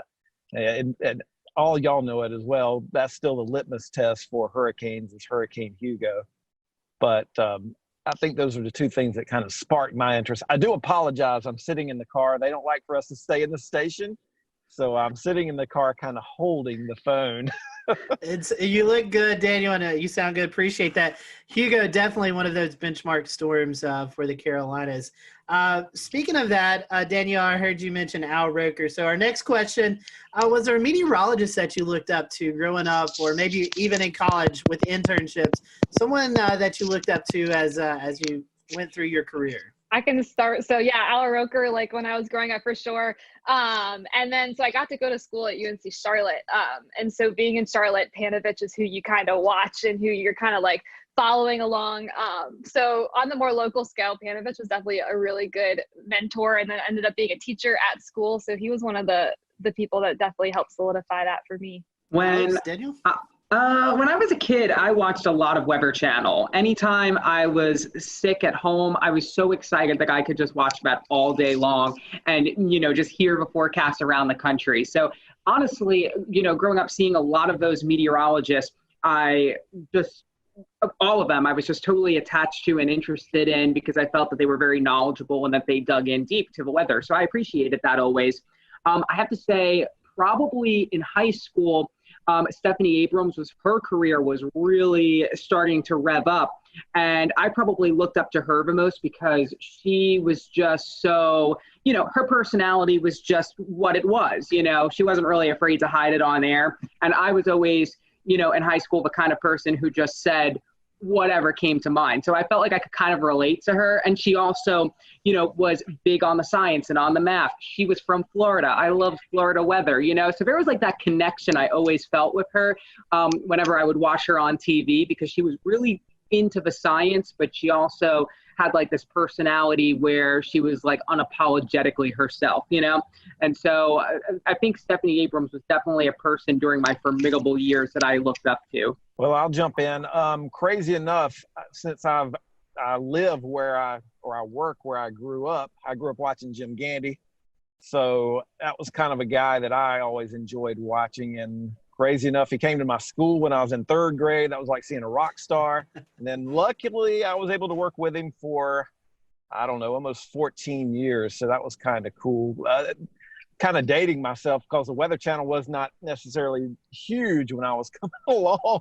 So I do remember watching Cantore, and I met him a few years ago, and he seemed to be a pretty nice guy as well.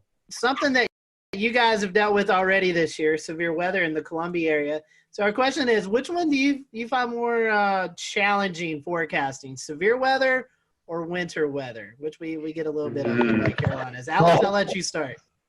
That is a great question. So for me, I mean, obviously the tornado outbreak the day after Easter was something that I hadn't anticipated, prior to seeing that, synoptic setup could even happen in South Carolina, just because it's so rare to have tornado outbreaks like that. A lot of times, our tornado outbreaks come from our tropical weather, where we're on the dirty side of the storm. And so those are a little bit easier to sort of convey, whereas, a morning tornado outbreak where we had, I believe, like 3 or 4 EF3, big tornadoes in the Midlands, in the 5-6 o'clock hour of the morning, that was definitely, I think, a big challenge. But winter weather here, we're going on now our 7th year without any significant snow. So I think as the years go on, there's a whole generation of people that aren't used to snow, either because they didn't live here at the time or because they weren't grown up yet at the time. So I really think now, and as the years continue to go on, that we go without snow, I really feel that winter weather is perhaps one of the trickiest, because severe weather, a lot of times it's isolated, the impacts, but if it snows, everybody's feeling that. I'll jump in. Winter weather, I've been around doing, I guess I've been doing weather in Columbia since 2007 at this point. And winter weather is always the big thing. And I remember in 2013, we forecasted 1 to 3 inches of snow in Columbia, and we missed by 50 miles. The city was shut down, and it was blue skies outside. And even now, it's become even a bigger deal because of social media and all the bad information out there. So in my opinion, for a snow or ice event in South Carolina, that's the bigger challenge. Maybe not from a forecasting standpoint, but from the standpoint of social media and people getting the wrong information out there and calling us names because we're not buying into the hype sometimes. Good point. Danielle, I want to bring you in. You graduated from UNC Charlotte. You didn't prepare for doing weather from home, I'm assuming, and class there. So what are your thoughts? No, I barely made it 9 months into my career per se that I had to transfer to my 500 square foot apartment. So I definitely was not equipped like other meteorologists have their green screens, blah, blah, blah. I didn't even have this map here. The station was like, we're going to throw something on your wall for you. So I was not prepared whatsoever, but I think I really do like what it has offered. Now that we're going back to the station, it showed how much flexibility we could potentially have in our job. We can work and build our graphics and do everything at home on a quiet weather day. And I live across the street from the station. I can pop over, do my show, and come on back. So that's kind of been nice. And with Alex's setup, it has been so cool to see him that'll be great if he could stay home on a nice weather day and say, check out my plants, check out the beautiful sunshine. It's fantastic. So I didn't really prepare. Thankfully, it had been kind of smooth. There hasn't been a ton of hiccups with it. My dog has only barked on air once. So like that has all been positives, but I don't think we're going to stay like this, but I think it does show that we could have more flexibility in our jobs that we didn't really think we had beforehand when it comes from like working from home. Yeah, just beyond this window is my porch, and I have hundreds of plants out there. So it's been really fun to show off, the different plants and how they're growing. Like my banana tree is growing a new leaf every single week because of how hot and humid it's been. And so there is this opportunity to tell the forecast in a different way. Sometimes during the morning show, the wind will actually shift from behind me, which is my south, to in front of me, which is my north. So I can talk about the reason why there is maybe some fog because, the temperature has now reached the dew point because of this northerly breeze that's coming in. It really has been a good opportunity. And a lot of people have come up to me and said that they really like that I'm out on my porch because I'm wearing a jacket when it's cold out and, I'm wearing my windbreaker when it's misting. Luckily, I have a roof over my porch, so I don't have to worry. And since it's the morning show, I don't have to worry about storms very frequently getting in the way either, because if there was lightning, then I would not be outside. And that's only happened once during the morning show. So yeah, it's been a good opportunity to sort of change things up a bit. I still have my forecast graphics. I'm still doing, still showing the same things, but now I get to like bring the weather outside where it's happening. And I feel that it's kind of made me a little bit more intuitive, like to see the sunrise earlier in the morning. I see hummingbirds flying at 7 a.m. It's just made me so much more in tune with nature, which is really needed when you're not around people. You need something to hold on to. Let's switch it up a little bit. Let's get some fun questions here. These are just some questions to get to know you guys a little bit better. So beach or mountains? Which one do you guys prefer, beach or mountains? Beach. Beach, all right. Easy. I'm beach. I'm with Danielle. That's good. We're all beach. I love the beach too. Favorite food?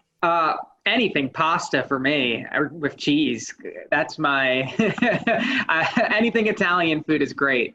Pizza and everything pizza. I really like just a good baguette and some nice cheeses, a little charcuterie spread. That's what I'm gonna say. Everyone's talking about pizza, so we had a few questions about pizza here.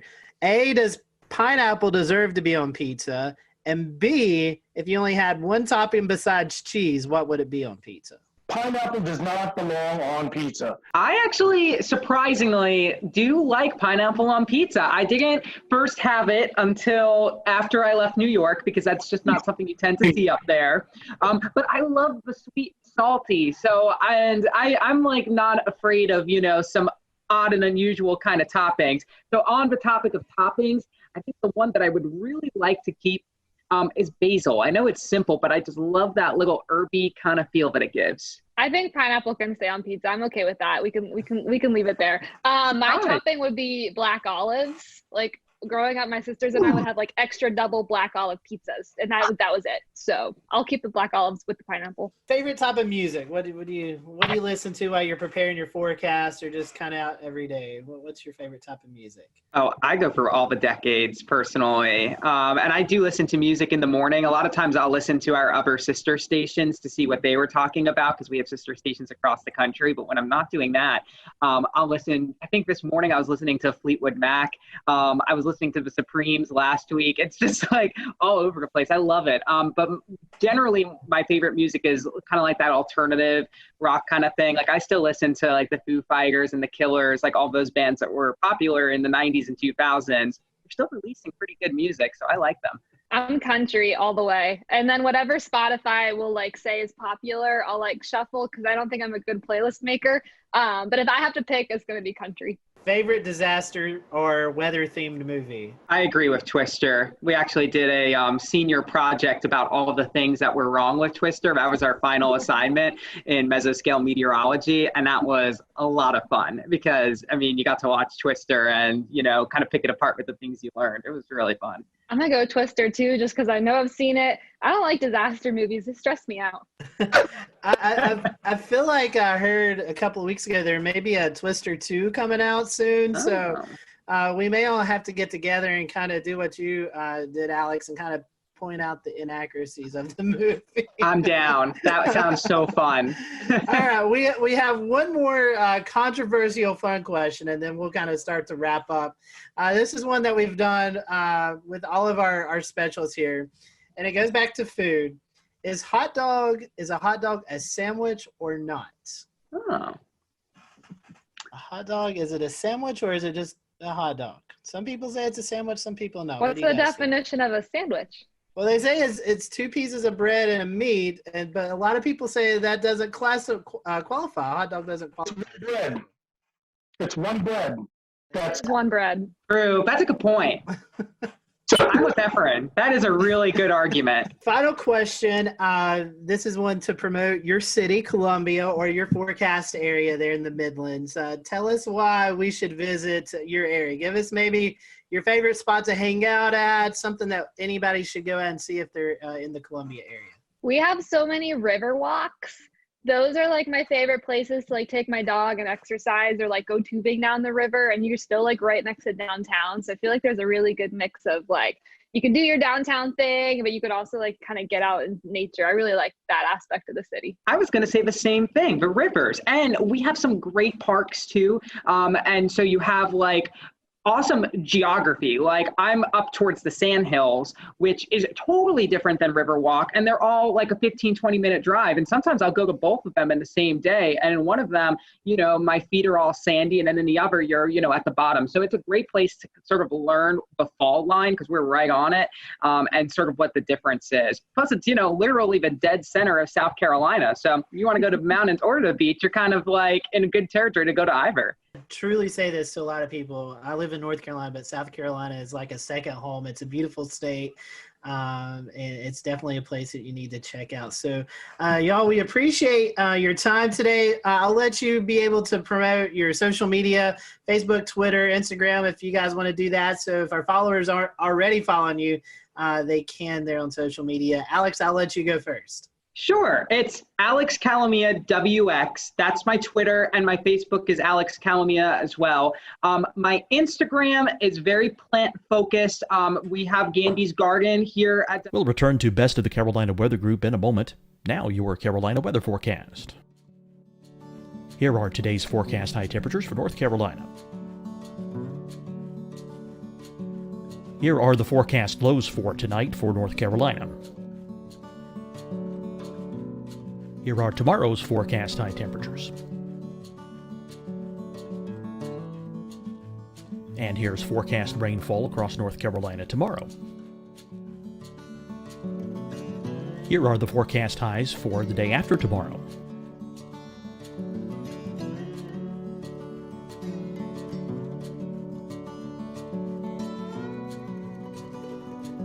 And here's the forecast rainfall across North Carolina for the day after tomorrow. This is the total rainfall forecast across North Carolina for the next 3 days. Here's the severe thunderstorm outlook for today from the Storm Prediction Center.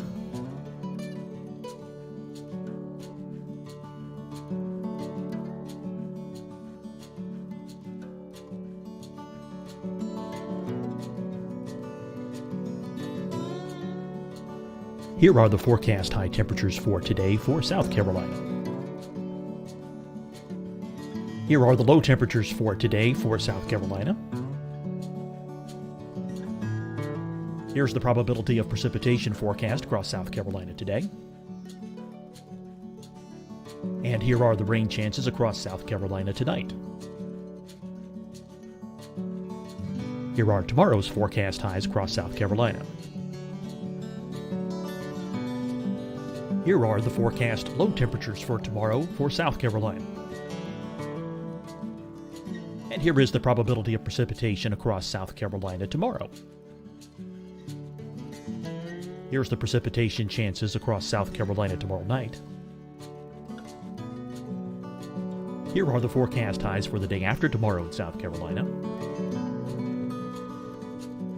Here are the forecast low temperatures across South Carolina for the day after tomorrow. And here are the rain chances across South Carolina for the day after tomorrow. And South Carolina's probability of precipitation for that night. Here's the Storm Prediction Center's severe thunderstorm outlook across South Carolina for today through tonight. Here's the Storm Prediction Center's severe thunderstorm outlook across South Carolina for tomorrow and tomorrow night. And here's the Storm Prediction Center's severe thunderstorm outlook across South Carolina for the day after tomorrow through that night. Here's the severe thunderstorm outlook for today from the Storm Prediction Center.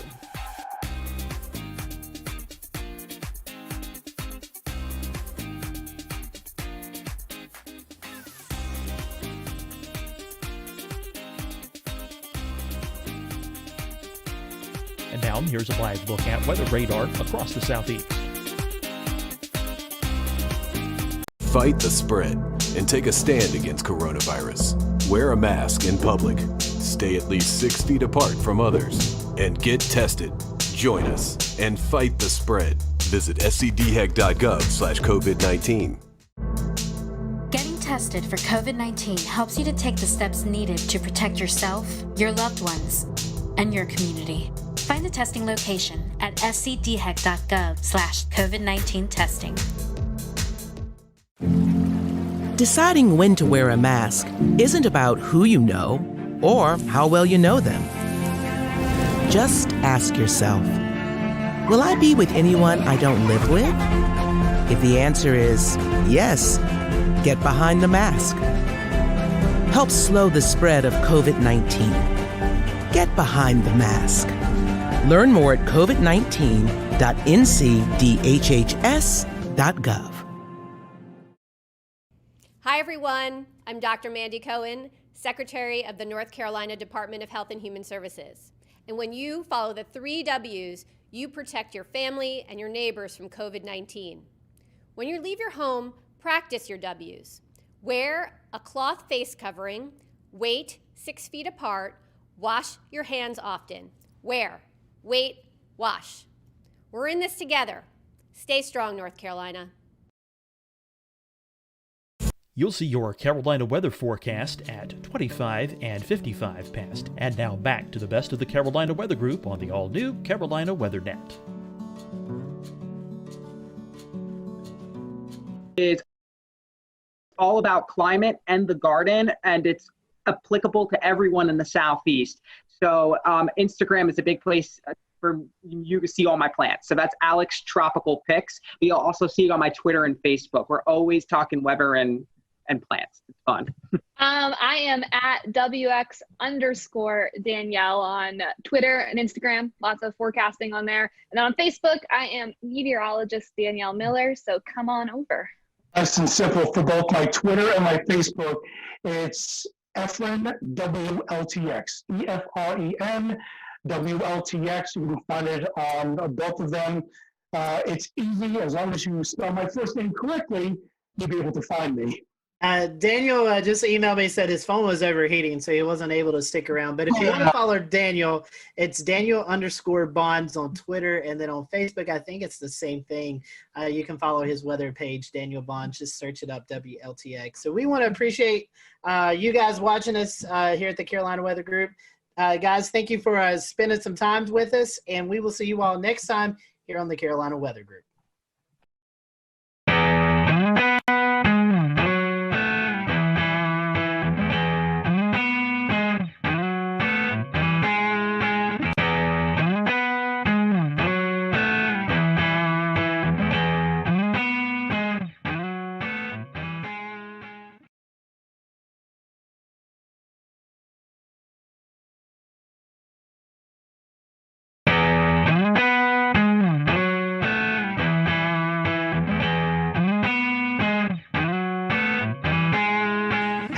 Welcome to the Carolina Weather Group. We welcome you to our latest edition of our little podcast, Weather Live Stream. And we're going to be talking about an interesting project tonight, the Snow Impact Project.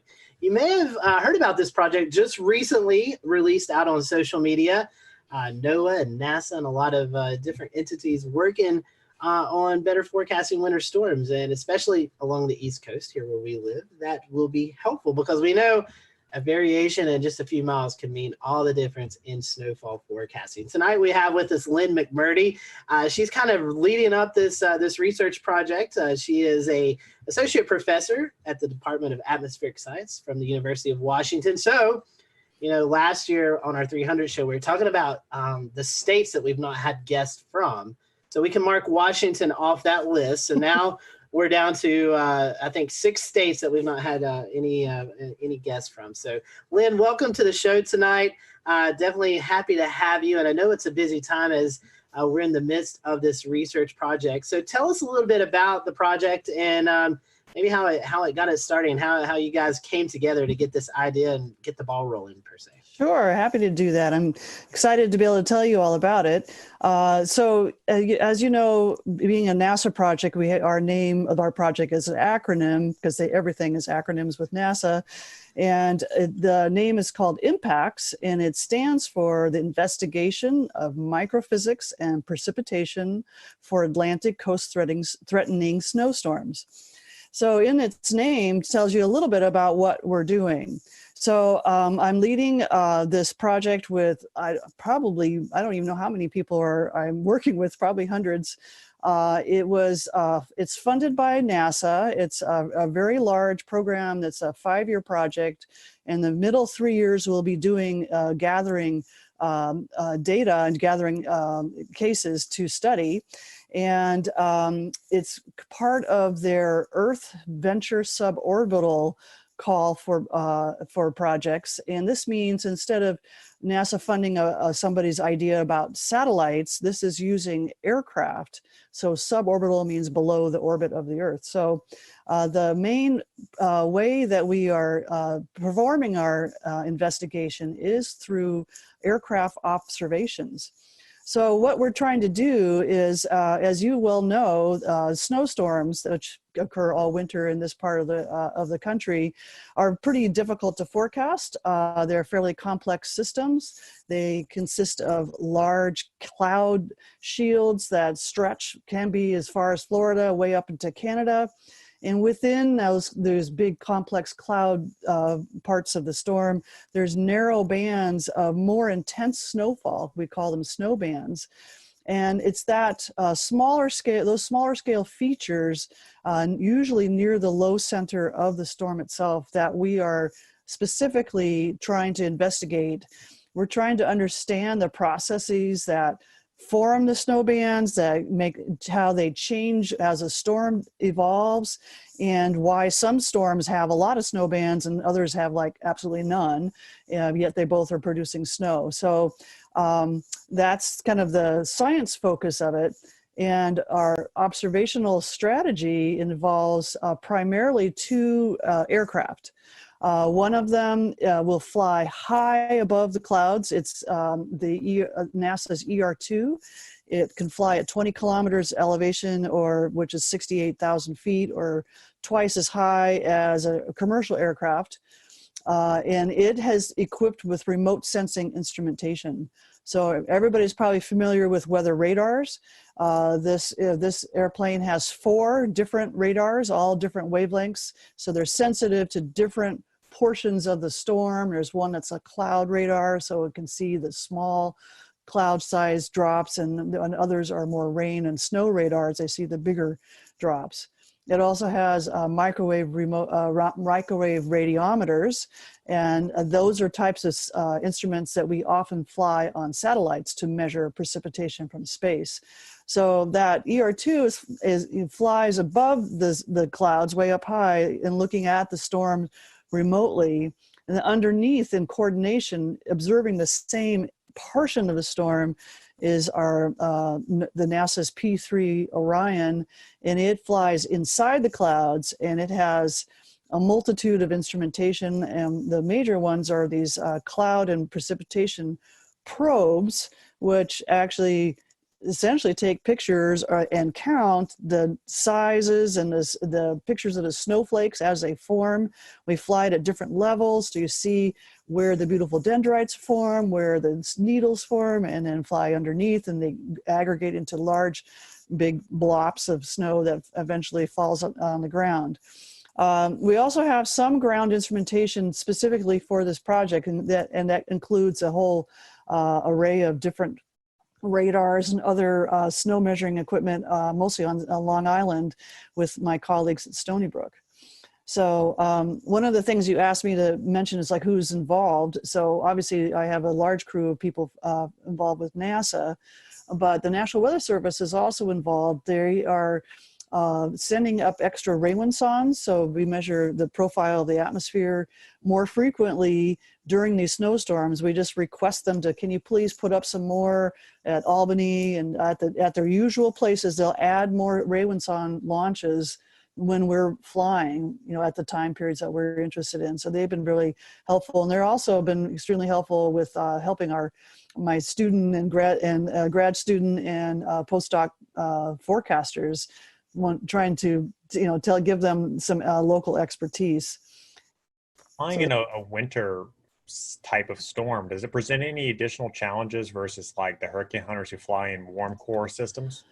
Well, that's a good question. The two different systems are pretty different. The hurricane hunters typically fly fairly high, and what they're doing is trying to get different profiles of the environment of the hurricane and try to get a good estimate of what the central pressure is. So they're kind of after a different kind of problem, and they fly fairly high, so they're well away from any kind of icing problems. So for us flying in snowstorms in the winter, this last case, we actually flew, it was rain on the surface, but the structure of the storm was the same.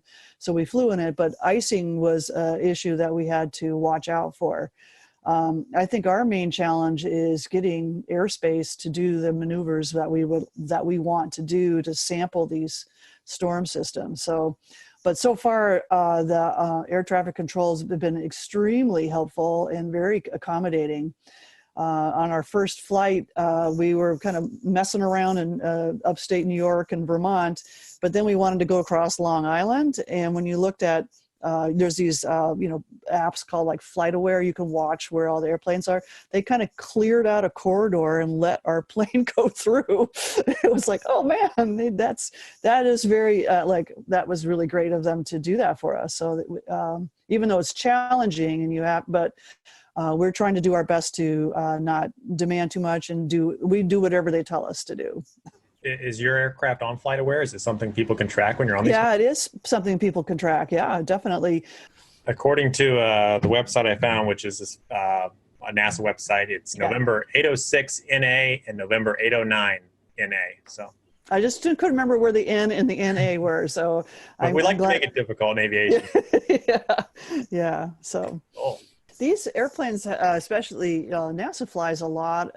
So does NOAA, and my colleagues who get National Science Foundation funds can also request the NOAA or NASA flights, and so they're very experienced crew in field campaigns like this.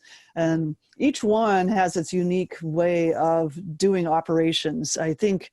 We're not doing anything really clever, fancy, different, and never been done before. And a lot of our instrumentation has been used in many other projects. And in some ways that's good. It's kind of less risky. And we'll get good data right away. And so it's, banking on the experience from other campaigns. So I know specifically the focus of this project is for snow bands, but does some of this data also feed into freezing rain and sleet forecasts as well? It might, yes. I think what we're doing at this stage is we're first looking for any storm we can find. The banded structures can result in different things at the surface. The bands form aloft. So at those levels, that's always below freezing. And then the structure at the very lowest levels, the airplanes can't, observe because you're going to crash them because you're flying so close to the surface. So if it happens to be a situation where there's pre-existing cold air down at the surface and that happens to turn into freezing rain instead of snow because it's warmer aloft, then yes, we will inform that. So I've told others that snow bands are our wish list are the main thing we want to get for. But if the storm happens to be warmer than your usual winter storm, the structures are similar and we can still learn the science of what makes those structures. Why does it organize in these narrow bands that are maybe related to the low pressure center deepening or maybe not. There's different hypotheses that we're testing, and we can test them with a variety of storms, including ones that have freezing rain and things like that. Lynn, just off the cusp thinking, this may, correct me if I'm wrong, may be able to help predict or maybe forecast where we could actually see those intense bands set up where we see thunder snow. Is that? Oh, that would be, thanks for mentioning the thunder snow, because for this year on the ER2, we do have an instrument that measures the electric field, which then relates to lightning. So if thunder snow happens to occur, we will actually learn some really fascinating stuff. They've never flown this instrument in situations where in winter storms. So you're correct that one of the applications of the data that we're collecting should help us improve forecasting in a variety of ways. The first way is, we will understand the processes much better. So the science will elevate our knowledge base. But then the direct measurements of those snow crystals and the environment they're forming in, and what the liquid water content, the temperature, all these other parameters, these are things that our numerical models are also predicting. But we have to do that, what we call using microphysical schemes. It's kind of like an algorithm that figures out how to do this. And they're invariably wrong, so that we don't have that portion of our numerical model very well constrained. And by having these direct measurements, we can see which one of these variety of microphysical schemes that you have a choice to use when you run a forecast model, which one is the most correct for these kinds of storms. They make assumptions like how much is made into snowflakes, how much is made into solid ice, how much remains in cloud liquid water. There's those things are assumed in the numerical models, but we will measure those so we can tell the models, no, you're wrong. I don't care how much snowfall comes out of that model. You're still not getting it right for the right reason. So that's one of our key applications, is hopefully down the road making improvements in our numerical models. What's it like? I mean, this has got to be probably the most difficult part of the research. Yes, it is. Where it takes us all week to figure out, like, how would we fly this forecast that's 85 hours out. So far, everything's gone great. We've been lucky, but we haven't flown a lot of cases yet. As you know, it's been kind of a quiet winter, but maybe that's a good thing. So we will be back again next year, and we hope for a really active year, and we really know how to go about this. So this is, even if we don't fly a lot this year, we'll have learned a lot. We will have gotten pretty good data, and we're ready for a better year in the next two. Some of these, ideal winter storms can be quite massive and stretch all the way from the southeast to the northeast. Right. Mm-hmm. Is it possible for the planes to cover the southeast on day one and then get to the northeast in time for the deepening low pressure? We would love to do that. The trouble is that these storms kind of move a little too fast. The way when you work with aircraft, there's a certain amount of time that they can fly because of how much fuel they can take, and also for crew duty. So they're very, very strict with how long a pilot can be operating the plane. The ER2, the one that flies really up here, high, is there's only one person on the plane, and that's the pilot. So, and he wears a spacesuit. He's almost beyond the atmosphere. He's so high up. So he has to, we have to be sure that that person is within the safe range. So total crew duty is 12 hours. That includes the pre-flight routine and then landing and the post-flight routine. And then we are required to give them 12 hours off before we require them to show up again. So if my storm would move really slowly, I could probably do that. Well, and I know you mentioned that next year, the project's still going to be going on. How long is it set for at the moment? We're here now, and we're here to the end of February. And then next year, approximately the same, another 6-week window, we'll be out here in the following year. So 3 winters. Emergency management. Maybe if they, we get this research about where these heavier snow bands, like forecasting, maybe emergency management, that's where they put their assets at. I was just wondering if, who all you can see the benefits from this research. Yes, I can see like the public at large, and of course the emergency management is part of that because they are the communicators from the forecasters to the public, and they kind of make decisions about how to respond to any kind of threat like a snowstorm.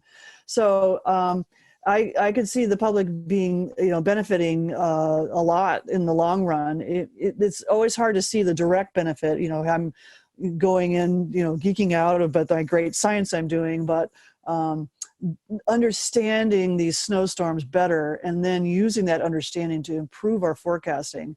And when our forecasting is done better, and especially in terms of the distribution of snow and where those bands occur, and do they set up, and if it's one kind of storm, do we expect to get a lot more of these banded structures and therefore more localized regions of heavy snowfall? Or do we see that, a different kind of storm would not have that, and so there maybe be less of a worry? So yes, indeed, that'll eventually benefit the public, our understanding, and then applying that understanding to better forecasting, and better forecasting will help the managers be able to react in a timely manner to inform the public. I know it's kind of early into the project. What's the feedback been like so far? Thumbs up. It's great. We love it. When the type of instruments we fly on the P3 are kind of finicky and difficult instruments. So some of them have not been operating at the top as they could be. So that's some of the feedback. We're trying to correct some problems or fix an instrument or two. The data that I've been looking at looks really good, I think. What you kind of is exciting is you look at it and go, I don't know what's going on. When you have that kind of reaction, that's actually a good thing, because it means you're going to learn something new. So I'm excited about that. So far, I think everything we've collected really high quality data. We haven't lost anything. Like sometimes, your biggest worry is like somebody forgot to flip the switch and it didn't record. Like, oh no, don't do that. So far, everybody knows what to do. They got all the switches turned on. Everything's good. And so far it looks great. So we just need more storms. That's all I need. Well, we need some more storms too. We're hoping. I know. We all need more storms. We need some more storms too. Well, Lynn, it's been a fantastic discussion. I'm going to go ahead and close out. So everyone, thanks for watching the Carolina Weather Group. We hope you've enjoyed this discussion. Lynn, I want to ask you, if you don't mind, if people want to follow along with the project, I know you have some social media platforms they can follow. How can they do that? Boy, I should have wrote this down. So the one I know for sure is our Twitter account, which is at snow with a capital S and then impacts, IMPACTS. Awesome. We follow here on the Carolina Weather Group, and I personally follow the Snow Impacts on Twitter. So get some great information there. You get some behind the scenes photos and things like that. So Lynn, thanks so much for joining us. We want to thank you for watching the Carolina Weather Group, and we will see you on our next episode.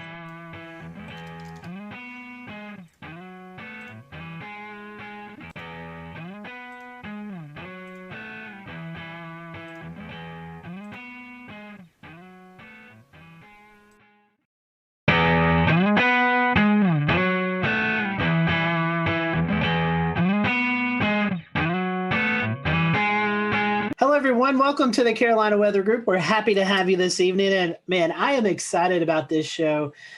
We have featured Frying Pan Shoals out off the coast of North Carolina several times during our hurricane coverage that you most likely have tuned into from one time or another. And I've been wanting to get Richard on the show, and Shay worked his magic and was able to get Richard Neal on the show. Richard is an engineer and the director of Frying Pan Shoals Tower out in the Atlantic Ocean, where he currently is right now. And it's just hard to believe that technology's come so far along that we can actually talk to Richard, who's out in the middle of the ocean right now. So Richard, welcome to the show. We are happy to have you. And, I just want to talk a little bit. Our first question for you is more of a just kind of getting to know you question. And normally it's how did you get hooked into the weather world? And though I know weather plays a little bit into what you do, but how did you get involved in this project? I mean, this is just such a fascinating story about you guys. Well, like a lot of guys, after work, I still have my hands on the keyboard and I'm working on things and I'm surfing the web. And this is back in 08, 09. And I was like, well, there's got to be great things that are giving away because we're in a recession and everything's so discounted. And let's search for government surplus in North Carolina. And the first thing that popped up on screen was this big old warehouse. And I'm like, no, that's crazy. Swipe right or left, or whichever it is. Next one was a whole bank building and then some FEMA trailers, then some strange big metal box out on legs in the ocean. And that was kind of the fish hook that caught me. So ended up getting it, won the auction. A little bit about you, assuming you was looking up stuff in North Carolina. Are you originally from North Carolina or how did you get here? Well, I was born and raised in Oklahoma, which is not exactly a land of oceans or mountains. And so I had a chance to come do a job interview over here back in the previous couple decades. And I was like, the trees are tall, the ocean's beautiful, so it hooked me. I moved into the Charlotte area where I've been since 99. I've got to ask you, I personally love Oklahoma. I go out as much as I can to storm chase. So did you have any close encounters with tornadoes in your time out there? In Oklahoma, it was pretty normal to there's the tornado and it's only yay big. And so you drive a little slower so it can stay ahead of you, or you drive a little faster because it's behind you. The one time riding in my dad's pickup truck, banged on the rooftop because back then we could ride in the back. And we were following one about 2 miles ahead of us. And I asked him to hurry up because there was another one behind us, about 3 miles behind us. So we just stayed right between the two as we went home that day. Just a normal day. Did not understand the magnitude of the difference between a tornado and hurricanes. Hurricanes are a whole different ball of wax, aren't they? Yes, they are. We'll talk a little bit about that. So engineering, I know you got some engineering out there. Tell us a little bit about that and what all engineering wise you do out there right now at the tower. Well, when I got the tower, when we first came out here, we opened the doors and all the windows were sealed up and there was thick junk all over the floor. It was incredibly filthy. And of course, nothing worked. There was no electricity. There was no... We'll return to Best of the Carolina Weather Group in a moment. Now your Carolina weather forecast. Here are today's forecast high temperatures for North Carolina. Here are the forecast lows for tonight for North Carolina. Here are tomorrow's forecast high temperatures. And here's forecast rainfall across North Carolina tomorrow. Here are the forecast highs for the day after tomorrow.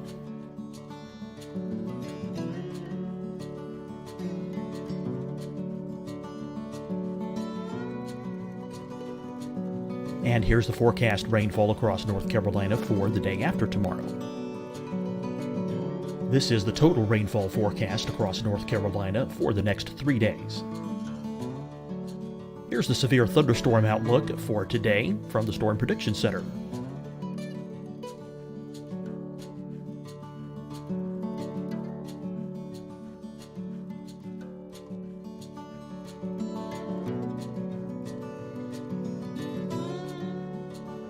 Here are the forecast high temperatures for today for South Carolina.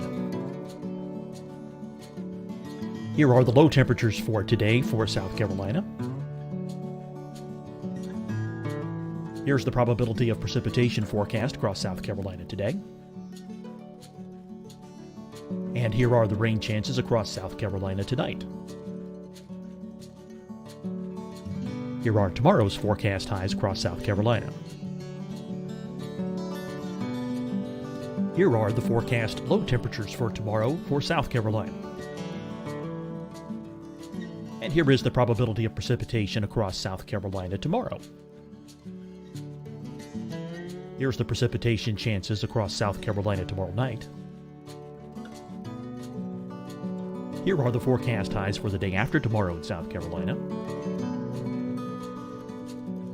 Here are the forecast low temperatures across South Carolina for the day after tomorrow. And here are the rain chances across South Carolina for the day after tomorrow. And South Carolina's probability of precipitation for that night. Here's the Storm Prediction Center's severe thunderstorm outlook across South Carolina for today through tonight. Here's the Storm Prediction Center's severe thunderstorm outlook across South Carolina for tomorrow and tomorrow night. And here's the Storm Prediction Center's severe thunderstorm outlook across South Carolina for the day after tomorrow through that night. Here's the severe thunderstorm outlook for today from the Storm Prediction Center.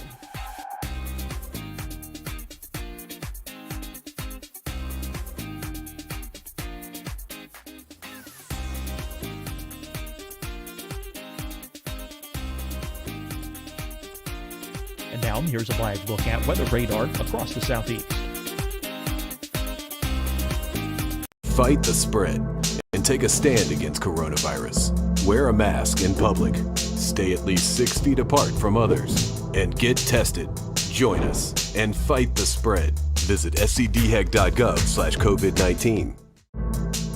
Getting tested for COVID-19 helps you to take the steps needed to protect yourself, your loved ones, and your community. Find the testing location at scdhec.gov/COVID-19 testing. Deciding when to wear a mask isn't about who you know or how well you know them. Just ask yourself, will I be with anyone I don't live with? If the answer is yes, get behind the mask. Help slow the spread of COVID-19. Get behind the mask. Learn more at covid19.ncdhhs.gov. Hi, everyone. I'm Dr. Mandy Cohen, Secretary of the North Carolina Department of Health and Human Services. And when you follow the 3 W's, you protect your family and your neighbors from COVID-19. When you leave your home, practice your W's. Wear a cloth face covering, wait 6 feet apart, wash your hands often. Wear, wait, wash. We're in this together. Stay strong, North Carolina.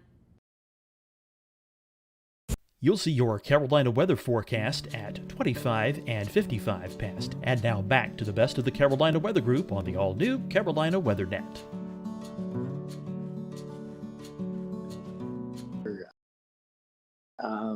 You name it, obviously no internet. And so the name of the game was basically, how do we reestablish? And so if you can think of walking into a garage that people had walked out of 2 decades before, leaving most of the tools in there, almost like a put it together puzzle, figure it out and you can make it work, that sort of thing. That was what it was. So found that there were holding tanks of water, found that the wiring was redundant because in the classic military Coast Guard sense, you never modified a circuit, you just added another one and added another one. So, oh my gosh. So it's really stretched my brain, everything from the structural to the mechanical, to the electronics, to you name it. Again, you don't just hire a plumber out here, you are the plumber. So very interesting. And you know, the first question that pops into my mind here, Richard, is how do you get out there? Good question. After I bought it, it took me 4 months to get here because I couldn't get a captain willing to bring me out in a boat. He said, there's no ladder on it and you can't get up on it. And I said, well, I was actually a really good climber, so just get me close. But I think what really made him laugh was when I showed up at the dock carrying an extension ladder with hooks on the top. So climbed on it that way, and we do come out by boat when we're carrying things, but more commonly we just fly out by Robinson R44 and land on the helipad, which is our entire rooftop. So it was here a couple times today dropping off researchers. Very interesting. So no Jacob's ladder. I mean, you're just strictly helicopter at this point? Helicopter and boat, because one of the legs does have a reestablishment of handholds. You do have to be a little bit of a monkey to jump from a boat to a leg and then climb up freehand 65 feet of handholds. And so you're telling me if you're not a fan of heights, that might not be the best way to Not a go good up. idea. But, that's actually how we get to the first person on, usually one of the crew. And then we snatch everybody, if you don't like heights, we snatch everybody out of the front of a boat with a hoist and just pull them straight up. And that's actually really, really safe because a person's sitting there with a harness or whatever, and until they get hooked in, they're perfectly safe. They're just sitting in a boat, right? Then we grab them, pull them right up, roll them inside, just tell them to stand up. That's all there is to it. And haven't dropped anybody yet. That's probably a good record, 10 years. So why was the tower built in the first place? I'm the old one out of probably all of us. And I remember when we didn't have cell phones and we rolled this little circle on the phone to make it work. So back in the 1960s, there was still the frying pan shoals, and the shoals were shallow and then deep, and then who knows, boats were going aground and wrecking. So because we didn't have GPS and we didn't have LORAN, and you could use a sextant or whatever to look at the stars, but it was out here to be the lighthouse. So it's still got the light up in the corner that we don't use anymore because GPS, obviously, but it was purely to keep people from running aground. There's literally hundreds of shipwrecks from here to shore. We're about 32 miles from the closest point. Technically, we're outside of America by about 6 miles. And speaking of that closest point, for those who may not know, what is that closest point of reference of North Carolina? A lot of people would be aware of Wilmington, and Wilmington has a bunch of smaller cities flanking it, Southport and Carolina Beach, and coming out to the tip of it of Bald Head Island. And that's from where the shoals actually continue on outwards. So Bald Head Island, which is right over that way. We can see the light of a lighthouse on shore occasionally, just a little faint glimmer, but we don't see light of anything else because we're just too far away. Sometimes people just like to go out in the ocean, fishing and stuff. Do people ever come by and just yell up and say hey to you and whatever? Yeah, it is interesting. I don't know if it's good or bad, but I've got, I guess people are like, hey, Richard, and my phone number's out there, so I'll get text messages, emails. I think I'm down to, 5,000 or more emails in the last couple of weeks again. So it's a little tough. I'm amazed you guys could track me down. I'm glad you did. But they'll holler up, Richard, hey, this is so-and-so. And I was out there 2 years ago, 5 years ago, 6 years ago. Sometimes I remember who they are and sometimes I don't. But on a good, flat, calm weekend, we can have 30 boats around here all getting bait fish or catching fish or just hanging out. It's really quite the party. Yeah, I was going to say, I've done spearfishing at the Chesapeake Light Tower to the north up there. That's a popular spot. And there's, there's a lot of fish. There's a lot of great, fish that hang around these things. It's an object in the water. It goes in depth. There's teeming life around it. It's kind of neat. Yep. We've got a lot of bugs underneath this. And bugs, in layman's terms, are lobsters, spiny lobsters. They average about 8 pounds here. So you kind of took up my next question was going to be about the B&B and how long that ran for. Yeah, we were doing that from 2012 when we had our first family stay out here, which was quite interesting. They were like, yeah, we know it's sort of a B&B, right? And then we shifted over in 2018 purely to the nonprofit. And we still have a lot of people come out, but it's not in the sense of coming out and hanging out. It's come out and participate. The walls in here are nice and blue because we had 3 or 4 volunteers a couple of weeks back, clean and scrape and put it all back in order. How many people do you normally average in a year, Richard, that come out and volunteer? I mean, I know it can vary, but it's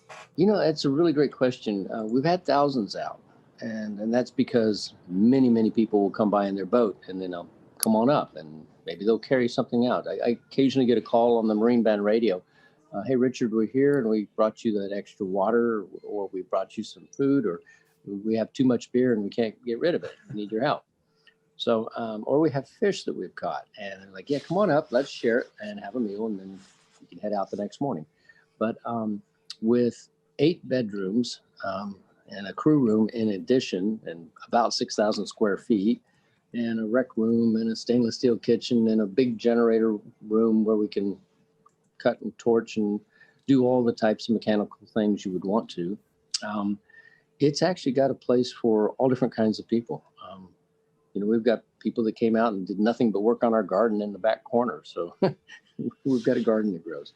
Go figure. And for those who are maybe wanting to know, you do a fantastic job on social media, the Facebook page, of just sharing your experiences from day in and day out. And it's a really cool thing. If you go to Facebook and type in Frying Pan Tower, Richard, you do a great job on social media, just kind of showing the behind the scenes look there. Yeah, it's funny. People ask what the tower is really like and how it survived these hurricanes. And some of the things that I've learned is that the engineers that put it together had a fair amount of experience with what they call Texas tower or Texas oil rigs, the genre in the 40s and the 50s. So they made this thing stupidly overbuilt. I mean, massively structurally strong. With the legs, I just got a blueprint that I hadn't seen in 10 years. And it actually indicates that when they set the base pilings down, they actually took pipes and then hydraulically rammed them through the legs down into the bedrock to the depth of, if you can imagine this, 296 feet. Wow. That's incredible. It's a football field of steel down into the bedrock and then filled up with cement. So, and the casing on the pipe that actually is water level down is multiple layers. So it's approximately 3.5 inches thick. We just, we have to worry more about anything above water and just keep welding on parts there. So, I've gotten a chance to become a more proficient welder. And since I don't have OSHA looking over my shoulder, it's like, yep, I'll do it. I'll do it right, but I don't have to get it inspected. So again, being outside the country does have some perks, right?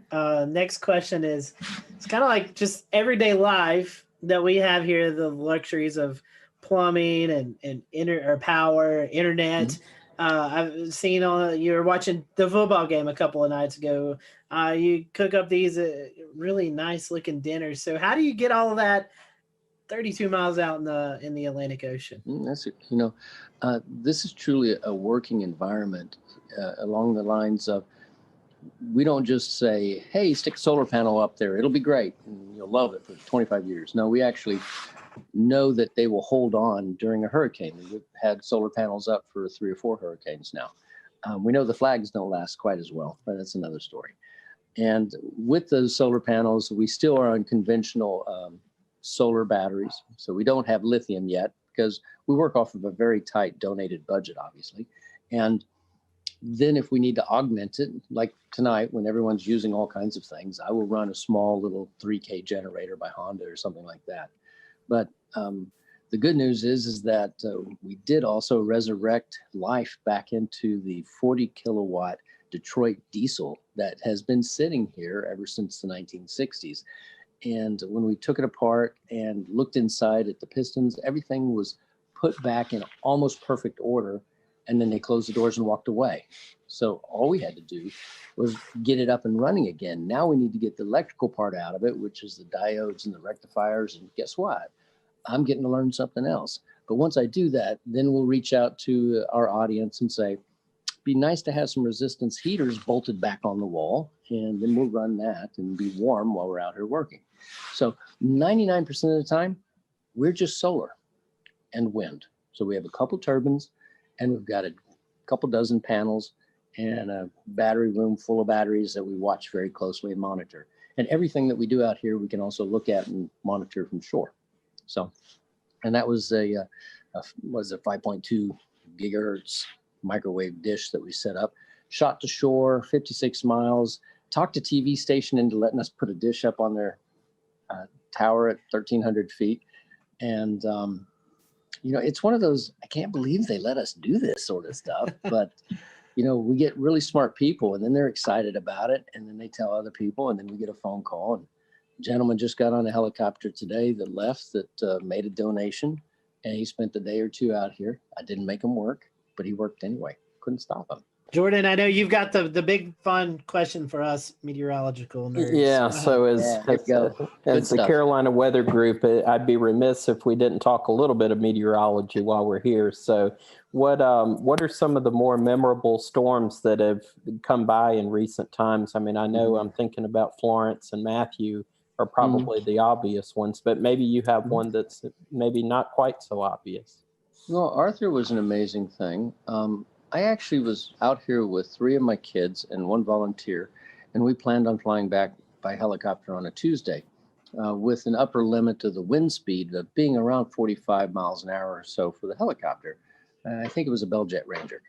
And we woke up that next morning to 55 miles an hour constant. So we weren't going anywhere. Surprise, surprise. Had not been out here for a hurricane. And my kids are like, are we going to be all right?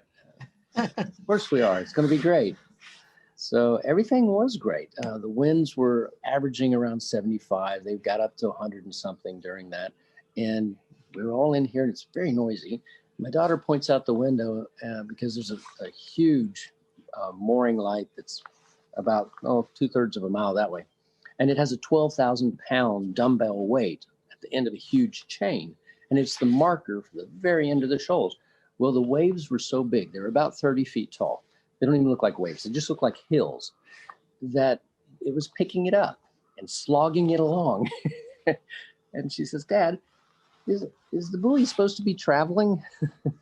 So it marched off towards Wilmington. And then as the hurricane spun around, we got to the backside of it and the winds were blowing from the other side. We just finished dinner and it blew in one of the back windows, just shattered it. And wind is going everywhere and the rain's pouring in and we're back there trying to hold a piece of metal against it and get it all put back together. And my daughter's a little upset about this.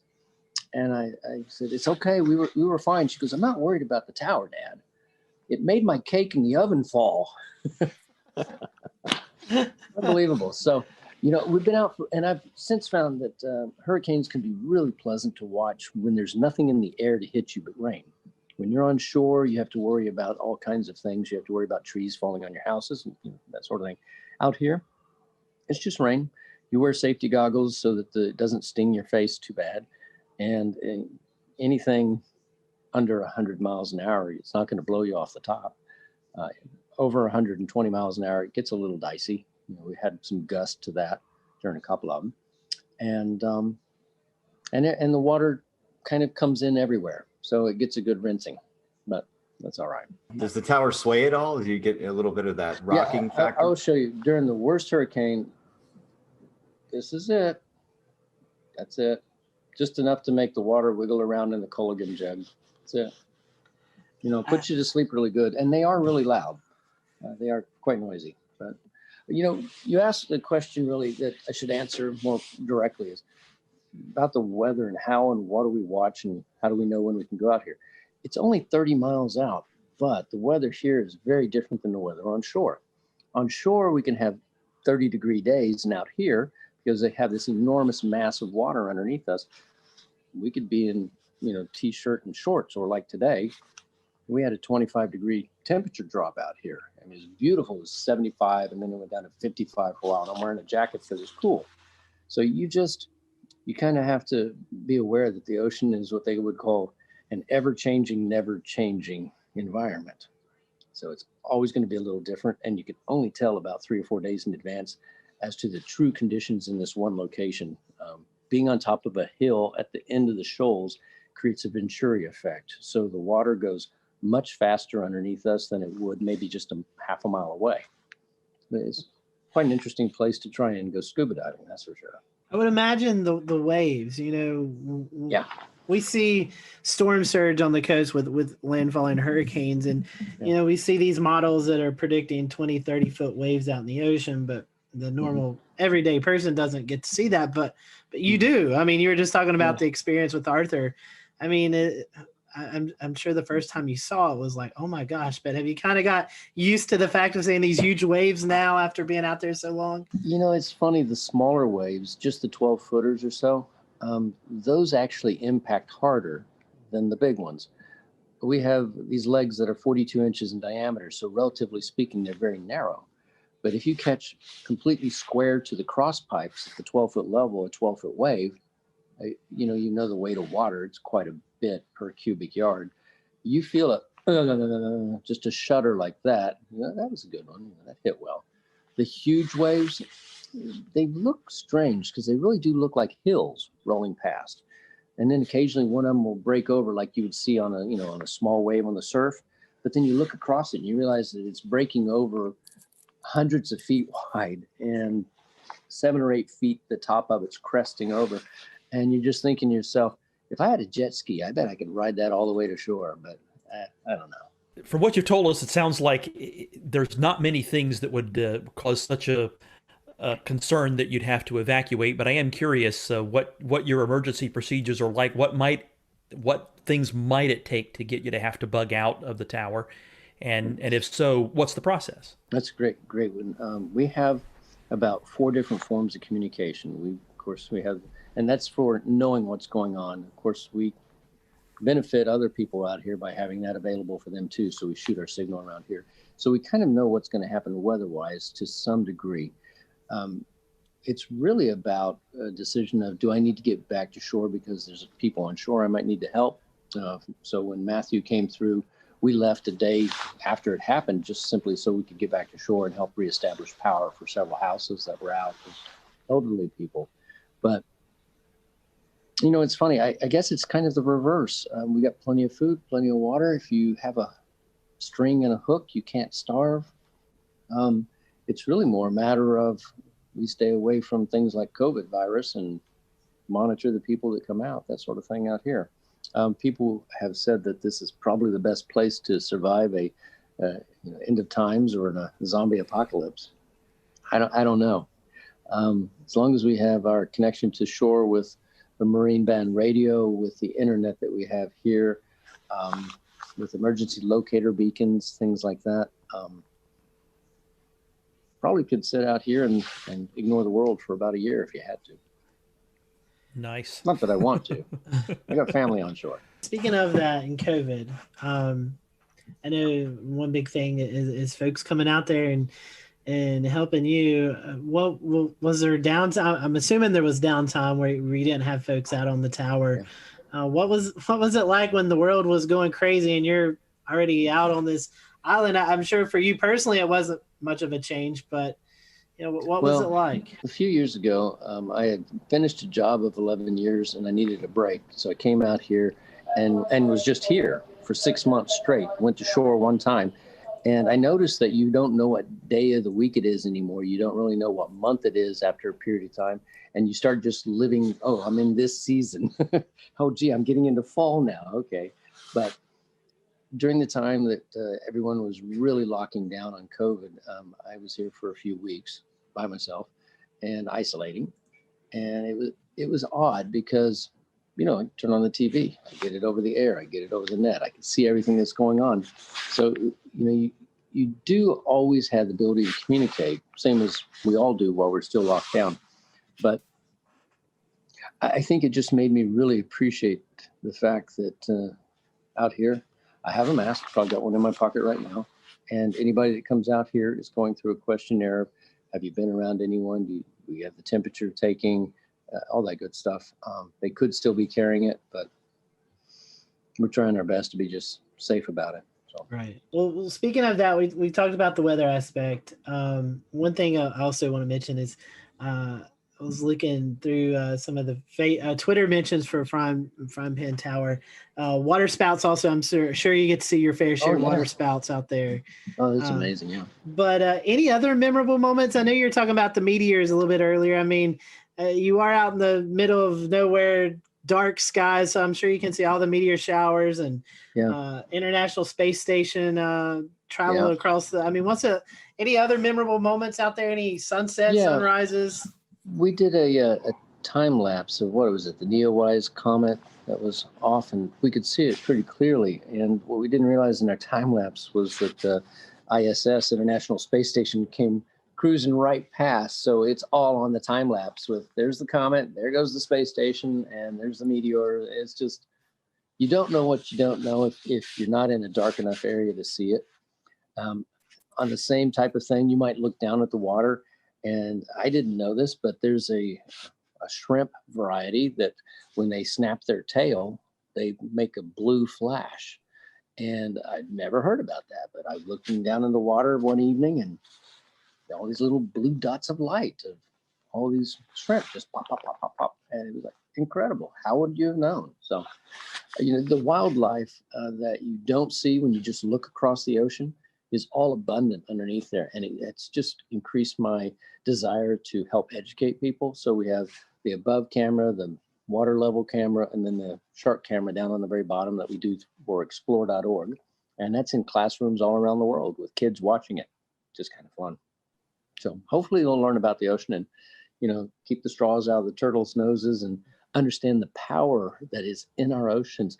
I mean, the weather is by virtue of this enormous body of water that gets heated up and moves around. I mean, the things that our world does, I just think there's so much for us still to learn. And I really applaud what you guys are doing on sharing and discussing what's going on with the weather, because, it's not a matter of do I have on a jacket so I can go from my apartment to the car. It's what's happening in the world and why are there, storms and fires in different places. And that's all about weather and what's happening, right? Yes, that's true. The one thing I'd like to learn, those spiny lobsters, how do they compare to Maine lobster? What do they really taste like? Oh, I had thought they would be, because they're so large, that they would be tough, right?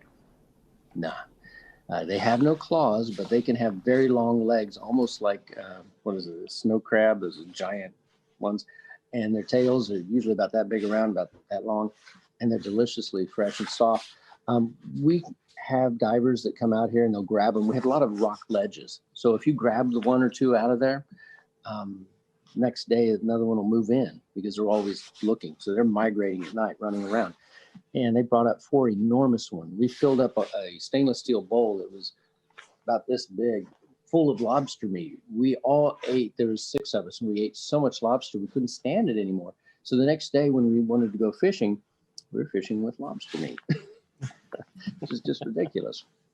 So it's really, really good. For those folks who are listening tonight and they may feel like, this is a worthy cause that I want to give to, I know looking at your website, I mean, you've got a shop with apparel that you can do. You have a list on Amazon that folks can purchase and send to you, all sorts of ways to help out the cause. So tell us about that. And I even see a signature coffee blend. So tell us about all the different ways that we can help you guys out there doing the research you're doing. It's really funny. A few times I would have a conversation and talk, people that would be watching about, having this cup of coffee or that cup of coffee. And I finally came across one. And mind you, if you're stuck out here, I'm not going to go and grab a Starbucks or a Pete's or a Dunkin' Donuts. And so I found a blend that was incredible. And the company that makes it, Black Powder, said, well, I'll tell you what, we'll make you that particular variety and we'll give you a percentage of the proceeds for the nonprofit. I thought, oh, win-win. And then they gave me free samples. So I'm going to drink that coffee because it's really, really good. The whole goal is, it's not just a YouTube clip that makes you a few pennies, or an Instagram or whatever, or a few shirts that you make $1 or $2 off of. It's whether or not we can get enough people to pay attention to this, to restore this. And that really is my goal, is how do we restore something? So it's restore, obviously, protect, which is... We'll return to Best of the Carolina Weather Group in a moment.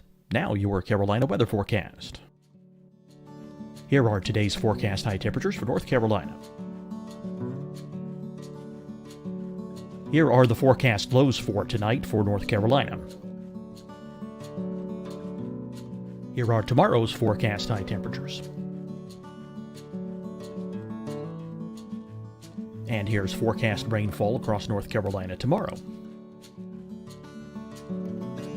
Here are the forecast highs for the day after tomorrow.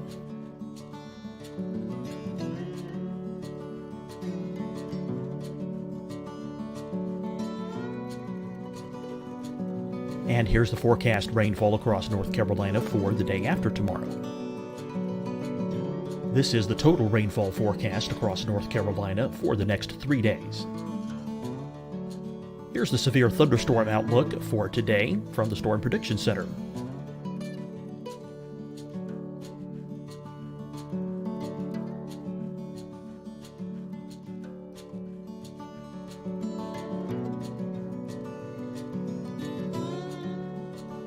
Here are the forecast high temperatures for today for South Carolina.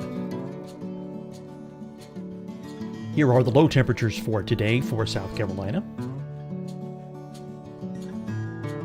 Here's the probability of precipitation forecast across South Carolina today. And here are the rain chances across South Carolina tonight. Here are tomorrow's forecast highs across South Carolina. Here are the forecast low temperatures for tomorrow for South Carolina. And here is the probability of precipitation across South Carolina tomorrow. Here's the precipitation chances across South Carolina tomorrow night. Here are the forecast highs for the day after tomorrow in South Carolina. Here are the forecast low temperatures across South Carolina for the day after tomorrow. And here are the rain chances across South Carolina for the day after tomorrow. And South Carolina's probability of precipitation for that night. Here's the Storm Prediction Center's severe thunderstorm outlook across South Carolina for today through tonight. Here's the Storm Prediction Center's severe thunderstorm outlook across South Carolina for tomorrow and tomorrow night. And here's the Storm Prediction Center's severe thunderstorm outlook across South Carolina for the day after tomorrow through that night. Here's the severe thunderstorm outlook for today from the Storm Prediction Center.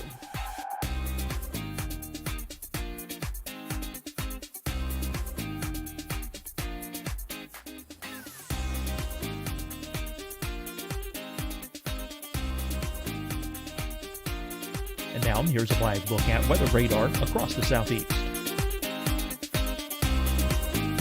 Fight the spread and take a stand against coronavirus. Wear a mask in public. Stay at least 6 feet apart from others. And get tested. Join us and fight the spread. Visit scdhec.gov/COVID-19. Getting tested for COVID-19 helps you to take the steps needed to protect yourself, your loved ones, and your community. Find the testing location at scdhec.gov/COVID-19 testing. Deciding when to wear a mask isn't about who you know or how well you know them. Just ask yourself, will I be with anyone I don't live with? If the answer is yes, get behind the mask. Help slow the spread of COVID-19. Get behind the mask. Learn more at covid19.ncdhhs.gov. Hi, everyone. I'm Dr. Mandy Cohen, Secretary of the North Carolina Department of Health and Human Services. And when you follow the 3 W's, you protect your family and your neighbors from COVID-19. When you leave your home, practice your W's. Wear a cloth face covering, wait 6 feet apart, wash your hands often. Wear, wait, wash. We're in this together. Stay strong, North Carolina. You'll see your Carolina weather forecast at 25 and 55 past. And now back to the best of the Carolina Weather Group on the all-new Carolina Weather Net. Also, the mariners around here, we've been really lucky. We've actually helped save 3 different divers' lives out here, and over the last few years, and then preserve. How do we get it so it's self-maintaining? And I think the only way to do that is basically what we're doing right now. Sharing the message, educating people, and helping them understand that it's not me. You know, again, I joke, it's like I'm the chief custodian and janitor. But I'm also the one that really wants to get the world to understand that this is a rare thing that was done back a long time ago.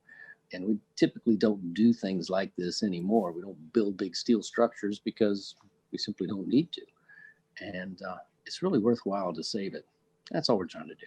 Interesting that you say that. I was looking, you know, you're on the wish list, you have like an AED, and I never would have put that together with, you know, folks who may be out there and, you know, 30 some miles off the coast and they need immediate medical attention. That's a great thing. People that had a heart attack when you had to, you know, get him out of here. We had the helicopter flew out here and grabbed him. So a big Coast Guard helicopter snatched him off, and he was okay. Next day, he was fine. Wow, amazing story. Well, Richard, you know, I personally want to thank you for what you're doing, and You were talking about Dan about getting some storm chasers out there. We may have to. I'd love it. May have to pitch in on a helicopter ride and come out and at least have a meal with you or something. I'd love to get you guys out for a weekend, and you know what? If you give us enough notice, we'll find a volunteer with the boat and just have you guys come out on that. How's that? Hey, I am down for that. we are up for that. And again, Richard, how can we follow you? I told about your the Facebook page, but do you have Twitter or anything else that they can follow the work you're doing? Yeah, we've got we're either Frying Pan Tower. I forget what his original or something. So we have an Instagram. It's easy to find us. You search for Frying Pan Tower. Clearly, there is also a in the middle of the woods, a frying pan light tower, not a light tower, but a tree tower for observing for other things. You'll know it when it's us because we have water around us. So we have Twitter, we have YouTube, we have Instagram, we have Facebook, and I don't know what else. Well, you're talking about and our website, of course. Yeah, at the explore.com, which we got permission to air some of the footage during hurricanes. Oh, good. Explore.org. They're good. Yeah, folks. Explore.org. Yes. Yeah. They're doing good things. Definitely check that out. That's awesome. Yeah. Good deal. Well, Richard, we thank you for your time. And for those who are watching here on the Carolina Weather Group, we hope you have a great rest of your week, and we'll see you next time here on the show.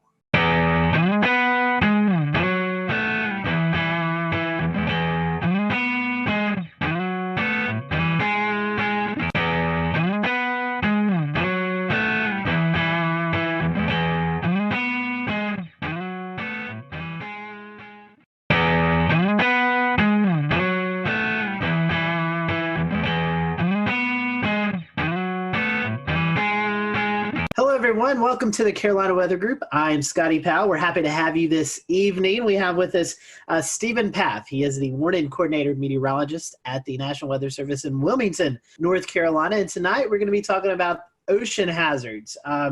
The Coastal Weather Service offices issue several advisories and hazards and programs like that other weather offices don't. So when you find yourself on vacation or visiting the beach or something like that, you may hear something that's not familiar with you. So tonight, we're going to kind of dive into that and kind of go through all of these unique and different advisories and program and hazard programs that we see along the coast. And Stephen, working in the Wilmington office, is the perfect person to go to that. He does a lot of outreach events. So happy to have Stephen on with us tonight. As always, if you are watching and you have any questions, feel free to drop them in the comment section. We'll be monitoring those throughout the show, and we'll direct you. If we don't know the answer, we'll direct you in a place that hopefully you can get the answer. So we, again, appreciate you watching tonight. We're going to be focusing on ocean hazards and the different programs that the Coastal Weather Service offices use throughout this vacation season that's coming up. So, Stephen, welcome to the show.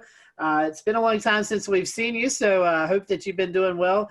First question I want to ask to you before we kind of get into the meat of the interview tonight is, when I say warning coordinating meteorologist, for those who may not be familiar with the Weather Service terms, what is exactly your job there at the National Weather Service in Wilmington? Yeah, great question to start off with. We love these long titles, but good evening, and I appreciate the opportunity to talk with the group, and some of these hazards that we're going to be talking about, mean a lot to me, and you never know with the information that we share who we can impact with our lives. We might be able to save someone's life based on the information we share tonight. So thanks, but thanks for having me. But warning coordination meteorologist, I am like the public liaison. I'll work with civic groups. I'll work with the academic community. I'll work with emergency managers and also internal operations too, making sure our warning program has the resources that we need and the information needed, provide training.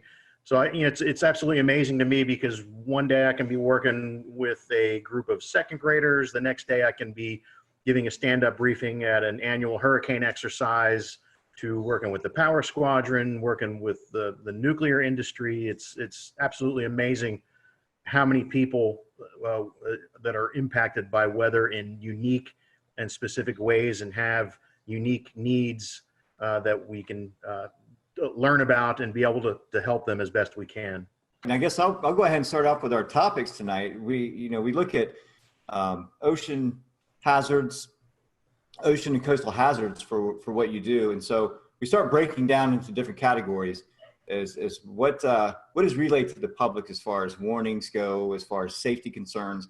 And usually one of the things that sticks out the most is rip currents, because that one claims sort of the most lives on the beaches every year with rip currents and drowning. So I guess we'll start out with rip currents. Give us a little bit of explanation about what those are and what to look for. Yeah, what a great one to start out with, because when you look at the data and look at all the weather-related fatalities in the Carolinas, rip currents lead the way for us. We have a lot of coastline. We have a lot of people that visit our beaches that aren't taught anything about rip currents, and the first day they go to the beach, they might get caught in one. So that's a challenge in itself. And in addition to that public awareness type of thing that we have to do, forecasting them is often a challenge too. So, rip currents, again, more than tornado fatalities, more than lightning fatalities, more than flooding fatalities, that's the number one weather issue for us, not to discount any of the other ones. Another interesting stat too, nationally, people often, when you ask them what is the biggest weather-related hazard, they miss it because you can't see it. You can feel it.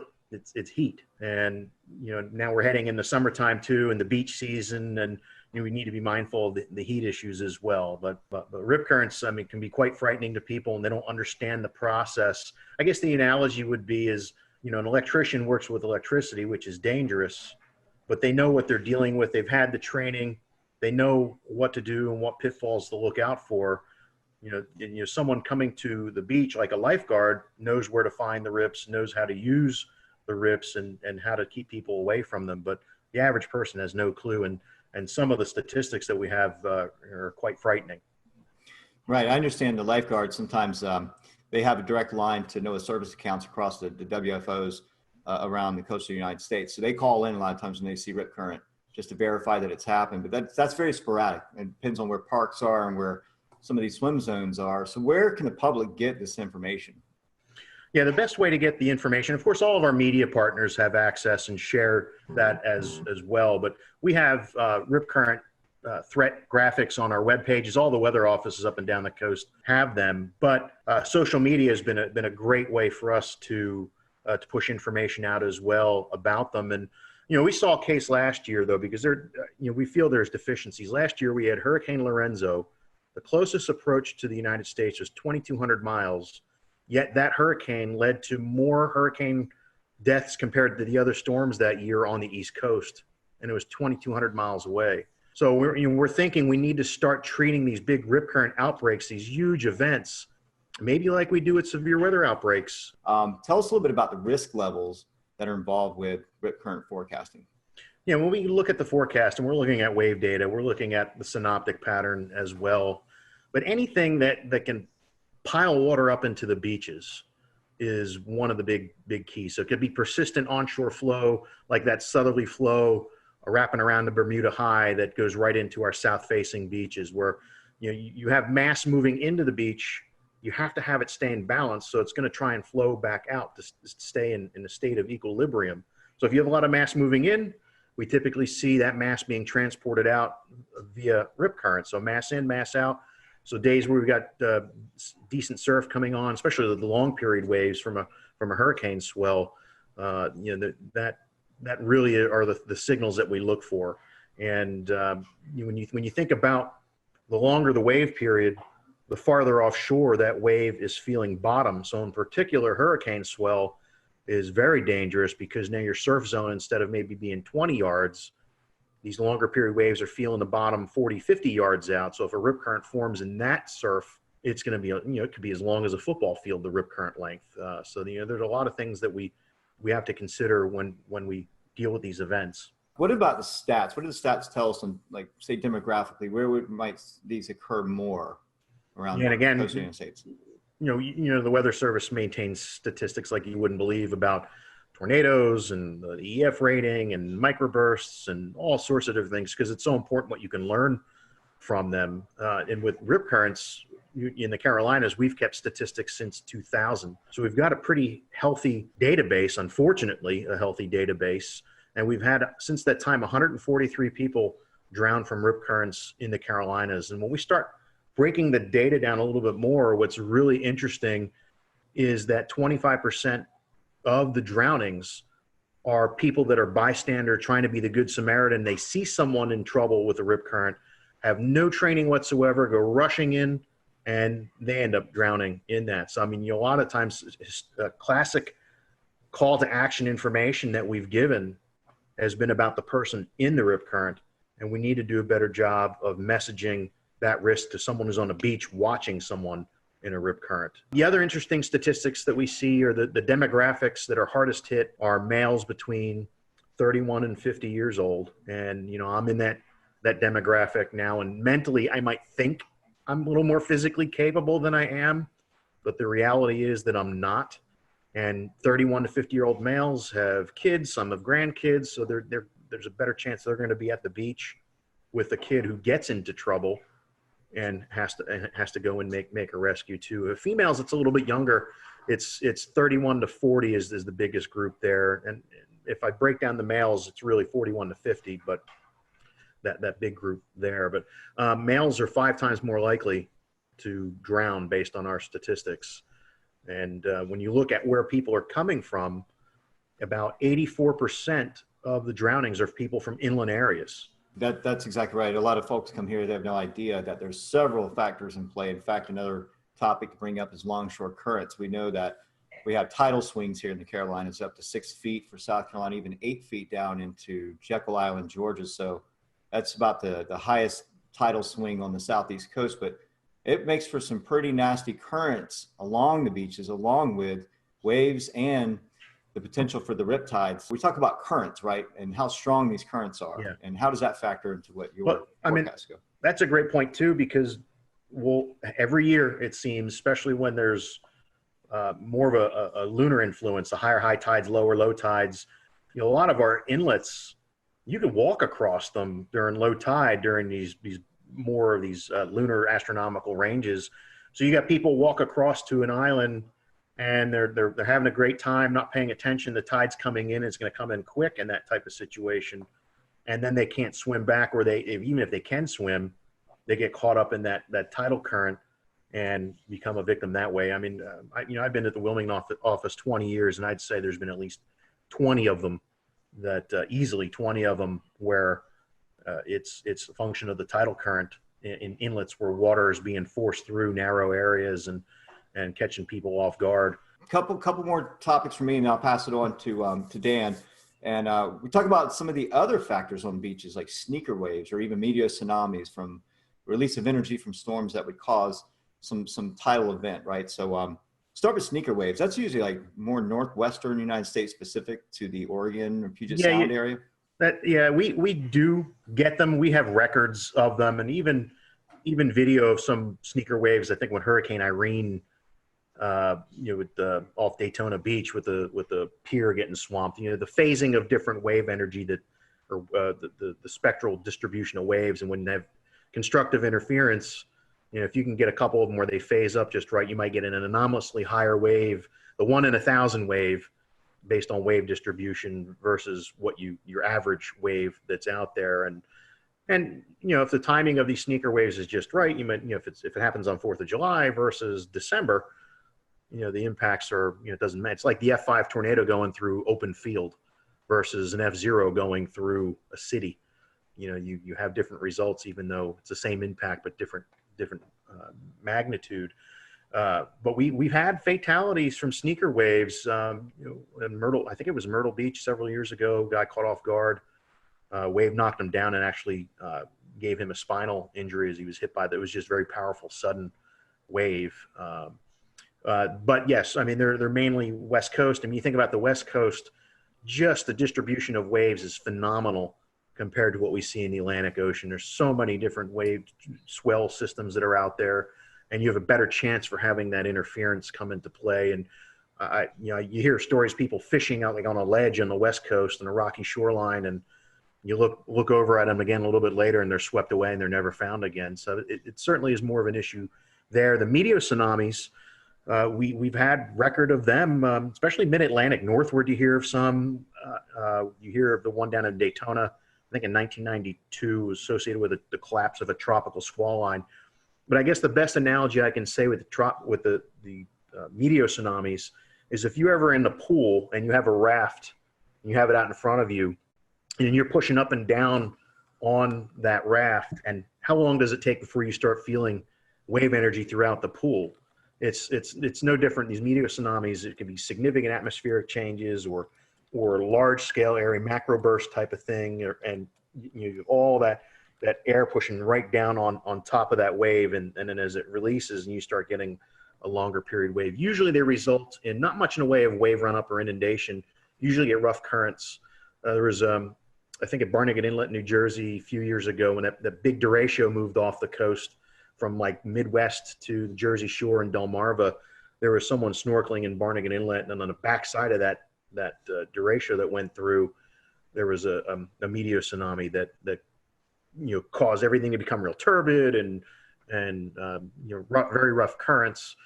So that's, I don't usually lose sleep over the meteo tsunamis. I lose sleep over the submarine landslide tsunamis that could be lurking right on. I mean, there's a history of them off our coast. But either way, that type of wave is the predictability is we have a long ways to go before we can do that. It's hard enough getting the significant waves right, 5 days out, let alone try and forecast a meteo tsunami. Can you tell us a little bit about gale warnings and kind of what goes into those and how those are used?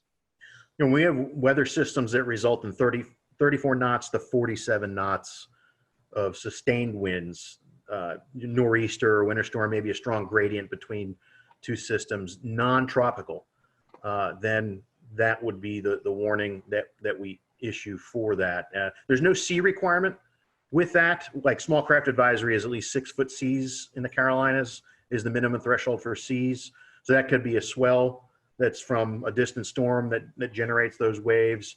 But more than likely, we're issuing a small craft advisory because we're seeing winds around 25 to 34 knots. And that's about the level really starts making navigation dangerous. A 6 foot swell wave in the open ocean versus a 6 foot 4 second wave, a locally generated wind wave, big difference. You can have boats roll over with the higher frequency waves. They're very steep. We call them steep waves. Now that 6 foot swell coming in could be a hazard, especially as it starts shoaling. So around inlet entrances, so picture a boater trying to get out the inlet or come back in through the inlet. If you have those big swells coming in, they're feeling bottom, especially with a falling tide. Now you've got waves going counter to the current. They can be extremely steep, almost look like cliffs before they spill or plunge over. So we do have these deep water hazards as they migrate to the coast can create certain issues for us. That's really interesting. And so our small craft advisories, are they changing to warnings?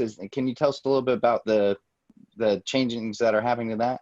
Yeah, there might be some. We're going through hazard simplification where we're taking a look at a variety of products and trying to make it a little bit easier. When you look at the weather.gov map and you see all the advisories and hazards and warnings going on, I mean, sometimes the thing's lit up like a Christmas tree. So the agency has invested a lot of effort with social scientists, with core partners to try and find a better way. So we will see some changes with that. I don't know to the extent how small craft advisories will change.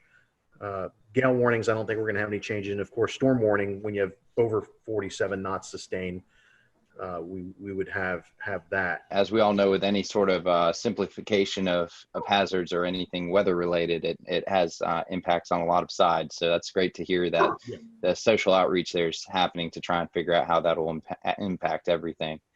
One more thing that I have to talk about as far as open water hazards are concerned, as far as the special marine warnings,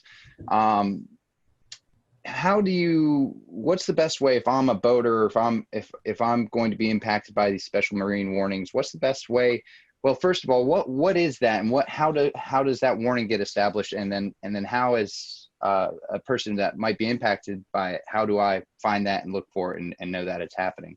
Yeah, it's a great point, and it is a challenge just because of limitations of coastal weather radio, cell phone connectivity, access to apps. When you're further out, when you're farther offshore, you're losing a lot of the ability to receive this information. So it's always important to know before you go.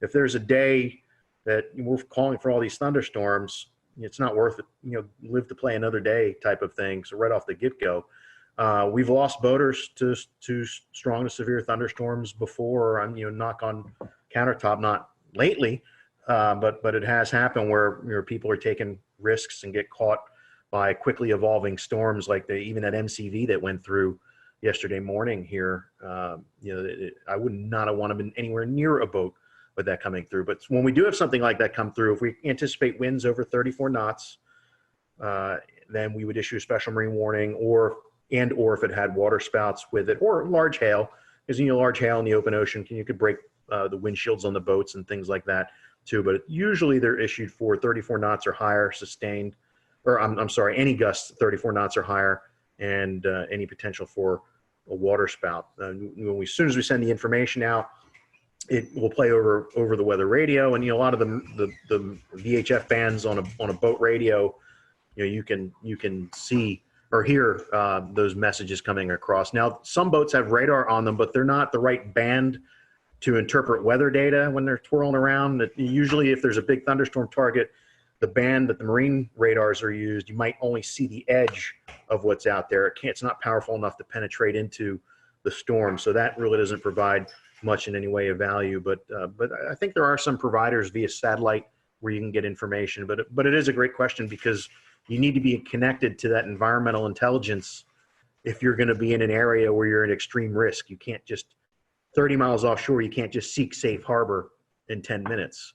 You got life and death decisions to make, which is why we say avoid it if at all possible. Go a day when there aren't thunderstorms in the forecast. Stephen, a couple more advisories to cover with you, and one of them is one that we see almost monthly pretty much in the Carolinas with the lunar cycles and onshore winds and other factors. So the first one we'll talk about is coastal flood advisories. What exactly are they, and what should the public be looking for when they're issued? Yeah, that advisory, unfortunately, we're issuing more and more frequently, and there's a couple reasons for that. With sea level rise is one issue, but there are also parts along the Carolinas where there's actually subsidence going on. So the land is sinking. There's parts where the land is rising a little bit, and there's parts where it's sinking too. You can also have changes to the local hydrology, like they did a lot of dredging in the Cape Fear River. So between the subsidence, sea level rise, and the dredging, our number of coastal flood advisories has gone up incredibly. Now, the thresholds for where we, before we decide to issue one or not, vary based on the datum that's related to that location. So you can't apply 5.5 feet mean low or low water at every coastal station, because their datum varies. So what we have done, worked with a hydrologist, we've done coastal flood surveys, get out there when there is flooding going on and observe the impacts. We call that E19 data. It's mainly for rivers, but we do have E19 data for coastal locations as well. And once we know what the level is and what the impacts are, now we have a good database, and we can put good information into a coastal flood advisory based on the levels that are predicted to occur. So moving on to the next advisory, and I think our last advisory for the night, high surf advisory. I think this is one that sometimes... We'll return to Best of the Carolina Weather Group in a moment. Now your Carolina weather forecast. Here are today's forecast high temperatures for North Carolina. Here are the forecast lows for tonight for North Carolina. Here are tomorrow's forecast high temperatures. And here's forecast rainfall across North Carolina tomorrow. Here are the forecast highs for the day after tomorrow.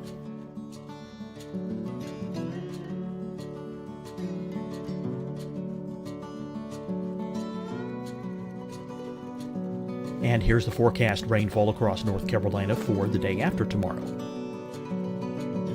This is the total rainfall forecast across North Carolina for the next 3 days. Here's the severe thunderstorm outlook for today from the Storm Prediction Center.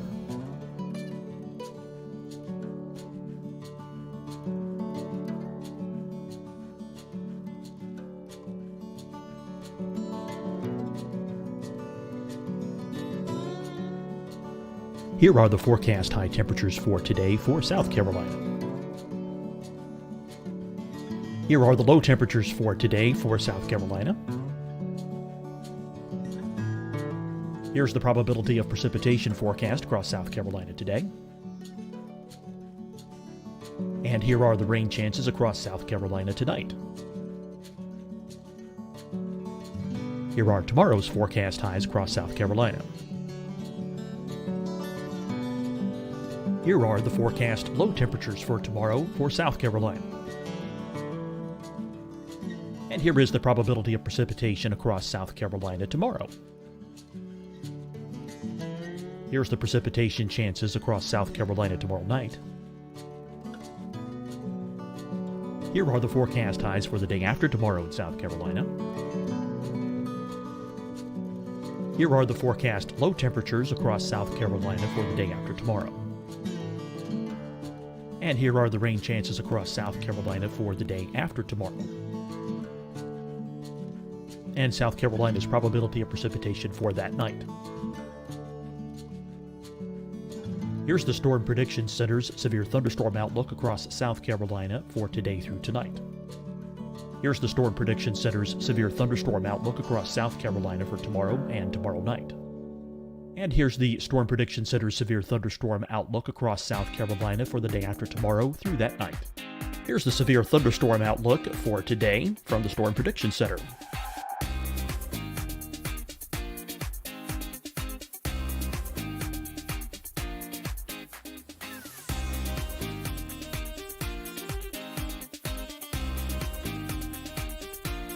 And now here's a live look at weather radar across the southeast. Fight the spread and take a stand against coronavirus. Wear a mask in public. Stay at least 6 feet apart from others. And get tested. Join us and fight the spread. Visit scdhec.gov/COVID-19. Getting tested for COVID-19 helps you to take the steps needed to protect yourself, your loved ones, and your community. Find the testing location at scdhec.gov/COVID-19 testing. Deciding when to wear a mask isn't about who you know or how well you know them. Just ask yourself, will I be with anyone I don't live with? If the answer is yes, get behind the mask. Help slow the spread of COVID-19. Get behind the mask. Learn more at covid19.ncdhhs.gov. Hi, everyone. I'm Dr. Mandy Cohen, Secretary of the North Carolina Department of Health and Human Services. And when you follow the 3 W's, you protect your family and your neighbors from COVID-19. When you leave your home, practice your W's. Wear a cloth face covering, wait 6 feet apart, wash your hands often. Wear, wait, wash. We're in this together. Stay strong, North Carolina. You'll see your Carolina weather forecast at 25 and 55 past. And now back to the best of the Carolina Weather Group on the all-new Carolina WeatherNet. Beach visitors, not necessarily residents, but someone who's coming from inland areas, it's easy to underestimate a big surf. 4 feet may not sound that big, but all of a sudden you get out in the water and 4 feet is a heavy wave. So tell us a little bit about how to be safe during the high surf advisory. Yeah, that, you mentioned the heavy wave, you can feel the power on those days where it's really moving like a washing machine out there, and unless you really know what you're doing, that's something that should be avoided. Just between the plunging breakers, potential for spinal injuries, those sorts of things, and it makes you hard to see too. So you get into trouble, and you're in this rough surf or high surf, you might be hard to spot, or even hard to get someone's attention if you're in the perspective of being in the water. But some of the thresholds we use, I think, are about 6 to 8 feet breakers we get, depending on how clean the ocean is, depending on the wind. Surfers get excited when we do high surf advisory, especially if you get a light offshore wind and it cleans it up a little bit. It doesn't look like a washing machine, but it's still powerful and dangerous if you don't know what you're doing. The thresholds vary up and down the East Coast, but our wave climatology, it's not like Cape Hatteras, like Wrightsville Beach is we get decent waves there, but typically not like you see it at the Outer Banks. And then you get in the Long Bay, Myrtle Beach, you got to get the wave energy coming in the right direction for us to issue a high surf advisory. The Frying Pan Shoals block a lot of that easterly swell, where Wrightsville Beach might get it, but Myrtle Beach won't.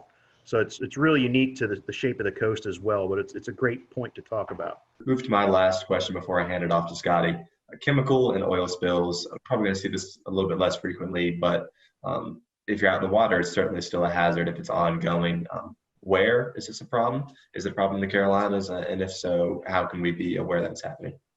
Well, it's frightening how many tankers bring all sorts of scary things just off the coast. And the 21 years I've been in Wilmington, there have been a couple close calls, especially I think one time a barge with maybe number 6 broke loose off of Cape Fear, and luckily in a storm, and luckily they were able to get a hold of it and make sure it didn't cause any problems. But with oil rigs, it isn't a big issue for us because we don't deal with any. I mean, more for the Gulf Coast. I mean, I'm more concerned with maybe a ship with hitting a shoal or a collision, sea fog event, and you got ships carrying xylene or some other terrible chemical that collides with another one, and now we have to deal with the decision support thing, working with emergency managers. And that's why, I mean, it doesn't matter. It could be severe clear weather. We always have to be ready. And most of these events are a result of some mistake. And when we talk about oil spills, but at least what I'm proud, part of NOAA is the National Ocean Service, and they have scientific service coordinators that have responsibility for each part of the coast. So it's important for us to have a good relationship with the coordinators in our area, which we do. So we've exercised with the Coast Guard, going through their incident command training, doing their oil spill exercises, and working with the scientific services coordinator, because it's all about knowing who the players are, not just showing up going, okay, what do I do? How can I help you? These are hazards that have come about from out in the water. What about any of the hazards that have originated from within inland? I think one of the biggest examples we've all seen is after, I believe it was Hurricane Matthew and maybe Florence as well, seeing a lot of stuff being carried out from the rivers and satellite imagery showing it making its way into the water. Was there any sort of response to that as far as keeping people off the beaches for a period of time, or any sort of hazards associated with that might happen again the next time we get a big hurricane? It's a great point too. There's the debris hazards too for boaters. There's the biological type of hazards too. There's a lot of things washing down pollutants that, I think the rule of thumb is, you really don't want to be messing with the water after a hurricane or a huge flood event. Bacterial counts are high, the other pollutants that are out there, give time for it to flush out. And what's amazing is that after a hurricane, the fishing is usually tremendous along the waterways and just offshore for that month or two afterwards. One thing that very photogenic around the Carolina coast, and we see these events happen, are water spouts.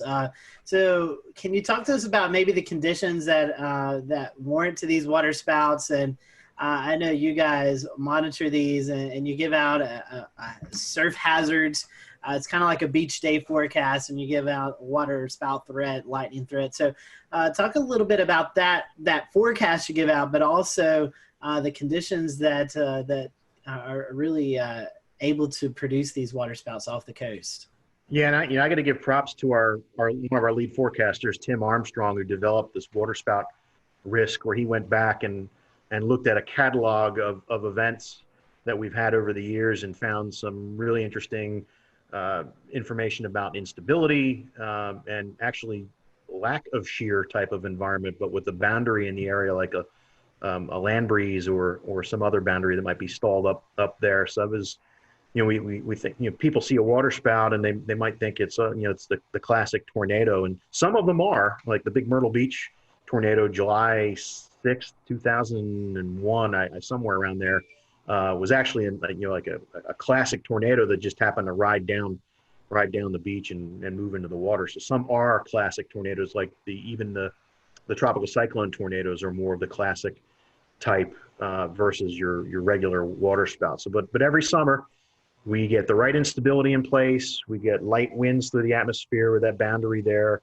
and we get you get funnels that come out, and some of them can be in absence of any rain, and then just lollygag around. On occasion, maybe once every 3 years, we have to issue a tornado warning for one that's moving closer to shore. The last one we had move ashore was near Myrtle Beach, near the Ferris wheel a couple of years ago. We had one at Carolina Beach back in 2011, the week before Hurricane Irene, I think it was.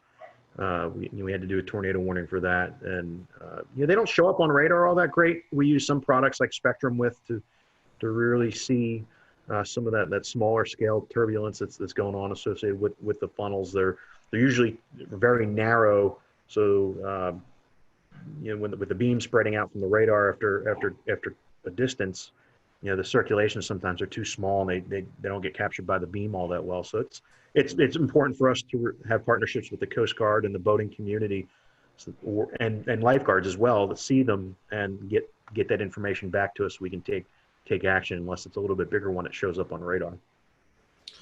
Well, Stephen, we've certainly appreciated this all useful information as our listeners and followers head out to the beach for some relaxation time, and we hope tonight's program will help you all who are listening and watching to know these hazards, that on a sunny beach day there's still things that we need to pay attention to.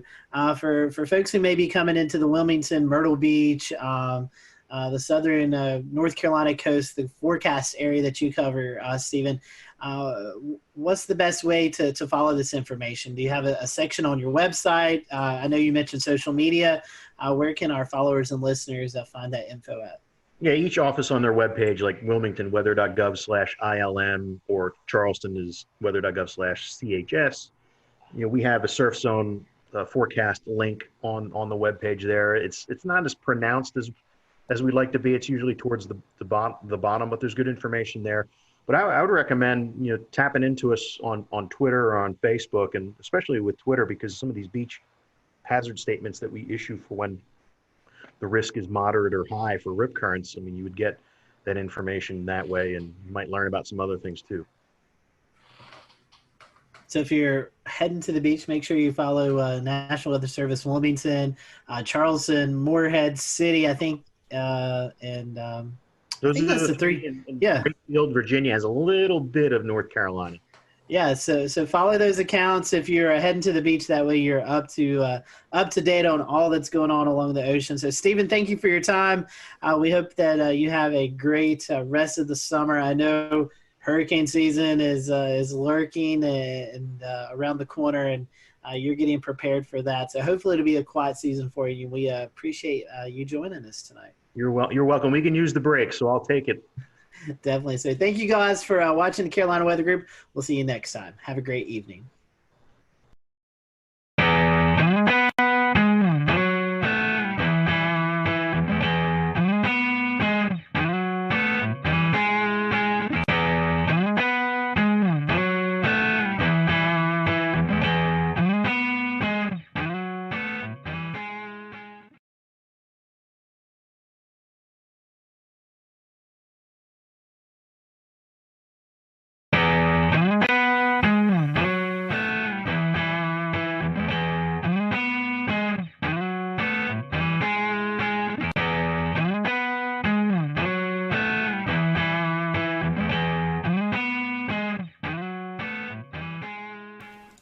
Good evening from Charlotte. It is June the 17th, 2020. I'm James Brierton. Did you get a chance to see the sun today at all?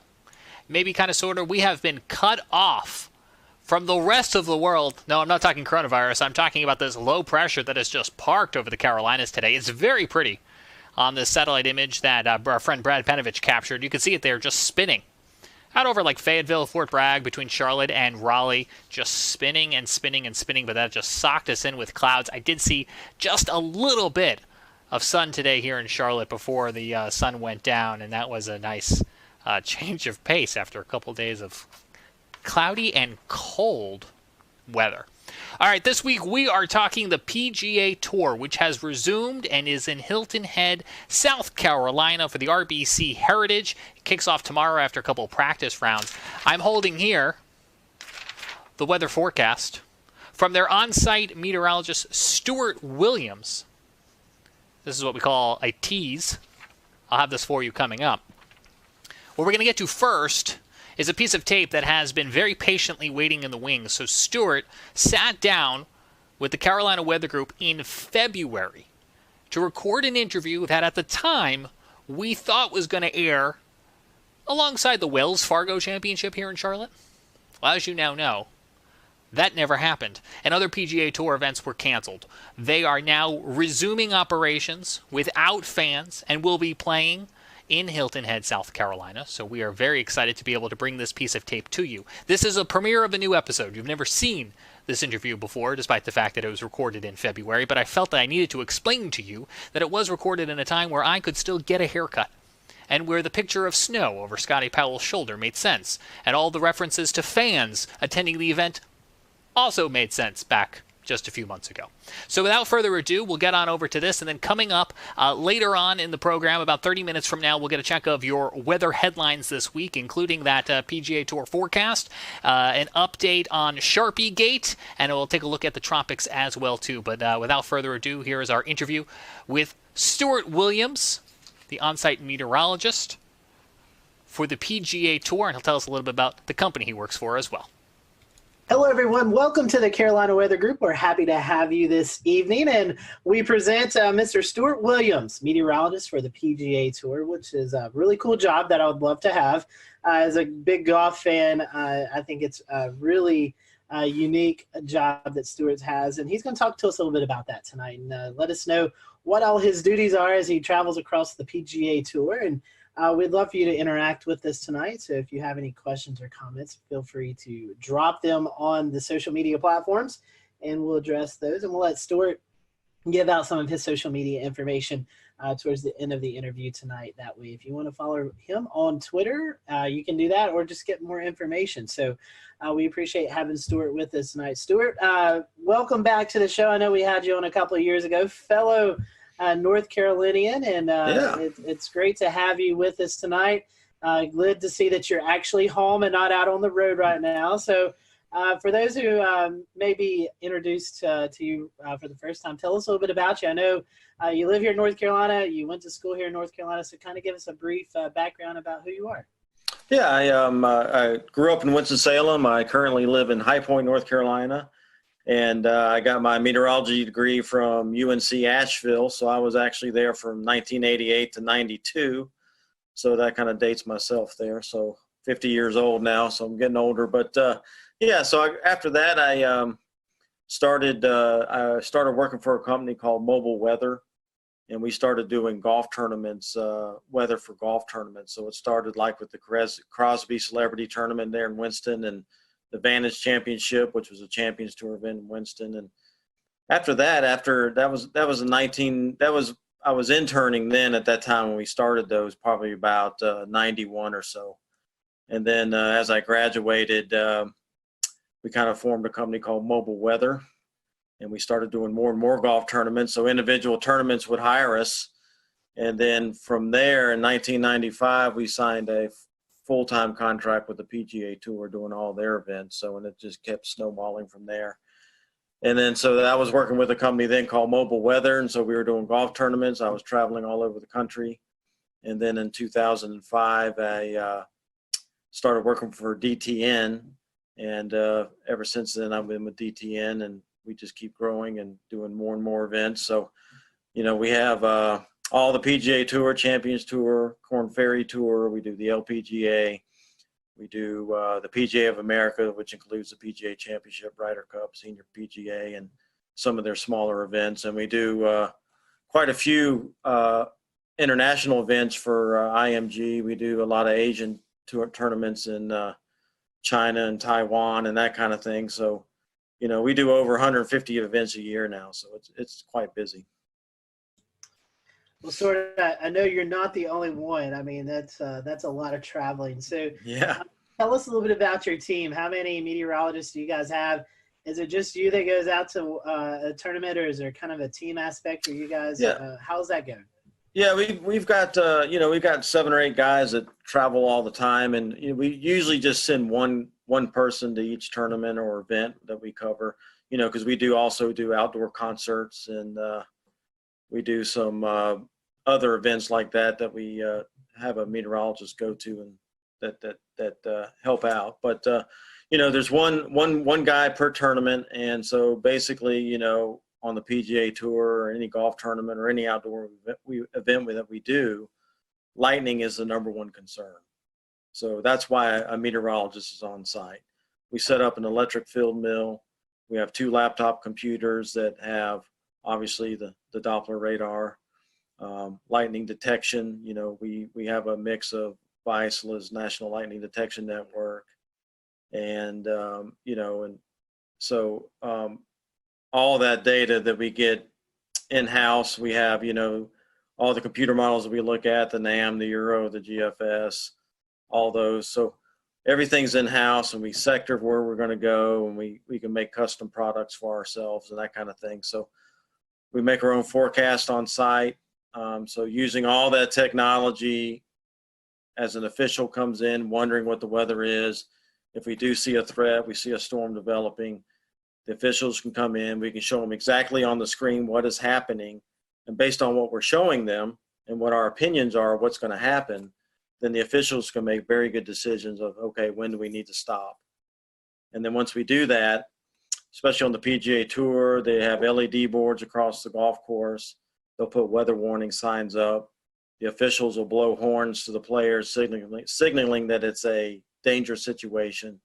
So then the players will get moved off to evacuation vans and cars and that kind of thing, and they're brought to the clubhouse.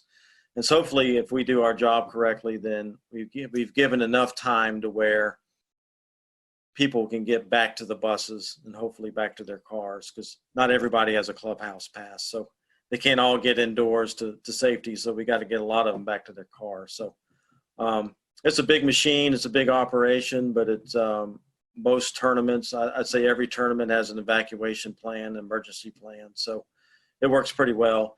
And then the big question is, once we have stopped play, when do we go back and start playing? When is it safe to go back out? So that's when we help big time, as far as, okay, we think this storm is going to be out of here at such and such time. And then they can open up the practice facilities again, let the players warm back up, and then we'll get them back out to the golf course and start playing again. Stuart, that kind of rings a bell here in Charleston at Bulls Bay, the tournament last year. LPGA, lightning hit a tree. Someone went under the tree, and it's a serious situation with these thunderstorms and in these golf tournaments. How much collaboration do you guys have with the local National Weather Service, especially in big events like this? In the last few years, there's been a little bit more collaboration because, with Homeland Security and a lot of these big, government agencies and everything, a lot of these agencies are using golf tournaments as their training grounds for big events and things like that. So I know down at the RBC Heritage down in Hilton Head, the FBI shows up and all the government agencies, the Weather Service, and so they do a lot of practice at that event, since it's such a large event. And so I do coordinate with the Weather Service there. We'll talk what we're thinking, and kind of bounce off ideas off each other. But for the most part, I'll maybe read a forecast discussion or something like that from the Weather Service. But like I said, having everything in-house, all of our own computer models and that kind of thing, we basically do our own thing, to be honest with you, make our own forecast. Because I think in a lot of ways, sometimes we do a better job because we know what golf wants and we know what golf needs. So we know what they're looking for as far as a forecast goes. Whereas the Weather Service, they may be a little more general because they have a bigger area to cover. So for example, for us, wind forecasts are very big at the golf tournaments because that plays a huge role on how the golf course is going to be set up each day. So we concentrate a lot on wind, and so we try to be very accurate in that department, where you may see a weather forecast from the Weather Service that says winds are 5 to 10. Well, okay, that's kind of general. We try to be more exact than that, where our forecast will say maybe we have a westerly wind, like on the coast there. Maybe you have a drainage wind in the morning off the land, and then we'll get the sea breeze at 1 o'clock, and it's going to shift out of the south or southeast or whatever, and it's going to be 10 to 15 at that point. A lot of times the Weather Service really doesn't break it down like that. So, we try to be more specific of what's going to happen at the golf course, so they can plan how they're going to set the golf course up. So that's some of the things that I think we do a better job at than TV or Weather Service being more general. Stuart, let's play. Let's hope we're not forecasting too far in the future. We have a Wells Fargo Championship coming up in Charlotte, the Wyndham Championship in Greensboro. Let's say that you're there forecasting and you see it could be a potential stormy day. That there's going to be thunderstorms moving into the air. What is it? Kind of give us what you do the morning of. Kind of give us a play-by-play of what that setup looks like. If you see, it's going to be a stormy afternoon or something in these tournaments. Well, let's say the first tee time is 7 a.m. Okay, that's usually when most tournaments start, 7 in the morning, and I'm usually there probably about 5:30 in the morning, because I'm looking at weather data, looking at the latest stuff, making my forecasts and getting that out and distributed, uploaded to the player page, that kind of thing. And so we also have radios that we communicate to the officials with. So every morning I'll go into the rules office and tell the guys as they head out to set the golf course up what I think the winds are going to be that day, and then what time I think the best chances of us getting a thunderstorm. And so if you take a North Carolina tournament, typically what happens is, as you'll know, Scotty, and they'll start in the mountains, they'll bubble up in the mountains about midday, early afternoon, and then as they get going, they'll roll off into the Piedmont, and then they'll usually make it to Greensboro or Charlotte by 3, 4, 5 in the afternoon, depending on how fast they move and what the scenario is. So, so I'll tell the officials that morning, hey, I think we're going to see storms probably anywhere from that 3 to 7 range.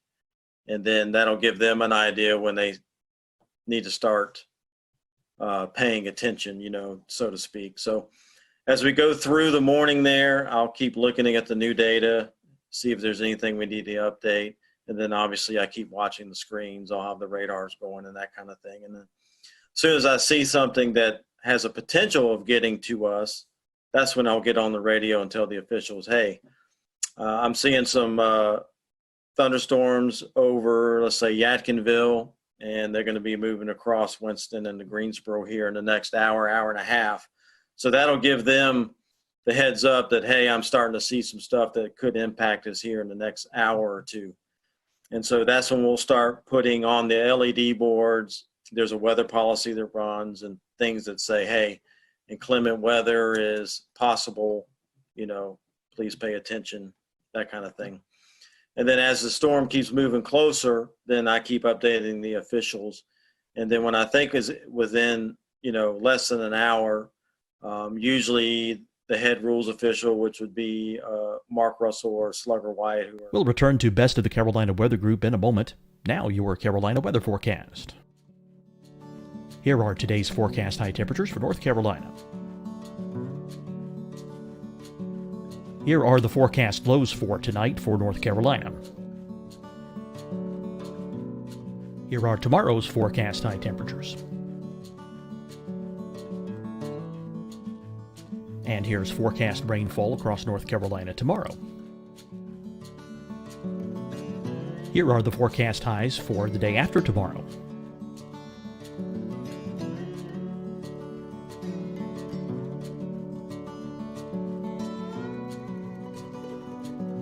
And here's the forecast rainfall across North Carolina for the day after tomorrow.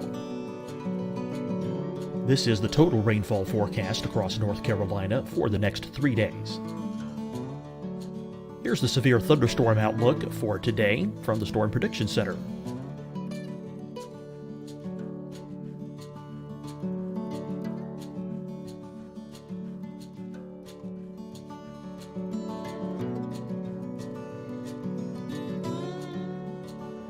Here are the forecast high temperatures for today for South Carolina. Here are the low temperatures for today for South Carolina. Here's the probability of precipitation forecast across South Carolina today.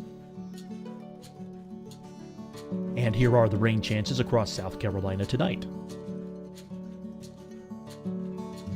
Here are tomorrow's forecast highs across South Carolina.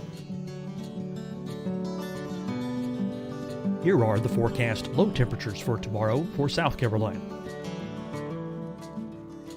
And here is the probability of precipitation across South Carolina tomorrow. Here's the precipitation chances across South Carolina tomorrow night. Here are the forecast highs for the day after tomorrow in South Carolina. Here are the forecast low temperatures across South Carolina for the day after tomorrow. And here are the rain chances across South Carolina for the day after tomorrow. And South Carolina's probability of precipitation for that night. Here's the Storm Prediction Center's severe thunderstorm outlook across South Carolina for today through tonight. Here's the Storm Prediction Center's severe thunderstorm outlook across South Carolina for tomorrow and tomorrow night. And here's the Storm Prediction Center's severe thunderstorm outlook across South Carolina for the day after tomorrow through that night. Here's the severe thunderstorm outlook for today from the Storm Prediction Center.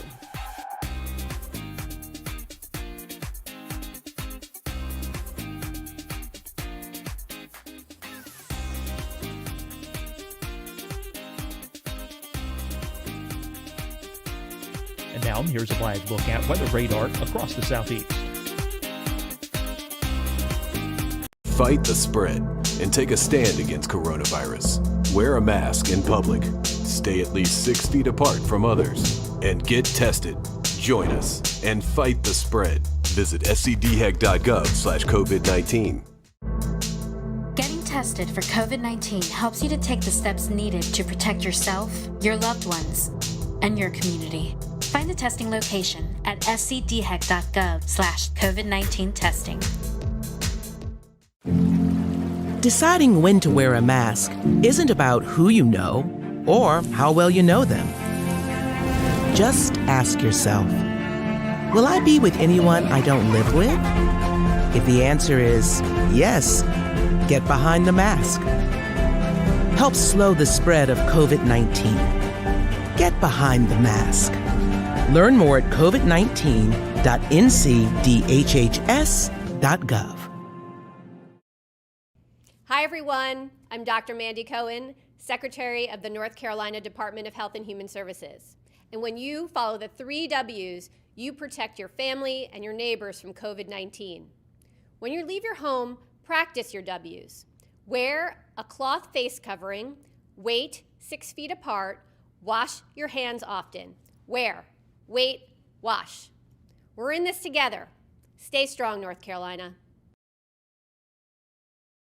You'll see your Carolina weather forecast at 25 and 55 past. And now back to the best of the Carolina Weather Group on the all-new Carolina WeatherNet.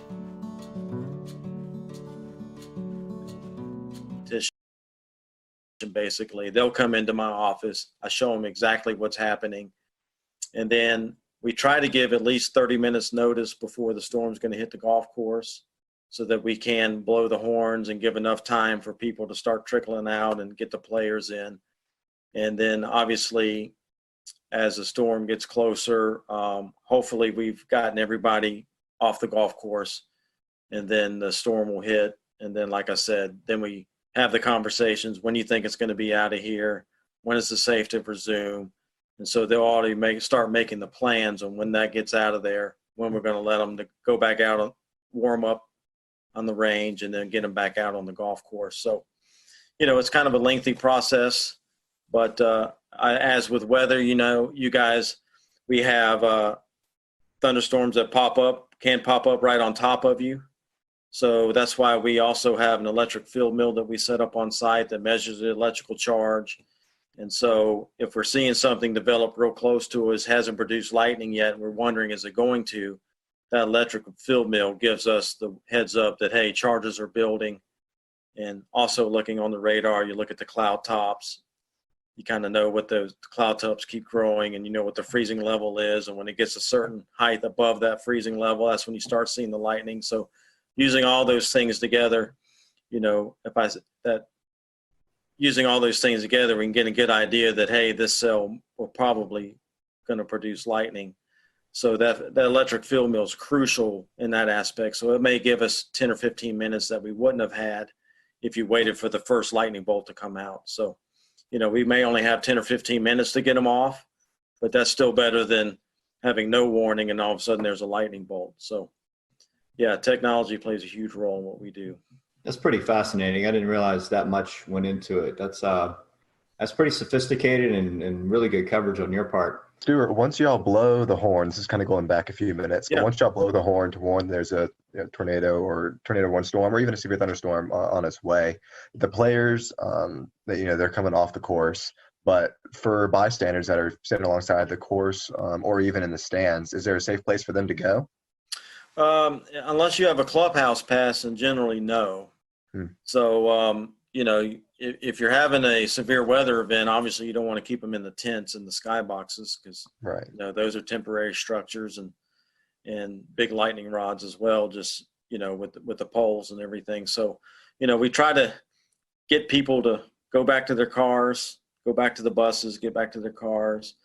But, it doesn't always happen that way. There's always stragglers. There's people that try to hide and wait it out. And because, as soon as we start back play, then they can run out and get a good spot on 18 or whatever. And they're in a good spot to get a good position to watch golf again. But, it happens. We put weather warning signs up. We do the best we can. The tour, PGA Tour and all these events try to do the best they can to get people to leave. But, there's always a few stragglers that always try to stand under a tree. And, it's not recommended, but it definitely, it happens. No, I was just going to say that I'm sure that's a problem at a lot of these outdoor sporting events, whether it be air shows, I would imagine, have a big problem with that, or even like you mentioned earlier, concerts. I think it was just last year we saw some video went viral of a concert tent just taking off and downdraft, outflow wind of a tornado, thunderstorm. There's my brain. So yeah, that seems like a real problem. Yeah, it is, and there's a lot of outdoor festivals and concerts and stuff that don't have a meteorologist, and the people in charge really don't know weather. So I think that's when you have more of the mistakes made or decision making, not poor decision making, when those things happen. So, fortunately for us and my company I work for, DTN, we do a lot of consultation. We have a lot of customers that call in and get opinion from a meteorologist. So I think it's getting better and better as far as people hiring meteorologists or at least weather companies to help them out and make good decisions. And like for me, on the on-site business, actually have a meteorologist at your site it's expensive. You got to pay for hotel rooms and airline tickets and ship equipment and plus have the meteorologist there. So that's kind of a hard thing for some organizations to pay that kind of money to have somebody there. But once you have that meteorologist there that's on site, they see how it works and how it takes the pressure off them making these decisions. And it actually pays for itself, to be honest with you, to make good decisions. But, like I said, if you don't have the money, a lot of these organizations just don't have the budget for it. Hey, at least they can still hire a company like mine and have a consultation where they can call in, so it definitely makes a difference. Definitely so. Able to do that for Speedway Motorsports Incorporated. It definitely, I tell them, I'll worry about the weather. You guys worry about running the event. And it's just, I think it's a peace of mind for those folks. Well, I say it all the time myself is I'll tell you when you need to worry. Yeah, I'll do the worrying for you. Exactly. I'll tell you when you need to worry. So, yeah.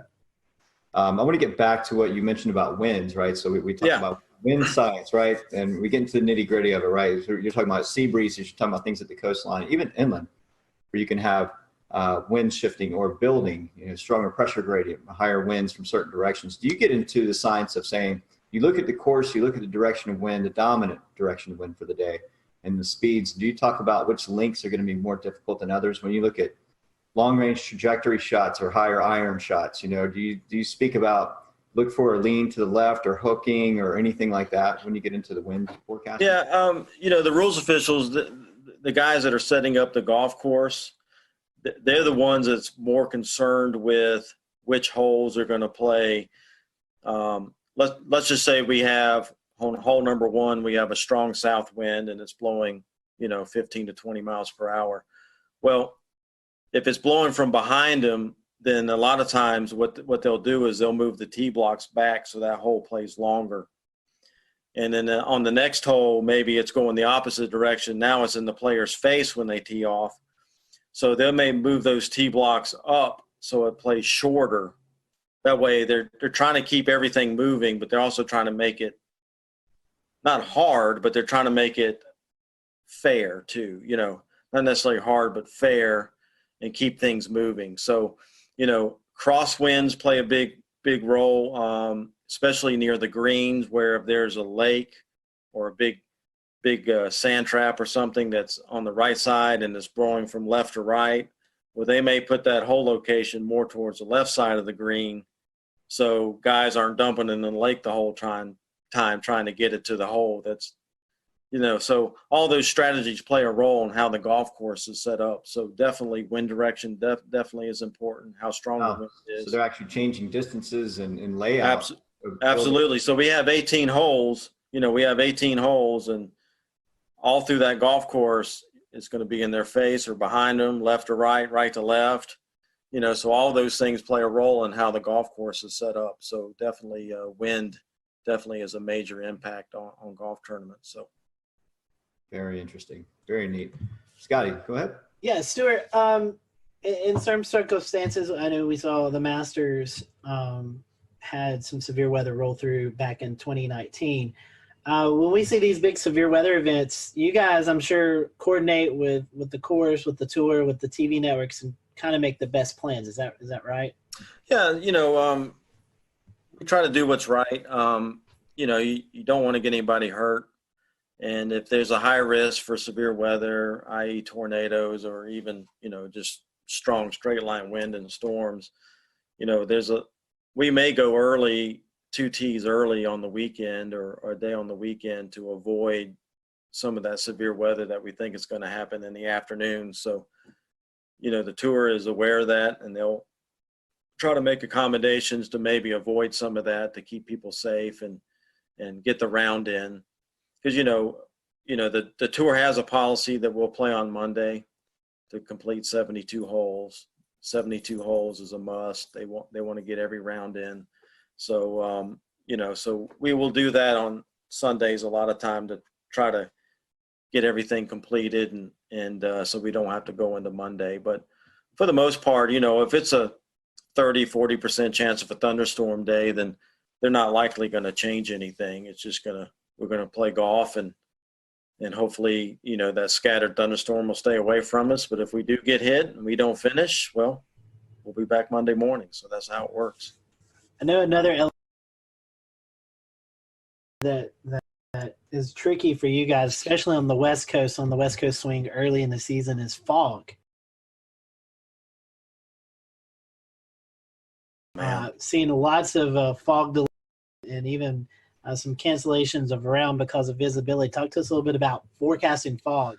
Yeah, it's tough, man. That marine layer out there, and what most people don't realize in California, the Pacific Ocean out there gets the Aleutian current, which is very cold. It's cold water, and so fog forms on it quite a bit. So when we get out there, a lot of the things that we look for is the offshore flow. And we love it when there's offshore flow because it pushes that marine layer way out in the ocean and skies stay clear at the golf course. Well, the thing that I've learned forecasting the weather out there, as soon as that pressure gradient starts going neutral, that's usually when the marine layer fog will move in. And so I've seen it We had it this year at Torrey Pines at the Farmers Insurance Open. One day the fog rolled in early in the morning, and it stuck around till about 9:30 in the morning. So we had to delay for a couple hours, and then the sun finally ate through it and broke it apart, and it pushed offshore. So, it's a tough thing because with fog, you just don't know how long it's going to stick around. How thick it's going to be. We get the marine layer out there too. Sometimes it lifts and it's just a cloud deck, and you're fine. It's just a cloudy day. But at Torrey Pines, we do have some elevation. I think we're up at 400 or 500 feet there, and so if it lifts up to 500 feet, we're in the cloud and we get socked in, and then obviously you go other places along the coast there that's not elevated, and it's fine. So it's definitely tough, but it's something we deal with, and we just try to help the best we can with that. So I know we're getting late on the interview. A fun question here: any favorite PGA Tour stops, and any of the PGA Tour players really weather savvy that we might not know about? Well, I mean, favorite weather stops. I mean, as far as any tournaments go, Hilton Head's a big favorite of mine. Any Hawaii tournament's great. Pebble Beach is awesome if the weather's good. Same thing with Torrey Pines in California. So yeah, we go to some great places. I mean, this past year I went to Japan and South Korea. I went to Shanghai, China. And this year, later in the year, I'm going to Australia. So yeah, I mean, we go to some great places, and it's a lot of fun. So yeah, it's good. I was going to say, you have to go to these areas and actually learn the weather in these areas. You probably would have to understand it before you even go. Yeah, believe it or not, I mean, everywhere I go, I start paying attention to where I'm going a month or two ahead of time. So I know when I get there what's been happening. So you kind of got a feel for what's been going on. So, I've already been keeping tabs for the next couple of weeks when I go to Tucson and California again.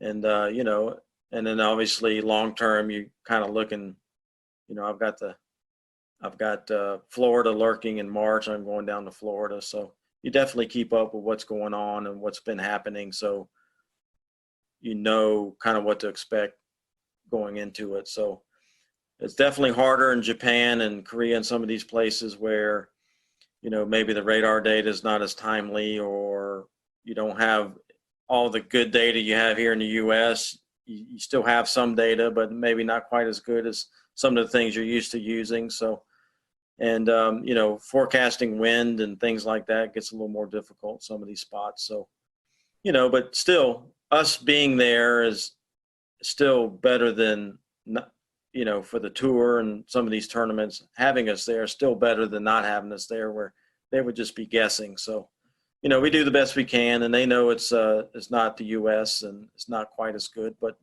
it's still, we still send our electric field mill over there, and, we still have that and the detection network and that kind of thing. So. Oh, wow. I bet that's interesting, transporting that equipment across seas to foreign country.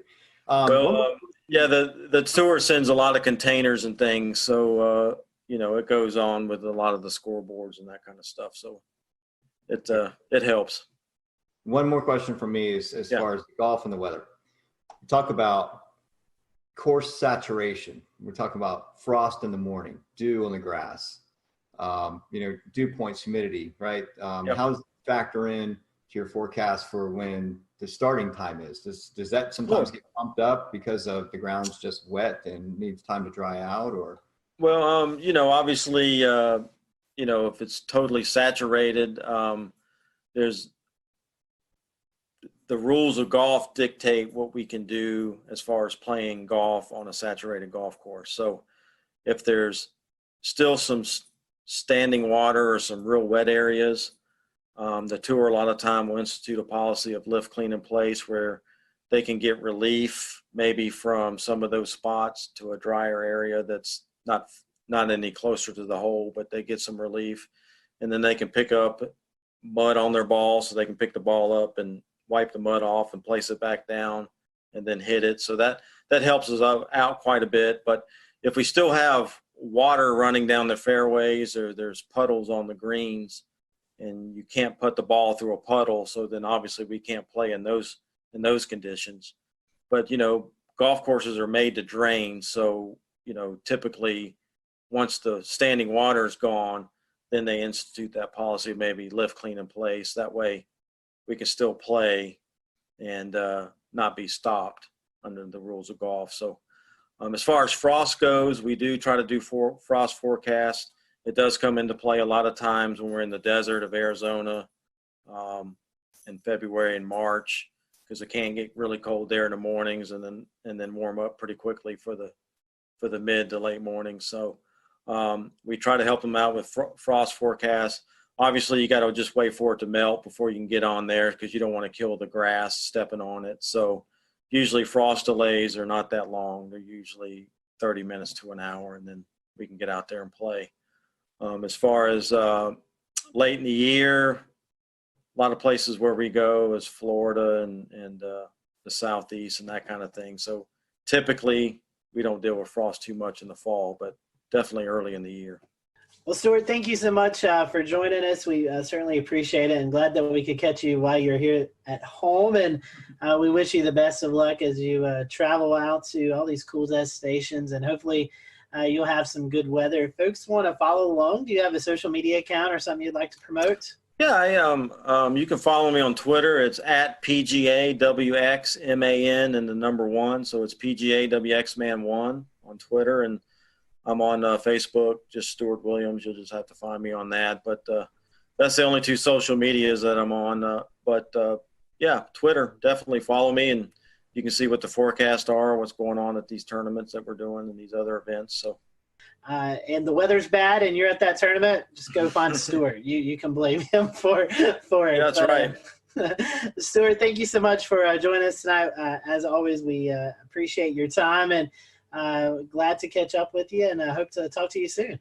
Absolutely. Scotty, thank you guys for having me on. I appreciate it. It's been a lot of fun, and hopefully we can do it more often. Yes, sir. All right, guys. Thanks for watching the Carolina Weather Group. We'll see you back for another episode next week. All right, and that is our interview with Stuart Williams, DTN meteorologist, who goes to all the PGA Tour events and provides them on-location weather support. That interview, again, was recorded in February for what we thought was going to coincide with a premiere for the Wells Fargo Championship in Charlotte. This week, the PGA Tour is back in action. They are at the RBC Heritage event in Hilton Head, South Carolina. And from Charlotte, I am James Brierton. We will see you back here next week. We will leave you, I'm trying to pull up a camera in Hilton Head, South Carolina to take a look at conditions there right now. It's not coming up. Go figure. But you'll have to trust us that Stuart's forecast says it won't be all too shabby. And here it is, a look from the Salty Dog there in Hilton Head, South Carolina. Again, I'm James Brierton in Charlotte. Thanks for joining us. Have a good night.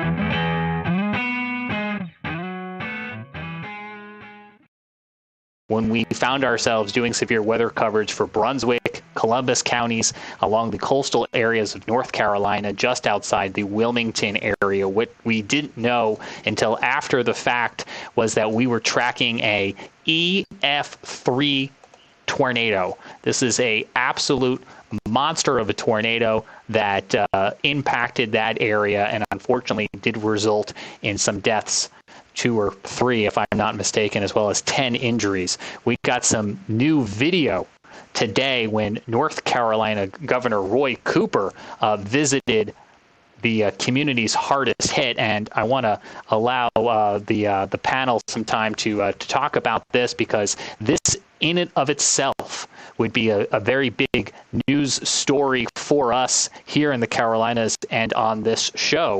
And it's just yet, unfortunately, another piece of a very busy weather week that has been playing out. But you can see here the community's still trying to clean up after this storm rolled on through. Let me pop up again for you if I can, and I'm going to ask our group to kind of weigh in on it well too. Is, we look at radar scope imagery from that night. You can see it there on the right-hand side of your screen, the velocity, the measuring of the winds in the atmosphere circling here where the tornado crosses Highway 17, where some of this video was captured just outside Ocean Isle, and then continues for about 25 miles, going 45, 50 miles an hour, at times almost trying to outrun the polygon. The Weather Service working very hard to keep this very fast-moving supercell inside that tornado-warned polygon to try to give people as much lead time as possible. Brad, let me bring you back in. I know you had just finished the 11 o'clock news, but I saw you tweeting about this. What were you thinking at 11:45 at night when you were looking at this on radar? So I had seen that storm offshore in the special marine warning because I was impressed with the signature, but wasn't thinking much about it. Went on to finishing up some emails, and I have all alerts turned on for North and South Carolina. So I heard the tornado warning pop up on my computer, and I looked down and I was like, holy cow. Right away, I was like, I could see the debris signature and I knew it was bad. And then immediately with some of my emergency manager contacts started getting messages about, some serious damage and, requests for search and rescue crews. So I knew it was pretty bad. And when I looked quickly at the map, I knew that area quite well. I actually played that golf course several times. Tiger's Eyes right there, Ocean Isle. It's a beautiful area. So I'm very familiar with that. And I knew, hearing the damage reports, those weren't small homes. Those were well-built, I wouldn't say mansions. Those are nice houses. So for those to be leveled and destroyed, I knew it was a significant hurricane tornado. I'm thinking of hurricane because that area was hurt by Isaias as well, almost the exact same location. But what was interesting is, it was EF3. That's the only second EF3 I could find in the database in the month of February in North Carolina's history. The other one was in 1971. So EF3 tornado in the month of February is incredibly rare for North Carolina, and in that area, period, any time of the year. Brad, yeah, I have to echo. I was going to say I was asleep when this happened. When I woke up in the morning, I saw your text in our internal chat. But along with Brad, I've played golf at this golf course that actually got hit, and vacation, there a lot. And like Brad said, it's a well-built community. I mean, these homes were well-built, and to see the video of just some of these just being completely demolished just shows you the sheer size and strength of this tornado. And, it was a nocturnal tornado again, at 11:45 on a February evening, something you just don't really anticipate. So the loss of life is never good. And just our thoughts and prayers go out to those folks. But just seeing some of the damage out there, you could tell it was a pretty massive tornado. Yeah, I'm like you, Scotty. I slept through this too. And the very next morning, I woke up and saw that there had been a big tornado from browsing through Twitter. And so I went and downloaded the old the radar scans from the archive and went to look at what the radar looked like. And when I saw that debris signature, I thought, oh, my God, that had to have been a really bad tornado. Debris was lofted up to something like 22,000 feet. Is that right? 22, 25. It was up there. It got sucked right up into the updraft. It was pretty impressive. Right. Yeah. When you see debris lofted that high, you're dealing with a pretty substantial tornado, and in this case, at EF3. And that's what it looked like. It could have been just looking at the radar. Yeah, that's a tough warning scenario. The Weather Service, We'll return to Best of the Carolina Weather Group in a moment. Now, your Carolina weather forecast. Here are today's forecast high temperatures for North Carolina. Here are the forecast lows for tonight for North Carolina. Here are tomorrow's forecast high temperatures. And here's forecast rainfall across North Carolina tomorrow. Here are the forecast highs for the day after tomorrow.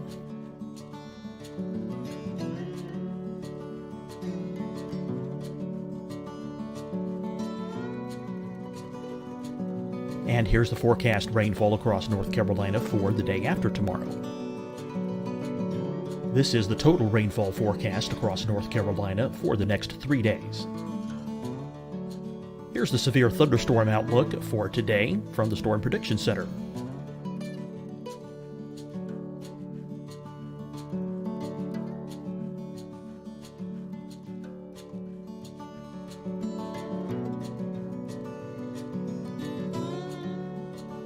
Here are the forecast high temperatures for today for South Carolina. Here are the low temperatures for today for South Carolina. Here's the probability of precipitation forecast across South Carolina today. And here are the rain chances across South Carolina tonight. Here are tomorrow's forecast highs across South Carolina. Here are the forecast low temperatures for tomorrow for South Carolina. And here is the probability of precipitation across South Carolina tomorrow. Here's the precipitation chances across South Carolina tomorrow night. Here are the forecast highs for the day after tomorrow in South Carolina. Here are the forecast low temperatures across South Carolina for the day after tomorrow. And here are the rain chances across South Carolina for the day after tomorrow. And South Carolina's probability of precipitation for that night. Here's the Storm Prediction Center's severe thunderstorm outlook across South Carolina for today through tonight. Here's the Storm Prediction Center's severe thunderstorm outlook across South Carolina for tomorrow and tomorrow night. And here's the Storm Prediction Center's severe thunderstorm outlook across South Carolina for the day after tomorrow through that night. Here's the severe thunderstorm outlook for today from the Storm Prediction Center.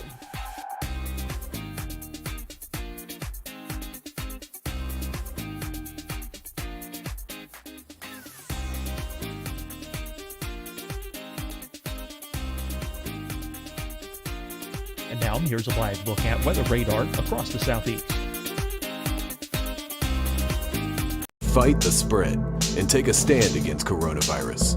Wear a mask in public. Stay at least 6 feet apart from others. And get tested. Join us and fight the spread. Visit scdhec.gov/COVID-19.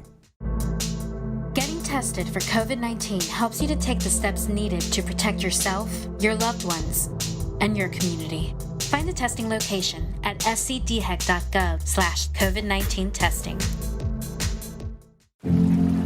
Deciding when to wear a mask isn't about who you know or how well you know them. Just ask yourself, will I be with anyone I don't live with? If the answer is yes, get behind the mask. Help slow the spread of COVID-19. Get behind the mask. Learn more at covid19.ncdhhs.gov. Hi, everyone. I'm Dr. Mandy Cohen, Secretary of the North Carolina Department of Health and Human Services. And when you follow the 3 W's, you protect your family and your neighbors from COVID-19. When you leave your home, practice your W's. Wear a cloth face covering, wait 6 feet apart, wash your hands often. Wear, wait, wash. We're in this together. Stay strong, North Carolina. You'll see your Carolina weather forecast at 25 and 55 past. And now back to the best of the Carolina Weather Group on the all-new Carolina Weather Net.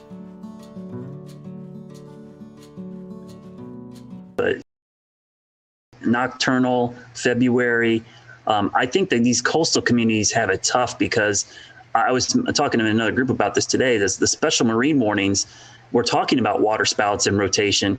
But who on the coast is looking at special marine warnings off the coast? If that was a polygon for a severe thunderstorm warning or a tornado warning to a county to your south and east, you're probably a little bit more aware. But when they're special marine warnings, you're probably not even thinking twice about it. Right. And even if there is a water spout, you think, oh, well, it's going to last 100 yards inland at most. But this is a little different. This was, I think this was supercellular in nature. And when you get that kind of situation, you get a water spout from that. It's going to keep going inland and a long way sometimes. I remember when we were streaming this, just looking at it going, this is textbook. You could see the hook echo. You could see it on velocity. 160 mile per hour winds. Christian Morgan, WFMY in Greensboro. I want to ask you for your advice for folks who hopefully never find themselves in this situation. But if you find yourself in any tornado polygon, what do you do? Especially if it's midnight. Yeah, guys, I was kind of watching this all unfold, kind of like Frank said. I just happened to log on to Twitter to just kind of see what folks were saying and kind of check out some different things about our upcoming storm this week. And I noticed all of these radar scans and started to notice and realize that we were dealing with something pretty serious down in the coastal region of North Carolina there. And what I was saying on Twitter, I wasn't an active meteorologist following along in those areas, but I was saying, if you have family and you have friends that in this area, who cares if you got to wake them up? Call them until they wake up and let them know what is going on, that they have to find somewhere safe to get.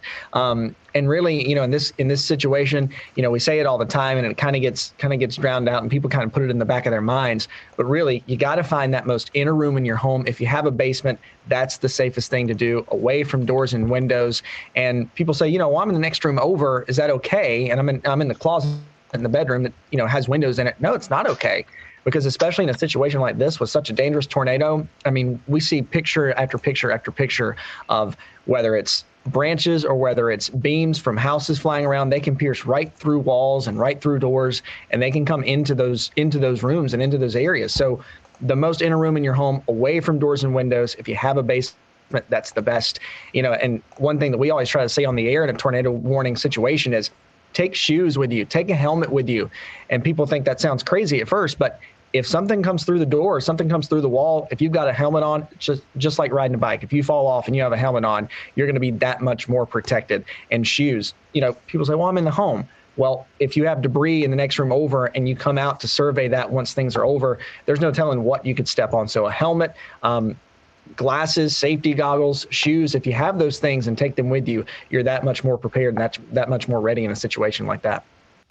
Hey, Christian, I think you guys did the story today. Wasn't there someone whose home was damaged by the ice storm and went down to their beach house because of the damage and then was impacted by the tornado?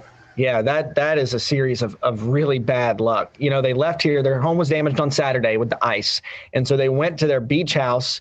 I think they left earlier this week to kind of get away while crews were cleaning up their yard, and then found themselves in that situation the other night. And it's like, what do you do at that point? And I think, if I remember right, I didn't watch the story in full detail yet, but if I remember right, I still think some of the family was either en route or was going to be traveling down to the beach house later. And so they had a really hard time getting in contact with those folks. And that, of course, is scary in itself when you're in one place going somewhere to be safe and your other family and your other party there knows what's happening and they can't get a hold of you. It's really, really sad. That is absolutely incredible. That story had another thing worth mentioning. Go ahead, Frank. Yeah, another thing worth mentioning with all that Christian said earlier, do these things that you can do in advance. Decide where to go when the sky's blue. Make the plans on that day. Share them with your family. Make sure everyone knows where to go, so that when the tornado warning is issued, you can just do that and not have to think about what to do. You just do what you've decided to do, and it saves you time. That way, if you don't get a lot of lead time, and sometimes you don't, then you know what to do, and you can do it and get there faster, and having less lead time matters less. Yeah, that lead time is so critical, and the Weather Service does as best of a job as they can, and it's frankly a really good job, and it's improving each and every year to give people more and more lead time. But, an excellent amount of lead time is, 7, 8, 9, 10 minutes, and in this case, it might have been even less because of how fast this cell was moving. Yeah. And another thing, I'm just reviewing the radar again right now, and I just noticed why this was kind of sneaky. I understand why it is.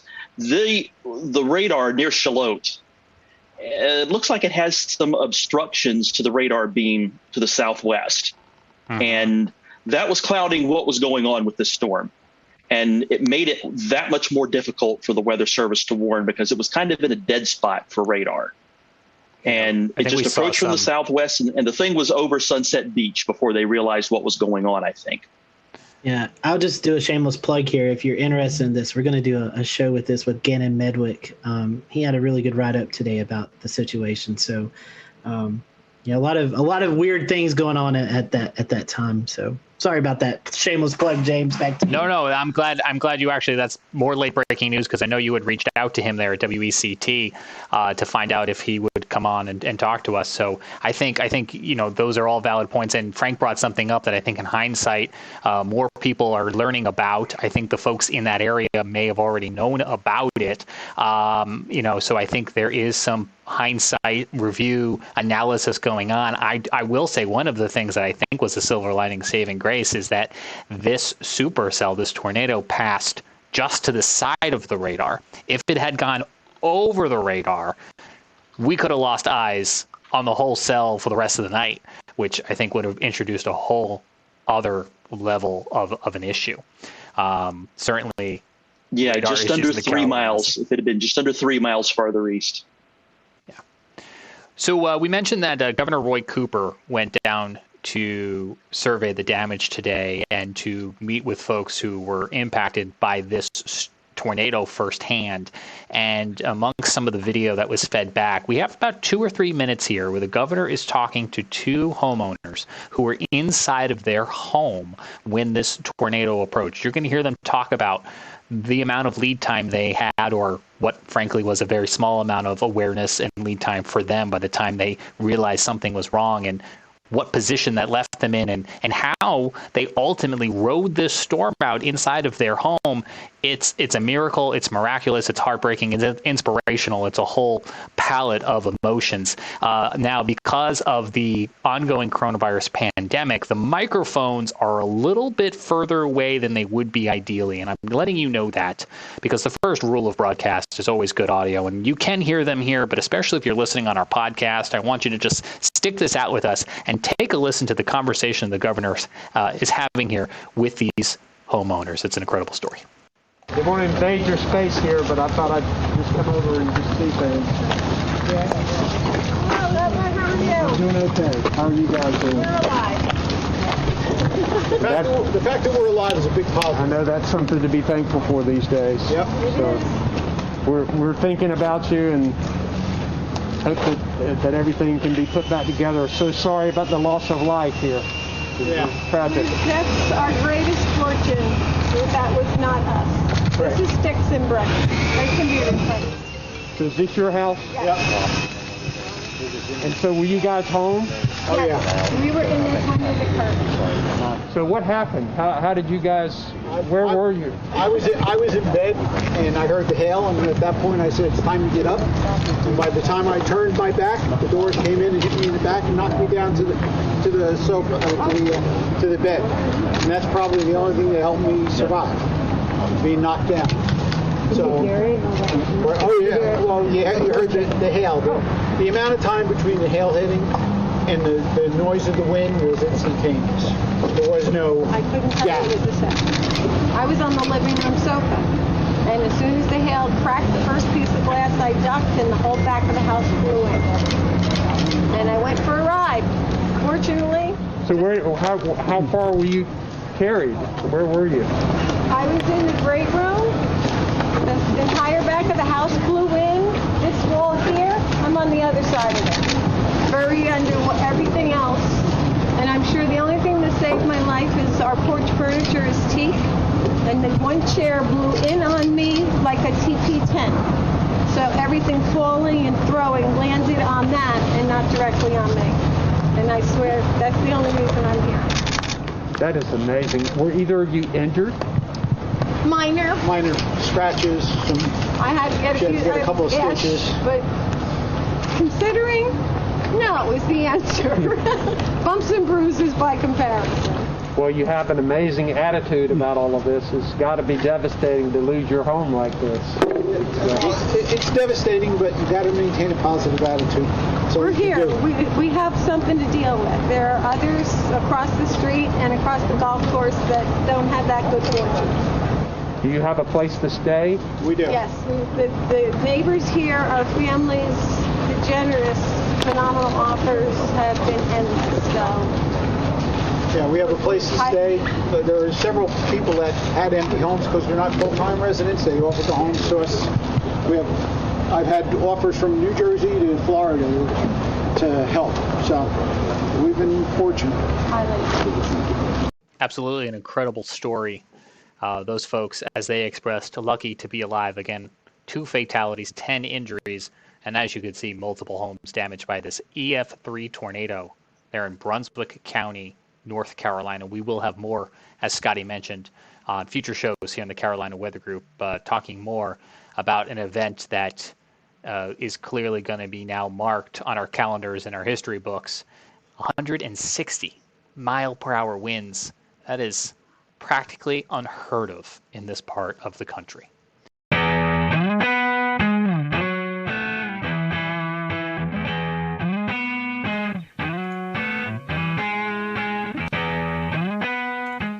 And good evening from Charlotte. We are live with you on this Wednesday night. What a very busy day in the science and weather community here on May the 27th, 2020.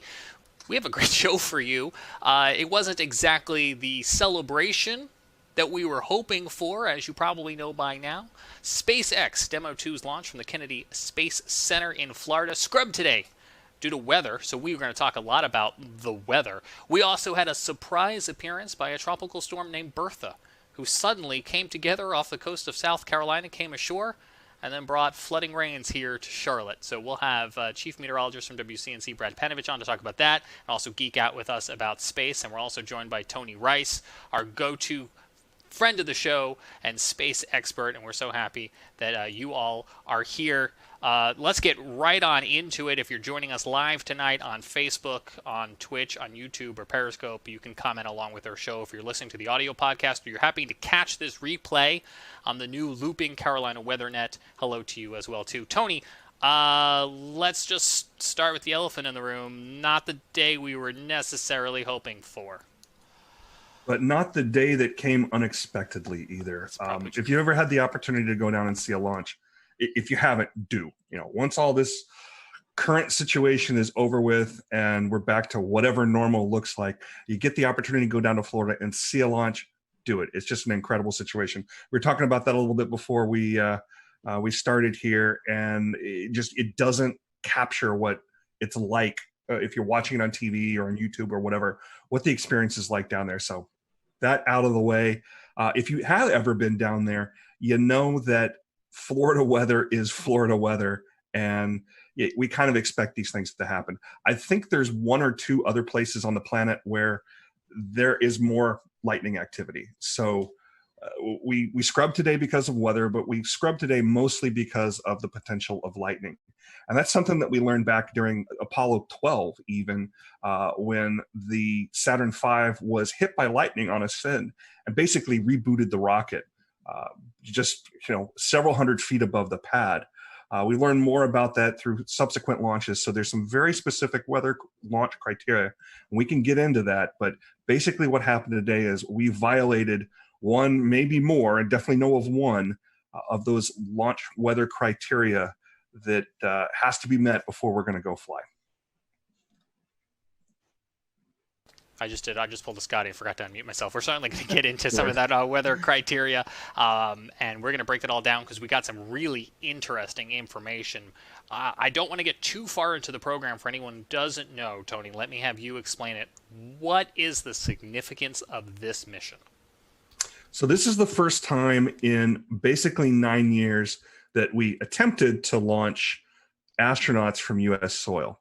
So at the end of basically construction of the International Space Station, we retired the space shuttle. Space shuttle, the best way to compare it, and the reason that we didn't continue flying the space shuttle to take astronauts back and forth, astronauts stay about 6 months on board station before they come on back home. So we're continually rotating people through there. The best way to compare it is you wouldn't take a tractor trailer to go get groceries. And that's about the volume of space that was in the back of the shuttle's payload bay. If you're just taking supplies, well, we can send a uncrewed mission up there. SpaceX has been doing that for a while. We've got some other ways of getting cargo up there. But to take people back and forth, we've been buying seats on the Soyuz, launching them from Baikonur Cosmodrome out in Russia, actually in Kazakhstan. But we really wanted to get that capability back onto U.S. soil.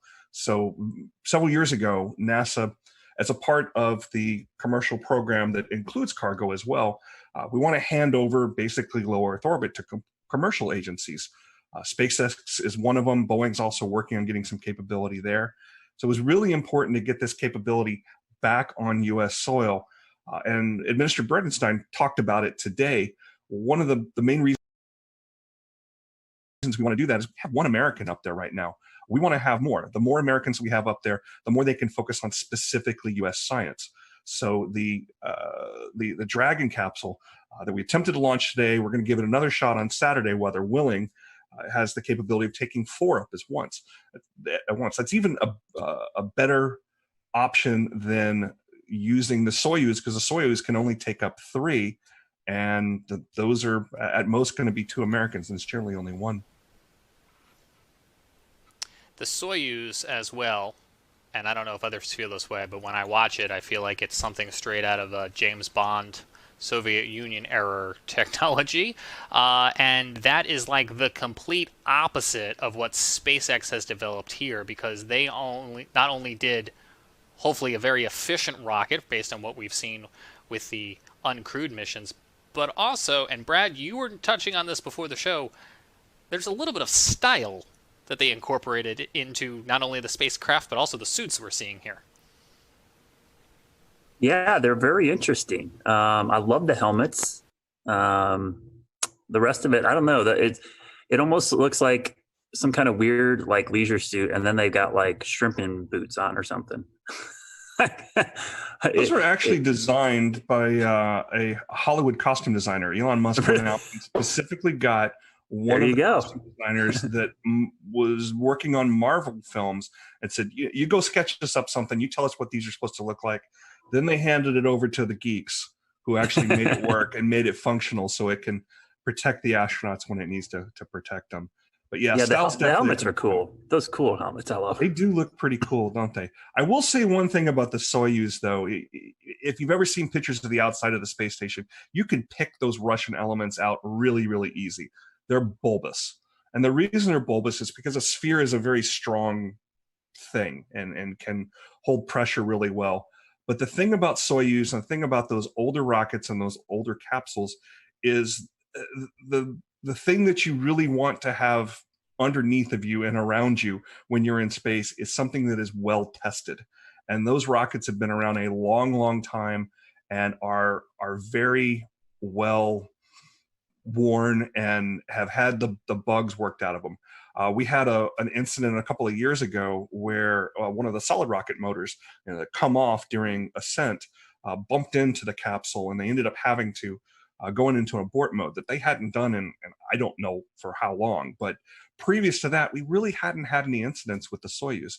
The Soyuz is old-fashioned, and it doesn't look that great. It certainly isn't as sexy as what SpaceX is doing out there with their nice, clean cockpit and reverse lighting, much like you have over your shoulder there, Brad.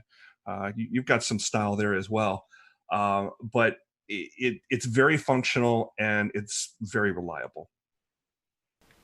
Can you talk to us? We know you've been following this SpaceX progress probably a lot closer than most. Can you talk to us about what SpaceX has had to overcome to get to be the first commercial operator to take astronauts back, and what are some of the challenges that they may still face as somebody who's not as well seasoned? Yeah, well, they're still going to have to face some challenges there, simply because you got to have the first flight sometime. And it's kind of a first flight and it kind of isn't. It's on a well-proven rocket. The Falcon 9 has a pretty good safety record. We've only lost a couple of them. But what they really have going for them is iterations. They've flown these things over and over and over. So they had an opportunity to perfect it. Does that mean that it's perfect? Certainly not. But it is sufficient to the point where not only SpaceX is comfortable with it, But if you listen to the NASA administrator and the folks that are involved in these kind of decisions, particularly during flight readiness reviews that have been going on for the last couple of weeks, they're confident. They have enough confidence to put those 2 astronauts on top of them. So what they have ahead of them is they'll learn something on this flight. Hopefully it'll go off without a hitch on Saturday. Hopefully the weather will cooperate, but they're going to learn some things. There's going to be something that didn't go quite right. There'll be something that can be improved upon. When you listen to the call during the launch, one of the last people you hear from is a flight test director. And that may seem a little odd that, we got 2 people on top of this rocket and we're about to send it off into orbit and we're still testing, but this is absolutely a test. The name of this mission is Demo 2. It's a follow-on Demo 1. Demo 1 was pretty much what you're going to see on Saturday, but without the astronauts. Every one of these things is a test, and it's a way to gather more data and to improve on things. The setback that SpaceX had, I don't even remember how long ago, it was sometime last year or maybe even the year before that, where they lost one of the Crew Dragon capsules on the pad because of some of the hypergolic fuels that are used on orbit. They're fuels that basically, if you put part A and part B together, you create an explosion. You point that explosion in the right direction, you got thrust. There was, I believe it was a leak that they basically lost that capsule. That capsule was all but pulverized. So that was a bit of a setback to them because they didn't get as much data as they would have hoped from something like that. You learn more from your failures than you do from your successes. So this is some of the most instrumented spacecraft ever. They're gathering tons and tons of data from it. So once we do get this launch off, they're going to be gathering lots of information and improving things. So Tony, what's the relationship between NASA and SpaceX? Who's kind of responsible for what? NASA is the customer. They put out the requirements, and SpaceX is the contractor fulfilling those requirements. It's kind of a similar relationship as the DoD would have with any of their contractors, if you're familiar with that world at all. That being said, though, there's a fair amount of oversight that NASA still has in this, particularly because of the human spaceflight aspect here. There are people on board this thing. There are former astronauts that are involved in all of those reviews. And somebody asked during one of the press conferences this week, who in NASA, if anybody, can raise their hand and say, no, something's not right, something's not safe. And the answer that was given by the administrator was anybody involved in the review panels. And SpaceX reiterated that they have a culture that they're trying to promote there, where anybody that's involved in building something can and should raise concerns as well.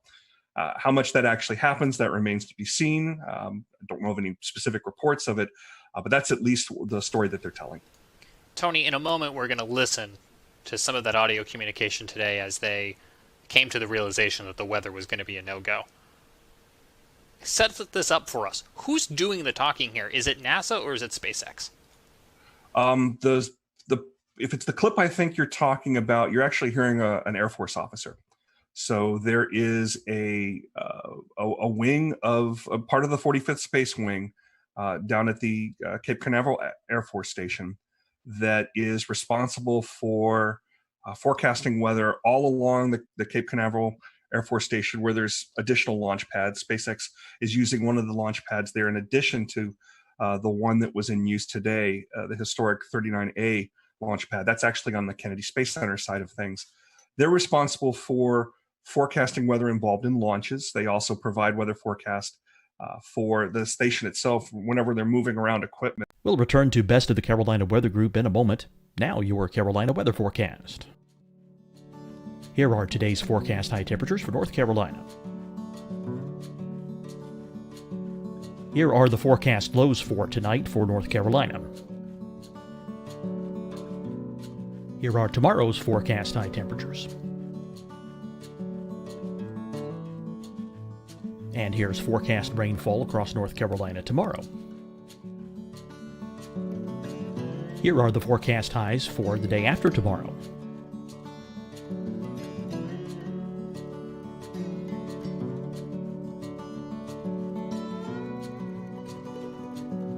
And here's the forecast rainfall across North Carolina for the day after tomorrow. This is the total rainfall forecast across North Carolina for the next 3 days. Here's the severe thunderstorm outlook for today from the Storm Prediction Center.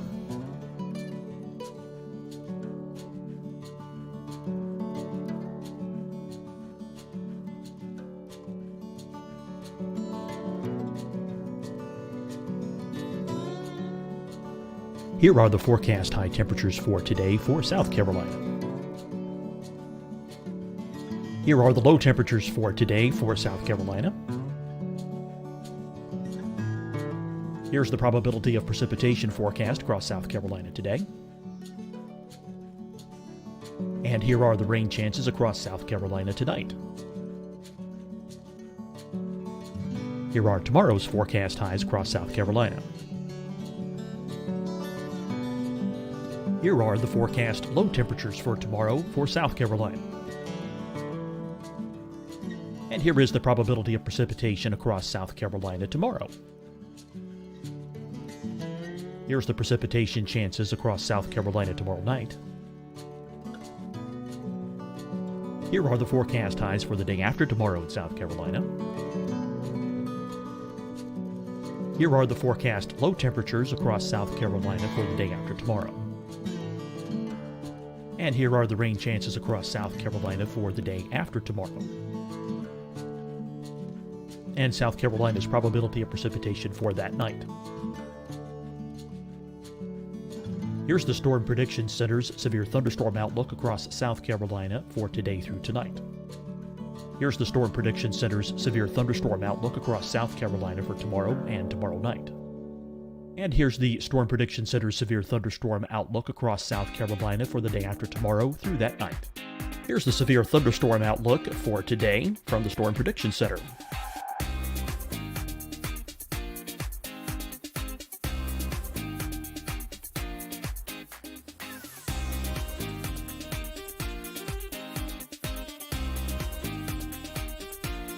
And now here's a live look at weather radar across the southeast.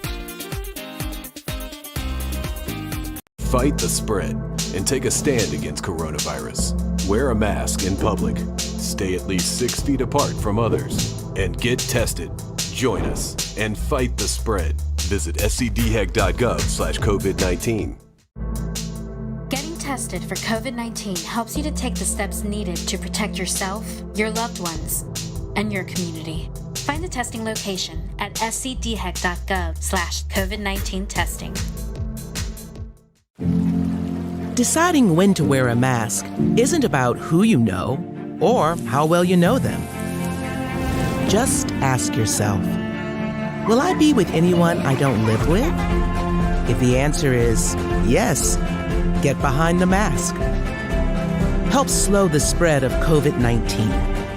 Get behind the mask. Learn more at covid19.ncdhhs.gov. Hi, everyone. I'm Dr. Mandy Cohen, Secretary of the North Carolina Department of Health and Human Services. And when you follow the 3 W's, you protect your family and your neighbors from COVID-19. When you leave your home, practice your W's. Wear a cloth face covering, wait 6 feet apart, wash your hands often. Wear, wait, wash. We're in this together. Stay strong, North Carolina. You'll see your Carolina weather forecast at 25 and 55 past. And now back to the best of the Carolina Weather Group on the all-new Carolina Weather Net. Like winds and rain and that sort of thing. The person you were hearing there was called the launch weather officer. And they are on equal footing with anybody else that is giving the go, no go call during that final pull before they decide to actually light it or scrub and wait until the next opportunity. But they are someone who is speaking for a larger team of experts. And many of those experts are very focused on looking at things like lightning. And that's kind of how things shook out today. There was a lightning concern that we can get into. Yeah, let's listen to the audio here, and then we'll talk about that exact lightning concern. Unless you can give us another 10 minutes. I don't think we're going to get there with any of the rules today. I'm going to give you 10 minutes. I mean, another 10 minutes past T0. Oh, 16:45 local. I think we'll probably be clear on all the rules, but not quite going to make it for this. Okay. We're going to check back in with you in about 2 minutes, and then I'll call it up at about T-minus 17 minutes. Okay. Yeah, there's some of them are starting to count down, but we still have one above 2,000. So if that gets below... So Tony was talking there a little bit as we came back about some of the liquid oxygen. You can explain that to us as well too. But Tony, what we were hearing there was about 20 minutes left in countdown, and they were so close, we think, to getting the weather rules all in agreement, and it just didn't come together. Yeah, it just didn't line up quite right. They were keeping an eye on some cells out towards Orlando, and very excitedly noticing that the cells were starting to break up. I was watching them, live there as well. There's a rule that says several of the rules mention 10 nautical miles, which if you've ever been down in that area, runs out not quite to Titusville and I-95. So you watch any of that weather between the Space Coast and Orlando to see if those cells are going to continue moving forward, going to continue building intensity, or are going to break up. And the positives were that it looked like they were breaking up, and they certainly were. But that's not the only consideration that they're making there. What they were mentioning was field mill generators, and they dot all around not just Air Force property and NASA property. As you're driving out along the beeline heading back towards Orlando, you might notice some very tall towers out in what look like swamps or Farmers Field or something like that. These are more weather towers that exist further out towards Orlando because, as you can see, all the weather moves from the from the west to the east. So they're monitoring that as that goes along. These field mills, they're about the size of a large coffee can, and they have a spinning disc inside of them. And what they're doing is measuring the electric potential of the atmosphere, and they're measured in volts per meter. So there's everything has some level, some acceptable level, and it's about 1,000 to 1,500 volts per meter. And there's that, and you can see all those circles with the plus sign through them. Those are all field mills.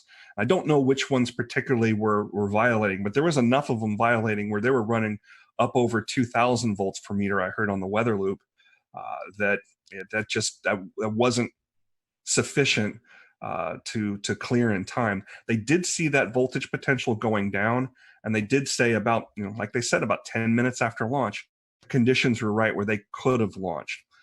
So it's worth pointing out here too that this was an instantaneous launch. If that was a shuttle sitting on the pad and it had sufficient fuel, we might have been able to launch today because the shuttle had a wide enough window. It carried extra fuel. It had some additional steering capability that was not designed into the Falcon 9. The Falcon 9 was designed more for efficiency. We know that we can come back the next day and try to launch again. But the shuttle was designed in such a way that we could launch as far as up to 10 minutes after the planned launch time and still steer back into that plane. But the Falcon 9, you launch the second that you planned on launching, or you don't launch. It's not a matter of throttling up and catching back up to where you planned on being. Once you're in the wrong orbital plane, you never catch up with station. So that's why it was set up that way. So we've read through your tweet from earlier today, and it was kind of interesting seeing the different types of criteria needed to launch or to stop a launch. Mm-hmm. Do you want to kind of speak to more of some of these different conditions that can get in the way of a launch occurring, or what it takes to actually? If you don't mind, bring that graphic up, and you guys are the weather weenies here, so feel free to jump in on anything you see here that catches your eye. There's basically, we'll call it three things that they're looking at. Precipitation is one of them. We don't want to launch through precipitation. That's just a no-go. The other thing is clouds, and the clouds kind of go two ways.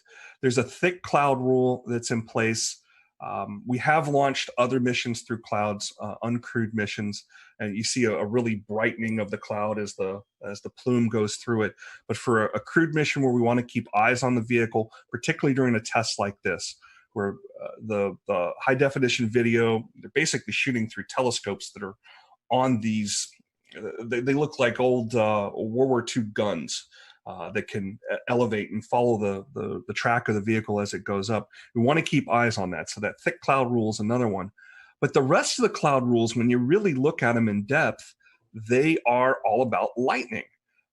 Anvil clouds. Once a cumulus cloud has matured and a storm has matured to the point where you start seeing those overshooting tops as it's touching the bottom of the stratosphere, that's the kind of thing that really worries a launch weather officer because it's got the potential to generate a lot of lightning. Lightning's very bad for rockets. I mentioned that earlier, how Apollo 12 was struck by lightning. Smoke in the area can trigger lightning. The rockets themselves can trigger lightning. That plume that is coming off the rocket can act as a bit of a grounding rod, and the lightning is drawn to the vehicle itself because it's trying to find that path to the ground, and the plume itself can create a path to the ground. So any potential for lightning in the area we want to avoid. A good percentage of those launch weather criteria that you see there is about avoiding lightning. Yeah, Tony, I was going to say the lightning is concerned, but I could see 2 or 3 other ones, especially the convective debris one and the within 10 nautical miles of an anvil. Those were all met as well. So it wasn't, and I think it wasn't just one storm. They had storms exiting and also storms coming in. They were kind of surrounded. It was just a bad situation. As soon as I was looking at the radar and saw the lightning, I was like, this did not look good. Yeah, the times when I'm down there, I definitely have radar on my phone out watching it, and you can watch the storms boil up. Little tiny cells boil up halfway between Orlando and the Space Coast. And it's that convective action as the sea breezes come on that really can create some of that. Didn't see a whole ton of that this afternoon. Really did this morning. Saw those boil up, move across, dissipate. We're mostly seeing more organized storms move across, or cells, I should say, move across Central Florida. Hey, Tony, I have a question. What was the precise flight path? Was it to the northeast, southeast? What direction was it going to go? All these flights are going to go to the northeast, and they're following the same inclination that the International Space Station has. So when you're looking at an orbit, everything's relative to the equator, and you measure that angle between the equator and wherever your flight path is, and it's I have the exact number. It's 50-some degrees. So it kind of runs up the East Coast, almost parallel to it. So anybody out in Eastern North Carolina, the next time we have a good launch, especially one at night, it's easier to see these at night because you got that plume to look for. But we should be able to see them definitely out from the easternmost part of North Carolina. But I think you've actually seen them a time or two in Charlotte. Yeah, we got lucky with that sunrise launch because the sun was coming up and it illuminated the plume on the horizon, and it was spectacular. It freaked people out, but as soon as I saw it, I knew right away. I'm like, oh, this is awesome. It was just the perfect setup of lighting and angle and everything. Brad, Venus freaks people out, so. Well, Tony, I have a question. We're talking about the weather, and it kind of scrubbed this launch. So what happens now? I mean, what do you think the mindset of these astronauts are? I mean, now you get pumped up for this, and now it's kind of wait a few more days. I think this is a bit of muscle memory for them. It is not built up in their mind, maybe to the point where we think it might be, because they've done this so many times. There's a comment made on the broadcast today. Well, we got another good dry run. In their minds, that's probably what this was, a more organized dry run with more cameras and more attention. They saw this as a positive thing. This was another chance to check out the suits. This was another chance to check out, make sure those Teslas would make it to the launch pad without any problems there. I didn't see any superchargers on the launch pad, so I guess those things were fully charged before they popped the astronauts in there. It was another chance to see their families. They've been in quarantine for a good amount of time. That's normal. We always quarantine our astronauts before they go, something we learned back in the Apollo days. So they've done this so many times in simulations and in dry runs and things like that, that this is kind of business as usual. This is their office. I'm sure they wanted to fly today, and they would have rather gone today than have to wait a couple more days. But it's another chance to do a little more study. It's another chance to work through some of these things in their heads. So in the end, it's a positive thing. Tony, actually playing on the screen right now is some emotional video of them saying goodbye to their family, and it's most notable in these coronavirus times that they are 6 feet apart and social distancing. But I think you just hit upon it too, in that space is a very sterile environment, and there typically are some separation and some quarantine. Can you talk at all about, did coronavirus amplify that? Not really. The main thing that the main impact that it had on this launch was in the support personnel. The folks that are working directly with the astronauts there, and this is the operations checkout building. It's existed since I believe the Gemini days, or definitely during the Apollo days. This is where there's some small apartments the astronauts stay in. There's some dining facilities. There's, of course, a kitchen there. And there's folks that support that. So there's fewer people involved with that. And the people involved with that were in their own quarantine as well. But this, that distancing you saw there, there used to be when the astronauts would arrive from Houston into the Kennedy Space Center, near that landing strip where their aircraft would come in, there was this drainage ditch, that the families would be on one side and the astronauts would be on the other. And that was where they said their goodbyes. So it's very common for the families to be separated from the astronauts just for their safety. One thing that's worth noting in that great video where you saw the two boys, the similarities with these two astronauts are kind of fun. They both have two boys about the same age. Both the astronauts are about the same age. They joined NASA. They were accepted into the astronaut class of 2000. So there's a similarity there. They're both test pilots. One was in the Air Force, one was in the Marine Corps. They both married astronauts as well. And both of their wives have PhDs. One's an oceanographer and the other is a mechanical engineer. But they're kind of similar in that regard. So it's really cool that they got to see their families here. And the one thing I really like about the Tesla is once those doors are shut and those guys are sealed in, the boys got to go up and wave goodbye to their fathers a little bit closer. You didn't get that in the Astra van. They just hopped on board and headed out there. Kind of brings us right back around to that whole stylistic difference we're seeing now with SpaceX in 2020. Did we think Elon Musk was going to put them on a motorhome and send them out there? No, he's going to send them out there like this. I did like the addition of the worm logo too, the old worm logo type. I was going to ask you that. That was going to be my end question. But is that your preference over what I learned today is otherwise called the meatball? The meatball, NASA has 3 logos. The meatball is what you see on the door there, and each one of those little items on there, the red swoosh represents aeronautics. You see some stars back there. Obviously, that's representing the space aspect of NASA. NASA's covering both aeronautics and space exploration.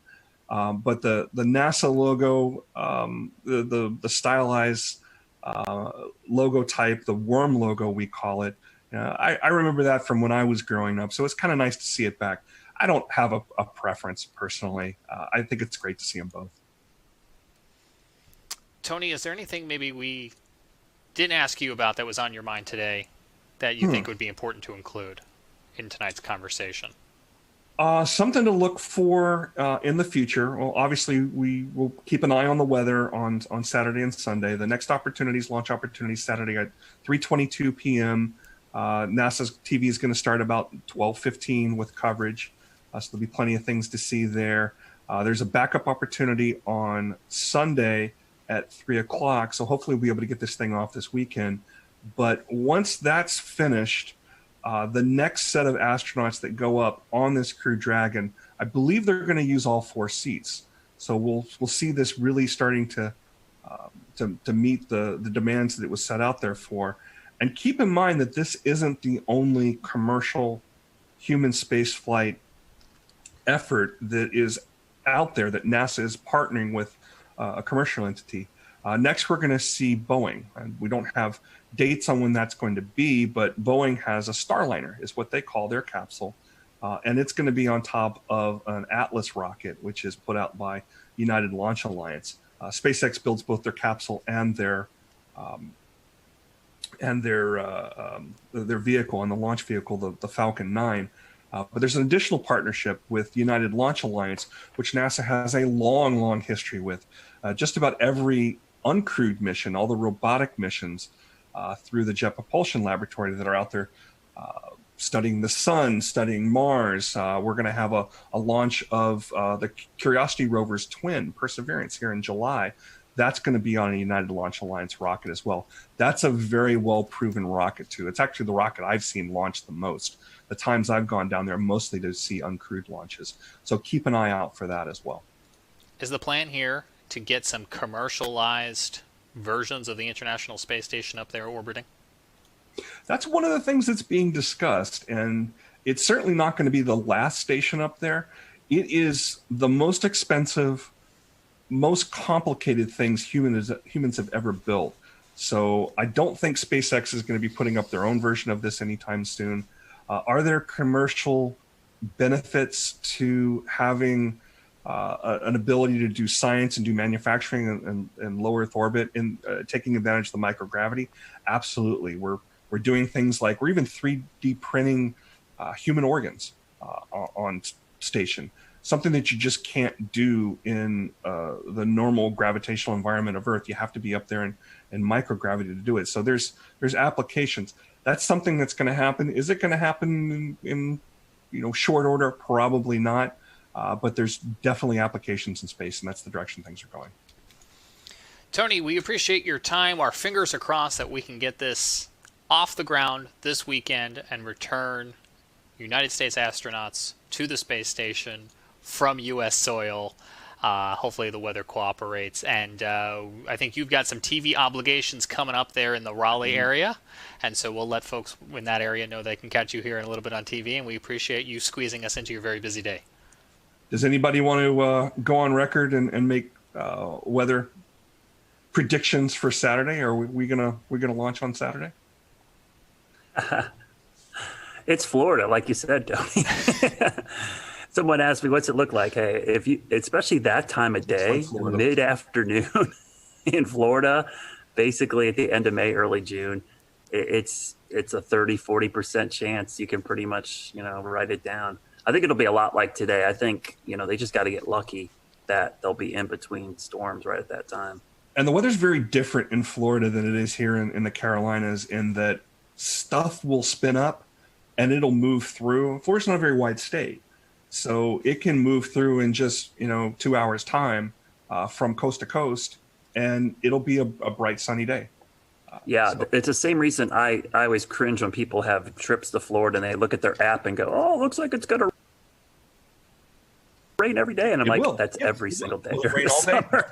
And like you said, Tony, it'll pop up. Yeah, it'll pop up and be gone. You just got a 30-minute shower. Our challenge, again, with these instantaneous launches is the weather's got to be right at that time. So what I tell folks, there's going to be another launch weather forecast that comes out here. The 45th Weather Squadron will put another one out probably on Friday. We'll definitely see one on Saturday. And when you see that go, no go percentage, follow me at RTP Hokie on Twitter. I always tweet these things out because they're a great source of information about what to look for. Don't get too wound up if the no-go percentage, is too high. I've seen things be canceled for weather, again, because of what you described with Florida weather, in the high 90s for go. And I've seen things be canceled for exactly have the ability to launch with absolutely horrid looking conditions a day before or even the morning before. There is truly a 50-50 chance that we will launch on any given day, and it's either we go or we don't, and it's based on what the conditions are right then and there. Tony mentioned during our broadcast tonight the Air Force 45th Weather Squadron, who was watching the weather very carefully down there and providing not only real-time conditions but forecasts for this and many other launches. We had the opportunity to have them on this show in January of 2018. There's a whole episode where we talked to them about all sorts of things, but we pulled the soundbite about lightning, and Tony showed it earlier, all those different lightning detectors. Let's just roll a little bit of that clip so we can hear straight from some members of the 45th, at least at the time here when this was recorded, about how they go about tracking some of those weather conditions. And with the lightning, tell us about the threats that lightning would pose to a vehicle being struck on the pad. And then this may be something more for the active duty members, but tell us about the new lightning defense systems that are on the pads now. So one of the major threats, again, for the range is lightning. And the reason why this is a threat is it poses a risk to the electrical system of the rocket. And it can actually cause a threat to the steering system. And so we want to make sure, and every time there's a lightning strike close to a pad where there's a rocket exposed, they have to kind of take it back into the hangar and run several tests to make sure that none of the circuits of the rocket got closed circuit or there was any damage to the steering system. Because again, and we have a sensor of 10 or a network of 10 sensors, very, very strategically positioned, and they are using the radio frequencies to be able to localize the different lining step leaders. And so each step leader is sending out a signal, and via triangulation, we are locating that step leader. So with those sensors, we can start pinpointing cloud to cloud or cloud to ground lightning strikes. Right now, the resolution that we have is 50 meters. So we can localize, or we can pinpoint a lightning strike within 50 meters of the actual location where it's struck. Some very interesting stuff. You can find that show in the Carolina Weather Group archive. We also have it looping this week if you're checking out our new nonstop Carolina Weather Net channel on YouTube and on Twitch. We want to switch gears now and talk a little bit about the surprise that was Tropical Storm Bertha today. We'll bring in Brad in a minute to talk about some of the lingering flooding concerns. It looks like we still have one of the two flash flood warnings right now at this 9 o'clock hour here in Charlotte, but I know Jared Smith in Charleston is on a tight time crunch as well too. And Jared, you guys woke up in the bullseye of this thing this morning. Yeah, it started as we knew that something was going to happen. So I think that's the most important thing to note, is that the surprise was the naming. It wasn't necessarily the fact that we were going to have heavy rain, that we were going to have gusty winds, that we were going to have a marginal tornado threat. All of those things, we went into this knowing that that was a possibility. And we went into this knowing that there was a 20 to 30% chance that this thing could turn tropical. The Gulf Stream, much like you two, moves in mysterious ways. And so it was again this time. It just absolutely took off like a rocket. It started as a very strong velocity couplet. The Weather Service in Charleston had actually put out a special marine warning that ended up acting like a cone of uncertainty, because during the time of that special marine warning, the National Hurricane Center bumped the probability up to 70%, and then by 8:30 they had classified it as Tropical Storm Bertha, just 30 miles offshore. And so we're like, oh, okay. So this is happening, and yeah, it came ashore. It was had some pretty good wind gusts. The buoy at the Edisto buoy went to 59 miles an hour, which was pretty good. 30, 40 mile an hour wind gusts, some scattered power outages, especially as you got into Myrtle Beach. Wasn't that bad. We've had way worse. We had tornadoes last week, right? And we had even heavier rain. Of course, we had flooding downtown, as we often do, but we had that even worse last week. So. Again, we kind of knew that there was going to be something here. The fact that it got named when it did, it was kind of like, okay, but you could see it. I mean, you could see it coming together on the radar, and that guy, it started developing a little lie. It's like, wait a second. You start to see that. We'll return to Best of the Carolina Weather Group in a moment. Now your Carolina weather forecast. Here are today's forecast high temperatures for North Carolina. Here are the forecast lows for tonight for North Carolina. Here are tomorrow's forecast high temperatures. And here's forecast rainfall across North Carolina tomorrow. Here are the forecast highs for the day after tomorrow.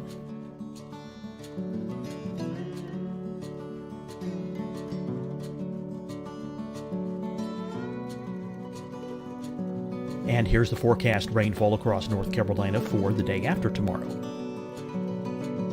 This is the total rainfall forecast across North Carolina for the next 3 days. Here's the severe thunderstorm outlook for today from the Storm Prediction Center.